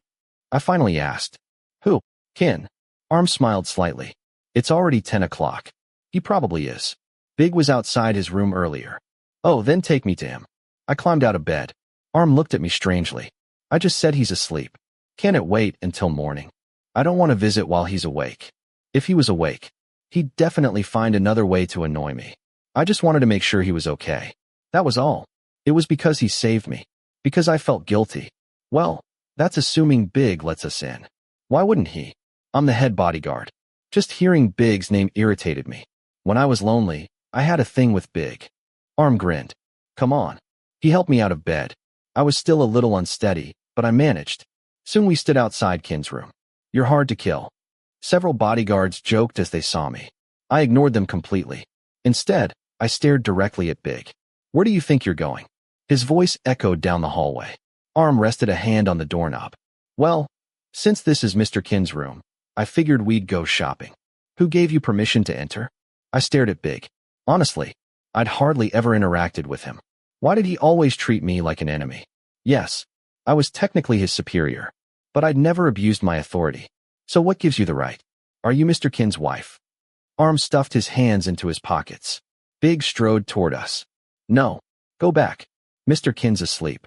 One of the other guards hurriedly pulled Big back. Porsche just wants to check on Mr. Kinn. He's the head bodyguard. Isn't that allowed? I remained silent. Big looked ready to attack me. No, I won't allow it. His shout attracted a passing nurse, who quickly left after another guard explained the situation. You bark like a dog. Arm smiled. And dogs should learn how to bow. Arm. Big grabbed him by the collar. I immediately shoved Big's shoulder and stepped between them. Don't touch him. Arm quickly pulled me back. Hey dog, you really want to fight me? Big glared. So, I glared back. Even injured. If he laid a hand on me or Arm, I wouldn't let him walk away. Porsche. Arm stepped between us again. The fight was about to begin. What are all of you doing? A calm but commanding voice echoed through the hallway. Everyone immediately straightened up. Mr. Chan. Big bowed respectfully. If you're going to cause trouble, do it outside. This is a hospital. Chan looked at me. What are you doing here, Porsche? Porsche wanted to see Mr. Kinn, but they wouldn't let him in. Arm answered before smirking at Big. Chan looked at Big once before opening the door. Come in. Arm and I entered. The room was dim. Kinn appeared to be asleep. Brother Chan, what are you doing here? Arm whispered. I came to bring Mr. Kinn a new phone. He placed a black box on the bedside table. Don't disturb him too much. Then he quietly left. After the door closed, Arm sat on the sofa. I slowly walked toward Kinn's bed. Even with bruises covering his face, he was still unbelievably handsome. His breathing was steady. One arm was connected to N4. A heart monitor blinked quietly beside him. This wasn't a minor injury. I gently rested my hand over the blanket where the bullet wound was. I carefully rubbed the area. Just thinking about him enduring all this pain because of me made my lips press together. Watching his chest rise and fall filled me with warmth. That idiot. Trying to be some kind of hero. Who did he think he was? I smiled bitterly. Then, his hand suddenly grabbed my wrist. Did I wake you? He slowly opened his eyes. He smiled at me, then looked toward Arm. If you've got something to do, leave. Arm practically bounced off the sofa. Where are you going? I'll wait next door. He smiled before slipping out. The room fell silent.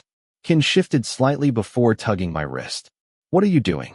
How could an injured man still be this strong? He pulled until I had no choice but to sit beside him. He smiled warmly. Bastard. I can sit in the chair. I pointed toward it. No. He tightened his grip. I want you here. Let me go. I struggled carefully. I didn't dare use too much strength. I might hit his injuries. I don't have much strength left. If you hurt my wound, I'll punish you. He released my wrist, only to wrap an arm tightly around my waist. I instinctively supported his chest. His grip refused to loosen. Porsche. Big suddenly froze in the doorway. I immediately tried pushing Kinn away. Instead, Kinn hugged me even tighter. What do you want? Kinn sounded irritated. Let me go. I struggled. Big stood there looking as though his soul had left his body. What do you want? Kinn repeated impatiently. I thought Mr. Kinn was asleep. I came to escort Porsche out. Leave. Kinn's voice was cold. If I don't call you, don't come in. Big suppressed his emotions before closing the door. Mind your own business. I shouted after him. What is wrong with you? Let me go and get some sleep. I tried prying his arms away. Let me go, or I'll punch your wounds. He finally released my waist, only to grab the back of my neck. Then he pulled me down beside him. I struggled with all my strength. Stop fighting. My head landed on his pillow. Don't struggle. I'm hurt. He groaned. I immediately froze. He clutched his wound. Serves you right, asshole. I carefully lifted the blanket to check his injury. A faint stain of blood was soaking through the bandage. My heart skipped. Should I call the doctor? No. He lay back quietly. Fine. Don't call the doctor. Just die. I won't take responsibility. I reached for the nurse call button. He grabbed my arm. Then take responsibility for hurting me. He hugged me again. My head rested on his arm. Don't struggle. The wound might reopen. He tucked the blanket around both of us. I went completely stiff. What are you doing, Kinn? I couldn't sleep. He hugged me tighter. I think it's because you weren't here. He pulled my face against his chest. Let me go. I really shouldn't have come. If I struggled too much, his wound might split open. Then his father would definitely blame me. Shoo. He smiled. Go to sleep. Comfort me. I took a bullet for you. Who asked you to? Just be grateful and thank me. He hugged me quietly. I stopped struggling. He was right. Taking a bullet for someone wasn't something small. How was I supposed to thank him when he kept taking advantage of the situation? His familiar scent surrounded me. Before I realized it, every bit of exhaustion melted away. My eyes slowly closed. As usual, I fell asleep almost immediately. Just wait until you're fully healed. Then I'll get my revenge. Damn bastard. Chapter 21. Porsche's point of view. I began to stir because of the noisy surroundings, but I was too lazy to open my eyes. I buried my face deeper into the warmth in front of me. The familiar scent and the soft touch of skin against my face lulled me back to sleep. Porsche? Porsche. I heard someone whisper my name, followed by gentle pokes along my arm that annoyed me. I lazily opened my eyes and looked at the person who dared to disturb my sleep. What? I asked, glaring at him. My vision was still blurry, and I couldn't remember what had happened last night. All I wanted was to go back to sleep. Kinn loosened his hold on me and rested one arm behind his head, grinning smugly. Shit. I immediately sat up, and Kinn flexed the arm I had been using as a pillow all night. You seem busy. I'll leave first. The voice came from the doorway. I turned and found Time standing there with a shocked expression. Beside him, Tay, Mew, and Pete looked just as stunned. As Kinn burst into hysterical laughter, I scrambled out of bed. My face burned with embarrassment. Keeping my head down, I hurried toward the door, refusing to meet anyone's eyes while they all looked back and forth between Kinn and me. I don't care anymore. At that moment, smashing my head into the wall sounded incredibly tempting. What were you thinking, Porsche? Ugh, I'm so screwed. I ran back to my room, washed my face in the bathroom, and took care of a few personal things. I stayed there for a long time, trying to come up with a reasonable excuse to tell my friends. Fuck it. After what they'd seen, there was no way they wouldn't assume the obvious. Kinn and I had slept together in the same hospital bed, and we'd been hugging each other. What was I supposed to do now? I leaned against the sink and stared at my reflection. Looking back at me was someone who actually looked well-rested. My skin seemed brighter, and my face and lips looked fuller than usual. I stood there for a long time. This never would have happened if Kinn hadn't forced me to sleep there. But at some point, I'd accepted it too. Damn, I'm really screwed. I tried to calm myself and act as normally as possible before quietly returning to my room. I sat at the table and started eating. My heart was pounding wildly, but I pretended nothing had happened and continued shoveling rice into my mouth. The door burst open.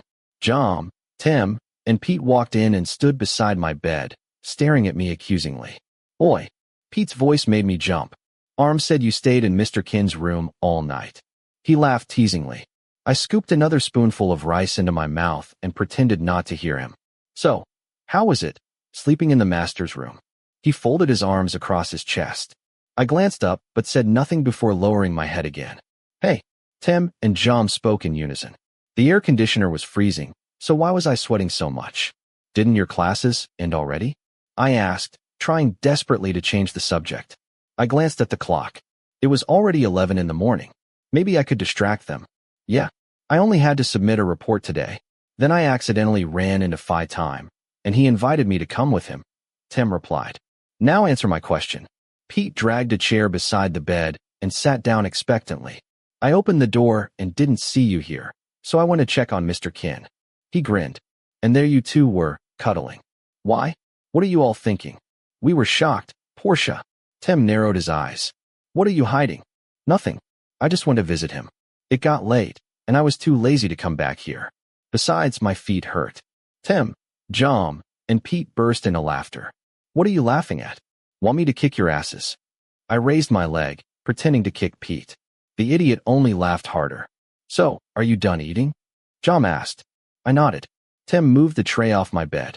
Thankfully, they didn't ask any more questions. I leaned back against the headboard and turned on the television while desperately trying to think of a believable cover story. What are you doing? I frowned when Jom suddenly climbed onto my bed and sat beside me. Fortunately, the VIP bed was huge. Still, what was he doing? Oh, you always say that two men sleeping together is perfectly normal. His words immediately made me frown. Pete and Tim exchanged amused looks. I'm sick. Get down. I pushed at his head as he tried to lie beside me. Kinn was sick too. He even had surgery, and he still let you sleep beside him. I don't see anything wrong with it. Jom sat upright again. Why? You're my friend. I don't think there's anything strange about guys sleeping together. I knew they were teasing me. The sofa's over there. Go sleep on it. My bed looks softer. He grinned. I just want to sleep. Then he smirked. Or, did you sleep beside Kinn because? Before he could finish. Fine. Sleep if you want. I cut him off immediately. Frowning, I folded my arms and stared blankly at the television. I'm really comfortable here. The idiot rolled over and even stole half my blanket. For some reason, I felt unbelievably uncomfortable. Man up. I lay down too, but everything felt awkward. We kept shifting around, turning over, adjusting ourselves. I grew more and more irritated until... Thunk. Ow. Jom cried out as he rolled off the bed. I'd kicked him squarely in the hip. Pete and Tim exploded with laughter. Why'd you kick me? He rubbed his, but while sitting on the floor. Because you're annoying. Really? He pointed at me with a mischievous grin. You didn't seem bothered sleeping with Kinn at all. Or should I say? Shut up. I yanked the blanket over my burning face. Go sleep somewhere else. The teasing continued endlessly. It annoyed me, but it also made me think. When Jom lay beside me, I felt awkward. I felt irritated. But when it was Kinn, I hadn't felt uncomfortable at all. In fact, I'd been strangely comfortable around him. Click. The sound of the door opening startled me. Who now? Time, come in. Tim called toward the door. Great. It was Kinn's friend. What was I supposed to do now? These people were even more troublesome. Hey. Time walked in carrying a tray. Kinn asked me to bring some snacks for Porsche. He placed it on the bedside table. Thanks. Pete poked my back. I don't want any. Phi time. Did you ask Phi Kinn why Porsche was in his room? Shit. They're going to laugh again. Why are you all so curious? I threw the blanket aside and snapped. Tom looked at me and smiled sheepishly. I didn't ask. He chuckled. I already know the answer. All of you get out. I'm going to sleep. I buried myself under the blanket again. The more they teased me, the more embarrassed I became.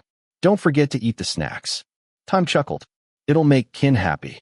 I heard footsteps retreating before the door closed. Why'd you bring his friend here? I groaned at Pete. Oh, we meet them more often than you think. He shrugged. Besides, I've got better social skills than you. He grinned. When I'm around them, there's always delicious food. I glanced toward the tray. A large slice of cheesecake topped with whipped cream had been arranged beautifully. You want some? Pete lifted a spoon. I'll feed you. No. Then we'll eat it. Jom happily took a spoon. Tim looked just as excited. I couldn't stop staring at the cake. Why did Kinn send this?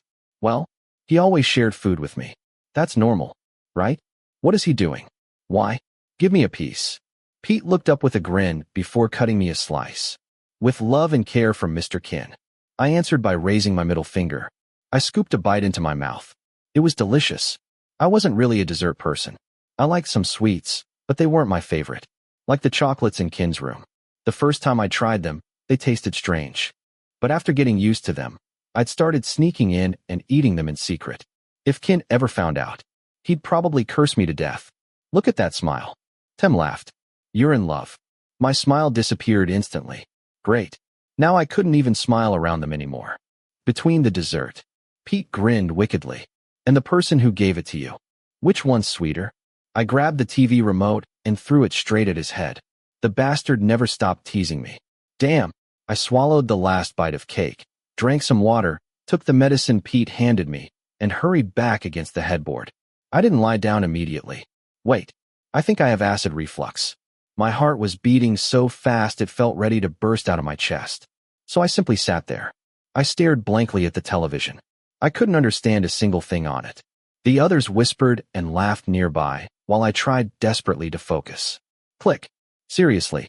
Who now? Don't these people want me to recover? Hello. I closed my eyes and sighed. Hello, young master. Everyone greeted him at once.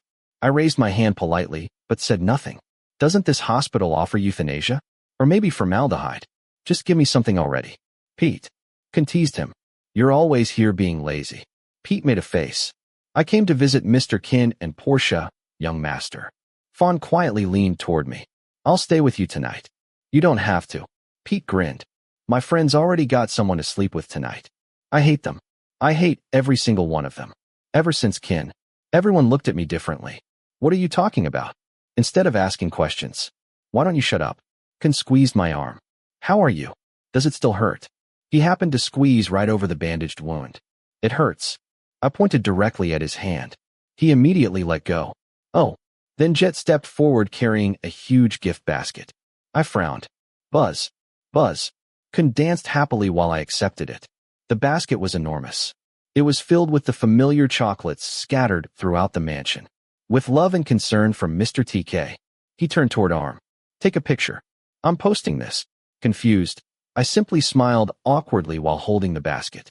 1-2 smile. Afterward, Arm handed him the phone. I don't like this picture. Pete leaned close and whispered in my ear.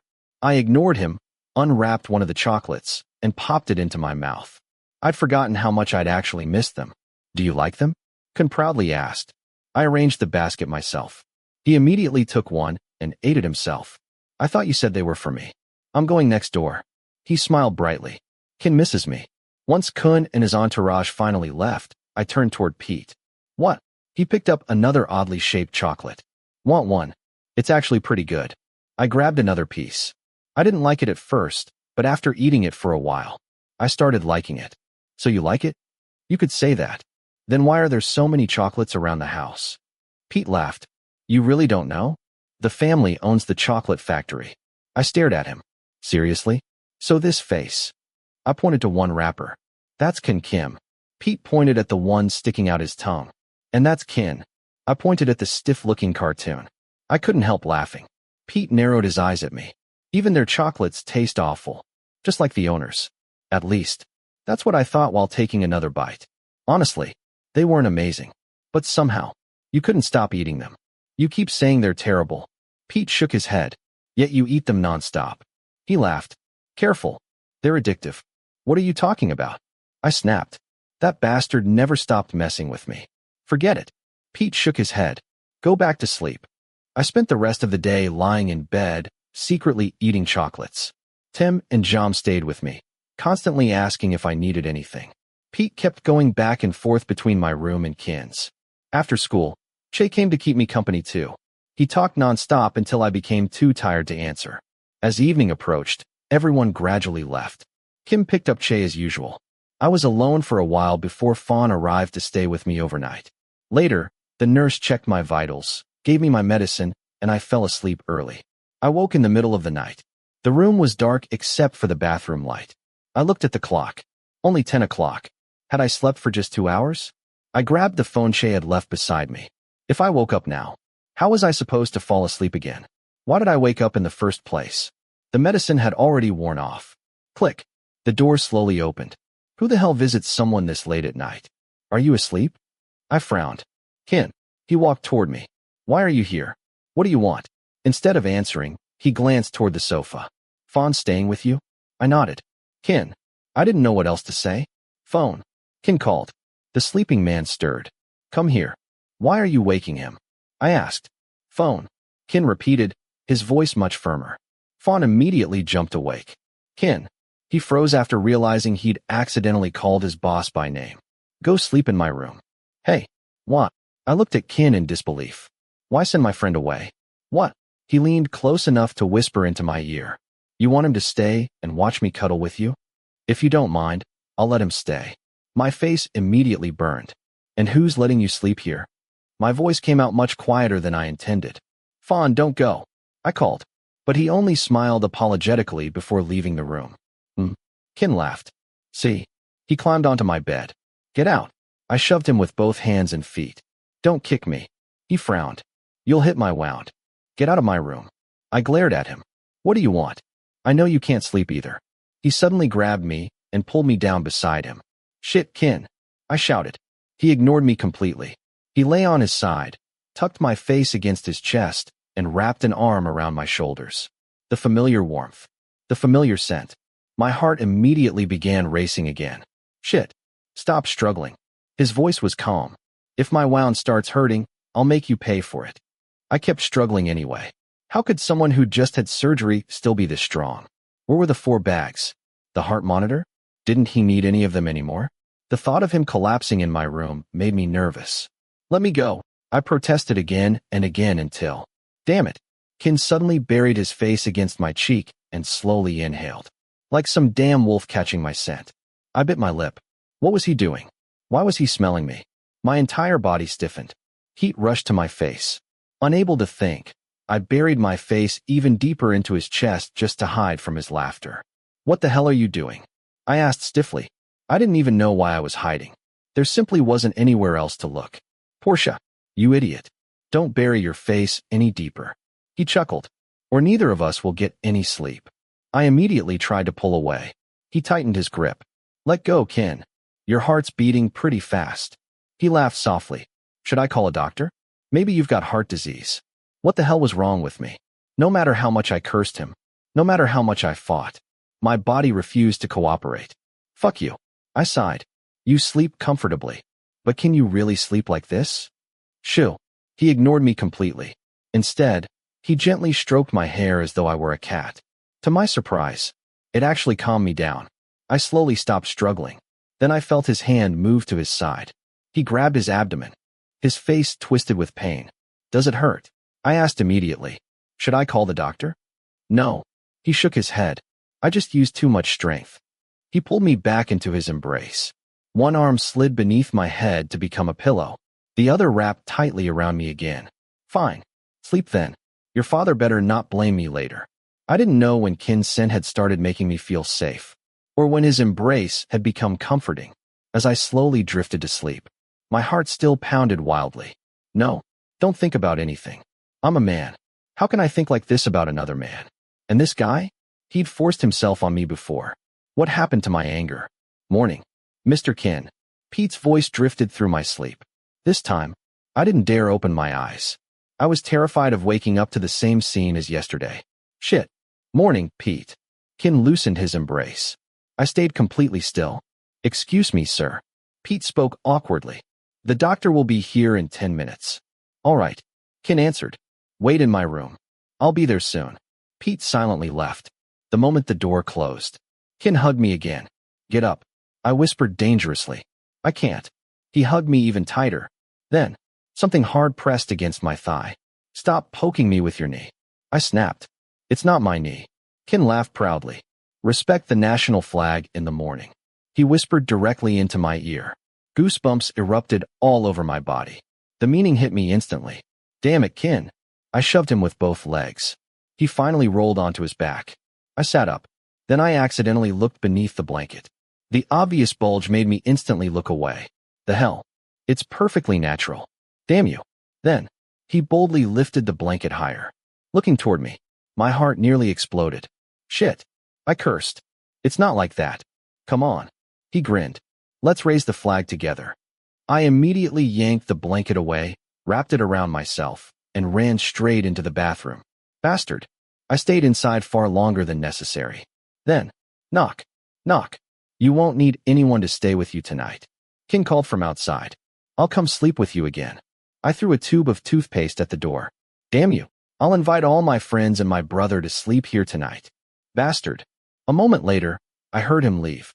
I hurried out, only to find Pete walking in with an infuriating grin. I instantly pulled the blanket over my face. Why are you shy? He laughed. Get up and take your medicine. I'm not shy. I growled. One day I'll kick your stupid mouth. Then get up. He pulled away my blanket. You'll suffocate like that. With no other choice, I ate breakfast with my head hanging low while Pete quietly laughed beside me. The rest of the day passed normally. I ate. I slept. Tim stayed with me. Pete and the other guards were busy with work. Tomorrow, the doctor would finally discharge me. Tim and Che offered to stay overnight. But I remembered Kinn's words. That man always did whatever he wanted. I didn't want my brother or friends witnessing whatever insane thing he'd do next. I'd had enough embarrassing questions already, so I chased them away. Damn it. Why am I the one getting stressed? I sat with my knees pulled to my chest against the headboard. Without realizing it, my eyes kept drifting toward the door. Since early evening, I'd been strangely restless. I mindlessly changed television channels without paying attention. Shit, Porsche, get yourself together. What's wrong with you? Every shadow passing outside the door made my heart jump. Eventually, I became irritated with myself. Why was I acting like I was waiting for him? Shouldn't I be hoping he wouldn't come? Was the door unlocked?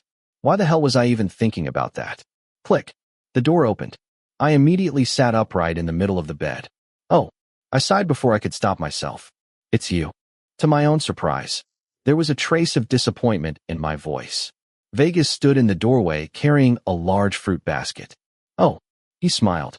Were you disappointed it was me? Was I? When had I done that? Hi. He placed the basket beside the bed and dragged over a chair. I hadn't expected him to visit so late. Sorry for bothering you. He smiled warmly. I only found out from Brother Beam last night that you were in the hospital. It was already 9. And yes, he was interrupting my waiting. Damn it. It's okay. I smiled politely. Thanks for coming. The rest of the night unfolded with a growing sense of unease. Vegas's gentle attention felt strangely uncomfortable, while the moment Kinn entered the room, the atmosphere changed completely. Watching the two of them silently confront each other left me more confused than ever.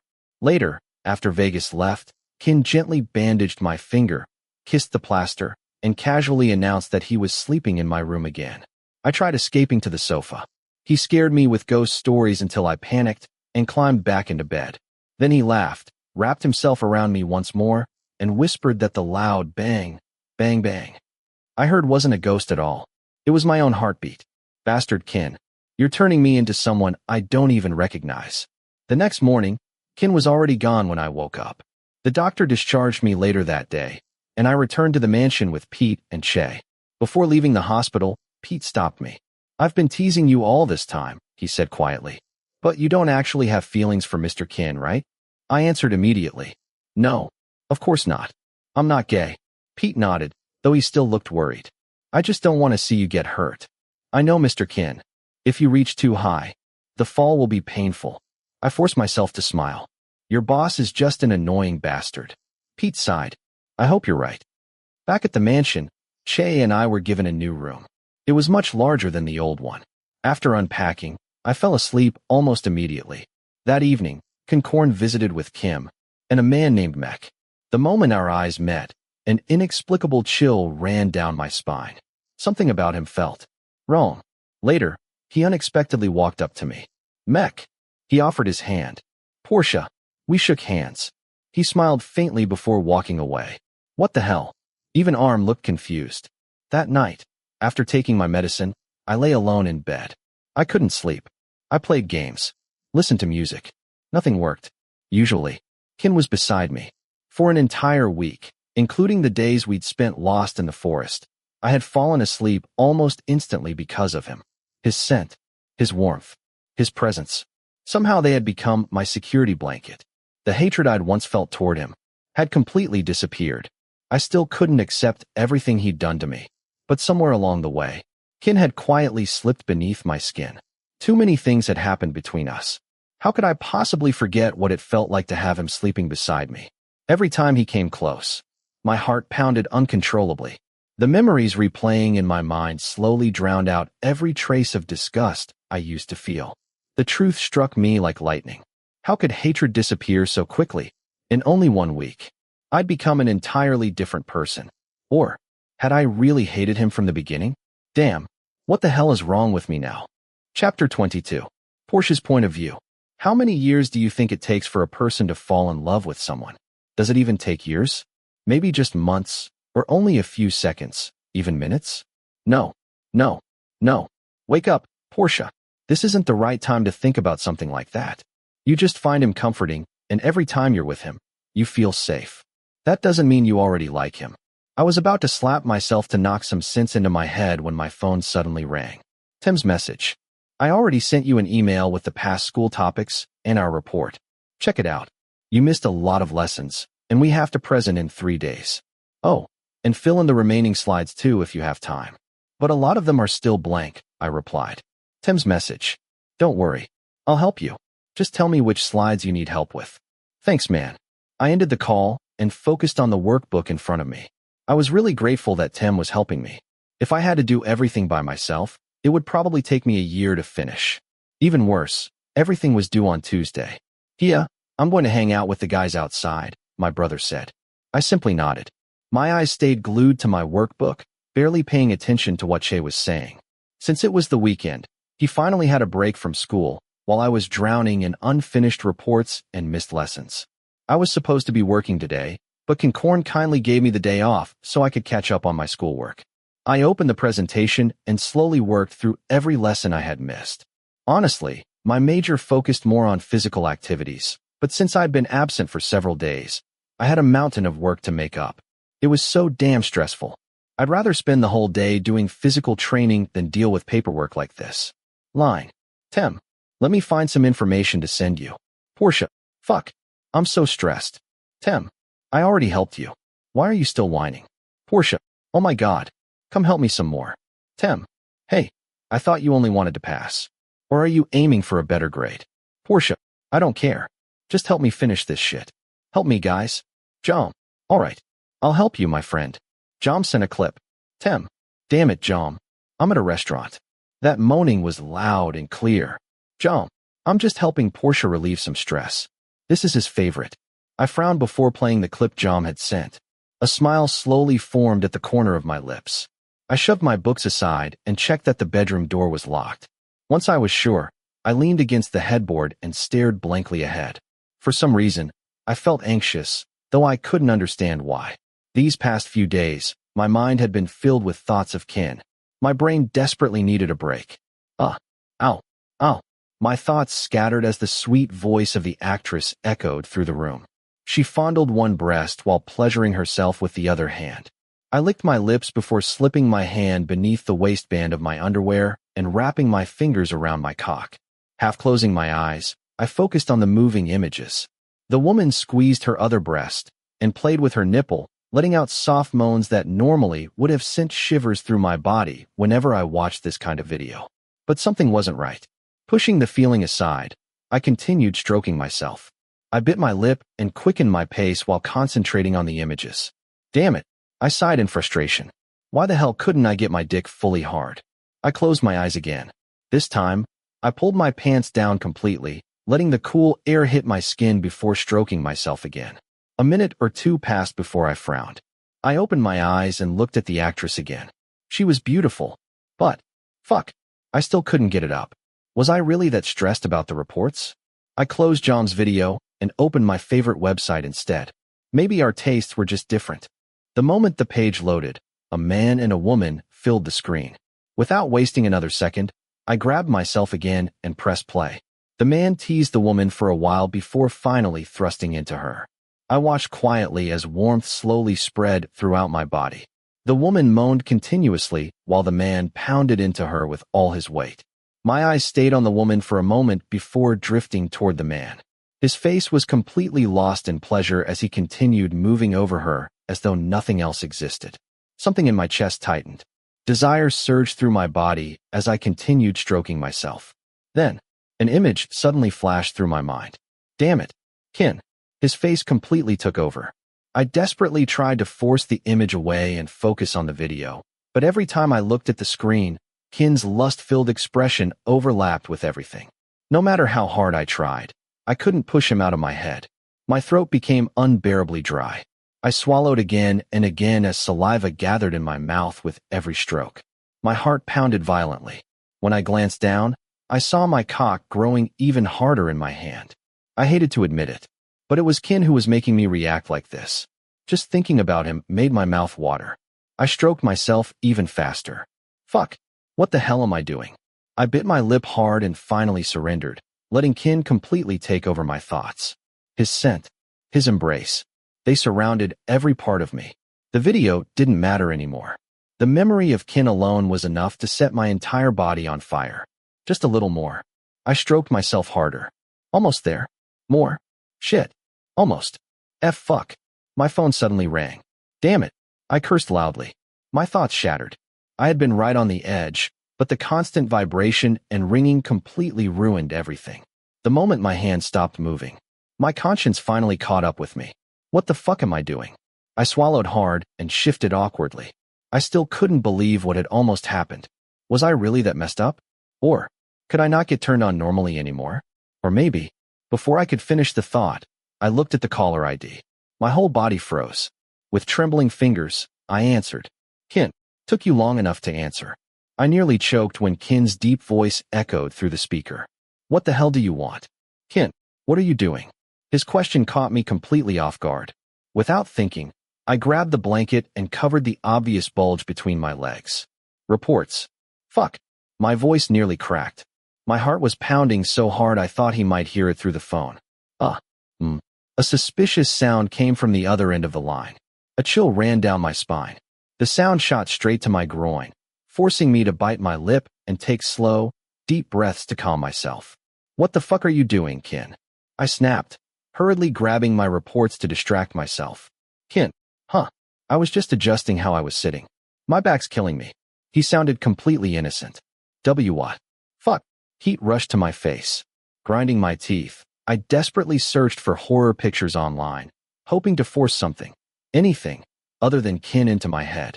Kinn, come here tonight. I don't want to. Your father gave me today off. Kinn, I already told you yesterday to come. Today's different. I still have a ton of reports to finish. I growled while forcing myself to watch a gruesome horror video of a man dismembering a body. Kinn, do them here. Oh, would you look at the time? I have to go now, Kinn. But I hung up before he could say another word.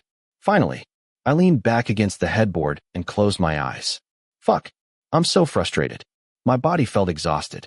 These reports had completely drained me. I was just about to drift off when another image suddenly flashed into my mind. Kinn. My eyes flew open.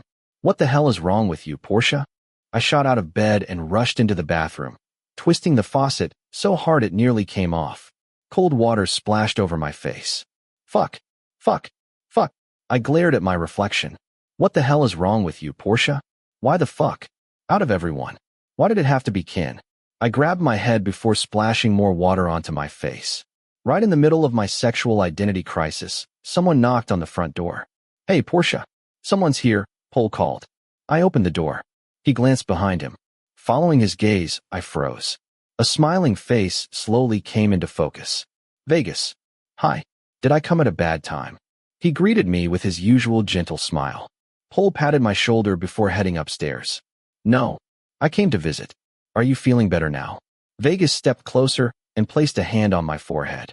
I was caught off guard. I'm fine. Thanks. I subtly turned my face away. After everything that had just happened, I wasn't exactly in the mood to get close to anyone. Vegas seemed to understand and quietly stepped back. I brought you some snacks too. He held up several paper bags filled with sweets. Thank you. I gave him a why before awkwardly scratching the side of my neck. Am I bothering you? I'm sorry. No. I'm just stressed. I still have a lot of reports to finish. I gestured toward the pile of papers on my desk. Then let me help. He immediately walked into my room. I sighed and followed him, setting the snacks on the table. He opened my laptop and clicked through the presentation. Oh, I took this class too. Wanting to help. I simply sat on the floor and nodded. If it meant finishing this damn report faster, he could do whatever he wanted. Vegas sat beside me, leaving a respectful distance between us. I placed my notebook on the bed while he opened the textbook and started helping with the assignment. We worked quietly for several minutes. Even then, I still couldn't get Kinn out of my head. My body remained restless for reasons I couldn't explain. Maybe it was because I hadn't reached my climax. I shook my head to clear the thoughts. Vegas noticed immediately. Are you okay, Porsche? Does your head still hurt? He reached over and touched my forehead again. I was startled, but this time I let him. No, just a little dizzy. He studied me carefully before opening one of the snack bags. Try this. Your brain probably needs some sugar. He spread cream onto a pancake before handing it to me with a tissue. I smiled and accepted it. I wasn't hungry, but I didn't want to hurt his feelings. We quietly continued working. Whenever I got stuck, Vegas patiently explained everything. As expected, I absolutely sucked at this, especially the English sections. Just reading them made my brain feel like it was melting. Are you thirsty? I bought bubble tea too. I wasn't sure which flavor you'd like, so I bought 4. He handed me one. I took a sip. It was from the popular shop near our university, the one famous for its cheese foam. Vegas took a sip of his own drink. Honestly, I still couldn't understand why Kinn wanted me to stay away from him. Vegas seemed harmless. Kind. Thoughtful. Oh. Vegas suddenly snatched the drink from my hand. I forgot you're still recovering. This isn't good for you. Confused, I grabbed it back. It's fine. I'm already better. I can't let you drink it. If your fever comes back, I'll never forgive myself. He reached for it again. It's really okay. I wasn't being stubborn. I honestly felt fine. We both held onto the cup. Neither of us let go. After a brief tug of war, my hand slipped. The bubble tea flew straight onto Vegas's shirt. Oh, shit. I hurriedly grabbed a towel. Vegas looked down at his soaked shirt. I'm really sorry. I knelt in front of him, wiping away the spilled cheese foam. I was so focused on cleaning him up that I didn't notice the smile spreading across his face. He kept watching me the entire time. When I finally finished, I looked up. You should change. Your shirt's still soaked. He stared at me for a moment before nodding. As I cleaned the rest of the mess, Vegas suddenly pulled his shirt over his head. I immediately looked away. Not because I was embarrassed. I was terrified that the thoughts I'd barely managed to suppress would come rushing back. Can I borrow one of your shirts, Porsche? I'll wash it before I return it. I nodded and hurried to my closet. After digging through the mess, I finally found a white t-shirt. Why the hell am I shaking? It's just another guy's body. I've seen plenty before. I'm a man too. So why? Why did Kinn keep appearing in my head? Here. I handed him the shirt without looking directly at him. Then I quickly turned away. Porsche, are you shy? Vegas laughed softly. No. I am just not used to this. I kept my back toward him. And I've got a lot on my mind. Mostly one bastard named Kinn. Then turn around. Vegas sounded amused. Taking a deep breath, I slowly looked back. The sight of his bare chest made my body stiffen. I tried looking elsewhere, but Vegas slowly walked toward me. What are you doing? I took a step back. Looking at him felt strangely uncomfortable. He and Kinn had similar builds. Vegas had smoother skin and more defined muscles. But no matter what I looked at, my mind only saw Kinn. Are you all right, Porsche? Your face is red. You're sweating. Vegas stepped closer. Then, he wrapped an arm around my waist. Goosebumps exploded across my body. What the hell was wrong with these cousins? Did both of them have to grab me by the waist? You're burning up. His palm slid gently onto my cheek. Something inside me snapped. I slapped his hand away. Stepping backward, I lost my balance. The next thing I knew, I landed hard on my butt. Porsche. Vegas rushed over and reached for me. I rubbed my aching backside. What the hell were you doing, Porsche? That really hurt. I'm fine. I waved him off, but he kept checking me over anxiously. Where does it hurt? Get up slowly. He grabbed my arm to help me. Just as I started getting up, bang, the door burst open. Vegas, you bastard. Thank Hun stood in the doorway with his hands on his hips. Big brother. Vegas froze. What the hell do you think you're doing? Thank Hun stormed over and shoved Vegas so hard he staggered backward. Since I was still halfway up, I lost my balance again and crashed onto my sore, but for the second time. Big brother, calm down. Vegas raised both hands defensively, but Thank Hun kept advancing. What were you planning to do to Porsche? You even took your shirt off. Were you trying to rape him? This is my house, not some damn brothel. He glared back and forth between us, furious. Pole hurried over and finally helped me to my feet. I always thought your head was full of sawdust, big brother. Vegas smirked. I didn't realize your imagination was this dirty too. Vegas, you little bastard. You're dead. Chaos erupted.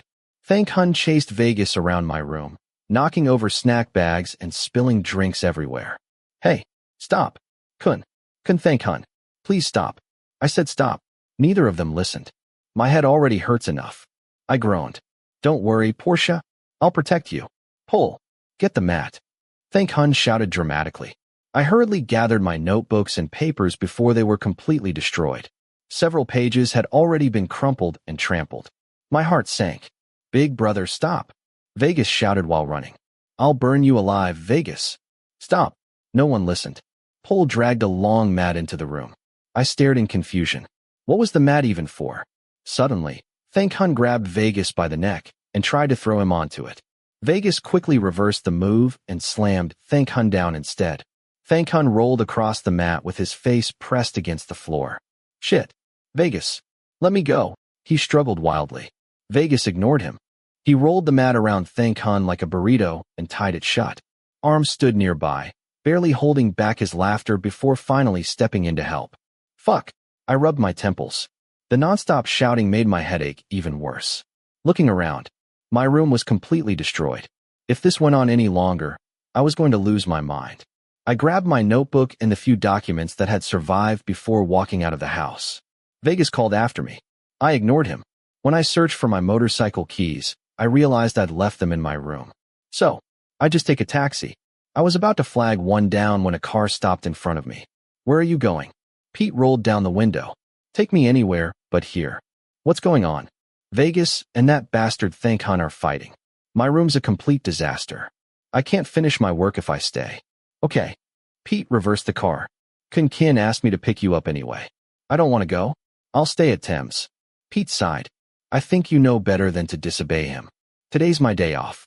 I don't have to follow anyone's orders. Do whatever you want. He shrugged. But don't blame me if something bad happens. What do you mean? Kinn's in a worse mood than usual today. I looked at him anxiously. What now? Just give him a little attention, Porsche. What do you mean? He already gets way too much of my attention. What else does he want? Pete sighed tiredly. Kinn is the type who obsesses over things. Once he gets what he wants enough times, he'll eventually lose interest. But if you keep resisting him, he glanced at me. He'll only chase you harder. I frowned. Pete was right. Kinn never stopped until he got what he wanted. Like a spoiled child. Once something caught his eye, he'd never let it go. But once he got bored, he'd simply throw it away. Lost in thought, I didn't even notice we'd arrived at the hospital. I followed Pete toward Kinn's room. I thought you weren't coming. The moment Kinn saw me, he looked up from his phone with a smug smile. Ignoring him, I walked straight to the sofa. Fuck, I yelped the instant I sat down. Damn it, I'd forgotten how hard I'd landed on my butt earlier. The pain shot straight through me.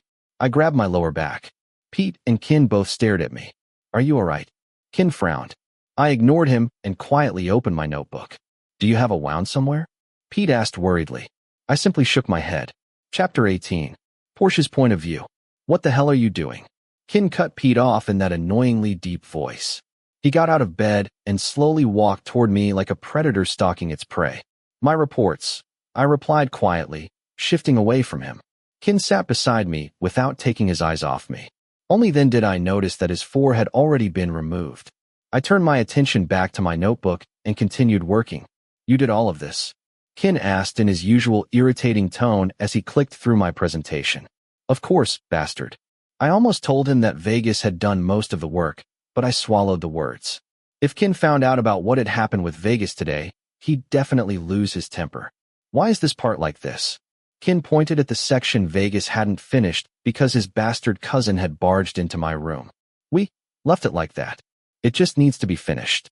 I pretended I was talking about something else, and thankfully the bastard let it go. I turned away immediately and noticed Pete giving me a strange look. Kinn stayed where he was, clicking through my slides. Oh, this one's almost done. Just add a little more information and it'll be finished. I looked over and saw Kinn pick up my notebook. I thought he was finally going to help me. Instead, he set it back down and walked over to the bed. I thought you were going to help me, I muttered. You dragged me here out of nowhere, and now you won't even help. Vegas had almost finished this one before that stupid bastard interrupted us. There were only 3 pages left, but they were all in English, and everyone knew English, and I weren't meant for each other. You've already gotten this far. You can finish the rest yourself. Kinn put his expensive headphones back on. I grunted in frustration. Just a little longer, and Vegas would have finished it. Pete, can you help me? I asked hopefully. I only studied until 6th grade, Porsche. I don't think I can help with that. I'm going to find something to eat. Pete left the room, leaving me completely miserable. What's your line ID? Kinn suddenly asked. Why? Like this. My phone immediately chimed. Try the websites I sent you. Your work should be a lot easier. I looked at my phone. A new account had sent me several links. I accepted the request without caring that it was Kinn. I opened the message. A bunch of English websites. Damn it, not again. When you're finished, let me check everything one last time. Shit. I sat back down in front of my laptop. I barely understood the websites Kinn had sent me, but I had no choice except to use them alongside the information Vegas had already given me. I'd been struggling with English for hours. To my surprise, Kinn didn't bother me once. He simply lay on the bed listening to music through his headphones. This bastard does use his brain sometimes. I stretched my aching back before stepping onto the balcony for a little fresh air. Only then did I realize it had already gotten dark. I'd been so absorbed in my report that I'd completely lost track of time. Carrying my laptop, I returned to the room with my report finally finished. Done already? Let me see. Kinn pushed himself upright against the headboard. I was too tired to answer. I simply picked up my notebook and laptop and walked over to him. He flipped through my slides.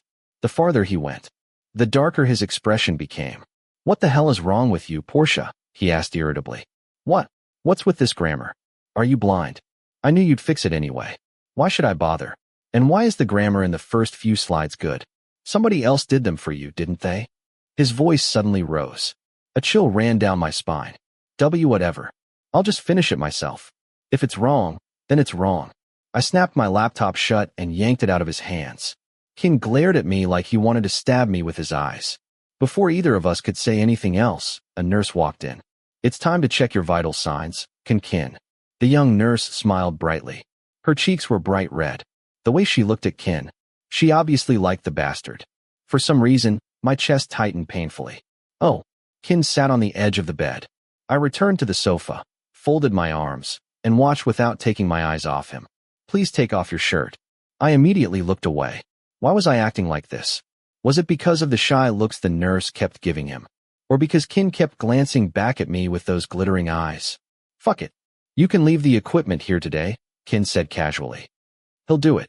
He pointed straight at me. The nurse followed his finger. My eyes widened. And me? Oh, all right. She looked visibly disappointed before placing the basin and towels beside the bed. Just be careful not to get his wound wet. Then she left. I stayed frozen where I sat. Then Kinn calmly removed his shirt. My heartbeat instantly went out of control. His broad chest. His muscles. What the hell is wrong with me? I thought today couldn't possibly get any worse. Apparently, I was wrong. Hurry up. I'm getting cold. He smiled innocently. That wicked smile. I can't do it. Just call the nurse back. Porsche. He emphasized every word. Don't make me repeat myself. By the time he finished speaking, my frustration had reached its limit. Not because of him. Because of the pathetic part of me that couldn't refuse whenever he used that commanding tone. Fucking bastard. I dragged my feet toward the bed. Come on. Do it. I stood there with my arms folded. Kinn stared directly into my eyes. As if he could read every stupid thought inside my head. Can he read minds now? Damn it. Without warning, he grabbed my wrists and placed both of my hands against his bare chest. My breath caught. Just one touch. That was all it took to leave me completely breathless. Warm skin. Firm muscles. A single touch sent shivers racing through my entire body. My hands trembled as I felt his heartbeat beneath my palms. The warmth and smoothness of his skin made every foolish thought inside me scream. I'm completely screwed. Help me. Why are your hands shaking? His low voice snapped me back to reality. I jerked my hands away. Fine. Let's just get this over with. I wrung out the wet towel and began rubbing it across his chest. I scrubbed carelessly in every direction, venting all my frustration. Kinn chuckled. Then he caught my hands. Confused, I looked at him. He slowly guided my hands back across his chest. Like this, he whispered. His eyes never left mine. For 3 whole seconds. I forgot how to breathe. I finally snapped out of it and quickly looked away. He continued guiding my hands, slowly wiping every inch of his chest, down toward his abdomen. I could feel every muscle shifting beneath the towel. His gaze remained fixed on me. I kept staring stubbornly at what I was doing, refusing to meet his eyes. When he noticed me leaning farther and farther away, he suddenly pulled me closer, one arm wrapped around my waist. What the hell are you? Why are you standing so far away? Then he said, take off my pants too. I was about to argue. Then Pete's words came back to me. If I just went along with whatever Kinn wanted, eventually he'd get bored. If I resisted, he'd only force me. I bit my lip, set the towel on the basin, turned back to glare at him. My heart pounded so loudly I thought he'd hear it. Slowly, I pulled down his pants until only his black boxers remained. Kinn raised an eyebrow. Apparently, he hadn't expected me to do it so easily. I picked up the towel again and continued wiping him without looking at him once. Go ahead. Think you've won. I'm not giving you the satisfaction. I kept wiping him. Then suddenly, my hand bumped into something hard beneath the fabric. I froze, immediately moving my hand elsewhere. That's strange, Kinn teased. Do you know what your hand just touched? I ignored him completely. I was already in a terrible mood. I wasn't about to play along. Then, the strange sound made my heart skip. Before I realized what was happening, Kinn had grabbed my wrist and shoved my hand inside his boxers. Shit, I cried out. The back of my hand brushed against his erection. I yanked my hand away immediately. What the hell? It was hard. Hot. And, what are you so surprised about? He smirked. Was that You've already seen it before, Porsche. His grin widened. I frowned and threw the towel straight into his face. Who the hell do you think you are? Before I could finish, he grabbed my waist, pulled me down. We crashed onto the bed together. He pinned both of my wrists above my head and straddled me. His weight slammed into me. You all right? His smug smile instantly disappeared, replaced with genuine concern. Of course it hurts. Thanks to you and your damn cousin. But I couldn't even think about that. The only thing filling my mind was panic. Let me go. I shoved against his chest. Shoo. He placed a finger over his lips. Someone might hear us. You bastard. I hissed. Let me go. Instead, he leaned down and inhaled softly against my neck. Heat exploded through my entire body. What the hell? I missed you. His nose brushed gently against my neck. Another wave of shivers raced down my spine. I bit the inside of my cheek. Half of me wanted to push him away. The other half didn't. I watched every tiny movement he made. Terrified. Excited. Completely confused. What is this feeling? A soft gasp escaped me. Kinn pressed gentle kisses along my neck. I bit my lip, waiting. When he finally lifted his mouth away, I was about to protest. Instead, the tip of his nose brushed mine. He looked directly into my eyes, almost as if he were asking permission. Then, he kissed me, softly. I closed my eyes. The kiss began gently. Then suddenly, his tongue slipped between my lips. He bit my lower lip. A quiet moan escaped me before his mouth swallowed the sound. I tried pushing him away just long enough to breathe. He refused to let me go. Fucking asshole. I need to. My protest dissolved into another muffled sound. I was too weak. Too weak against his kisses. Too weak against his touch. With Kinn, I was always weak. His hand slipped beneath my shirt, across my chest. His fingers teased one sensitive spot after another until strange heat spread through my body. Everything I'd bottled up all afternoon only made it worse. Then his hand slid lower, resting briefly on my waist, before suddenly squeezing my backside. That hurts. I jerked away immediately. What's wrong? That hurts. I gasped, trying to steady my breathing. Suspicion crossed Kinn's face. He grabbed me again. Harder. Shit. I told you it hurts. I shoved him away. He sat silently on the edge of the bed, What happened to you? His cold voice sent another chill through me. Damn it. He suspects something. I slipped and fell. Why was I stuttering? It wasn't even a lie. I really had fallen. I just wasn't about to tell him Vegas had visited me. Not because anything happened. Because explaining anything to this hot-headed bastard was exhausting. He stared at me for what felt like forever. One death glare after another. Finally, I couldn't stand it anymore. Stop looking at me like that. I snapped. My voice cracked. Who touched you? Here we go again.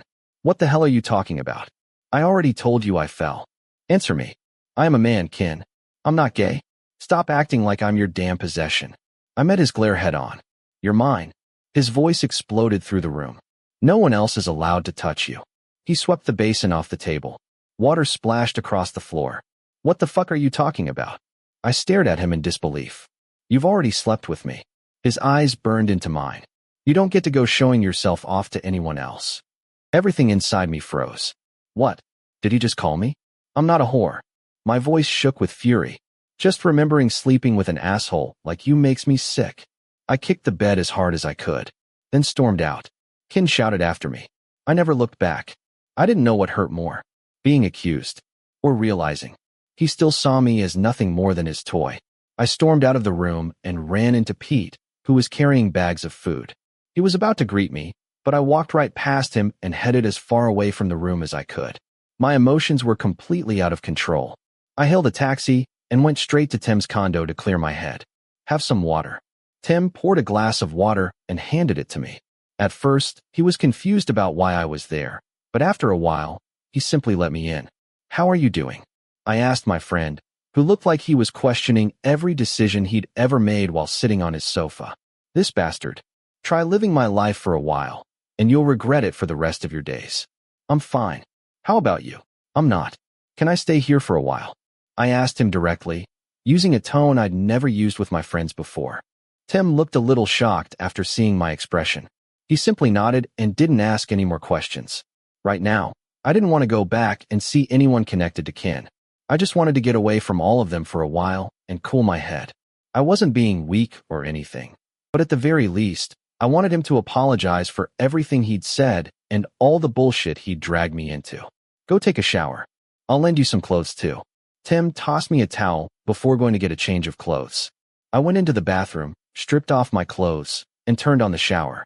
The cold water struck my bare skin, each tiny drop washing away a little of my irritation. I let the chill clear my head. I was unbelievably angry over something that probably seemed insignificant, but I couldn't help it.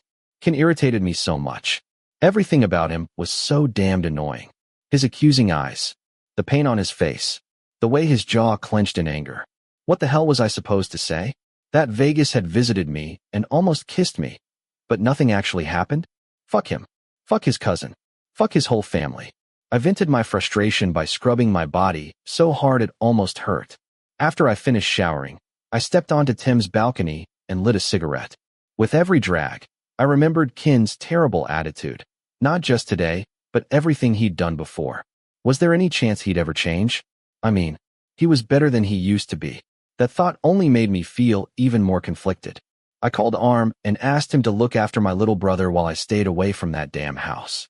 Then I returned to brooding until I suddenly realized I'd left my files and notebook in Kinn's hospital room. Shit, I muttered before calling Pete and asking him to bring everything to the university. The moment he answered, I could hear complete chaos in the background. After telling him what I needed, I hung up. I couldn't care less why everyone sounded so stressed. Although I had a pretty good idea. I think it's about to rain. Don't you want to take your clothes off the line? Tim nodded and started gathering the laundry. I helped him while keeping my cigarette between my lips. As I picked up a shirt, I noticed it was bigger than Tim's usual size. It immediately caught my attention. It didn't even look like something he'd wear. Thanks. Tim quickly took the pile from my hands. I pushed the thought aside and continued smoking. Maybe he was just trying a different style. You already did it with me, and you don't have the right to go around showing yourself off to anyone else. Fucking bastard. Kinn, fuck you. How dare you invade my thoughts like this? Fuck. Porsche, what the hell are you doing? Tim suddenly threw open the balcony door and shouted. I had been so lost in my thoughts that I hadn't even realized I was practically smashing his washing machine. Sorry. I let out a long sigh, finally releasing some of the frustration. That night, Tim told me to get some sleep. As expected, I couldn't. I tossed and turned endlessly until Tim finally got fed up and handed me an antihistamine. I took it and eventually drifted off to sleep. The next morning, I went to the university. Pete drove over to my faculty building and returned my notebook and the rest of the things I'd left in Kinn's room. The bastard looked completely exhausted, as though he'd been trampled by 10 horses. Porsche, Kinn wants to see you this evening. I remained silent and focused on the work I still had to finish for my professors. Hey, just talk to him until he calms down. Pete tilted his head pleadingly. He started it. I'm not apologizing first. Please, Porsche. None of us got any sleep last night because Kinn kept yelling at everyone. Give him a sedative. That'll solve the problem. I snapped in frustration. While reviewing my presentation on my computer, I noticed that the last 3 slides had been completely rewritten. Those were the ones I'd struggled with because of the language barrier. To my surprise, they were now perfectly done. Tim noticed my expression and leaned over to look at the screen. I knew he was curious about what was happening between Kinn and me, but schoolwork distracted him. Hey, this is really good. The summary's excellent. I only sighed. Go back, Pete. I'm not working today, so stop trying to make me. Pete looked troubled. I quickly walked into the building and ignored whatever he was about to say. Tim turned and waved goodbye to him. I stayed at Tim's condo for a 3rd day. By then, I wasn't thinking about Kinn as much anymore because I was drowning in schoolwork and deadlines. It was 10 minutes before 8 in the evening when my group finally finished our report. We all collapsed onto the floor like a bunch of corpses. Finally, the report's finished. Let's go out for drinks. One of the idiots shouted. Everyone cheered. Honestly, I wanted alcohol too. I wanted something to wash away every bit of bullshit my life had become. I'd go back to work tomorrow, then take another week off afterward. Take Pete with us. Tim said it casually. I only rolled my eyes. That bastard kept trying to persuade me to make up with Kinn. He even waited outside my faculty building just to beg me. He was a good friend, and I didn't want to be rude. But if he kept bringing up Kinn, I'd gladly kick him out too. Damn it. I cursed before taking one last look at our report. The moment the clock struck 8, I sent it to our professor. Work was finally over. We flopped back onto the floor to rest before heading out for drinks. Porsche, if you won't stop talking, then go home. I cut Pete off the moment we reached the bar. He'd volunteered to drive us. Tim came with us, while our other 2 friends arrived on motorcycles. Give him some time, Pete. He'll be fine. Tim tried his best to ease the awkward atmosphere. Here are your drinks. Our alcohol arrived. We raised our glasses and started drinking. Before long, Pete, who'd been tense all evening, was already swaying along with the music. A few people kept staring at me. I either ignored them or glared until they looked away. Fancy seeing you here, Porsche. I turned around. Vegas stood there, raising his glass toward mine. I clinked mine against his. Come sit with us. Did you come alone? One of my friends invited him. I came with Beam. Vegas pointed toward the Taekwondo seniors table. Those guys smiled at me. I gave them a small nod before looking away, feeling a little guilty for neglecting my teammates. Hey, Porsche. If I were a girl, I'd be hurt. Why are you avoiding us? Beam suddenly wrapped an arm around my neck. I've just been really busy. I took another drink. Next week we've got the sports competition. Are you coming to support me? If I'm free. Beam nodded, as though he'd expected that answer. If Porsche competes, can I come watch? Vegas suddenly asked. Of course. If he enters, that's great for us. His skills are incredible. Besides, all the girls love watching him because of how good his form is. Beam grinned. I simply shook my head. Can I come too? Vegas asked again, smiling at me. Sure, I answered, though I wasn't even sure I'd be competing. A little later, Tim and I headed toward the restroom. Our other 2 idiot friends followed. Vegas keeps staring at you. He hasn't taken his eyes off you once. John laughed. I frowned. It wasn't like I hadn't noticed. People stared at me all the time. But something about Vegas's gaze felt different. It made me uncomfortable. Idiot. Porsche gets that kind of attention all the time. Tim rolled his eyes. Like you. John shot back. Tim simply glared at him. Huh? If some guy liked Porsche, it'd be someone cute. Not a tough guy like Vegas. Tim added. I felt awkward. If only these idiots knew. You're not wrong. I can totally picture Porsche as a top. It'd be weird if he were the bottom. John burst out laughing. I immediately shot him a glare. You seriously don't know when to shut up, do you? I walked over to the sink and turned on the faucet. I'm just saying. Vegas might actually like you. Besides, I'm not scared of your tattoo or anything. John kept talking. I'll admit, Vegas gave me goosebumps whenever he acted strangely. But that didn't necessarily mean he was flirting with me. Whether he's flirting or not, Porsche's definitely the top. Tim declared confidently. He smiled at me while washing his face. I swallowed hard. These idiots really had no idea what had already happened. Tim sounded so sure, when the truth was the exact opposite. Damn it. If I happened to like men, what would you guys think? The words slipped out before I could stop them. Both of them immediately turned toward me in complete shock. No, what if? I hurriedly waved my hands. Too late. Tim was already staring at me strangely. I quickly looked away and focused on the sink. Was it Kinn? The moment I heard his name, I stopped breathing. I glanced at them before lowering my head and splashing water onto my face. I neither confirmed nor denied it. But I think they already understood. I didn't know what had gotten into me. I'd practically admitted to my friends that I liked men. I was still confused. Was it love? Or was I simply becoming dependent on Kinn? More than anything, I was worried about how my friends would react. I didn't want to admit my feelings. But I couldn't keep pretending forever. When did you realize you liked him? Tim asked without hesitation. I told you. It was just a hypothetical question. That doesn't mean I actually like him. I still tried to defend myself. Come on, Porsche. We're your friends. Whoever you like, we'll accept you. We were just surprised at first. That doesn't mean we won't accept you. I told you. I was just asking. I don't like men. I desperately tried to convince them. The two of them only sighed. Fine. Believe whatever you want. But if you ever want to talk, don't be afraid. We're worried about you. The hell are you talking about?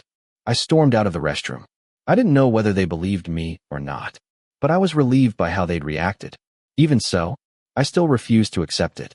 Who would willingly accept something like this? Not me. Not even if it killed me. Their voices echoed behind me as they left the restroom. They were still talking, but I couldn't care less. I went outside to smoke. Standing on the front porch, I let the cigarette smoke drift across my face. That conversation in the restroom had been incredibly frustrating. If I actually accepted all of this, where would it lead me? I couldn't. John had said he'd accept it, but he'd look pale as a ghost while saying it. Why are you out here all alone? Vegas appeared beside me once again. He lit a cigarette and casually stood next to me. I glanced at him but didn't answer. If something's bothering you, you can tell me. I'm all ears. He smiled warmly. I returned a small smile of my own. I sighed and was about to say something, but he spoke first. If I had to guess, is it because of work? Did Brother Kinn tease you again? I shook my head. Then it really is because of brother. He exhaled smoke while talking about his cousin, wearing an expression I couldn't quite understand. And no, he's not the reason. You bet your ass he is. But I couldn't exactly tell his cousin that. So Brother Kinn was like that, even when we were kids. Vegas chuckled softly. I'll admit, I used to be jealous of him. He could always get whatever he wanted without trying.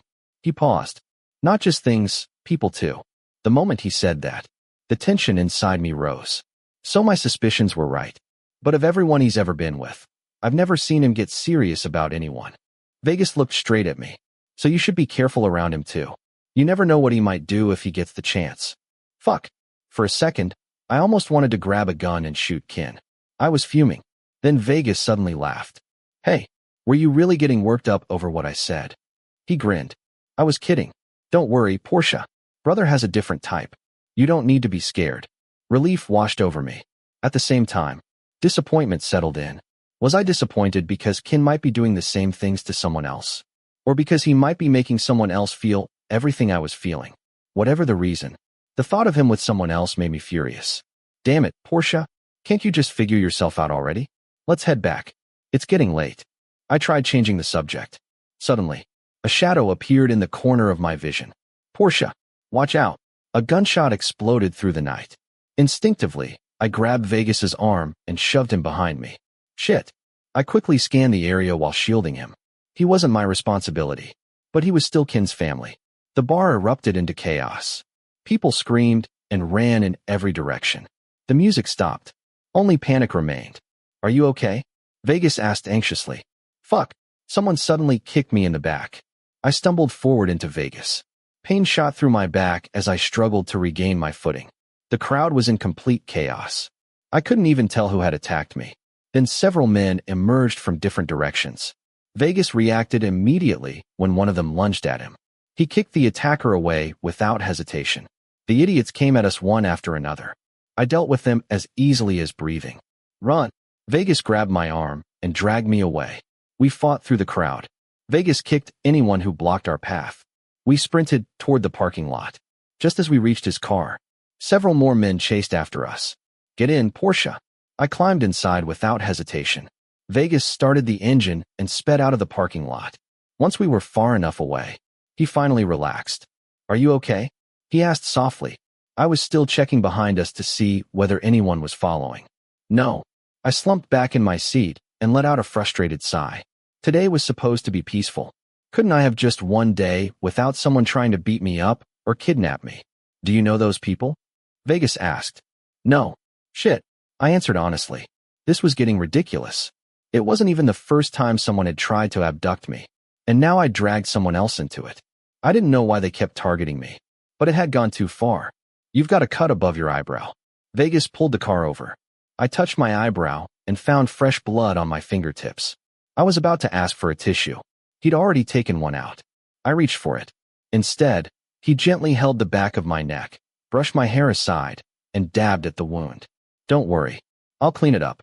I'm fine. I can do it myself. I'll be done in a minute. Stop being stubborn. I finally gave up. Vegas and Kinn really were related. The more I refused, the more determined they became. Vegas leaned in so close that half his body was practically pressed against mine. Do you have enemies? Why are people chasing you like this? His breath brushed my cheek. Is this how the main family treats its people? They just let them get hurt. His tone was difficult to read. Was he concerned? Or mocking the main family? This comes with the job. You already know that. Stepping into that world was like walking into a den of hungry lions. But I wouldn't let my people get hurt like this. Vegas looked straight into my eyes. Would you rather work for me? The moment he said it, every nerve in my body tightened. I was supposed to be the bodyguard. I was supposed to protect people. So why did I feel like I was the one being protected? Why did everyone suddenly want me? You don't look happy. Vegas continued. Every time I visit the main house, you're either struggling or getting caught in something dangerous. He leaned even closer. I tried to move away. His grip on my arm tightened. Fuck. Come stay with me, Porsche. His voice was gentle, but calculating. His hand cupped the side of my neck, preventing me from turning away. His face was so close that the tip of his nose brushed my cheek. A terrible feeling settled in my stomach. If only Kinn were here. Let me go, I shouted. At that exact moment, tires screeched outside. A car came to a violent stop in front of us. Vegas turned toward the windshield. I shoved his hand away. Let me go, Vegas, I said coldly. He smirked before releasing me. I looked toward the car. Kinn. He climbed out and stalked toward us like a lion about to tear apart its prey. His face was dark with fury. Danger radiated from every step. For the first time in my life, I was actually glad to see that bastard. Get out of the car. Kinn pounded on my window. Vegas gave me one last smug smile before unlocking the door. The instant I stepped out, Kinn grabbed my arm and yanked me toward him. What the fuck do you think you're doing? He growled. I staggered from the force. Brother Kinn, how did you find us? Vegas asked calmly. Vegas, you bastard. What are you plotting? Are you trying to kidnap my man? Kinn roared. I'd never seen him this furious at Vegas before. Normally, the two of them acted friendly. None of that remained now. I was just helping Porsche escape his attackers. Was that wrong, brother? Vegas replied seriously. Kinn sighed through clenched teeth before turning toward me. You. Get in the car. He grabbed my arm again and dragged me away. Couldn't he just tell me normally? Did he always have to drag me around like this? Brother, don't take it out on him. I only wanted to help Porsche. Vegas stepped forward. Kinn pointed a finger directly at him. This is your last warning, Vegas. Stay away from my people. He shoved past Vegas, shoulder-checking him as he went. Then he slammed the driver's door shut and floored the accelerator. He was only trying to help. What if I'd been captured and killed? Would you have preferred that? I tried to calm him. I honestly didn't understand why he was angry. Whenever I got into trouble, he got angry. Whenever someone helped me, he got angry. What the hell was wrong with him? What were the two of you doing in that car? He shouted. Answer me. When I didn't respond immediately, he accelerated so hard my head nearly slammed into the headrest. He was cleaning my wound. My voice trembled. The angrier Kinn became, the more afraid I felt. Why did you let him do that? Couldn't that tiny wound wait until you got home? You were just looking for an excuse to stay with him longer. What the hell are you talking about? I finally shouted back. There he went again, accusing me of things I'd never done. Why didn't you wait until you got home? Like last time. What? You're acting innocent now? But you never bothered telling me you let Vegas into your room. I bit my lip. My palms turned cold beneath his sneering gaze. Not everyone is like you. Stop accusing me of things I never did. So you want to be with Vegas, don't you? Kinn, ugh. I hate you. I fucking hate you. I slammed my fist onto the dashboard before dropping my forehead against it. Kinn frowned. Sit up properly, you bastard. I can't see the side mirror. He tried lifting my shoulders. I slapped his hand away. I don't fucking care. I buried my face against the dashboard. When we reached the house, Kinn threw open both car doors and dragged me out. Arm and the others rushed toward us. One look from Kinn, and they all froze. Even Big tried approaching. Kinn shoved him aside. The moment we reached my room, Kinn kicked the door open and threw me onto the bed. What the hell is wrong with you? I pushed myself upright. So you're admitting you really did something with Vegas? I told you I didn't. What the fuck do you want from me? Then why were you hurt? Why was Vegas half naked in your room? I already told you. I fell and hurt my back. Vegas took his shirt off because I spilled bubble tea on it. I stopped myself. Why the hell am I even explaining? You never believe me anyway. I hurled pillows and blankets at him. He kept dodging them. And what about what Tank Hunt said? How do you explain that? His voice had become calmer. You're really going to believe your crazy brother over me? I told you. He only came to visit. Nothing happened. Tisk. Kinn smirked. That expression, it told me he still didn't believe a single word. I finally snapped. I lunged forward and grabbed him by the collar. I fucking hate you. I shouted, shaking him violently. Stop, Porsche. What was I supposed to think? I saw the two of you with my own eyes. Your faces were practically touching. Anyone would have misunderstood. I ignored him and tightened my grip around his neck. I wanted to strangle him. Kinn grabbed my wrists and pulled me down beside him onto the edge of the bed. After all the shouting and struggling, we both fell silent. Neither of us spoke. We simply sat there, reflecting on everything that had happened. Kinn slowly leaned toward me. Shut up. I stopped him. Or I'll snap your neck. He pressed his lips together. Then he gently rested his hands on my shoulders and turned me to face him. He hesitated before carefully touching my cheek. His fingers examined the cut above my eyebrow. Where does it hurt? He asked softly. I merely grunted. Ask me tomorrow. I'm not in the mood to talk. He gently traced the cut with one finger. When Pete called and told me you were alone with Vegas, I thought I'd gone insane. I drove over as fast as I could. His voice shook. He'd tried so hard to control his emotions, but failed. Vegas only helped me because someone tried to kidnap me again. I looked into his eyes. Believe me. Kinn rested his forehead against my shoulder and slowly let out a breath. He reached for my face again. I caught his wrist. I'm asking you one more time, Kinn. He lifted his head. Why were you so angry with Vegas? He looked straight into my eyes. I searched his face. Behind the confusion, behind the uncertainty, there was sadness. Were you angry because he belonged to the second family? Or because he got close to me? I held my breath, waiting. So, his voice was barely above a whisper. You really don't have anything with Vegas? He asked one final time. Something tightened painfully inside my chest. Whenever Kinn spoke to me like this, my heart always reacted. I still didn't know where these feelings came from. The emotions inside me became impossible to bear. I lowered my head. My shoulders trembled. When I finally spoke, my voice barely came out. I can't be with anyone else anymore. Chapter 23. Porsche's point of view. I can't do it with anyone anymore. I can't get it up with anyone anymore. I raised my head and stared into Kinn's eyes. He stayed silent for a moment, then grabbed my wrist and dragged me out of my room, up the stairs, and into his own room. I avoided the surprised stares of the people we passed on the way up. What was with these guys? They should have been used to Kinn's ways by now. Kinn slammed the door shut and locked it, then turned around to face me. I felt compelled to repeat what I had said in my room. I can't get it up with anyone anymore. I raised my head and stared into Kinn's eyes. I caught a glimpse of his eyes, which flickered slightly at my words, before he placed his warm palms against my cheeks. I continued, "Do you like it? That the image of you overlaps everything in my head all the time? The pictures of that day come back to me every single time. I'm trying to forget. I even tried to get it on with a woman, but I can't do it." My voice trembled. Kinn stared at me blankly. Unable to find the focal point of that day in my head, I focused only on how I felt right now. It's like the events of that day are always with me. They follow me everywhere, anywhere, anytime. I feel like I hate you so much, and I hate myself so much that I cannot accept it. But why do I see you in here all the time? I pointed my finger at my head. My mouth trembled slightly. My words and actions now seemed to be trying to get some answers from Kinn, though I did not know what those answers were.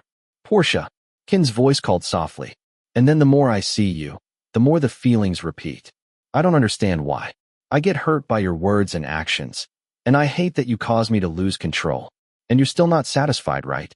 My voice grew harder, but I was not angry at first, just very confused. Just one person. Why did he make so many scars in my heart? No matter how I tried to forget, and no matter how I repeated to myself that what happened was something I could not accept, but I kept asking for it more and more, thinking about it and feeling it, until I began to fear that this would go too deep, and I would start to think only about the touch of Kinn's hands on me. "Porsche, I get it. You probably hate how you feel now, right?" I let his warm palms gently stroke my face. Why must I be like this? I never felt so pitiful before. A sensation of weakness burst in my heart. I felt disgusted and did not like it at all. But if I continued to resist, I would suffer even more like this. I had to admit that I could never erase the feelings from that day. And those feelings only grew stronger every day. What I used to think I hated had turned out to be something I craved more of. Why did I have to be like this? It was terrible that day, right? Kinn moved his face closer to mine. With one hand clasping the back of my neck, he let our foreheads bump together. "Yeah, it's bad. But the guilt and feelings never leave me." The tip of Kinn's nose brushed the tip of mine. The feeling right now was like I was trying to find the answer to myself. Who was I, really? The more I felt Kinn's light, warm breath against my face, the more I trembled. It reinforced my feelings and how badly it affected my state of mind. It made me remember that day instead of forget it. Though it was difficult to admit, the feeling of warmth, excitement, and agitation continued to penetrate my guarded heart. How can I make excuses? I'm the cause of your bad feelings. You. Can I start over? Kinn spoke quietly. I feel bad. No. If you have a terrible picture in your head, then the events of that day will make you feel bad. So can I have it? I will erase the bad feelings. Give you new ones, Porsche. Is that possible? Kinn asked softly. He was asking for permission. I did not reply, but I closed my eyes and felt him place his mouth firmly on my lips. I did not know why, but I felt like I wanted to touch him and would try to believe, just this once, that it would erase those images from my mind. Kinn pressed me down while sucking on my lips over and over again. His beautiful white teeth bit into my bottom lip until the tingling sensation spread throughout my body. He almost poured his body over mine, holding me tightly in place as he straddled me from above. Our lips stayed aligned as he performed this maneuver without breaking contact, until I gasped for air, and then his hot tongue immediately invaded my mouth. My mind eased, and I let go of my self-indulgent feelings that Kinn said he was trying to erase. And it looked like he was genuinely trying to create a new experience that felt better than before. As soon as the tip of his tongue teased into the cavity of my mouth, my heart pounded and heat invaded every part of my body. Kinn sucked my tongue and licked into every corner of my mouth until I was almost crazy with the sensations. I frowned and turned to look at the slight movement. Kinn had reached out his hand and grabbed the remote, immediately turning off the air conditioning. His lips were still clinging to mine, and even though I tried to figure out the purpose of his action, there was no gap at all in our contact. Kinn was very good at kissing. He knew just the right rhythm and suction, and when to bite at the proper time. Kinn's wayward kisses caused a tingle in my lower abdomen as he used his hot tongue to taste my mouth, as if he had been thirsty for a very long time. I groaned softly in my throat. Kinn's mouth lifted in a satisfied smile before his lips moved to my jawline, across my cheeks, then down to my neck. Then that hot tongue dragged over my ear until it tickled. There was a dizzying sensation as he lightly bit the area. You? Don't make a mark, I I said in a faint voice as he tilted his face so it could comfortably reach my neck. I did not know if he heard what I said, as his hand slid under my shirt until I startled slightly. When his fingertips came into contact with my nipple, he pinched firmly, yet not painfully. I bit my lip so as not to emit too many embarrassing sounds. My fingers swept across Kinn's broad back. His hand left my chest and tugged my shirt up, quickly removing it from my body as I let out short pants.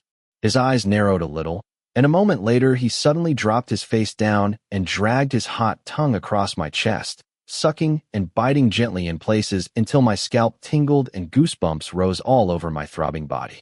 Ack! I startled when he accidentally buried his teeth with full force, but I did not think of stopping him. Instead, I let my emotions continue to flow. His hands stretched out across my chest, alternating between rubbing and pinching my nipples until I twisted my body back and forth in a frenzy. The tip of his tongue continued to tease before it dragged a long way down to my abs. I grasped both of his shoulders tightly, my nails sinking in as he suckled and bit every part of my body on the way. Inside my body, I was bursting with various feelings and had no idea how to stop. There was a flicker within my heart, which pounded with excitement. I could only make incoherent sounds as one of Kinn's hands slid into my pants, caressing my rigid core through my underwear. The more he aroused me, the harder I got. In my heart, I begged him to come into full, naked contact with that part of me quickly. But Kinn teased me like that, rubbing me through the cloth. "Hey Kinn, just touch it," I said, my voice hoarse. I looked at him with narrowed eyes as he licked my belly. Then his face twitched into a satisfied smile as he abruptly dragged both my pants and underwear down to my knees. I lifted my head up a little while crying out loud when his hand grasped my cock and slowly moved up and down. His thumb played and rubbed over the head, which was now leaking pre-cum. Tingles raced over my body and my heart pounded. Yeah. Kinn slid his face up to kiss me again, and I accepted and kissed him back as well. His hand continued stroking my cock faster and faster until my toes curled and I could feel a tight throbbing. "Do you know that you're really sexy?" Kinn said against my lips. I felt light and warm in my heart before that stroking hand of his accelerated again so that I could hardly stand it. Kinn lifted his face and lay on his side next to me, his gaze fixed on my cock and the perfect, unbroken movement of his hand on it. I narrowed my eyes to look at his face and his luscious dark eyes, and I thought that this look of his was now very sexy as well. I bit my lip. His hand was not holding back. He licked his lips a little before turning to look at my no doubt distorted face as I got close to coming. "Are you close yet, huh?" His sweet voice made my heart twitch for a moment. "I'm so close, yeah? A little more." "Yes, that's it." I nodded and moaned unashamedly. I admitted that it felt very good. His thumb rubbed hard over the tip of the head again and again until, at the very last moment, I came, releasing milky fluid as my tense body jerked uncontrollably. My brain also released the overflowing, weeks-long restraint. "It's my turn," Kinn whispered in my ear as I lay gasping from shortness of breath. He turned my body, so I was face down on the bed and quickly took off his clothes. I turned and looked at Kinn. His cock was erect and enlarged as he stroked his hand up and down it slowly before moving over to the bedside table and taking out a box of condoms and lubricating gel. My throat tightened as I swallowed my saliva at the sight of Kinn standing there with his hand on the rigid core of his body and a hot flush across his face. He moved and slid his body over me, tucking his face into my neck before shifting to kiss my lips as I turned my head sideways toward him. Kinn's body was damp with sweat, making his addictive smell clearer. The more I inhaled, the more I felt the heat. The sensation within my body almost burned me. Kinn dragged his tongue across my back until he reached my buttocks. His hand played with the round flesh. I still remembered the feeling of pain from before, and it created a lot of different emotions. His teeth scraped across my buttock before he buried his fangs in the taut curve. Yeah, it hurts." My voice was a subdued shout as I repeated the words I had said before. Although my feelings were very different from the first experience because there was a sort of brilliance in trying to make the sex memorable, Kinn was stern yet with a hidden ferocity and self-indulgence. "Ugh, I can't stand it anymore," he said with a trembling voice before raising my hips off the bed and curving my back so the upper part of my body still rested on the soft mattress. Kinn smacked my butt with full force, Ah. I let out a startled exclamation and heard laughter coming from his throat, even as he bent and sucked on the plump flesh of my arse cheek, without stopping. One hand ran through the rear slit until my whole body shook. I promise it won't hurt you so much this time, Kinn said before holding my knees apart and sliding his hot tongue into the crevice of my buttocks. As soon as his tongue touched the entrance of my back cavity, I hurriedly closed my eyes and clutched the bed linen. The giddiness in my chest and the slackness in my back channel after Kinn's wet tongue spread saliva around the tight pucker made my cock harden again. Kinn. I'm scared. I could barely use my vocabulary as a new feeling of strangeness sprang up inside my body. I had never felt hypersensitive to this degree. The tip of Kinn's tongue teased the mouth of my entrance back and forth without any hint of disgust. He also used his fingers to grasp and spread apart my butt cheeks until I was completely open. He squeezed some lubricating gel onto a long finger before placing it against the entrance of my channel. Oh, it's cold. The feeling of coolness alternated with a stiff finger pushing into my tight opening. Don't tense up. Kinn leaned down and whispered in my ear as his finger tried to penetrate into my body. But it was very difficult. If you get tense, you will hurt, Kinn said in a tight voice. I panted shortly as if preparing for the pain. Kinn saw this and stole my mouth for another kiss. The size of my finger. You're still tight. Kinn kept kissing me as if to help me forget the pain in my back channel for a bit. Hurts. I tucked my face into the mattress as Kinn pressed almost half of his finger in. He turned my face back and kissed it. Then he hurried to soothe me, reaching underneath me and stroking my cock with a firm grip, causing a tingling sensation instead of pain. Kinn pushed his finger in all the way. I felt like I was already exhausted as I slumped forward onto the bed until one of Kinn's hands supported my hip again. You must not tense up, Kinn said as he started to slowly move his finger in and out. Where's it forbidden? I said in a frustrated voice. But Kinn continued to comfort me with kisses as a sort of consolation, until he moved his finger in a circular motion, repeating it over and over until I started to get numb tingles. Just my finger still, and your tight little hole is sucking on it this good, Kinn said, sounding pleased. Then he added a second finger without warning. Ugh. Okay, Kinn. I tightly gripped the sheets. My body was damp with sweat, and the hot air in the room greatly awakened my senses. Kinn moved his fingers in and out repeatedly before finally pulling them out completely. Then he quickly rolled a condom onto his stiff cock, along with gel, making it slippery, before applying more lube to my entrance. Ugh. I closed my eyes firmly again as I anticipated the pain that was about to happen. Shoo. Relax a little. Why did I feel that this was as different from the first time as the sky and the abyss? This kind of Kinn really eased me. He stretched out a hand, holding my hip tight, while he used the other to press the head of his big cock against my entrance. I let out a startled sound as the head pressed into me. A little bit more. Just a little, slowly, Kinn said in a trembling voice.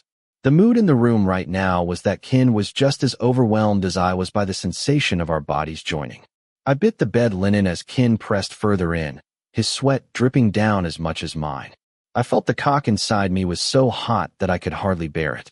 Don't tighten up just yet. I'll be done soon. Ugh. Kinn's voice degenerated into moans. I tried to let my breath in and out as slowly as possible. My ass throbbed, and tingles erupted as Kinn pushed his hard cock into the depths of my body. Hurts, Kinn breathed out in relief as he got all the way in, before curling over me to gently kiss the nape of my neck. So tight. You're making me go crazy, Kinn moaned lowly. He waited for a moment, then whispered in my ear. I'll make the movements slower or I'll finish first, otherwise. He began to slowly move his hips, thrusting in and out. My body trembled, feeling a little curl at the end of his movement, as though he was searching for something. My cock was hard and uncomfortable. The smell of Kinn's unique scent hit my nose, enticing me until my brain began to blur, full of eroticism. I glanced back and saw the small white dressing over the wound on Kinn's stomach. How could he use this much force? Didn't it hurt? Good. Ugh. Being inside you is so very good. Kinn accelerated the rhythm of his hips, kneeling straight, and trying to lock my legs so they did not close together. Both hands supported my waist, and he moved very fast. The narrow channel felt both tight and full, but it was terribly good. Oh, right there. I cried out. Kinn seemed to know what I liked. The more he hit that point over and over again, the more rippling pleasure I felt. My urging did not speed up the tempo of his thrusts. Instead, he slowed down and hit the spot in my body repeatedly, until I started to bite my lip to hold back my moans. Oh, Kinn, I can't. When Kinn saw that I was so weak I was collapsing almost constantly under the power of his thrusts, and it was beyond my ability to focus, he hit that spot slowly a few more times before accelerating the rhythm of his hips faster and stronger than before. Until I met the bed. Oh yeah. Moaning sounds filled the room as Kinn slammed into me, until my brain grew white and my cock started to twitch.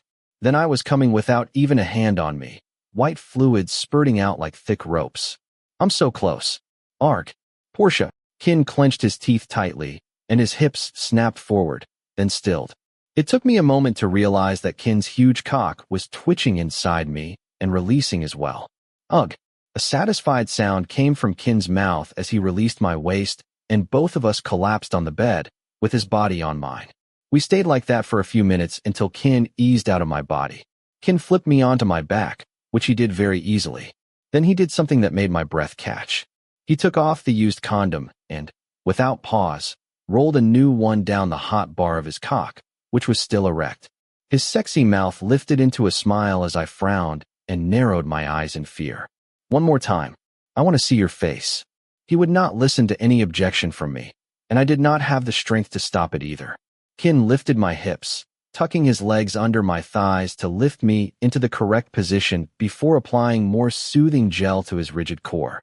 Then that big dick was inserted into my channel immediately. Shia, Kinn. It hurts.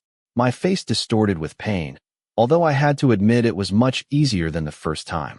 But the lack of warning and not being prepared was enough to make me complain. Kinn held my hips and leaned down to kiss me before he began to move in that familiar rhythm again.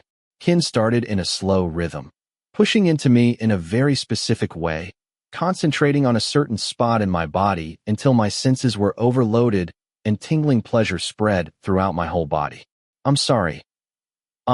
Kinn suddenly said while his powerful hips were still doing their duty. He whispered softly in my ear. Ugh, what are you sorry about? I asked, my voice raspy as his hand grasped my erection. I believe you that you didn't go to bed with Vegas. I'm truly sorry. I frowned. What could I say to this right now? I could barely think straight. Excitement gripped me as his hips met mine. Kinn. I'm too excited to Kinn. I moaned his name, biting my lip as I tried to emphasize the point that I was completely uncomfortable, both my hard cock and inside my channel. I wanted more. Moan my name like that again, and I'll hit it again, Porsche. Kinn's tone was seductive. I hurriedly clenched my teeth and closed my eyes. My narrow hole was invaded, and as Kinn began to speed up his movements, the tight channel spasmed. He was pumping so hard I was sliding back and forth across the bed, only his grip on my hips keeping me in tight contact with his hard cock. Kinn, turn on the damn aircon. Can you? I growled, feeling like my body was about to burn out. It was so hot. Sweat poured off both of us and dampened the bed linen. Porsche, you smell so good. I like the smell of sweat on you. And you like the scent of me too, right? Yes. I had to admit that it was true. The unique scent of Kinn hit my nose. It made me ache in my core. As if this triggered something in me, my body became even more sensitive, and in no time my cock started twitching again. I could feel my channel spasm around Kinn's hard cock. With this, my brain grew dizzy until finally I let out more cum, spattering both our stomachs with white. I was bent almost in half as Kinn snapped his hips, slamming into me even more feverishly than before. As for me, I twisted back and forth in ecstasy. The strength and speed of his hips increased for several minutes longer. Then Kinn pulled out of my hole, ripped the condom off, and moved up to my face. So sexy. I almost lost it then. Kinn licked his lips, his eyes staring at me as though I was something succulent to eat. I narrowed my eyes at his actions. Kinn grabbed his cock and stroked it a couple of times before he released across my face. I jerked away, but it still landed on my cheek, close to my eyes. Psycho. You watch too many porno movies. I said, gasping. He grinned and used a tissue to wipe some of the cum off my face. I like your face right now. The more you see, the more emotional. Kinn's eyes gleamed as he trailed off and stared at me. Then his lips lifted in a smile. I turned away as I saw he was intent on being bad. He hurriedly moved back. I let out an exhausted sigh of relief before he leaned down to whisper in my ear. The more your face is soiled with my cum, the sexier you are. The last sentence of the night was just this. The rest was incoherent moans. The sex tonight was totally different from that day. It had all happened because of feelings, not a fleeting need or impulse. This can make me feel good. So good that I almost died from pleasure. Even though there was pain, there was care at the same time. Believe it or not, what happened brought more warmth to my heart than it made up for the discomfort I felt that day. It was sex with real feelings involved, not done simply to fix the issue before. My self-righteousness and unreasonableness were buried deep. I might have been fascinated since the first time, but this time increased my feelings of liking and passion. In any case, I might have this kind of taste for a while. So let's start with that. Have you ever eaten something you had never had before and become fascinated? At first, it may look disgusting, but the taste is not that bad, and it is addictive. I still had a lot of confused feelings and wanted to go back to my favorite dish, women. But day by day, the more I thought of that new dish, the more fond of it I became, so that I forgot what my favorite dish used to taste like. I woke up early with pain in my back channel, aching muscles, fatigue, and extreme exhaustion. I had quickly fallen asleep in the fourth round, barely hearing the sudden shout of pleasure from Kinn. But it could be considered that I was already tough, even though I was struggling to support myself until the end of the round. In the morning, I put on a bathrobe after cleaning up as best I could. I saw Kinn wandering from the bedroom to the workroom several times, and he was already wearing a student uniform. Will you stop staring? Kinn walked toward me and handed me a glass of water and medicine. Thanks. I easily took the medicine. Kinn smiled faintly, lifted his hand, and gently patted my head. Are you okay now? He asked in a soft voice with eyes that looked warmer every time.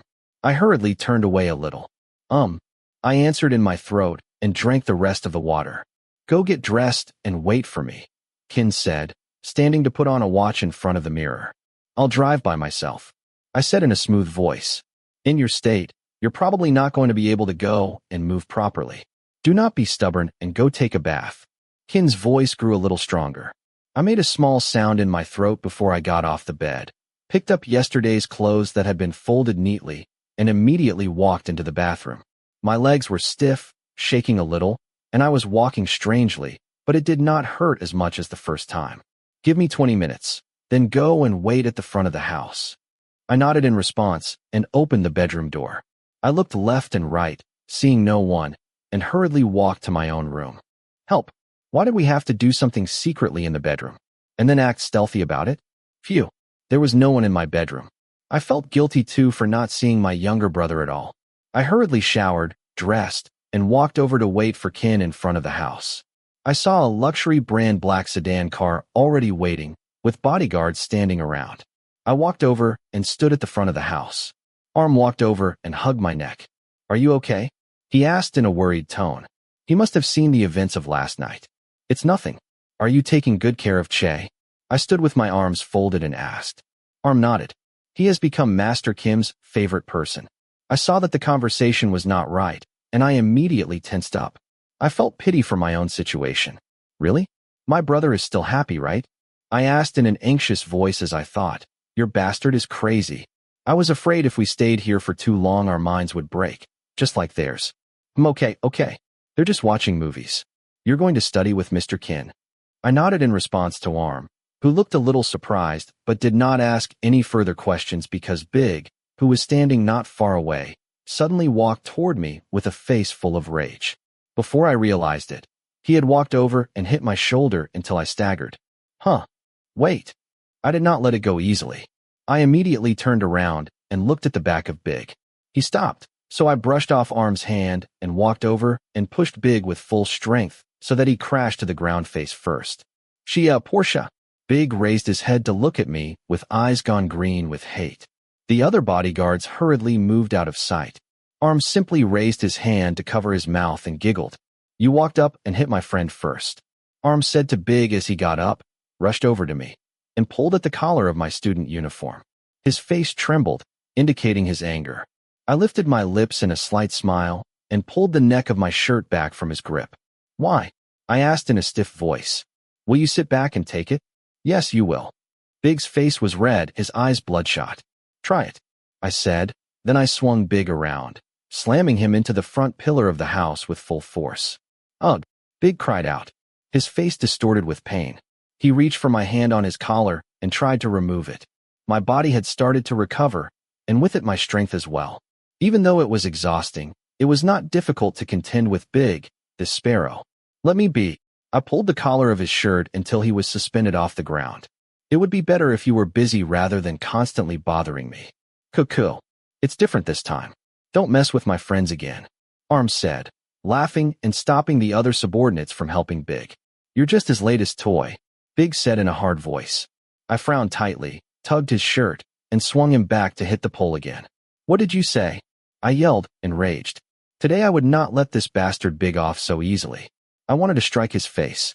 What he said was far too provocative for me. Do not think that today you will survive my feet, bastard. What are you doing? Kinn walked out of the house, and everyone hurriedly pretended nothing was happening. Porsche. Kinn called my name, so I had to let go of Big, though I let out a grunt of displeasure before I walked over. Kinn, he was fighting me first.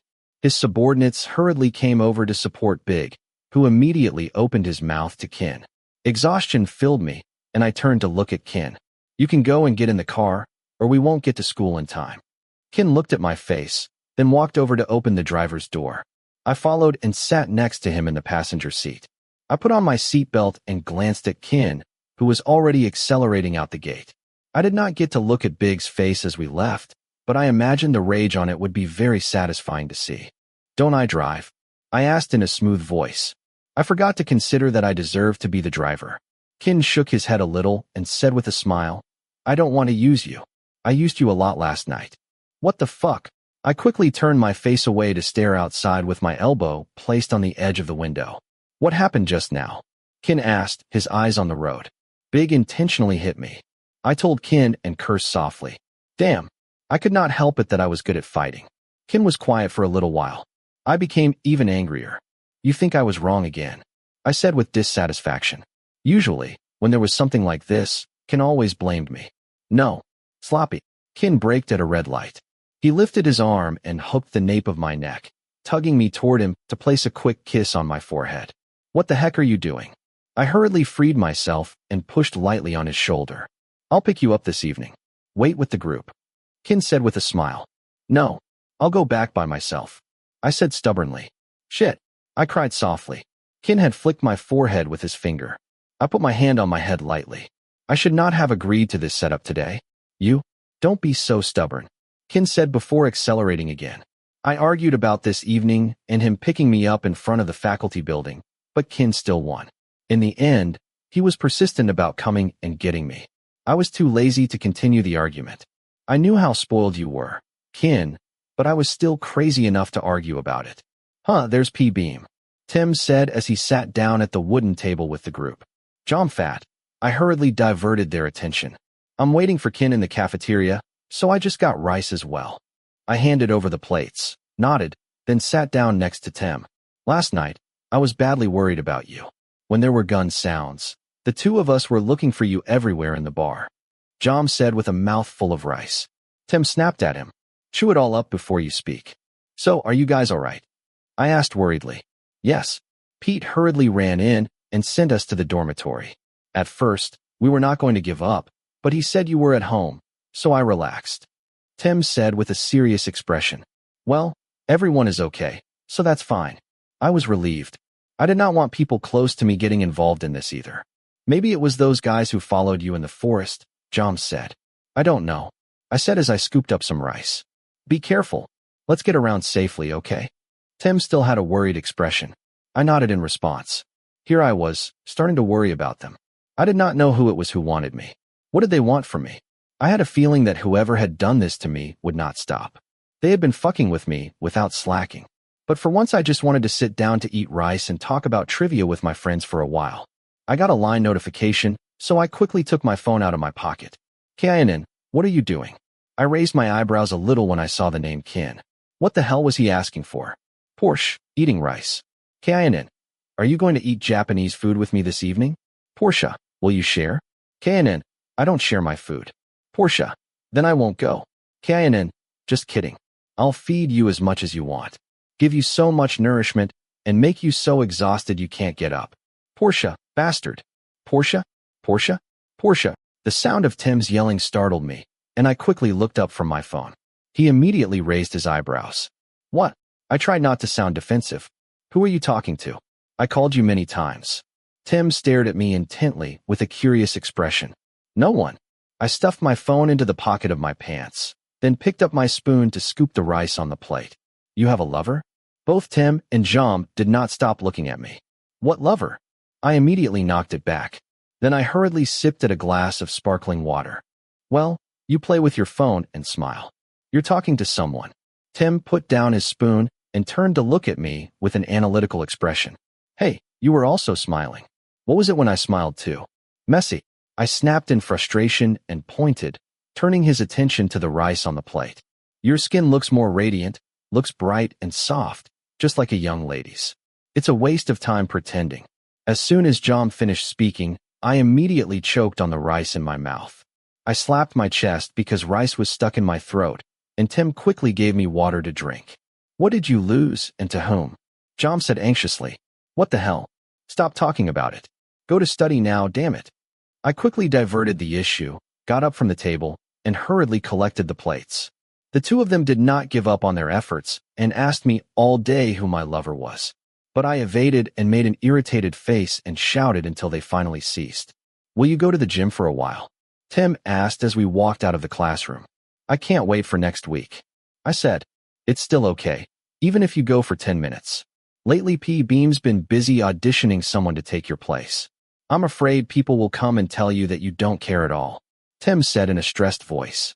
Various stories had emerged that everything in the taekwondo and swim team depended so much on me, and that I did not care about the activities of the faculty anymore. Yep, that's fine. For 10 minutes. I thought for a moment, then told the two of them. I took my phone out and entered line and typed a message to Kinn. Porsche, when you've arrived, tell me. I will go to the gym to watch the athletes audition. Kinn, yes, sir. I looked at the message and my lips lifted a little. Kinn could have just said yes. Smiling again. Now I know you have a secret from me. Tim laughed. Whoa, we need to get to the gym. I hurriedly walked and led them to the gym. Everyone was shocked as soon as they saw me enter. I raised my hands to pay respect to the seniors and receive the reverence of the younger generation. Everyone looked panicked, and there was a buzz of conversation. It made for slight hilarity. What the fuck? Had I become such a difficult person? It's raining. Do I have to take a picture of it?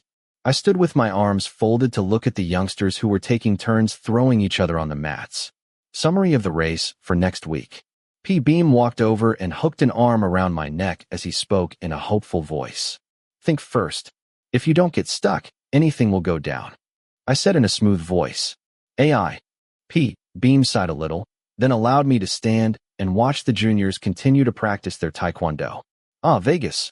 You're early for another appointment. P-Beam's voice greeted a newcomer, and I immediately turned to look. I came quite quickly. I didn't know where to go. He said to P-Beam, then turned to see me and hurriedly walked straight over. Porsche. I was taken aback a little. Didn't this bastard have a university of his own? How are you, Porsche? Vegas asked in concern. My face instantly tensed when I recalled the incident in my car last night. Are you afraid of me? I apologize for last night. I didn't really intend to do anything, Porsche. I'm not afraid. I said quickly, but in reality I was afraid. And I did not really know what to think. Jom and Tim saw that my face was upset, so they hurriedly approached. What's this about, Vegas? Jom asked Vegas, his voice a bit stressed, probably because of my expression. Porsche, if it makes you feel uncomfortable, I'm really sorry. I can only hope you are well.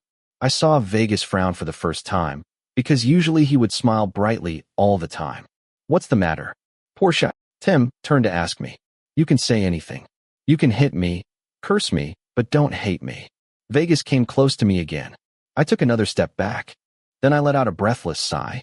Try having someone lock your head and lean down to try to kiss you. Would you feel good? Vegas. A familiar voice came from the door of the gymnasium. I hurriedly turned around. Kinn walked in with 3 friends. Second brother. Vegas' face was slightly red and dejected looking as Kinn hurried over to me. The whole gym was completely silent, as if they were collectively amazed by the beauty of Kinn's gang that had walked in. What are you doing here? Kinn asked quietly, as if considerate of the people standing around. What are you looking at? Get back to your practice. P. Beam shouted at the people in the gym, and everyone finally turned back to do their own duties. I came to find a senior brother. Second brother, please do not be angry with me. I really wanted to help him. Vegas walked over to grab his arm, his tone pitiful. Kinn sighed and looked at me for a moment before turning to Vegas. Do not come close to my people again. And don't mess things up too much. Kinn said, his tone blaming Vegas, and a faint frown on his face. He became silent, as if thinking something strange, before nodding his head. Porsche, can we leave? Kinn turned to me and said in a normal voice. I waved in reply and walked over to say goodbye to my seniors before following Kinn's group. Are you full, Jom? Do you want to have a meal together? Tay said, inviting my friend who had passed by. For free? Jom asked with a cheeky look. It's free. Kinn's paying. Time smiled and turned to look at his friend.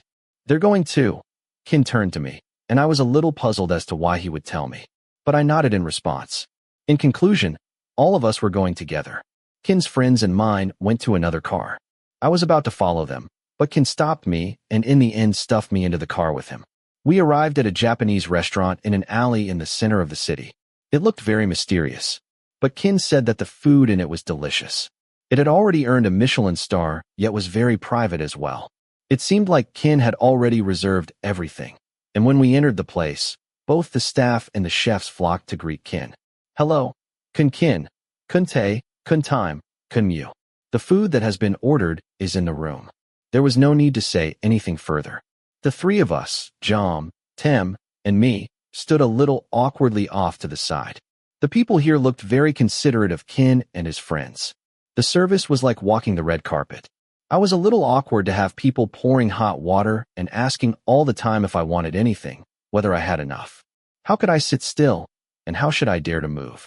Please eat. I sat next to Kinn. On the other side was Mew. Tom was sitting at the head of the table, while the rest sat on the opposite side. Kinn saw me struggling, took the sushi, and put it on my plate. After watching a lot of YouTube, I figured this was probably foie gras. I also ate roasted foie gras. Most of the Japanese food in the usual buffet of a department store was ordinary. But this shop looked so premium that I was tense about eating. It's delicious? Kinn asked as I chewed. I swallowed everything without choking. I nodded in response.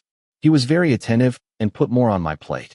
They were mostly expensive items that I saw in videos often, but did not think I would have a chance to eat as well. Can I order more foie gras? You grabbed all of it for Porsche. Time said. I became angry. Tim glanced at my face a little, bowed his head, and continued to eat. You order then let your husband pay as well. Kinn pointed to Tay with his chopsticks, who only nodded. I watched Tay and Time back and forth. I just realized as I observed the two of them that Time always pampered Tay, but he did not seem to really care about it. What the fuck? It's not fair. Fuck, Time grumbled, then rang the bell to call the employee. What extra do you want? Kinn turned to me. I looked at the items on the table and looked up to ask Jom. Do you want more? My friend shook his head. No, okay. Kinn nodded, then turned to the waiter to tell him the foods that he wanted to eat. The order was full of different dishes. I looked at a lot of reviews of restaurants on YouTube, so I knew what he was asking for and was a little stunned. You should eat a lot. Kinn leaned closer and said quietly with a smile at the corner of his mouth. Tonight is still young. You're going to need the energy. I lifted my elbow and nudged Kinn with full force. I moved further away from him and raised my head to look around at the table. All eyes were on me, and all of those at the table were silent. I swept my gaze around, and they all hurriedly looked down and continued to eat. What was with these guys? Oh, there's Mech. Time pointed to the outside of the room. This part of the restaurant was actually a private room, but it did not have a door, so I could clearly see the people walking into the shop. Oh, Mech saw us, so he walked over. I noticed that both Kinn and his friends were uncomfortable. Why are you coming to say hello? Time looked guilty. Come, why wasn't I invited by you guys? Mech walked in and stood at the foot of the table, then glanced around. Thought you had returned to England, Muse said. His eyes looked at Mech with a tinge of fear. My business is not finished yet. Has it healed? He glanced at me a little before turning to greet Kinn. It's better, Kinn replied with a smooth expression. It's good food, right? The first question was directed to Kinn, but at the latter one Mech turned to me. Well, I did not know how to answer. I wished at this point I could be as bright and cheerful as Vegas. I didn't think you would bring him to this restaurant, huh? Do you still like eating here? Don't you think it has not changed at all? Same atmosphere, same feelings. Even if I came back over the years, I still miss the old things. Mech spoke to Kinn, but his gaze swept around the restaurant. I noticed that Time had begun to frown firmly. His face was completely dissatisfied, and he seemed about to say something, but Kinn raised his hand to stop him. Did you just come, or have you finished eating? Are you going to sit together? I noticed Kinn sighing lightly but trying to speak and act normally. Then I remembered Pete said that Mech and Kinn were not on good terms. No, I have an appointment with an acquaintance. Happy to treat you guys. Mech stood up and reached for his wallet before glancing at me with a smile at the corner of his mouth. He then immediately turned around and left. Damn it, when will our orders come? Tay said in anger, then glared at Time, who had been the one to cause Mech to come in. Who was this Mech? I turned to Kinn, who put his chopsticks on the plate and sat still, as if thinking of something for a moment. No one. Just keep eating. Kinn said quietly. I saw Mew patting Kinn's arm in a comforting gesture. I was confused by the events that had just happened. I thought Mech was not a friend of Kinn's, and that most of his words carried a sense of irony. He was saying something without saying it. I tried not to be nasty in my thoughts and focused on eating. Please accept this uni, Kinn. The waiter walked in and put the plate of sushi in front of Kinn. I did not order this. Kinn stared at the plate, appearing a little stunned before the waiter said. Mech ordered it. Kinn grunted and pushed the plate away from himself. If I remembered correctly, this was sea urchin wrapped in seaweed and was something I had wanted to taste for a long time. Are you full? I asked Kinn. So I'll eat it. I pointed my chopsticks at the uni. Kinn glanced from me to the plate for a moment and frowned a little. I quickly put the sushi in my mouth without waiting for Kinn to allow or disallow. Hey, it's delicious. Why was it so tender? This food was so good. Why did Kinn not want to eat it? I liked this the best of everything I had eaten today. I ate another mouthful with gusto. The whole table, with the exception of Tim and Jom, was staring at me with agitated, upset expressions. What the fuck? What was wrong with everyone? Kinn was full, so I was eating it instead. It was not rude. Give me the bill. Kinn snapped at the employee. The entire table hurriedly placed their chopsticks down and immediately had a drink of water. What the fuck? I still had not eaten at all. I felt the atmosphere was awkward. No one said anything as Kinn took back his credit card from the staff and walked me straight to his car before turning to say goodbye to our friends. As we headed back to the house, the atmosphere in the car was silent, so I turned and stared out the window, feeling terribly awkward. What the hell was with Kinn? He drove the car with a continuously serious expression until I let out a hard sigh. Kinn raised his eyebrows and turned to glance at me. Are you full? Is there something else you want to eat? Kinn broke the silence at last, and I turned around and gazed at Kinn. I felt like I should respond somehow. Full, but the last dish was really delicious. I shut my mouth quickly. The frown on Kinn's face became even more severe than before. What did I say wrong? Was he allergic to uni? Did it make him so sick he could not eat it? Why did Mech pretend and order something like this? Kinn was silent for a moment, then said, well, if that's what you like. I was not used to it. I had not seen this side of him for a while. A Kinn who talked very little and was stern and tense. What did I do to make you angry? I asked him honestly. Kinn turned and smiled lightly, then reached out a hand to grab my head and rock it from side to side. You messed up my hairstyle. I cried. The atmosphere began to relax little by little. After a while, Kinn played some music, removing the awkwardness as we moved forward in the slow traffic. I adjusted the passenger seat, lay back, and fell asleep. With a traffic jam like this, it was going to take probably an hour to reach the house. Pressure on my cheek and soft breaths in my ear woke me up. I narrowed my eyes with lethargy. Kinn's face was pressed against mine as he breathed in again, as though he was taking in my scent. My heart suddenly twitched. Before I could think further, I pushed the button and adjusted the seat up straight. We've arrived home. Ugh. Ooh. I yawned and put my hand up to cover my mouth as I glanced outside. It was dark already? Damn. What kind of marathon traffic jam were we stuck in? I got out of the car, separated from Kinn, and went to bathe. Then I changed my clothes for a bathrobe, ready to have a chat with Che, who was on the bed playing games. Why did it feel like I had not seen his face for a long time? I was prepared to sit in the room for a while, but Che was called to play games with Kim. I frowned immediately, but he agreed and walked away with the boy. I did not bring my brother here for you to torture. He was not a new toy for you to play with and possibly break. I walked up to Kinn's room. Kinn had told me to come up half an hour ago, but I was reluctant. So I kept doing this and that until finally I could not escape my own fate. When I walked into the room, I was immediately hugged from behind. Have you taken a bath? Such a sweet smell. Kinn buried his face into my neck and inhaled deeply for a while. What's the matter with you? Let me go. I tried to sound fierce, rebuking him as I struggled to break free from his arm. I'm asking you to pay for the rice you ate today. Kinn whispered hotly in my ear. Why didn't you tell me? I don't have any money. I immediately said. The cost of rice when it was cold was tens of thousands. Where did he get this wisdom? How the fuck was I to pay? Not paying with money. Kinn gently bit my neck. His hair brushed against my skin, causing goosebumps all over my body. My breath started to stumble a little, and I suddenly knew what he was trying to convey. No, I said quickly. I haven't bathed yet. I want to take a shower with you. Kinn's voice was husky. I swallowed my saliva hard. Kinn's hand, which had been carding through my hair, became motionless, then swept down over my body. Are you a kid? Even I can shower by myself. I said in a loud voice, though my heart started to thump as though it was trying to break out of my chest. I promised to be a good boy. As Kinn said this, I was almost immediately dragged into the bathroom. So you do not have to guess what happened. I wanted to curse with a lot of rude words, but I could only moan at Kinn's touch. He was right. Tonight was going to be very long. My current feelings were so deep that it was hard to turn back. I knew the higher I climbed, the more dangerous it was. But if I had to fall, even to my death, I probably would not be afraid anymore. Just try it once more. Let it get so hot, and see how far I could go. Chapter 24. Porsche's point of view. AI. Shia time. Why didn't you watch my back? The guy was on top of the tower, sniping. The noise from Kinn's game echoed loudly through the otherwise quiet room. I lined up stacks of paperwork on the sofa, frustrated, though I kept my expression carefully neutral. Kinn played on the PC with relentless passion. He flicked the mouse like a professional, hammering away at the keyboard without pause. Whenever it was just the two of us, we were always doing something crazy. But the moment someone else was around, Kinn immediately put on a stern, intimidating face. After spending a week constantly with him, I had gotten to know him much better. We had grown closer and closer.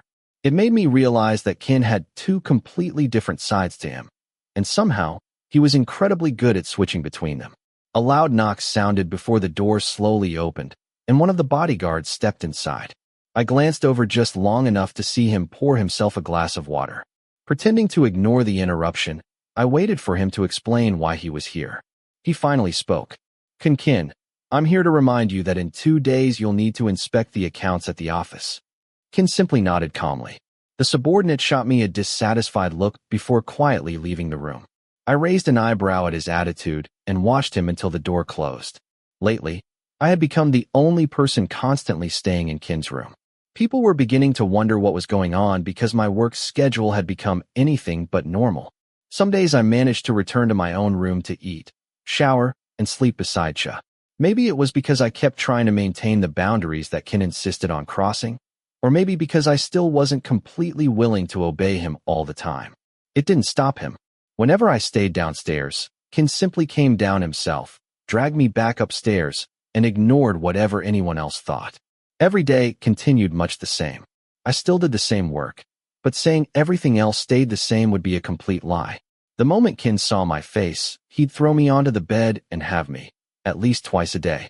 And whether it was right or wrong, I let him. I let Kinn erase the memories of that crazy night, only to replace them with something entirely new, like writing over old words with a waterproof marker.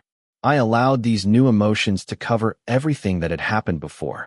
Every day, I sank deeper into it. Who would have thought that physical desire could become this overwhelming? Even more than I ever imagined. Damn it, bastard, don't just run down the middle toward the enemy. Stay with the team. Kinn shouted again.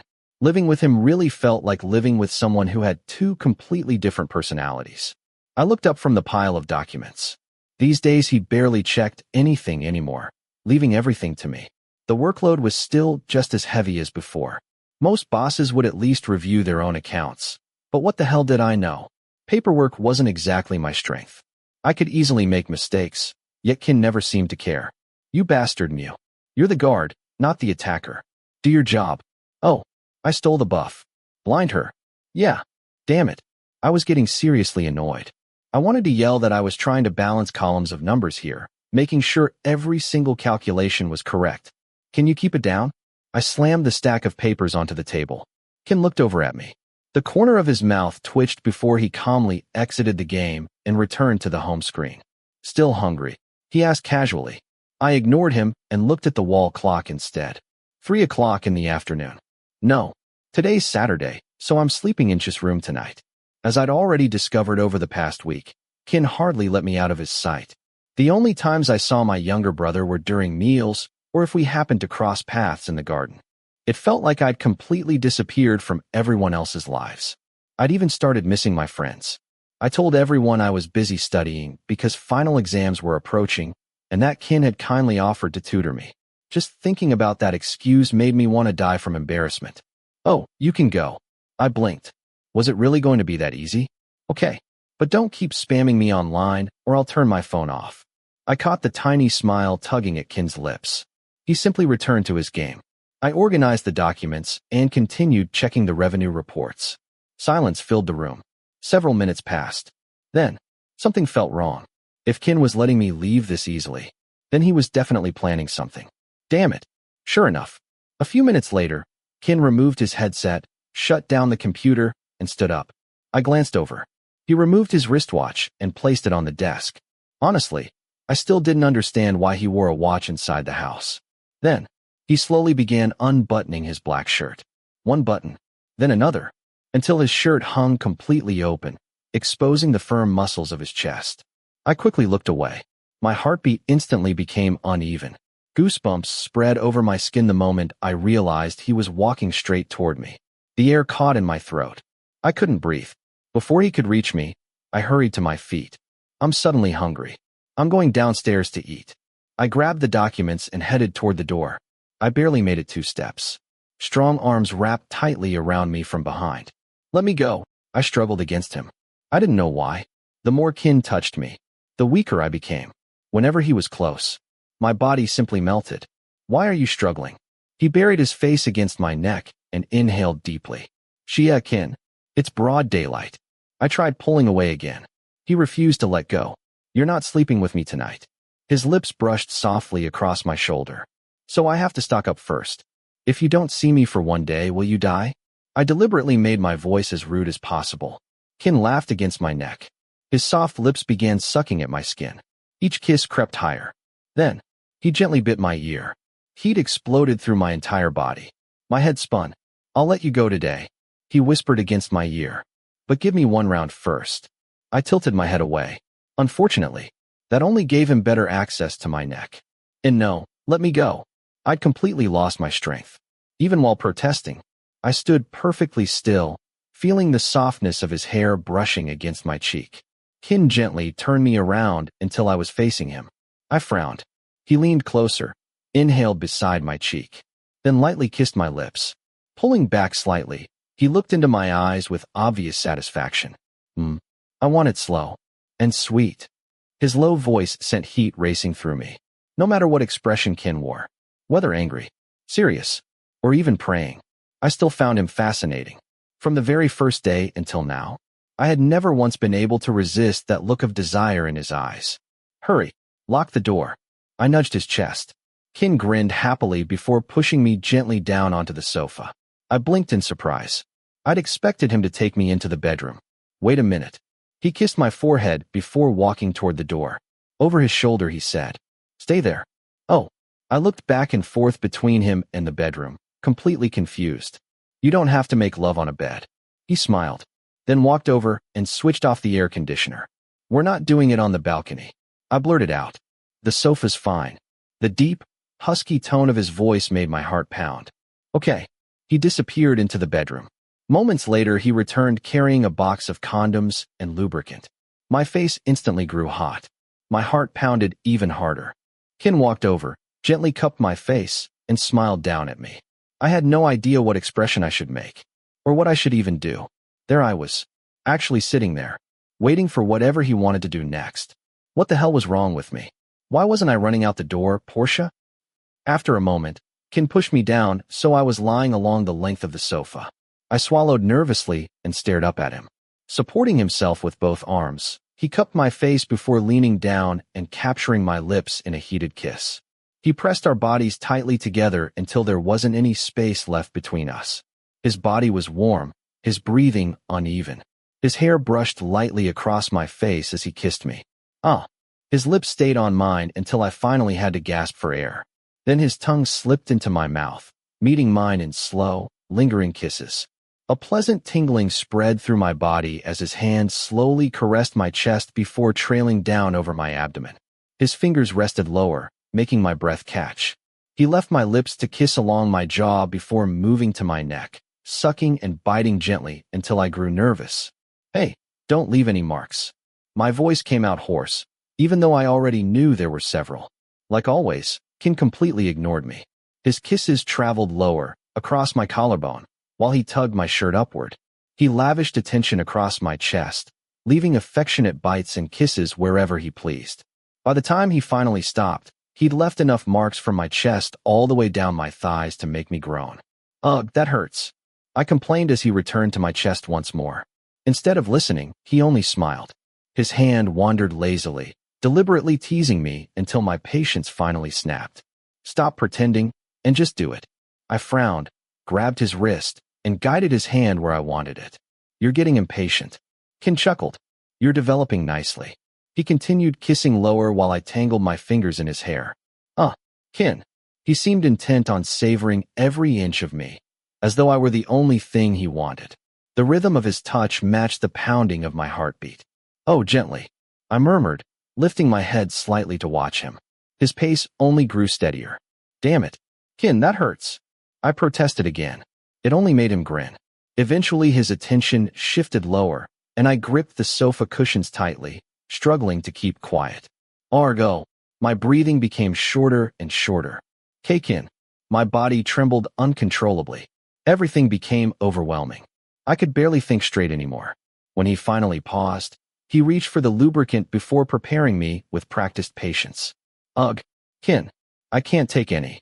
The sudden sensation made my entire body tense. Even though it stung at first, the discomfort gradually eased as I forced myself to relax. His movements remained slow and careful. Then, a particularly sensitive spot sent a violent shiver through my body. Kinn. What? What? His voice broke off. Oh. The sound he made was unexpectedly sweet. A few moments later, the overwhelming pleasure finally broke through. I cried out as my body shook uncontrollably. Kinn smiled with quiet satisfaction before pulling away. I lay there, breathing hard, trying to recover while sliding over to give him room. He lay back beside me, catching his own breath before quietly saying, "Put it on me." With trembling hands, I picked up the condom, tore open the wrapper with my teeth, and carefully rolled it into place. Kinn let out a satisfied sigh. After applying lubricant, he gently turned me onto my side. My body still trembled with exhaustion as he settled in behind me, lifting one of my legs. His face rested against my shoulder. "Turn your head." I looked back. He met me with another slow, lingering kiss. HNG. He remained close as he eased himself into me, refusing to break the kiss. A low moan escaped him as he moved carefully until he was fully inside. The familiar tightness stole my breath. The sensation was even more intense than before.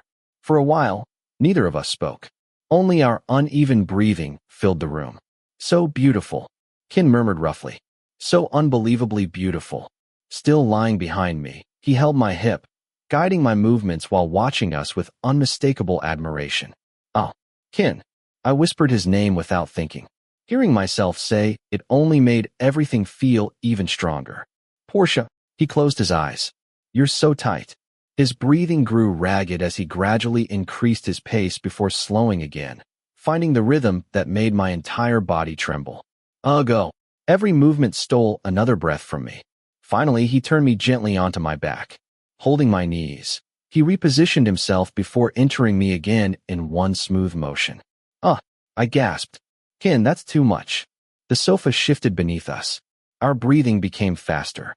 The room grew warmer. Everything around me blurred until there was nothing left except him. Porsche, his voice was strained. It feels so good. I felt exactly the same. Every touch seemed even more intense than the last. I looked up at him. Sweat glistened across his muscular body as he stared back at me with eyes filled with longing. Why? Why did it feel this good? Oh, I'm close, I cried out. The pleasure built rapidly until my body finally gave out. Afterward, Kinn leaned over me, still breathing hard. That was intense. I nodded weakly. It truly had been. His movements gradually slowed. Then, I frowned. Something felt strangely warm. Porsche, Kinn suddenly stiffened. He moved a few more times before pulling back. What the hell? My voice trembled. The room fell completely silent except for our breathing. Shia, Kinn stared downward with widened eyes. A bad feeling settled in my stomach. What? His gaze flickered between me and what remained in his hand. Finally he sighed. The condom broke. I froze. What? Nothing stayed inside it. It all spilled. He leaned back against the sofa, exhausted. Shia, nothing. I shot upright, staring at him. He held up the torn condom. Yeah, you don't have to worry. If you end up pregnant, I'll take responsibility. He grinned. I immediately lifted my foot as though I were about to kick him. It's not funny, Kinn. He only laughed. I'm clean. Unless you're saying you're not. I grabbed a cushion and threw it straight at his face. You're such a bastard. After wiping myself off with tissues, I suddenly realized there was still an uncomfortable, sticky feeling that refused to go away. Cold anxiety immediately replaced every lingering trace of pleasure. Damn it. This was serious. Go wash up. I'll clean the sofa. Kinn handed me a towel. Without another word, I wrapped it around myself, shot him one last glare, and walked into the bathroom. Damn, this really was serious. I'd always been careful whenever I'd slept with women. Never once had I taken risks. I'd always been confident that I was healthy. But Kinn, before me, he'd had countless lovers. How could I know he'd always been careful? What if something had happened? Shia, the more I thought about it, the more anxious I became.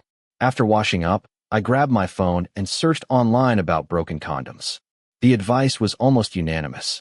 Get tested. Immediately. The more I read, the more determined I became. I needed to get checked. Chapter 24. Porsche's point of view. In case of a condom break, if you're in a relationship, then the boyfriend should get tested. If it is more of a spontaneous sexual partner or a one-night stand, you should go for an urgent examination. It is suggested that if you really want to live with your girlfriend, you should both go for a 3-month check to be comfortable. But if you're not a fan of getting checked, then you should make sure you don't have broken condoms you can't put back together afterward. Great. What am I to Kinn? A regular bed partner, or more of a one-night stand? As I thought about this, my heart stuttered. Whatever the case, I still needed to get checked. Porsche, are you okay? Kinn knocked on the bathroom door and shouted to me. I put on my clothes and walked out to find Kinn standing there. You can take me to get checked right now. I shouted at him as soon as the door opened. If it makes you feel at ease, Kinn smiled at me, and I became even angrier. Oh, you feel it's a waste of time. I snapped at him over my shoulder as I stomped over to the bed and sat down with a grimace on my face. What the fuck? Are you crazy? How can you blame me? Not confident in yourself. Kinn stood with his arms folded in a leisurely manner, leaning against the edge of the door. Oh, you are the one who is crazy. I snarled back. My voice was more frustrated than before. Damn it, Kinn. People like you should go and die, be food for the worms. I was still confused by myself and what had happened to get me to this point. I sat and stressed while waiting for Kinn to go to the bathroom. During this time, I cursed myself inside my mind. It was so easy for a mistake to happen. I admitted that I was addicted to touching Kinn, even just for a moment. I could not stop what my heart felt anymore. I was crazy. You don't have to make that kind of stressful face. Kinn was driving us to the hospital. He did not agree to me driving myself there, saying that the more people around, the less suspicious it would be. I really have to ask, Kinn, how can you be so chill like this? Or is this a regular occurrence for you? I was so frustrated with him acting like contagious diseases did not exist. If you really caught something, would you still smile? I'm stressed. Yes, but it's not that stressful. Even though I've never had an incident like this either, he said while smiling slightly. Why did this make me even angrier than before? Fuck. How many people have you slept with? Have you ever been to a check for diseases? I cried out in frustration. 4, 5, 6, no 10, 12, 13. He raised his hand on the steering wheel and continued to count on his fingers. I felt the temperature in my body start to rise even higher. My temples tightened. I felt hot, especially my head. Fuck you.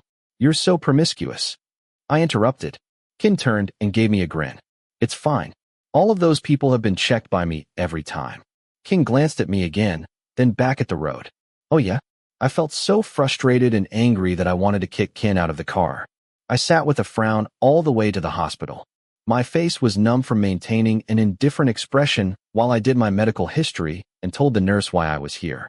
They looked at Kinn and me with a knowing grin until I could hardly raise my head to look at anyone. What's the reason you're here? The doctor in the examination room asked. I looked down a little. I did not know what to answer. The condom broke. I immediately turned to look at Kinn, who sat there with legs crossed casually, and said this with a calm face. I felt so numb that I almost wanted to bury my face in the ground to escape. Tell me, and don't be embarrassed. When was the last time you had sexual intercourse? The doctor turned and spoke to me. It seemed like I could not swallow or breathe. With each question, why did I feel like I was being splashed with cold water on my face? Last hour. Okay, wait for the blood test. I let the doctor draw blood. So did Kinn, but he was so chill that I got enraged. If it came up positive, I would be right in front of him demanding an answer. While waiting for the test result, which would be ready in 1 hour, Kinn invited me to go out for something to eat. But at that moment, I was not motivated to do anything. So I forced him to sit here and wait until the result came. Kinn turned on his phone, put in headphones, and played games with friends for a while. As for me, I sat down and talked about university work in the chat group. I focused with full concentration in order to distract myself from thinking about the test results. You? Hey you.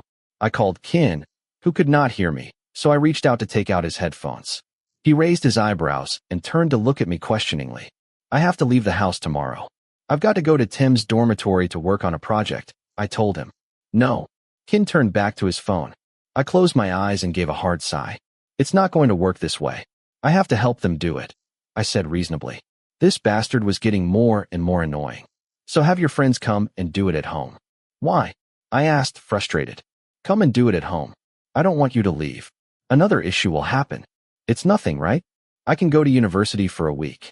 It's fine. Various bad things had happened, and it had not been cleared up yet. But as long as they could not find these people, he still would not let me go back to my house or the university. Was that it? Why does it have to be at the university? Let's just tell your friends to do the project at home. Kinn said in a dark voice and sent me a compelling look. You motherfucker. I kicked his shin lightly. Kinn gave me a thin smile, then extended a hand to knock my head until I had to deflect it away from myself. In conclusion, how many friends will you have come over? Who are they? Kinn said, smiling. Well, there's Tim and Jom. I said without much joy, finally realizing I had to do as Kinn said. It was Sunday tomorrow, and I had to work. I could not run away at all. I would just have to wait for another deduction of my loan. Jom and Tim. Kinn repeated my sentence. I turned and narrowed my eyes suspiciously before agreeing. Come on, your two friends and I have been familiar with each other for a while, and the younger one, Tim, is kinda cute too. Kinn said with a smile. I immediately frowned. A bad feeling poured into my mind for a moment, along with Vegas words from earlier. Porsche is not a second-gen spec. The men Kinn liked were all cute and thin little guys. Compared to those people, I was not the same. Kinn would probably like Tim because he could be classified as a cute man. Even though he was tall with some muscles, he still looked fragile and gentle and was the faculty moon. It would not be strange if Kinn was interested. You like him? It was out of my mouth before I could even think. I might as well tell Kinn to go like Tim. He smiled like a fucking hyena. Well, what do you think? He's pretty cute. Kinn raised his face and asked me with another grin. I instantly got up from my seat and walked to the bathroom in frustration. Why did I have to be frustrated with him? Fuck. It was because Kinn was annoying. Why was I so easy and open in expressing my emotions? I was usually the person who kept their emotions hidden, no matter who I faced. But when I was around Kinn, I wanted to blow up with anger, annoyance, and frustration to show him what I was feeling. Until sometimes I felt like I was no longer myself. I seemed to reveal everything that had never been seen by anyone. It was almost completely visible to Kinn. Damn you, bastard. I came back to sit next to him with my chest tight with suppressed emotion. Kinn turned to smile at me from time to time, until the time the results were released. We walked to the examination room to hear the results. My heart started to thump.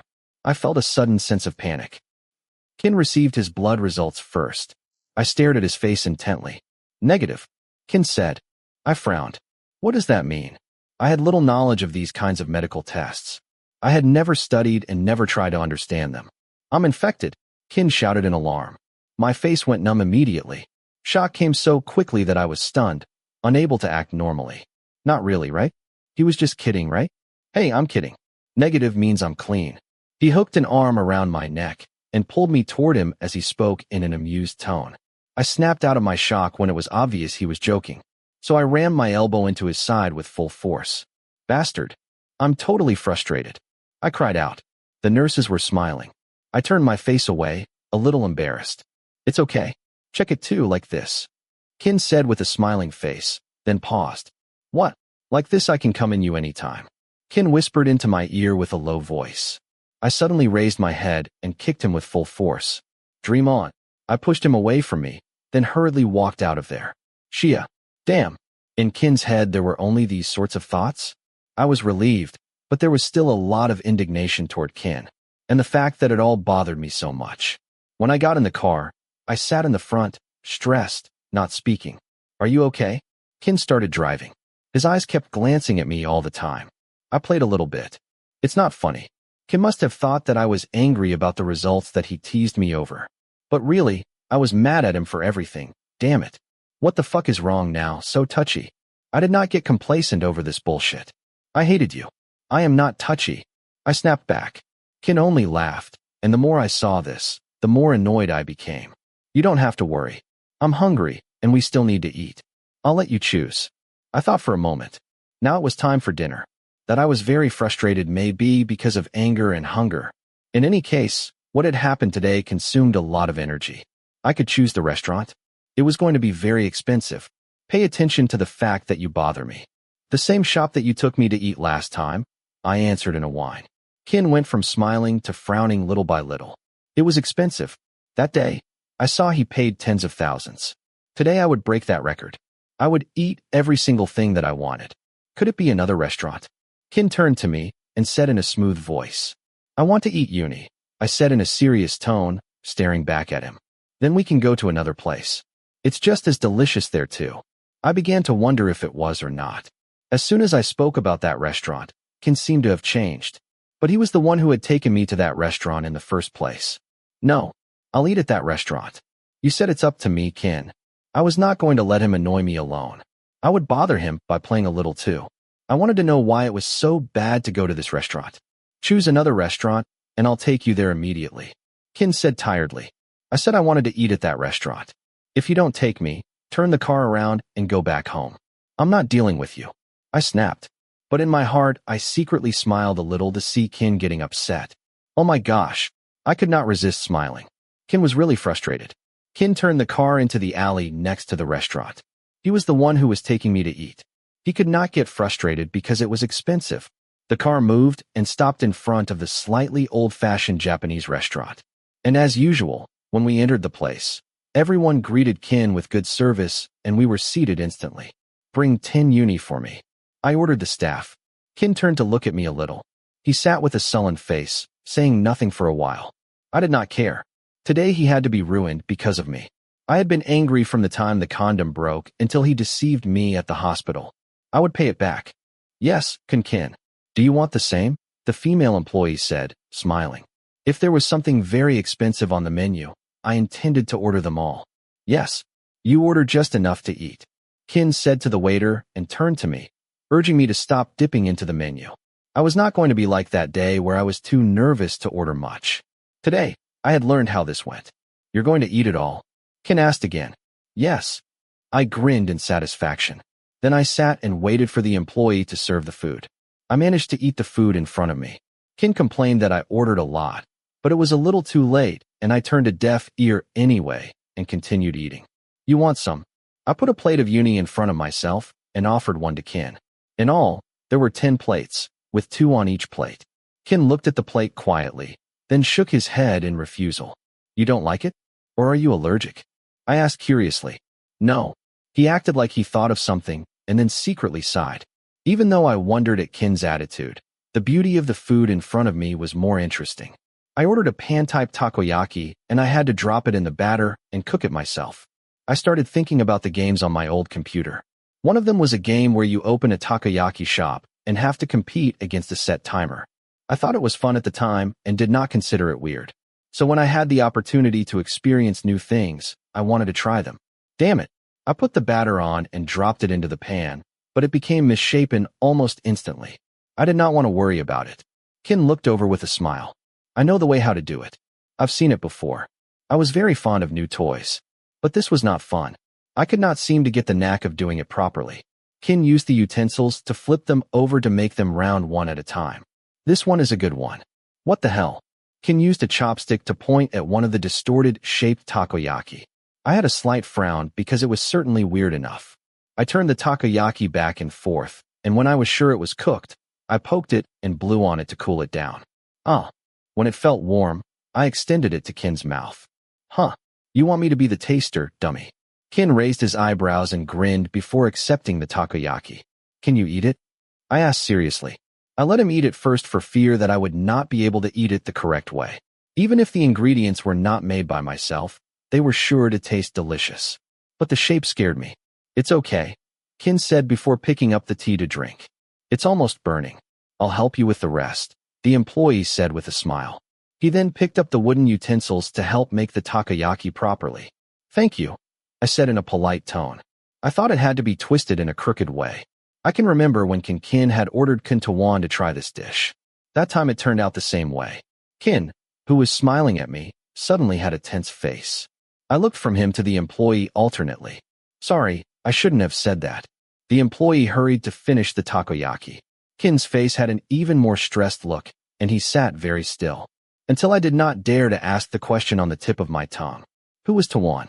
Kinn put down his chopsticks and turned his attention to his phone. An awkward atmosphere settled all around me. Kinn had gone back to being a quiet person, not the playful one he was when he was alone with me. I'm going to the bathroom, I told Kinn, but there was no response.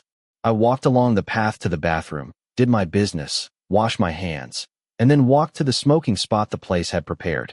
Although it was only a small area outside, it was decorated to match the tone of the restaurant. There were flowers and flags in a beautiful Japanese style. I looked around as I smoked. There were brown-colored wood panels hung from the wall, with Polaroid images placed together in an art style that caught my eye. I walked over to look at these pictures, thinking, you stick these right here, give it to someone to see. I continued to look at the pictures. Most of them were photos of customers eating in the restaurant. There was a picture of Kinn with Time and Mew, sitting together at the table, smiling at the camera. I twisted my mouth in a grimace. Even though he was here with me today, he was not smiling. I shifted my gaze to look at the other one next to it. My eyebrows twitched a little, because it was a picture of Kinn again. But this time he was with that guy mech. And then there was a guy with a handsome but cute look, not ordinary cute, rather delicate and cute, sitting next to Kinn. The two of them leaned toward each other. Kinn's hand was wrapped around the neck of the man. Both of them did not look at the camera.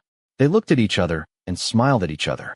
Under the white border image was written with a faint fountain pen, Mech Kinn Tawan, and had a heart shape. I raised my eyebrows, looking with interest at the picture, and I felt a slight nudge in my mind. Was this the Tawan who the employee mentioned? So what was the matter with Kinn?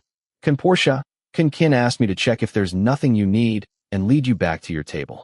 I nodded in response to the employee who had come to find me and put out my cigarette in the sand bucket.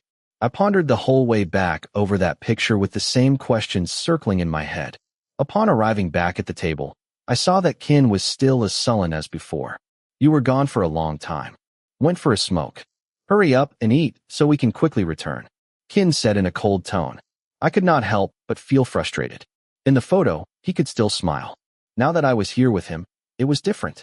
Full, I said and sat with my arms crossed. I did not know why I was upset with Kinn right now, and the matter still hung like a flashing sign in my head. I wanted to ask, but I did not know why. Hey, please send out the bill. Kinn looked at the food on the table and shook his head a little. Even though there was still a lot left, it was just a pity I was not in the mood to eat. I saw the price on the bill. It was almost 10,000. Kinn paid with a card and signed the bill. We got into the car and went back home. Nobody said anything, and Kinn did not put on music to cover the awkward and somber atmosphere. Until I was more upset than before. Since Kinn was not saying anything, I would not speak either. Hey, was it okay, huh? As soon as the car stopped at a red light, Kinn sighed deeply. Then he put a hand over my head and pulled me onto his chest. Ouch! Get off. I pushed against his chest and sat back in the same place. What's wrong? Kinn put a hand on my head and stroked it until I jerked it off. What is with you? I used all my patience to say it quietly. The stuffy atmosphere was completely gone. I was thinking a little of something, Kinn said in a smooth voice. I turned my head away and looked straight out of the window. Later on, if you don't want to feed me, you don't have to offer to do so. I was frustrated with Kinn and everything to do with him. Did I not say that with this person I wanted to blow my top all the time? Hey, Kinn sighed a lot before reaching for the music player in the car, which was connected to my phone. After a short while, the song started. Even though it had a fun intro and Kinn was humming, the angry mood in my heart did not lighten at all. The car moved away from the stoplight, and my eyes were fixed on the road. The atmosphere in the car was getting lighter. Not awkward for a moment, then Kinn sang the hook. Oh, I have you, and this girl has no one new. Spell on my heart to surrender forever. You're the only one who made my life all right. Come and brighten my world. Unexpectedly good. I can believe. I glanced at Kinn. He was looking between me and the road ahead. The last sentence was raised to a high pitch and was completely distorted, and then failed completely. Where is your voice lost? I asked, smiling. Kinn shrugged a little, then danced to the rhythm the song was putting out. Lost to you, Kinn said, and sent me a flirtatious look. I hurriedly glanced in another direction, and I felt that my face was hot, while summer lightning flickered a little in my heart. What the fuck are you saying? Damn. Noisy and lost. I reached out to turn off the song. I eased the seat back and made a show of closing my eyes to sleep. Shit. Why was I not doing this right? Kinn's laughter was loud, until I had to focus on my breath in and out so that he did not go any further. Then I really fell asleep. When we arrived at the house, Kinn woke me up with a big kiss, like usual. I said goodbye and went to take a bath, and then I remembered how I would sleep in my own room tonight. And Kinn was strictly prohibited. He responded with a smile, and I wondered, did he have some kind of evil plans? I finished taking a shower and came out to follow Che, but found he had gone up to Kim's room to play games. So I went to find Pete first, and he invited me to smoke in the garden instead. Known Kim is really in love with him. I tell you. Pete inhaled and turned to smile at me. I often found him when I went down to eat and came out to smoke, but we rarely got the chance to talk to each other. Should I be stressed? I'm afraid it's depression. I spoke seriously. Being around Kinn, I knew how crazy it could get. Huh. Better to be with Kim. You don't have to worry about it. Should I rent a dormitory room for Che? I don't want my brother to grow up like this. I spat out smoke with a tired expression. Pete almost choked on his own smoke when I said this. I rarely see you lately. Why is that? Pete came straight out and asked me. I swallowed my saliva down my throat, glanced at Pete, and hurriedly recovered. I've been studying and now taking a rest, I said in a faint voice, and Pete grinned. Sure. Yes. Hey Pete, I have something to ask of you. I quickly diverted the issue. Then I asked the following questions that were in my heart. What? Pete looked curious. What's the matter between Mek, Tawan, and Kinn? I guess that Mek is his friend. But who is Tawan? I never saw him talking with this person. As soon as I finished my sentence, Pete's face tensed. Why did you ask? I just want to know. I saw Pete sigh and make an awkward expression. What makes you want to know? I'm wondering. Recently, I see Mek fairly often. Well, what should I say? If I tell you anything, don't think too much on it, Pete said in a serious tone. I frowned immediately and spoke up. Why would I think too much? I asked curiously. Anyway, you should probably know. Kun Mek is Kun Kinn's friend, and Kun Tawan is Kun Mek's younger brother, and Kun Tawan is also. I quietly listened to Pete's every sentence. He went a little quiet before clearly deciding to finish speaking. Kun Tawan is Kun Kinn's ex-boyfriend. When Pete finished, I was stunned, and feelings I did not understand rushed through my mind and heart. Well, I don't know how or why they broke up, but it was pretty messy. After that, I didn't really see Kinn dating anyone. I threw my cigarette into a bucket, and a flickering sensation shot through me along with a lot of confusion. Are you okay? I'm okay with anything. I tried to make a normal expression. I could tell Pete was really uncomfortable. Good. Suddenly a warped noise sounded in the middle of the conversation. Pete let out a sigh of relief. Yes, Kinn. I just went down for less than 10 minutes. Damn it, Pete. I want to take a bath for a moment. I told you to watch Porsche. Where did he go? Hurry and follow him. I'll go first, Porsche. And you need to follow me. Pete tapped me and walked halfway into the house. I could not say that right now in my head I was thinking a lot. Between ex-boyfriend or not, you really saw Kinn in a relationship again. Chapter 25. Porsche's point of view. I woke up that morning with my face buried against a muscular chest carrying the most familiar scent. Kinn's calming smell surrounded me, lulling me back towards sleep. He lay on his side, one arm beneath my head and the other wrapped around my waist. It gave me the same sense of security I'd been feeling every day. It was ironic. I was supposed to be the bodyguard, yet I was the one who felt protected. How ridiculous was that? Without thinking, I snuggled even closer, burying myself deeper in the comforting warmth of his embrace. He hugged me tighter, as though it were the most natural thing in the world. Every part of my body screamed for more sleep. I was lazy about a lot of things, and staying in bed like this was by far the most comfortable option. As I'd said yesterday, I was supposed to sleep in my room with Che. But that promise had been broken around 2 o'clock in the morning when Kinn knocked on my door, claiming he couldn't sleep. I couldn't sleep either, so to keep the entire house from falling apart, I quietly followed him back to his room. Still, nothing happened last night. We simply slept. I slowly climbed out of bed and walked into the bathroom. Picking up the toothbrush waiting for me on the sink, I started brushing my teeth. Yes, I even had my own toothbrush in Kinn's room. Still half asleep, I brushed lazily when the bathroom door suddenly swung open. Kinn walked inside. Watching him through the mirror, I frowned as he casually dropped his pants to the floor and started peeing. What the hell are you doing? I mumbled around the toothbrush. What? He asked, turning to look at me. Even with messy hair and dried drool on his face, he still looked unbelievably handsome. Damn it.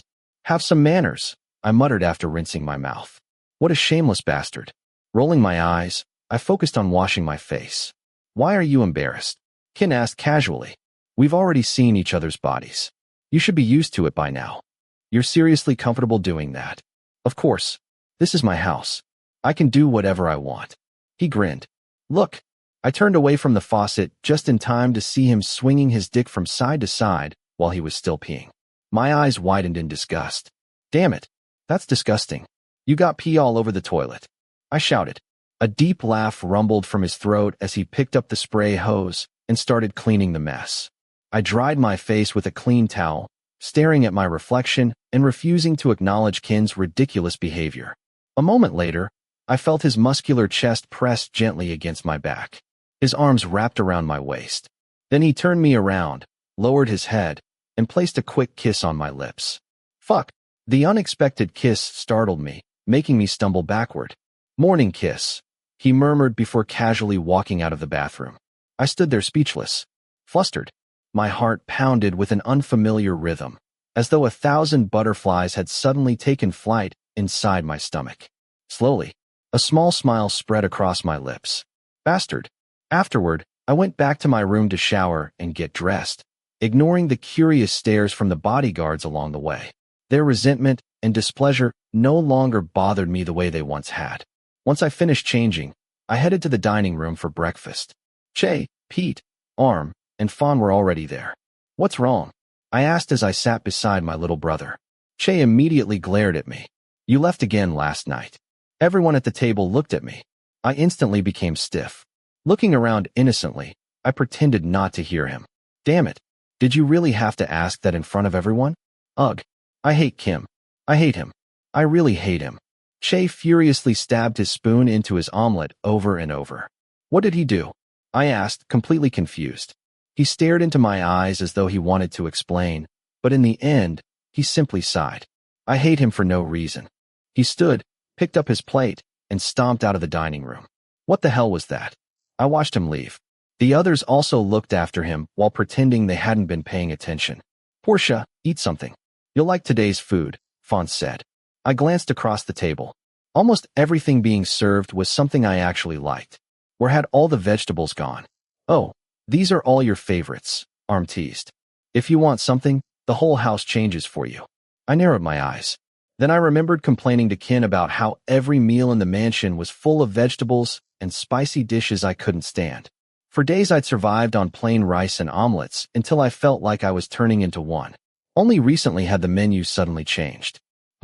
Don't tell me Kinn actually told the cooks to change it just because of me. Barking this early in the morning is going to hurt someone's throat, Arm joked. Huh? What exactly were you two doing? You look exhausted. There are a lot of positions, you know. More laughter followed. Then, bang, a hand slammed loudly against the table. Everyone fell silent. It wasn't me. It was Pete. He stood, glaring at the bodyguards making those comments. Fawn and Arm also stood beside him. I merely sighed, folding my arms. The group across the room hurriedly finished eating, cleaned up, and practically ran out of the dining hall. Damn it. I almost felt like killing someone, Fawn muttered, kicking one of the chairs. Forget about them, Pete said calmly. Let them talk. Eat your breakfast. I'm not hungry anymore. I grabbed a bottle of water, took a few plain chocolates, and headed out to the garden. Holding a cigarette in one hand and chocolate in the other, I had barely taken my first drag when Tim called to say they had arrived. Tim and John walked over after parking the car.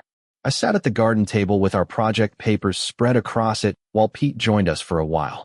Hey, help us with this. Pete had become surprisingly close with my friends after all the drinking and bar hopping we'd done together. Even with the age difference, they got along naturally. Nobody treated Pete differently because of his job. Around us, the other bodyguards watched with obvious jealousy. Maybe they envied the freedom I had. Too bad. The boss wouldn't let me leave the mansion anyway. What are you doing? Speak of the devil. Kinn appeared. Kinn, have you finished breakfast? Pete immediately stood at attention, joined by Arm and Fawn, until Kinn waved for them to relax. Hello. John greeted nervously, raising a hand respectfully. Hi. Kinn looked toward Arm. Bring some cold drinks and snacks. I narrowed my eyes as he pulled out a chair and sat right beside me. They're my friends. Not yours. Yes, Kinn. Arm hurried off. You really don't have to, Tim said politely. We'll finish quickly and leave. We won't bother you for long. Kinn smiled. It's fine. Stay as long as you like. You're my friends too. You're always welcome here. Your friends? Seriously? His polite smile somehow felt even creepier. I noticed him looking past me toward Tim. Immediately, I shifted my chair to block his view. I still remembered him calling Tim cute the other day. For some reason, it really annoyed me. Okay. Tim awkwardly continued cutting paper for the project. Stop getting on my nerves, I muttered quietly. Apparently, Kinn heard me anyway. Why? He asked with an amused grin. He's cute. He said it so seriously that irritation instantly flared inside me. I wanted to grab the scissors and cut off his stupid head. I grunted. He laughed. Have you eaten yet? He asked. I simply shot him an icy glare. Porsche's silence. Ignoring me? Fine. Then he reached over and brushed a finger across my lips before pinching my cheeks. Damn it, Kinn. I slapped his hand away. He immediately reached over again, ruffling my hair. Stay still. You're adorable. I tried kicking his shin. Don't touch me, bastard. The more I protested, the more he teased me, pinching my cheeks again until my lips puckered together. Only then did I remember. Everyone else was still sitting around the table. How do we glue this piece? Tim's voice broke the awkward silence. I looked up. 8 pairs of eyes were staring directly at us. The instant I noticed, everyone hurriedly looked away and pretended to continue working. Kinn burst into laughter. Leaning comfortably back in his chair with his arms crossed, he looked completely satisfied. I mouthed, fuck you. Then I forced myself to focus on the project. A little later, Arm returned carrying a large tray of snacks. Everyone helped themselves. Everyone, except Kinn. Instead, he spent the entire time feeding me. Every now and then he'd brush my arm, massage the back of my neck, wrap an arm around my waist, or trail his fingers along my leg, making me jump in surprise every single time. And every time, he smiled like a complete psychopath. What was wrong with this bastard? Why had he suddenly become so clingy? Don't you have anything better to do? I finally snapped. I'm waiting for my friends. He held another cookie toward my mouth.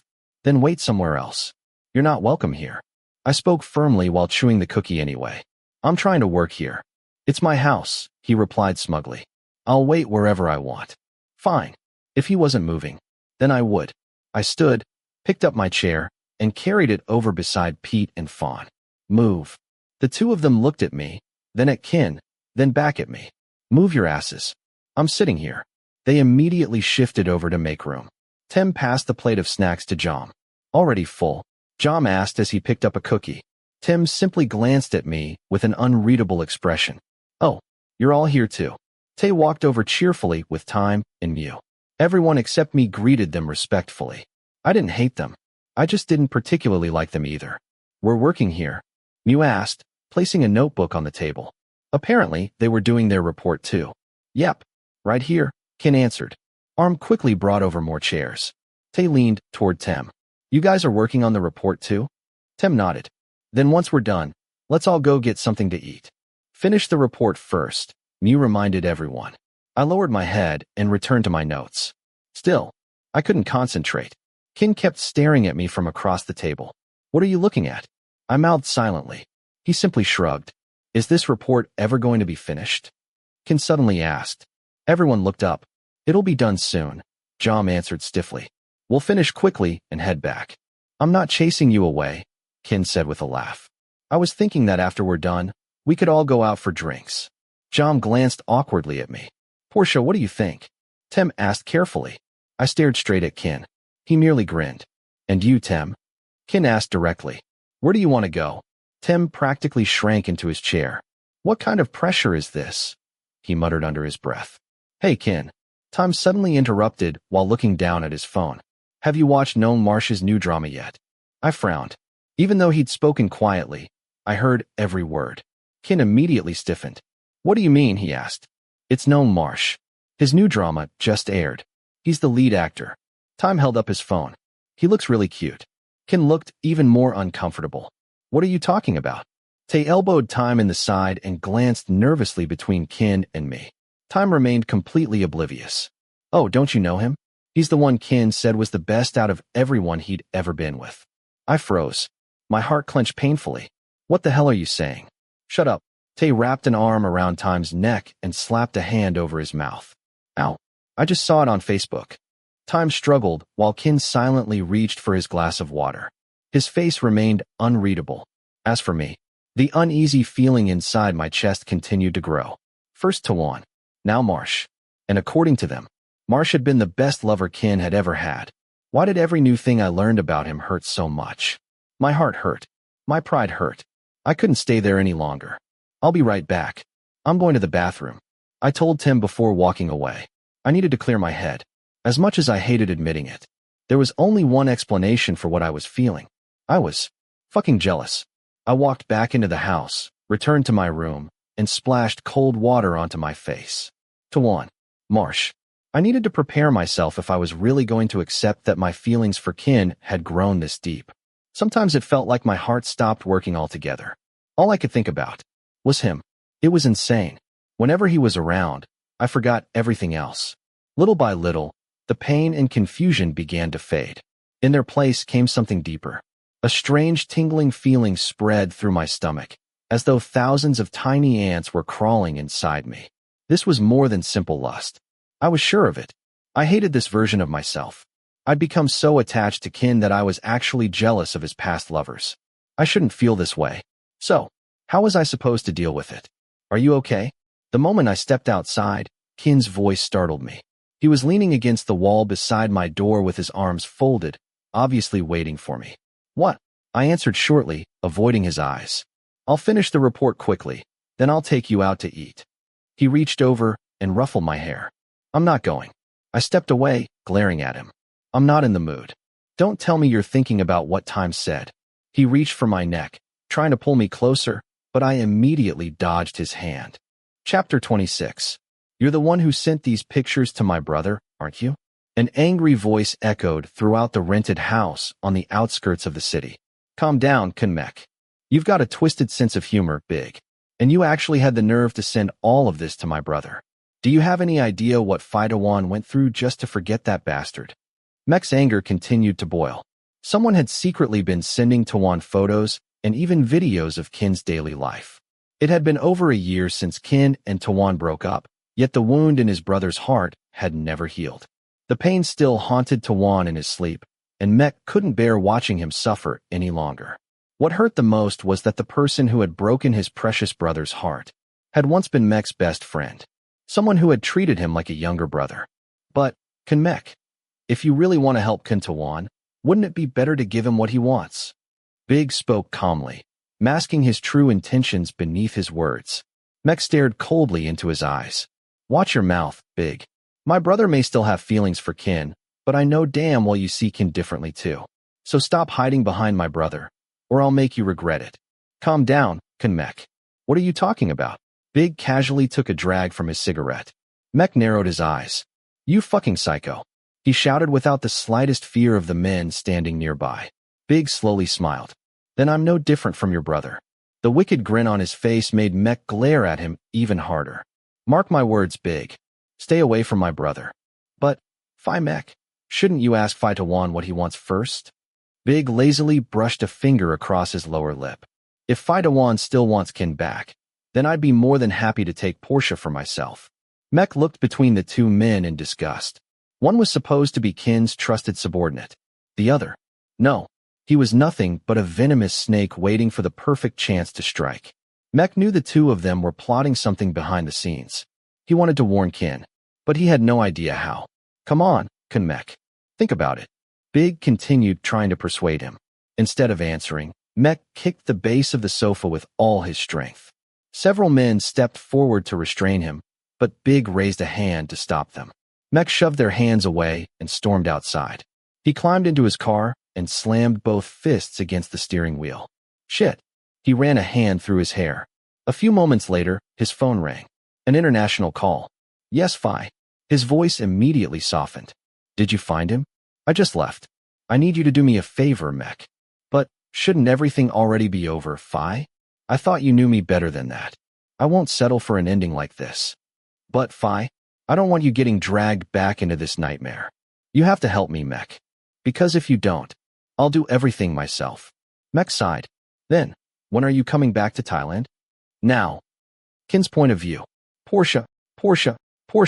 I deliberately raised my voice until the man sitting on my couch finally looked up from the stack of documents in front of him. What? He frowned at me before lowering his head again. I'm going downstairs to get something to eat. Are you going to keep working, or do you want to come with me? The moment I asked, Porsche's face turned bright red. What? I only asked if he wanted something to eat. These days we'd been spending much more time together than before. And somehow, his reactions never failed to amuse me. Fine. But let's make it quick. I still have to collect this month's bills. I nodded. Lately, I noticed a change in Porsche. It was as if I'd unlocked an entirely new side of him. Gentler, sweeter, more caring. Not that I was complaining. I thought it was adorable. The only downside was that I couldn't stop teasing him. Kinn, where's last year's bill? It needs to be attached to this file. His voice pulled me out of my thoughts. He held up a receipt while I got up to look. Today was Wednesday. Technically, it was his day off. Yet somehow I always managed to convince him to stay. To my surprise, he never complained anymore. He simply worked beside me as though it were an ordinary workday. It's in the 2019 file in the office. But I also scanned it onto my old phone. Check my desk. He nodded obediently. Watching him walk away like such a good boy made every sinful thought in my head come alive. I almost grabbed him and kissed him senseless. Fortunately, my conscience stopped me. Instead, I simply leaned over and kissed the top of his head. Porsche froze before hurriedly pushing me away. He scolded me nonstop. I barely heard a word. I was too busy admiring the deep blush spreading across his cheeks and down his neck. His skin was naturally tan, but those rosy cheeks were absolutely irresistible. He left the room wearing an annoyed expression. Still stubborn, still adorable. I headed downstairs toward the dining room. To my surprise, Kim was home. He was eating dinner with Dad and Thankhan. You're coming home a lot these days, Kim. I greeted him. The brat kept stuffing food into his mouth. Everyone had gathered for dinner. Well, there are some very tempting reasons to come home. Thank Hun answered with a mischievous grin. I raised an eyebrow. What the hell are you talking about? Kim growled. What's going on? I asked while scooping rice onto my plate. I shouldn't spill the tea. But Thank Hun slapped the table dramatically before leaning toward me, just as he opened his mouth. He's always at home because of CH. Humph. Kim grabbed Thank Hun by the neck and shoved a saucer over his mouth before he could finish. Shut your damn mouth, you homeless idiot. Do you know when to stop? Dad's sitting right here. What if I started exposing your secrets too? Dad and I exchanged confused looks. MMPH. Thank Hun struggled helplessly. I simply shook my head and continued eating. Enough. Stop fooling around and eat. Dad spoke firmly. Kim finally let go, pointing a warning finger at Thank Hun. Bastard, Thank Hun muttered. You boys never grow up. How am I supposed to hand over the business when the three of you still act like children? Dad sighed. Oh, Pa. There you go again. Business, business, business. We're eating. Can't we just enjoy dinner? Thank Hun complained dramatically. If not now, then when? You're not getting any younger. You should already have proper careers and learn how to manage the company. And don't forget, my grandchildren. When are any of you going to bring home a nice woman and start a family? Or do I have to choose wives for all of you? Thank Hun immediately choked on his water. Kim barely avoided getting sprayed. What? The idea of marriage scares you that much? Kim laughed. I'm just not ready to become a father yet, Pa. Thank Hun quickly grabbed Kim's arm in mine. Kim and Kinn would make wonderful fathers. Kim yanked his arm free. I rolled my eyes. Before I could respond, Dad looked directly at me. A chill ran down my spine. Can I even expect grandchildren from these two? He sighed. He knew my preferences. He knew Kim's too. He never openly opposed them. But he hadn't truly accepted them either. Come on, Pa. With Kinn looking this handsome, he'll definitely give you an adorable grandson someday. Thank Hun pinched both my cheeks. Hey. I slapped his hand away. Then, his expression unexpectedly became serious. Kinn, Dad never said your preferences were wrong. But he's still trying to accept them. I already told you before. The biggest disappointment for him was what happened with Tawan. I think you need to think carefully before jumping into another relationship. It was the first time I'd ever heard Thank Hun speak so maturely. I slowly turned toward Dad. He said nothing. Yet the disappointment in his eyes spoke louder than words. I lowered my head. Ashamed. Son, I know you're smart. So whatever you decide to do, be mindful. Not everyone in this house will understand. I may still be trying to accept it. But I can't control what everyone else thinks. And not all of it is pleasant. Dad's words silenced the entire table. I felt everyone's eyes on me. It must have been about the time I kissed Porsche in the hallway. I was willing to overlook it. But please, think carefully. Is that true, Kinn? Kim asked quietly. I bit my tongue. I'm sorry. But tell me honestly. Are you serious? Serious? About Porsche? I looked toward Dad. Then realization struck. It won't happen again, Pa. I avoided answering. Not because I didn't want to. I simply didn't know the answer myself. Think it through carefully. I don't want to see you hurt again. And I don't want you hurting someone else just to forget Tawan. Do you understand? I nodded silently. So, everyone had noticed. I'd never said anything. Yet spending almost every hour with Porsche had made it obvious. Come on, let's eat. We can talk about this another time. Look at Pa. He's aging faster every day. He needs food. Thank Hun hurriedly changed the subject. Kim wasn't fooled. Dad rubbed his forehead. I've already given up on the three of you. My head hurts. Are you all right, Pa? Kim asked softly. I'm fine. But what about my grandchildren? And you, Thank Hun? When are you bringing home a daughter-in-law? Who am I supposed to go to the temple with? Oh, Pa. Let's eat first. We'll find someone later. Goodness. The conversation finally ended. But my appetite disappeared. Was I really that broken after Tawan? Dad never lied. If he said I was, then it must have been true. I'd become someone incapable of opening my heart again. Every attempt only ended with more pain. Don't think too much about it. Kim gently patted my shoulder. Pa, why do you keep bringing up that bastard? He left years ago. Thank Hun slammed his spoon onto the table. You don't have to keep repeating it. We already know. Kim snapped back. Another argument immediately began. Dad stood. Dinner was over. That bastard is never setting foot inside this house again. And if he does, I'll have him killed. Thank Hun growled. Even now? Just hearing Tawan's name made it difficult to breathe. It was the same feeling I'd had after meeting Mek.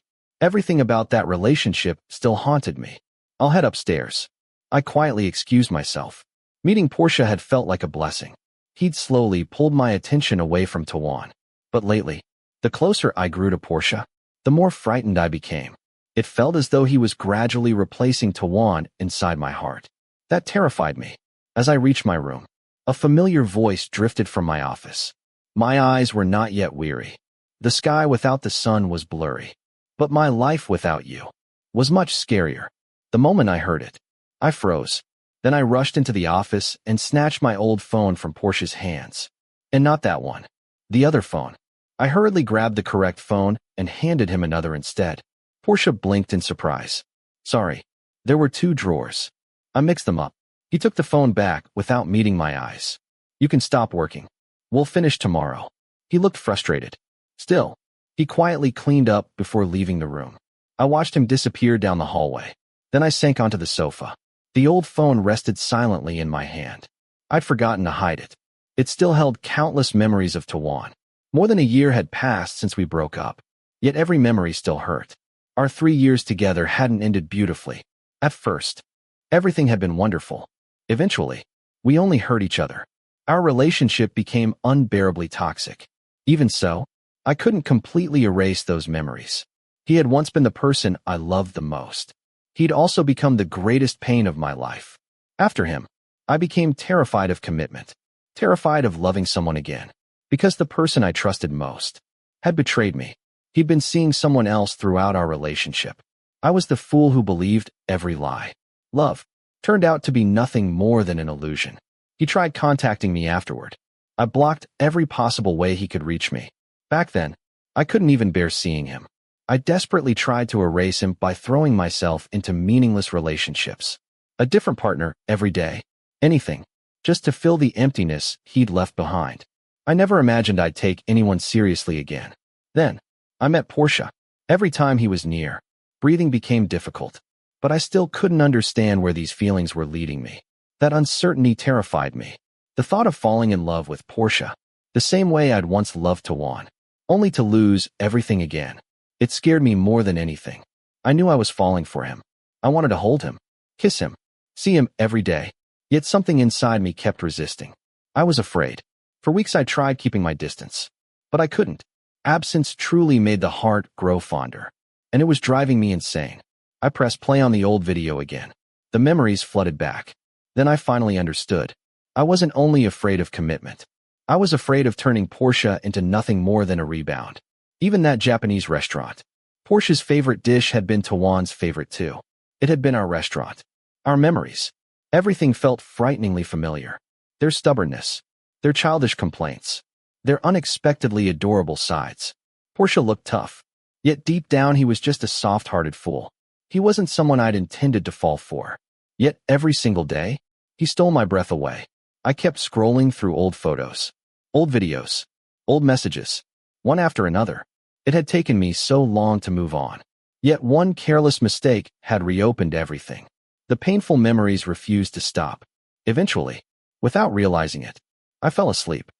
The next morning, I woke with a stiff back and aching muscles. It was already 8 o'clock. The first person I thought about was Porsche. Normally, we slept better when we were together. Without me beside him, how had he slept? Line. Porsche's message. I went to sleep with my brother. The message had arrived around 1 o'clock in the morning.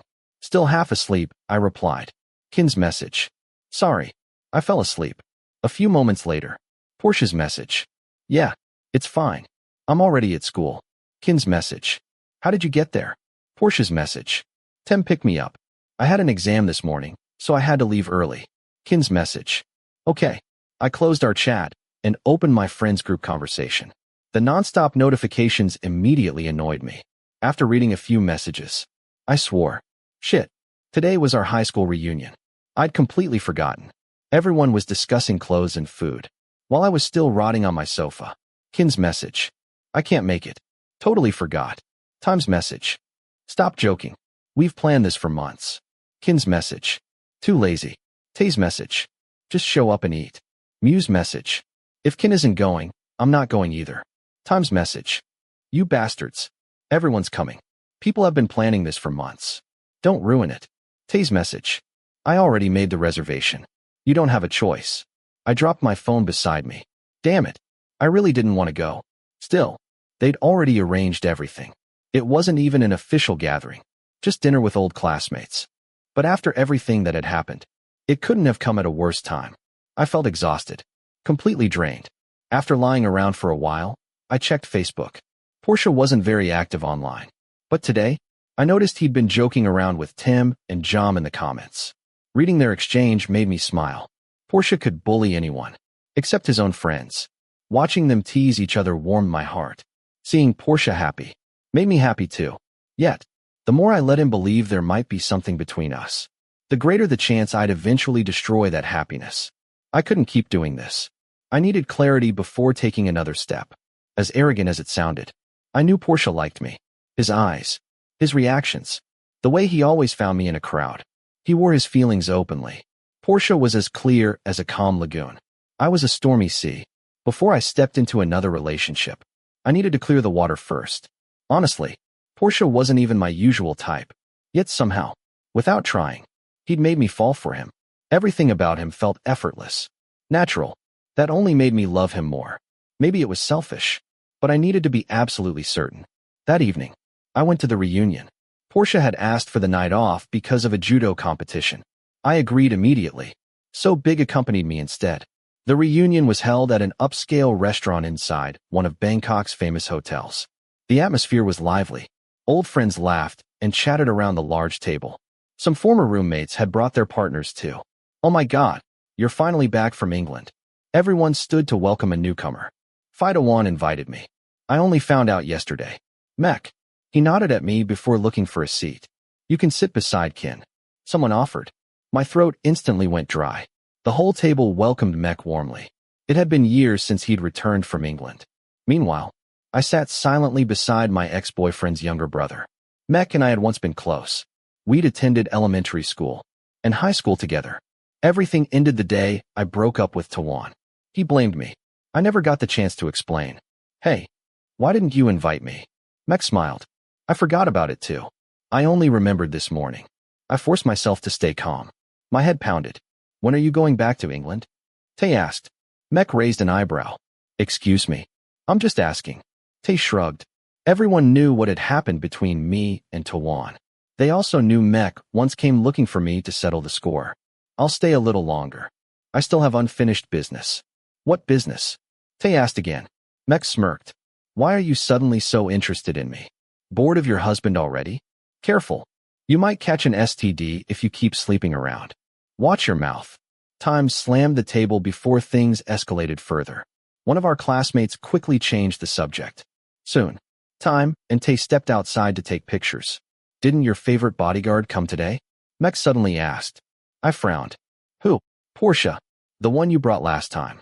How did he even remember Porsche's name? He's busy. Mech smiled strangely.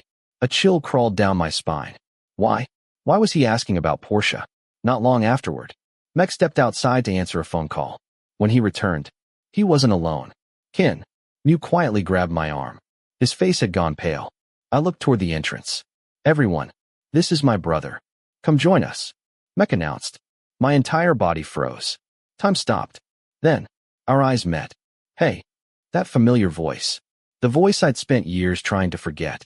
Mech gently pushed him into the seat beside me. Tawan. I whispered. He smiled faintly. How have you been, Kinn? I couldn't answer. Why was he here? How had this happened? Hey, my brother's talking to you. Mech interrupted. I'm fine. My voice sounded hollow. Memories crashed over me. The last image. Tawan in someone else's arms. Kinn, wanna leave with us? Mew asked softly. Why leave? My brother just got here. Mech smiled knowingly. The atmosphere's already ruined. Tay muttered. Kinn, does my presence make you uncomfortable? Tawan's trembling voice reached me. I'll go home with you. I turned to my friends. Everyone looked worried. I couldn't stay there another second. I walked away without looking back. If I met his eyes, I wasn't sure I'd survive it. At the elevator, a slender hand caught my arm. He pulled me back. Kinn, are you still angry with me? Tears filled Tawan's eyes. That was years ago. Kinn's over you. Tay shouted. Kinn, can we talk? Just for a minute. I looked toward my friends. What else is there to talk about? Tay demanded. He's manipulating you again. Give us a minute, Tay. I spoke quietly. What? No. Tom, let me go.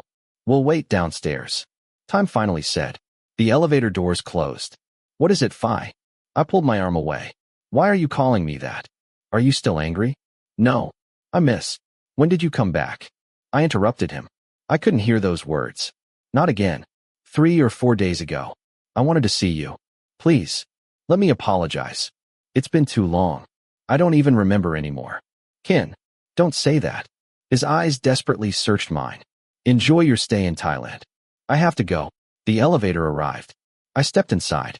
Kinn, can we meet again? He pleaded. I pressed the button. The doors slowly closed.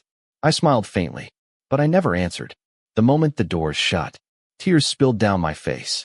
I wiped them away before reaching the lobby. My friends were waiting silently inside the car. No one asked a single question. I leaned back and closed my eyes. I no longer loved Tawan, but seeing him again had awakened every fear I'd buried. Porsche reminded me so much of the happiness I'd once had with Tawan, and that terrified me. I didn't want to lose Porsche. When I got home, I dismissed the guards and went upstairs alone. As I reached my room, Porsche stepped out. You just got back? He smiled softly. I leaned against the doorframe. Were you waiting for me? I teased. You won't. He nodded shyly. Damn it. If you react like that, I'm not going to be able to control myself. So, what do you want to do? Want to smoke? Or finish the work from yesterday? I'm free. He looked so eager. God, I wanted to kiss him. So badly. But I couldn't. Not yet.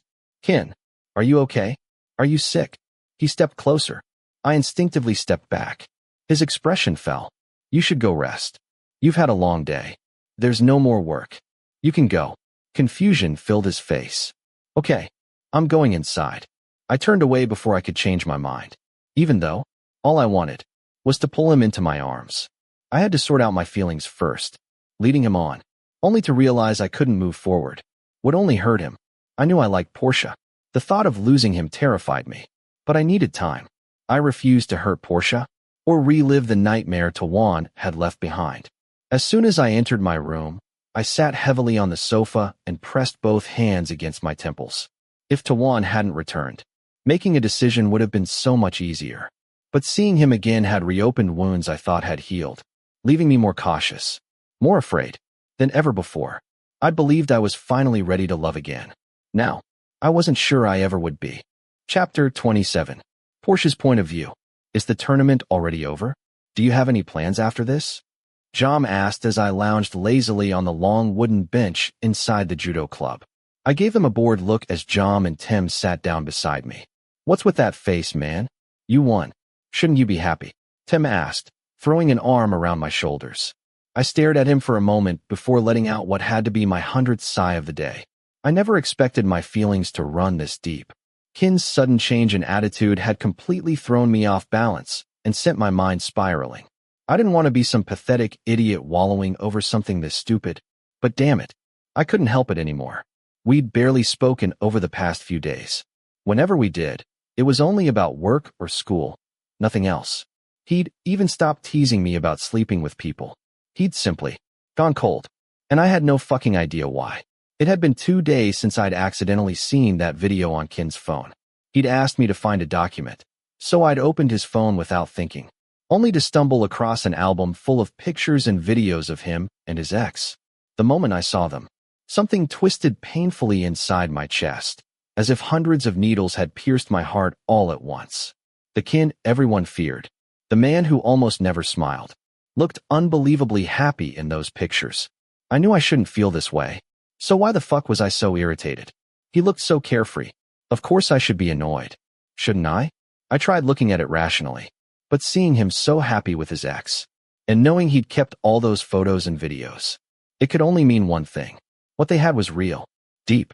He still treasured those memories. I wasn't any different from the others, but somehow, I wasn't the same either. Back then, his eyes had been filled with warmth, with happiness, with love. But when he looked at me, it was as though an invisible wall stood between us. How much longer did I have to endure before I'd ever reach that place? All I knew was that Kinn had loved that man so deeply that even seeing those old memories still shook him. But what about me? How do you see me, Kinn? Do you ever feel what I feel? Do you ever lie awake thinking about me the way I think about you? I was confused as hell. I had no idea what this feeling growing inside me even was. At least give me a clue, Kinn, so I'll know how the fuck I'm supposed to deal with this. Instead, the bastard kept avoiding me. He wouldn't even see me. Fuck. I buried my face in my hands. Why did I have to go through this alone? This wasn't getting me anywhere. Maybe I should just focus on something else. While I was drowning in my thoughts, I noticed Tim enthusiastically devouring an ice cream.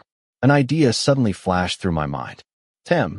I leaned closer, so only he could hear me. Have you done it? You know, what Jade was talking about. What the hell are you talking about? Tim asked blankly. Then, his face turned bright red. I narrowed my eyes. This bastard. He was definitely dating someone behind our backs. I hadn't wanted to pry before. I figured he'd tell us when he was ready. But now, I desperately needed answers. Have you done it? I asked again. I needed someone to talk to. Someone who might help me understand what the hell had been going on with Kinn these past few days. Could it be because I was terrible the last time we slept together? Fuck. That would be humiliating. And no, not yet. Tim's answer sounded vague. Way too vague. Tell me the truth, you bastard. I lowered my voice threateningly. I need to ask you something. Funny. I was the one getting nervous. I pushed the feeling aside. Have you really never done it? Tim shook his head so hard, it was almost comical. He refused to meet my eyes and shoved spoon after spoon of half-melted ice cream into his mouth. Why are you even asking me? He finally muttered. A grin slowly spread across my face. This idiot. He looked exactly like a shy girl being asked about her first time. What are you two talking about? Let me join. Jom suddenly appeared out of nowhere, glaring suspiciously between us. Nothing. Tim and I answered in perfect unison. Oh, keeping secrets now? Fine. Mark my words. Whatever it is will come out eventually. He stormed off toward the restroom. Tim and I exchanged glances before sighing at the exact same time. If Jom found out our little secret, that idiot would probably pass out. Sure, he'd said he'd accept me no matter what. But some things required a little time to process. So, I turned back to Tim. Did he like it? Tim lowered his head. His ears had turned bright red. I think so. You didn't ask? He looked at me. Would you ask him that? And no. The answer flew out before I could stop it. The moment I realized what I'd admitted, Tim burst into laughter. You fucking bastard. I cursed. He laughed even harder. You're Kinn's bottom, aren't you? Ha ha. You can't fool me. I was left speechless. Tim kept teasing me until I finally escaped into the locker room. God, why had I become this stupid? I couldn't stand myself anymore. Damn it, I shouted, venting every bit of frustration bottled up inside me. Hey, calm down, Porsche. Maybe he really does like it. Maybe you're just overthinking everything. By the way, I haven't seen Kinn in days. Did you two fight? If I knew the answer, I wouldn't be standing here with my head full of confusion. I sighed again. Why was I feeling like this? I knew Tawan was Kinn's ex. It was perfectly normal for someone to have trouble getting over the person they'd once loved. So why the fuck was I obsessing over it? The same thoughts kept circling through my head. I almost wanted to ask Kinn directly whether he still loved Tawan. But I couldn't. Because, what right did I have? At the end of the day, we were just a boss and his bodyguard. Are you okay, Porsche? Is there something you want to talk about? Tim's voice softened, almost as though he'd heard every thought in my head. I forced a bitter smile. I'll go change. I grabbed my sports bag and headed toward the locker room. Before I even reached it, someone stepped in front of me. Hey. I looked up. For a split second, I thought it was Kinn. Same build, same height. But the scent was different. Congratulations, Porsche. Beam told me you won. It's a shame I didn't get to watch. Vegas. Wearing that same deceptive smile. I simply nodded. I was grateful I hadn't reacted when I'd mistaken him for Kinn. That would have been embarrassing. What really bothered me was what had happened the last time. He'd almost kissed me.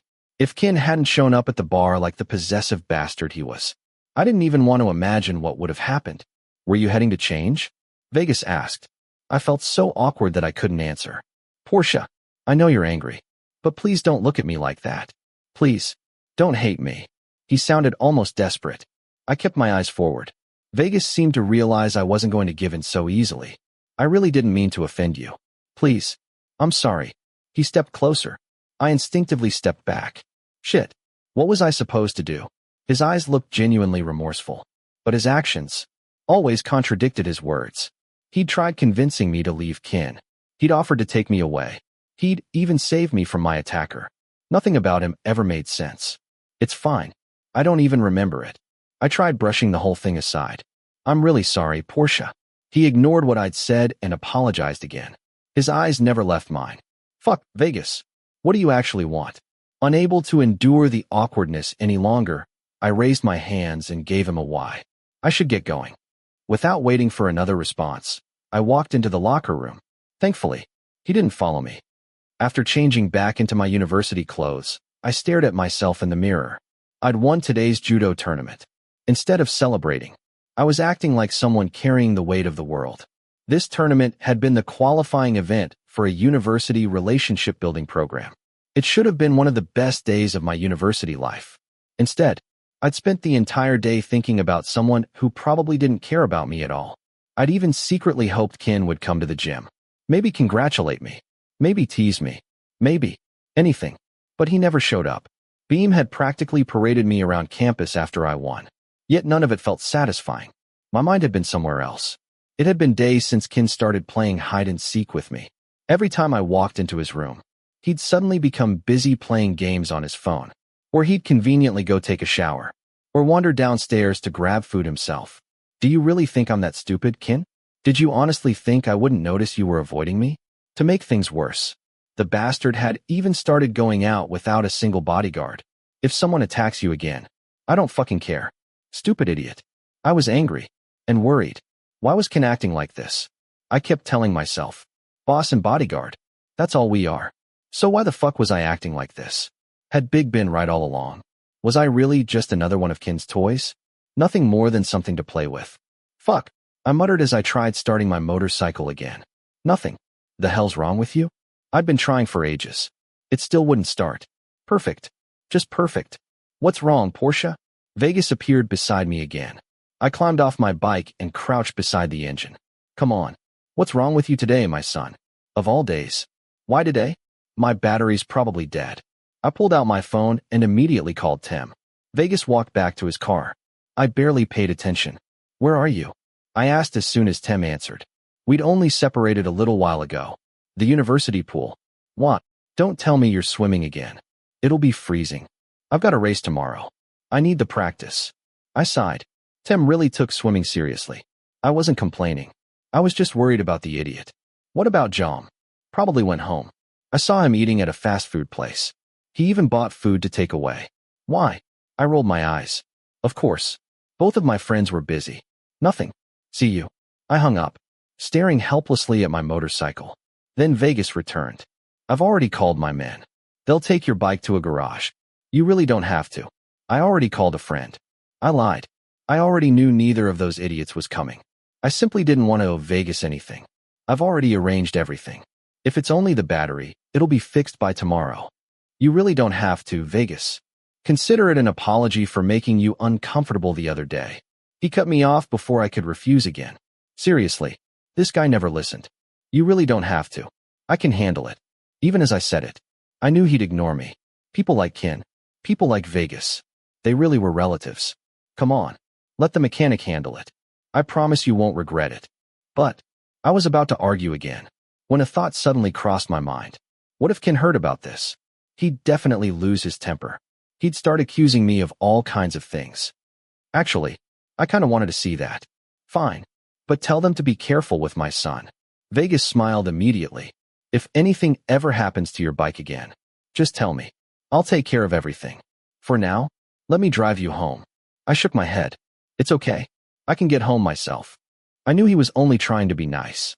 But after what had happened in the car last time, being alone with him still made me uneasy. Porsche, I know I hurt you. But please, give me a chance to earn your trust. It's really fine, Vegas. You should go.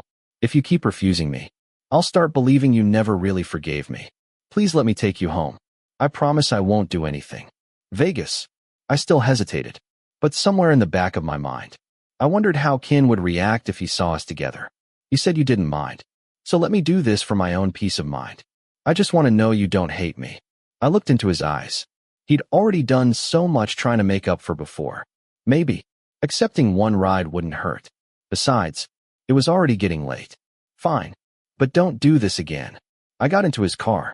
Even as I tried acting normal, my thoughts refused to stop. What if Kinn saw us? How would he react? What expression would he make? What would he say? Would those sharp eyes burn with jealousy? Question after question flooded my head. Yet, I still wasn't sure I'd get the reaction I wanted. Straight to the main house. Vegas asked. Yeah. If every evening were like this, I wouldn't even mind traffic. He turned on the music. Meanwhile, I kept glancing between my phone and the road. He chatted casually. I answered only when necessary. Eventually we stopped at a red light. Are you hungry? Not really. He smiled. Then he turned the music up a little. He began humming along, lightly tapping the steering wheel. I secretly glanced at him. For some reason, I remembered Kinn. That idiot had done exactly the same thing the day we'd argued. He'd blasted the music and sung like a complete lunatic. Without realizing it, I smiled. I missed him. You're smiling.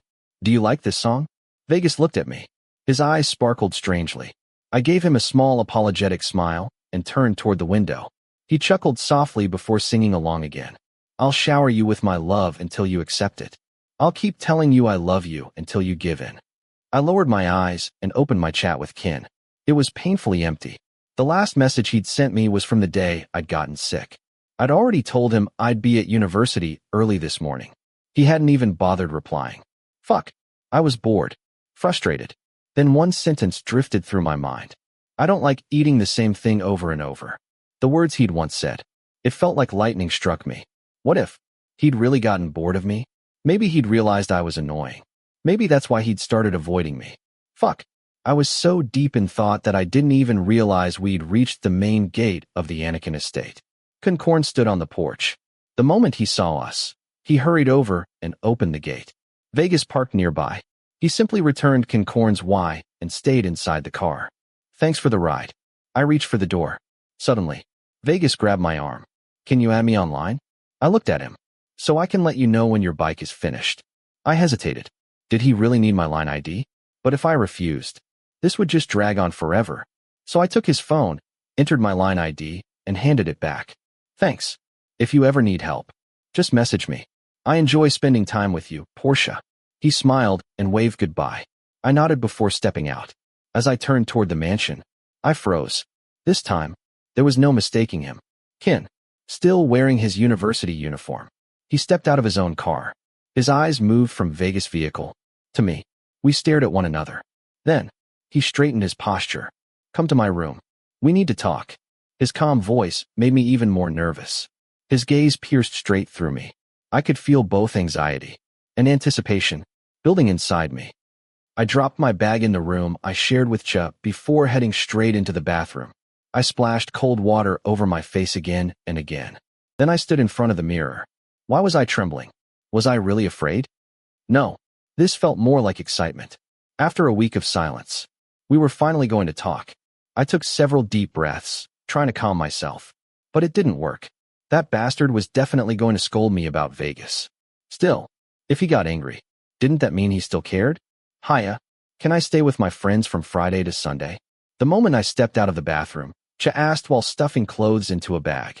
This little brat. He'd already packed before asking permission. With who? My guy friends from school. Oh, it's been a while. I wiped my face with my towel. How are you getting there? If you want, you could drive me. He couldn't even look me in the eye. Definitely hiding something. I wasn't against him dating. I just wanted to tease him. You can't go. I answered seriously. Right on cue. He glared at me. Why are you like this, Hiya? It's not like I'm going there to do anything inappropriate. He grabbed a handful of clothes as though he wanted to throw them at me. I nearly burst out laughing. Why was my little brother so adorable? Do you have a crush? Or a girlfriend? I asked. His expression immediately changed. What about you? Where's yours? I nearly choked. Fine. You can go. Just message me when you get there. I shoved my hands into my pockets. And don't get anyone pregnant. I'm not ready to be an uncle. I walked out before he could throw something at me. His protests echoed behind me. But my mind was already somewhere else. Going to Kinn's room felt like walking to my execution. He was definitely going to yell at me. Yet, Thinking about him finally losing his temper somehow eased the frustration that had been building inside me, even if only a little. By the time I reached his door, I stood outside for several minutes. Finally, I took a deep breath, opened it. The smell of cigarettes hit me immediately. It was as though he'd set a bonfire inside his room. Kinn leaned against the wall beside his desk. One window stood open, completely useless against the thick smoke. Honestly, I should have been the one running away. He looked murderous. He took another drag from his cigarette without even glancing at me. The smoke lingered around his lips before drifting away. I couldn't tell what he was thinking, but his eyes never lied. They burned everything they touched, including me. Where did you go with Vegas? His first words were calm, far too calm. He stubbed out the cigarette. I froze. For some reason, I felt guilty. He glanced at me briefly, then turned back toward the window. No anger, no shouting, no emotion. Why? Was he not affected at all? I swallowed hard. My bike broke down. Vegas happened to be there, so he drove me home. I already told you, Porsche. Stop getting involved with Vegas. His voice remained lazy, detached. He didn't even ask about my bike. Didn't ask if I was okay. Nothing. I'll say it one last time. Stop hanging around Vegas. He only cared about Vegas, not me. Why? I asked stiffly. He looked at me expressionlessly. Every little thing he did hurt. Like I said, if people see you with him, it'll cause rumors. That's the only reason? I asked quietly. I hated myself for expecting more, for hoping that somehow he actually cared. Just tell me the truth, Kinn. Tell me you're only worried because of Vegas. Nothing else. No. His answer made me shiver. He finally looked at me. Really looked at me. His gaze went straight through my chest. He crushed the cigarette into the ashtray. I couldn't understand him anymore. Whenever we'd been alone before, he'd always found some excuse to touch me, to tease me, to take advantage of me. But today, the old Kinn had returned. The distant one, hidden behind walls too high to climb. I waited, hoping he'd say something more. Anything. Instead, give me the files I asked you to organize. I need to give them to Father. His voice turned formal again. Then he sat at his computer and ignored me completely. Why? Why are you treating me like this? If I'd known, I would have listened to Pete. I never would have gotten involved with you. I bit my lip and silently searched through the piles of paperwork. The documents were handwritten in Thai. The messy handwriting forced me to focus. Maybe that was a good thing. At least it kept my eyes away from Kinn. Porsche. Porsche. His voice snapped me back to reality. I grabbed the correct file and walked to his desk. Without looking at him, I placed it down. Here's the file. If you don't need anything else, I'll go. I turned toward the door. Suddenly, his hand caught my wrist. I looked up. Kinn was staring straight at me. I've been really tired lately. His voice was softer than I'd ever heard before. Slowly, his fingers slid down until they gently wrapped around my hand. He rubbed my palm, as though trying to say something he couldn't put into words. I waited. If he was tired, why? I was with him every day. I'd never seen him overwork himself. He simply held my hand, silently, for nearly 2 minutes. Knock. Knock. The sound broke the silence. One of the guards stepped inside. Kinn, you have a visitor. The instant Kinn heard the word, visitor, he immediately released my hand. He turned toward the door. I followed his gaze. Then, I saw him.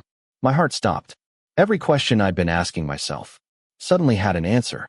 One I wasn't ready to hear. Long time no see, Kinn. I brought you a gift. A soft, gentle voice echoed through the room. Kinn sat frozen.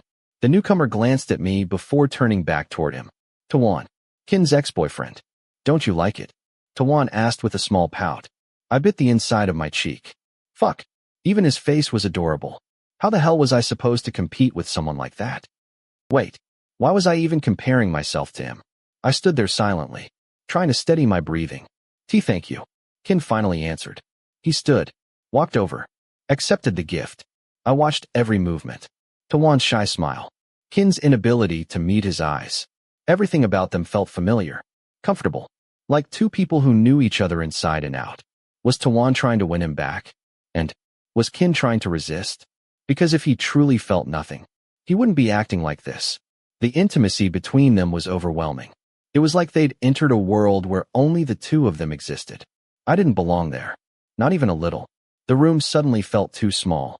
I felt like an intruder. The frustration and uncertainty I'd been carrying for days became unbearable. I hated this. I hated how I felt. Most of all, I hated myself. Kinn, can we talk alone? Tawan looked toward me. I wanted to leave. I wanted to run. But my feet refused to move. They felt nailed to the floor. Kinn glanced at me. Yet, he deliberately avoided my eyes. What is it? He asked Tawan. Every gesture, every word, felt like another bullet tearing through my chest. I didn't belong here. I never had. But, if Kinn would only look at me, if he'd choose me, would I finally be happy? Bang! The door flew open. Everyone turned. Kinn stormed inside with a thunderous expression. What the fuck are you doing here? He shouted. The heavy atmosphere shattered instantly. Hun. Tawan forced a smile. Kinn, why the hell did you let this whore inside? Kinn roared. Enough, Kun. Leave. Kinn grabbed his brother's arm. But Kinn refused to calm down. Hun, I brought souvenirs for you too. Tawan offered another gift. Kinn slapped his hand away. Hun. Kinn shouted. No honorifics. Nothing. I stared at him in shock. Why was he speaking to his own brother like that? Was Tawan really more important? So why did you come back? What do you want from my brother? Haven't you done enough? Kinn shouted. Kinn stepped in front of him and looked at me. Porsche, take Kinn out of here. His commanding tone left me speechless. My jealousy and frustration had already reached their limit. I knew he wasn't throwing me out. He simply wanted his brother gone. But, why did it feel like I was the one being abandoned? I wrapped an arm around Kinn's neck and dragged him toward the door. As we left, I looked back. Kinn never once met my eyes. He simply turned away. Ugh. Porsche, why are you stopping me? Kinn complained. Outside, Pete and the others stood frozen. Hey, help me, I called. We can't. Arm answered weakly. What? Kinn ordered us not to touch him. If we disobey, he'll punish us. I sighed. Wonderful. After wrestling Kinn all the way to his own room and dumping him onto the sofa, he immediately started yelling again. Why'd you stop me? I was helping you. Kinn, that wasn't polite. Tawan is still a guest. Pete tried calming him. He isn't welcome here. And he doesn't deserve to be with Kinn. That place belongs to Porsche. Hashtag Porsche team. I blinked. So, this idiot had known all along. Exhausted, I collapsed onto the sofa and rubbed my temples. You can't let that brat steal Kinn away. He's nothing but trouble. Do you know what he did to Kinn?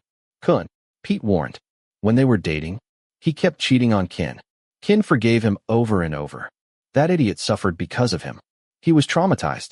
And now that he's finally opening his heart again, that bastard comes back. I didn't know whether to believe Kinn. But he looked completely serious. Come on, Kinn. Maybe Tawan just wanted to visit. Arm tried easing the tension. Kinn glared at him. A person like him always has an agenda. I know him. Don't let him steal Kinn away, brother-in-law. I won't let my brother go through hell again. Brother-in-law, one of the guards whispered. What? You got a problem with that? And no, Kinn. The room filled with arguing voices. But they all sounded distant. Like I was watching a silent movie. My thoughts drowned everything out. Why had Kinn been acting like that? Had he known Tawan was coming? Was that why he'd been avoiding me? Had I only been a replacement? Until the real one came back? I gripped my hair. The fact that Kinn still loved Tawan wasn't impossible. He'd kept every picture, every video. Maybe he never cared about me at all. Maybe everything between us had only been temporary. He's just Kinn's ex. Don't torture yourself. I'm rooting for you. Kinn shouted. I sighed. Was everything he'd said true? Or was this just another one of his wild fantasies? Either way, he clearly hated Tawan. Why the hell am I thinking like this? I sounded exactly like some jealous lovesick idiot. Come outside for a smoke. Pete quietly touched my shoulder. I nodded. We stepped outside together. Just then, Tawan emerged from Kinn's room. He stopped beside us, looked me up and down, then gave me a calculating smile before walking away. What was that? Pete whispered. I shrugged. Apparently, I'd made myself an enemy without even trying. We continued walking. Then, Big's voice echoed behind us. Sharp. Do you smell something? I frowned. I don't smell anything, Phi. It smells rotten. Like trash. Sharp answered. My ears burned. Yeah, someone must have left garbage lying around. That was it. I snapped. I was ready to strangle Big right there. Pete immediately wrapped an arm around my neck and dragged me outside. Those fucking bastards. They'd been waiting for an opportunity, and now they'd found one. Kinn's coldness only poured more fuel onto the fire already burning inside me. Pete sighed. Don't let them get to you. He lit a cigarette. I copied him. The first drag filled my lungs. God, I needed that. After a while, Pete spoke. You've fallen for him, haven't you? He kept staring out into the garden. He didn't look at me. He didn't pressure me. He simply waited. I stayed silent. Because he was right. I'd already fallen. Loving Kinn had changed me. It had given me the courage to accept feelings I never thought I'd have. To accept that love wasn't limited by gender. It had forced me to confront myself. To admit I'd fallen in love with the man who'd taken advantage of me from the very beginning. But today, I felt completely alone. No matter what happens, you still have me. Pete finally looked at me. His eyes were filled with worry, almost as though he'd heard every thought inside my head. I remembered what he'd once told me. The higher you climb, the more it hurts when you fall. And now, I finally understood. I'm no different from the others. Am I? My voice almost broke. I lit another cigarette before the tears could fall. Pete clenched his jaw. He said nothing. I smoked one cigarette after another. 3 in total. When I finally finished, I returned to my room. Since Kinn was ignoring me anyway, I didn't bother going to see him. I lay in bed, staring at the ceiling. I was exhausted. But no matter how hard I tried, sleep wouldn't come. I changed positions countless times. Rearranged my pillows. Nothing worked. All I could think about was Kinn. Over and over and over again. Before I knew it, dawn had arrived. Saturday. I was supposed to start work at 10, but I had no energy left. Kinn was avoiding me anyway. I didn't need to go early, right? Just thinking about him exhausted me. His men kept glaring at me like they wanted me dead. Bastard. Why can't I stop thinking about you? I wish you were the one suffering through this instead. I drifted in and out of sleep. Tried playing games on my phone. Still, nothing helped. I messaged Tim. No reply. Probably busy with school. I hadn't eaten all day. Only drank water. Pete had tried getting me to eat. I couldn't. Late that afternoon, someone knocked. I opened the door. Chan. I immediately greeted him respectfully. Don't you have work today? He asked sternly. I do. I overslept. Sorry. I'd spent the entire day hiding in my room. I couldn't complain if they docked my pay. Chan shook his head and handed me a file. Take this to Kinn and check on them. The guard said they haven't eaten since this morning. Them? Kinn was with someone. Not that I cared. Right? Still, why did I have to deliver it? Why me? I shut the door and stared at the file. Was I the only person in this mansion? Sure, I was his head bodyguard. But why now? I threw the file onto my bed. Maybe I should pretend to faint. No, Chen had already seen me. Maybe I should smash my foot into the bed frame and pretend I'd injured myself. God, that was the dumbest idea I'd ever had. I rubbed my face. Out of excuses. Finally, I forced myself upstairs. Standing outside Kinn's room, I pushed the door open without knocking, just like always. I walked inside, then froze. My entire body went numb. There, on the sofa, Kinn sat with someone straddling his lap. Marsh, his favorite boy. Their clothes were disheveled. Their hands wandered carelessly over each other's bodies. The blood drained from my face. I clutched my chest. Why? Why did it hurt this much? Kinn sensed me. The moment our eyes met, he shoved Marsh off his lap. I couldn't think. Couldn't breathe. A warm tear slid down my cheek. I turned and ran. Yesterday, it was Tawan. Today, it was Marsh. Why are you doing this to me, Kinn? Why do you have to keep showing me that you'll never feel the same way? I can't do this anymore. I've had enough.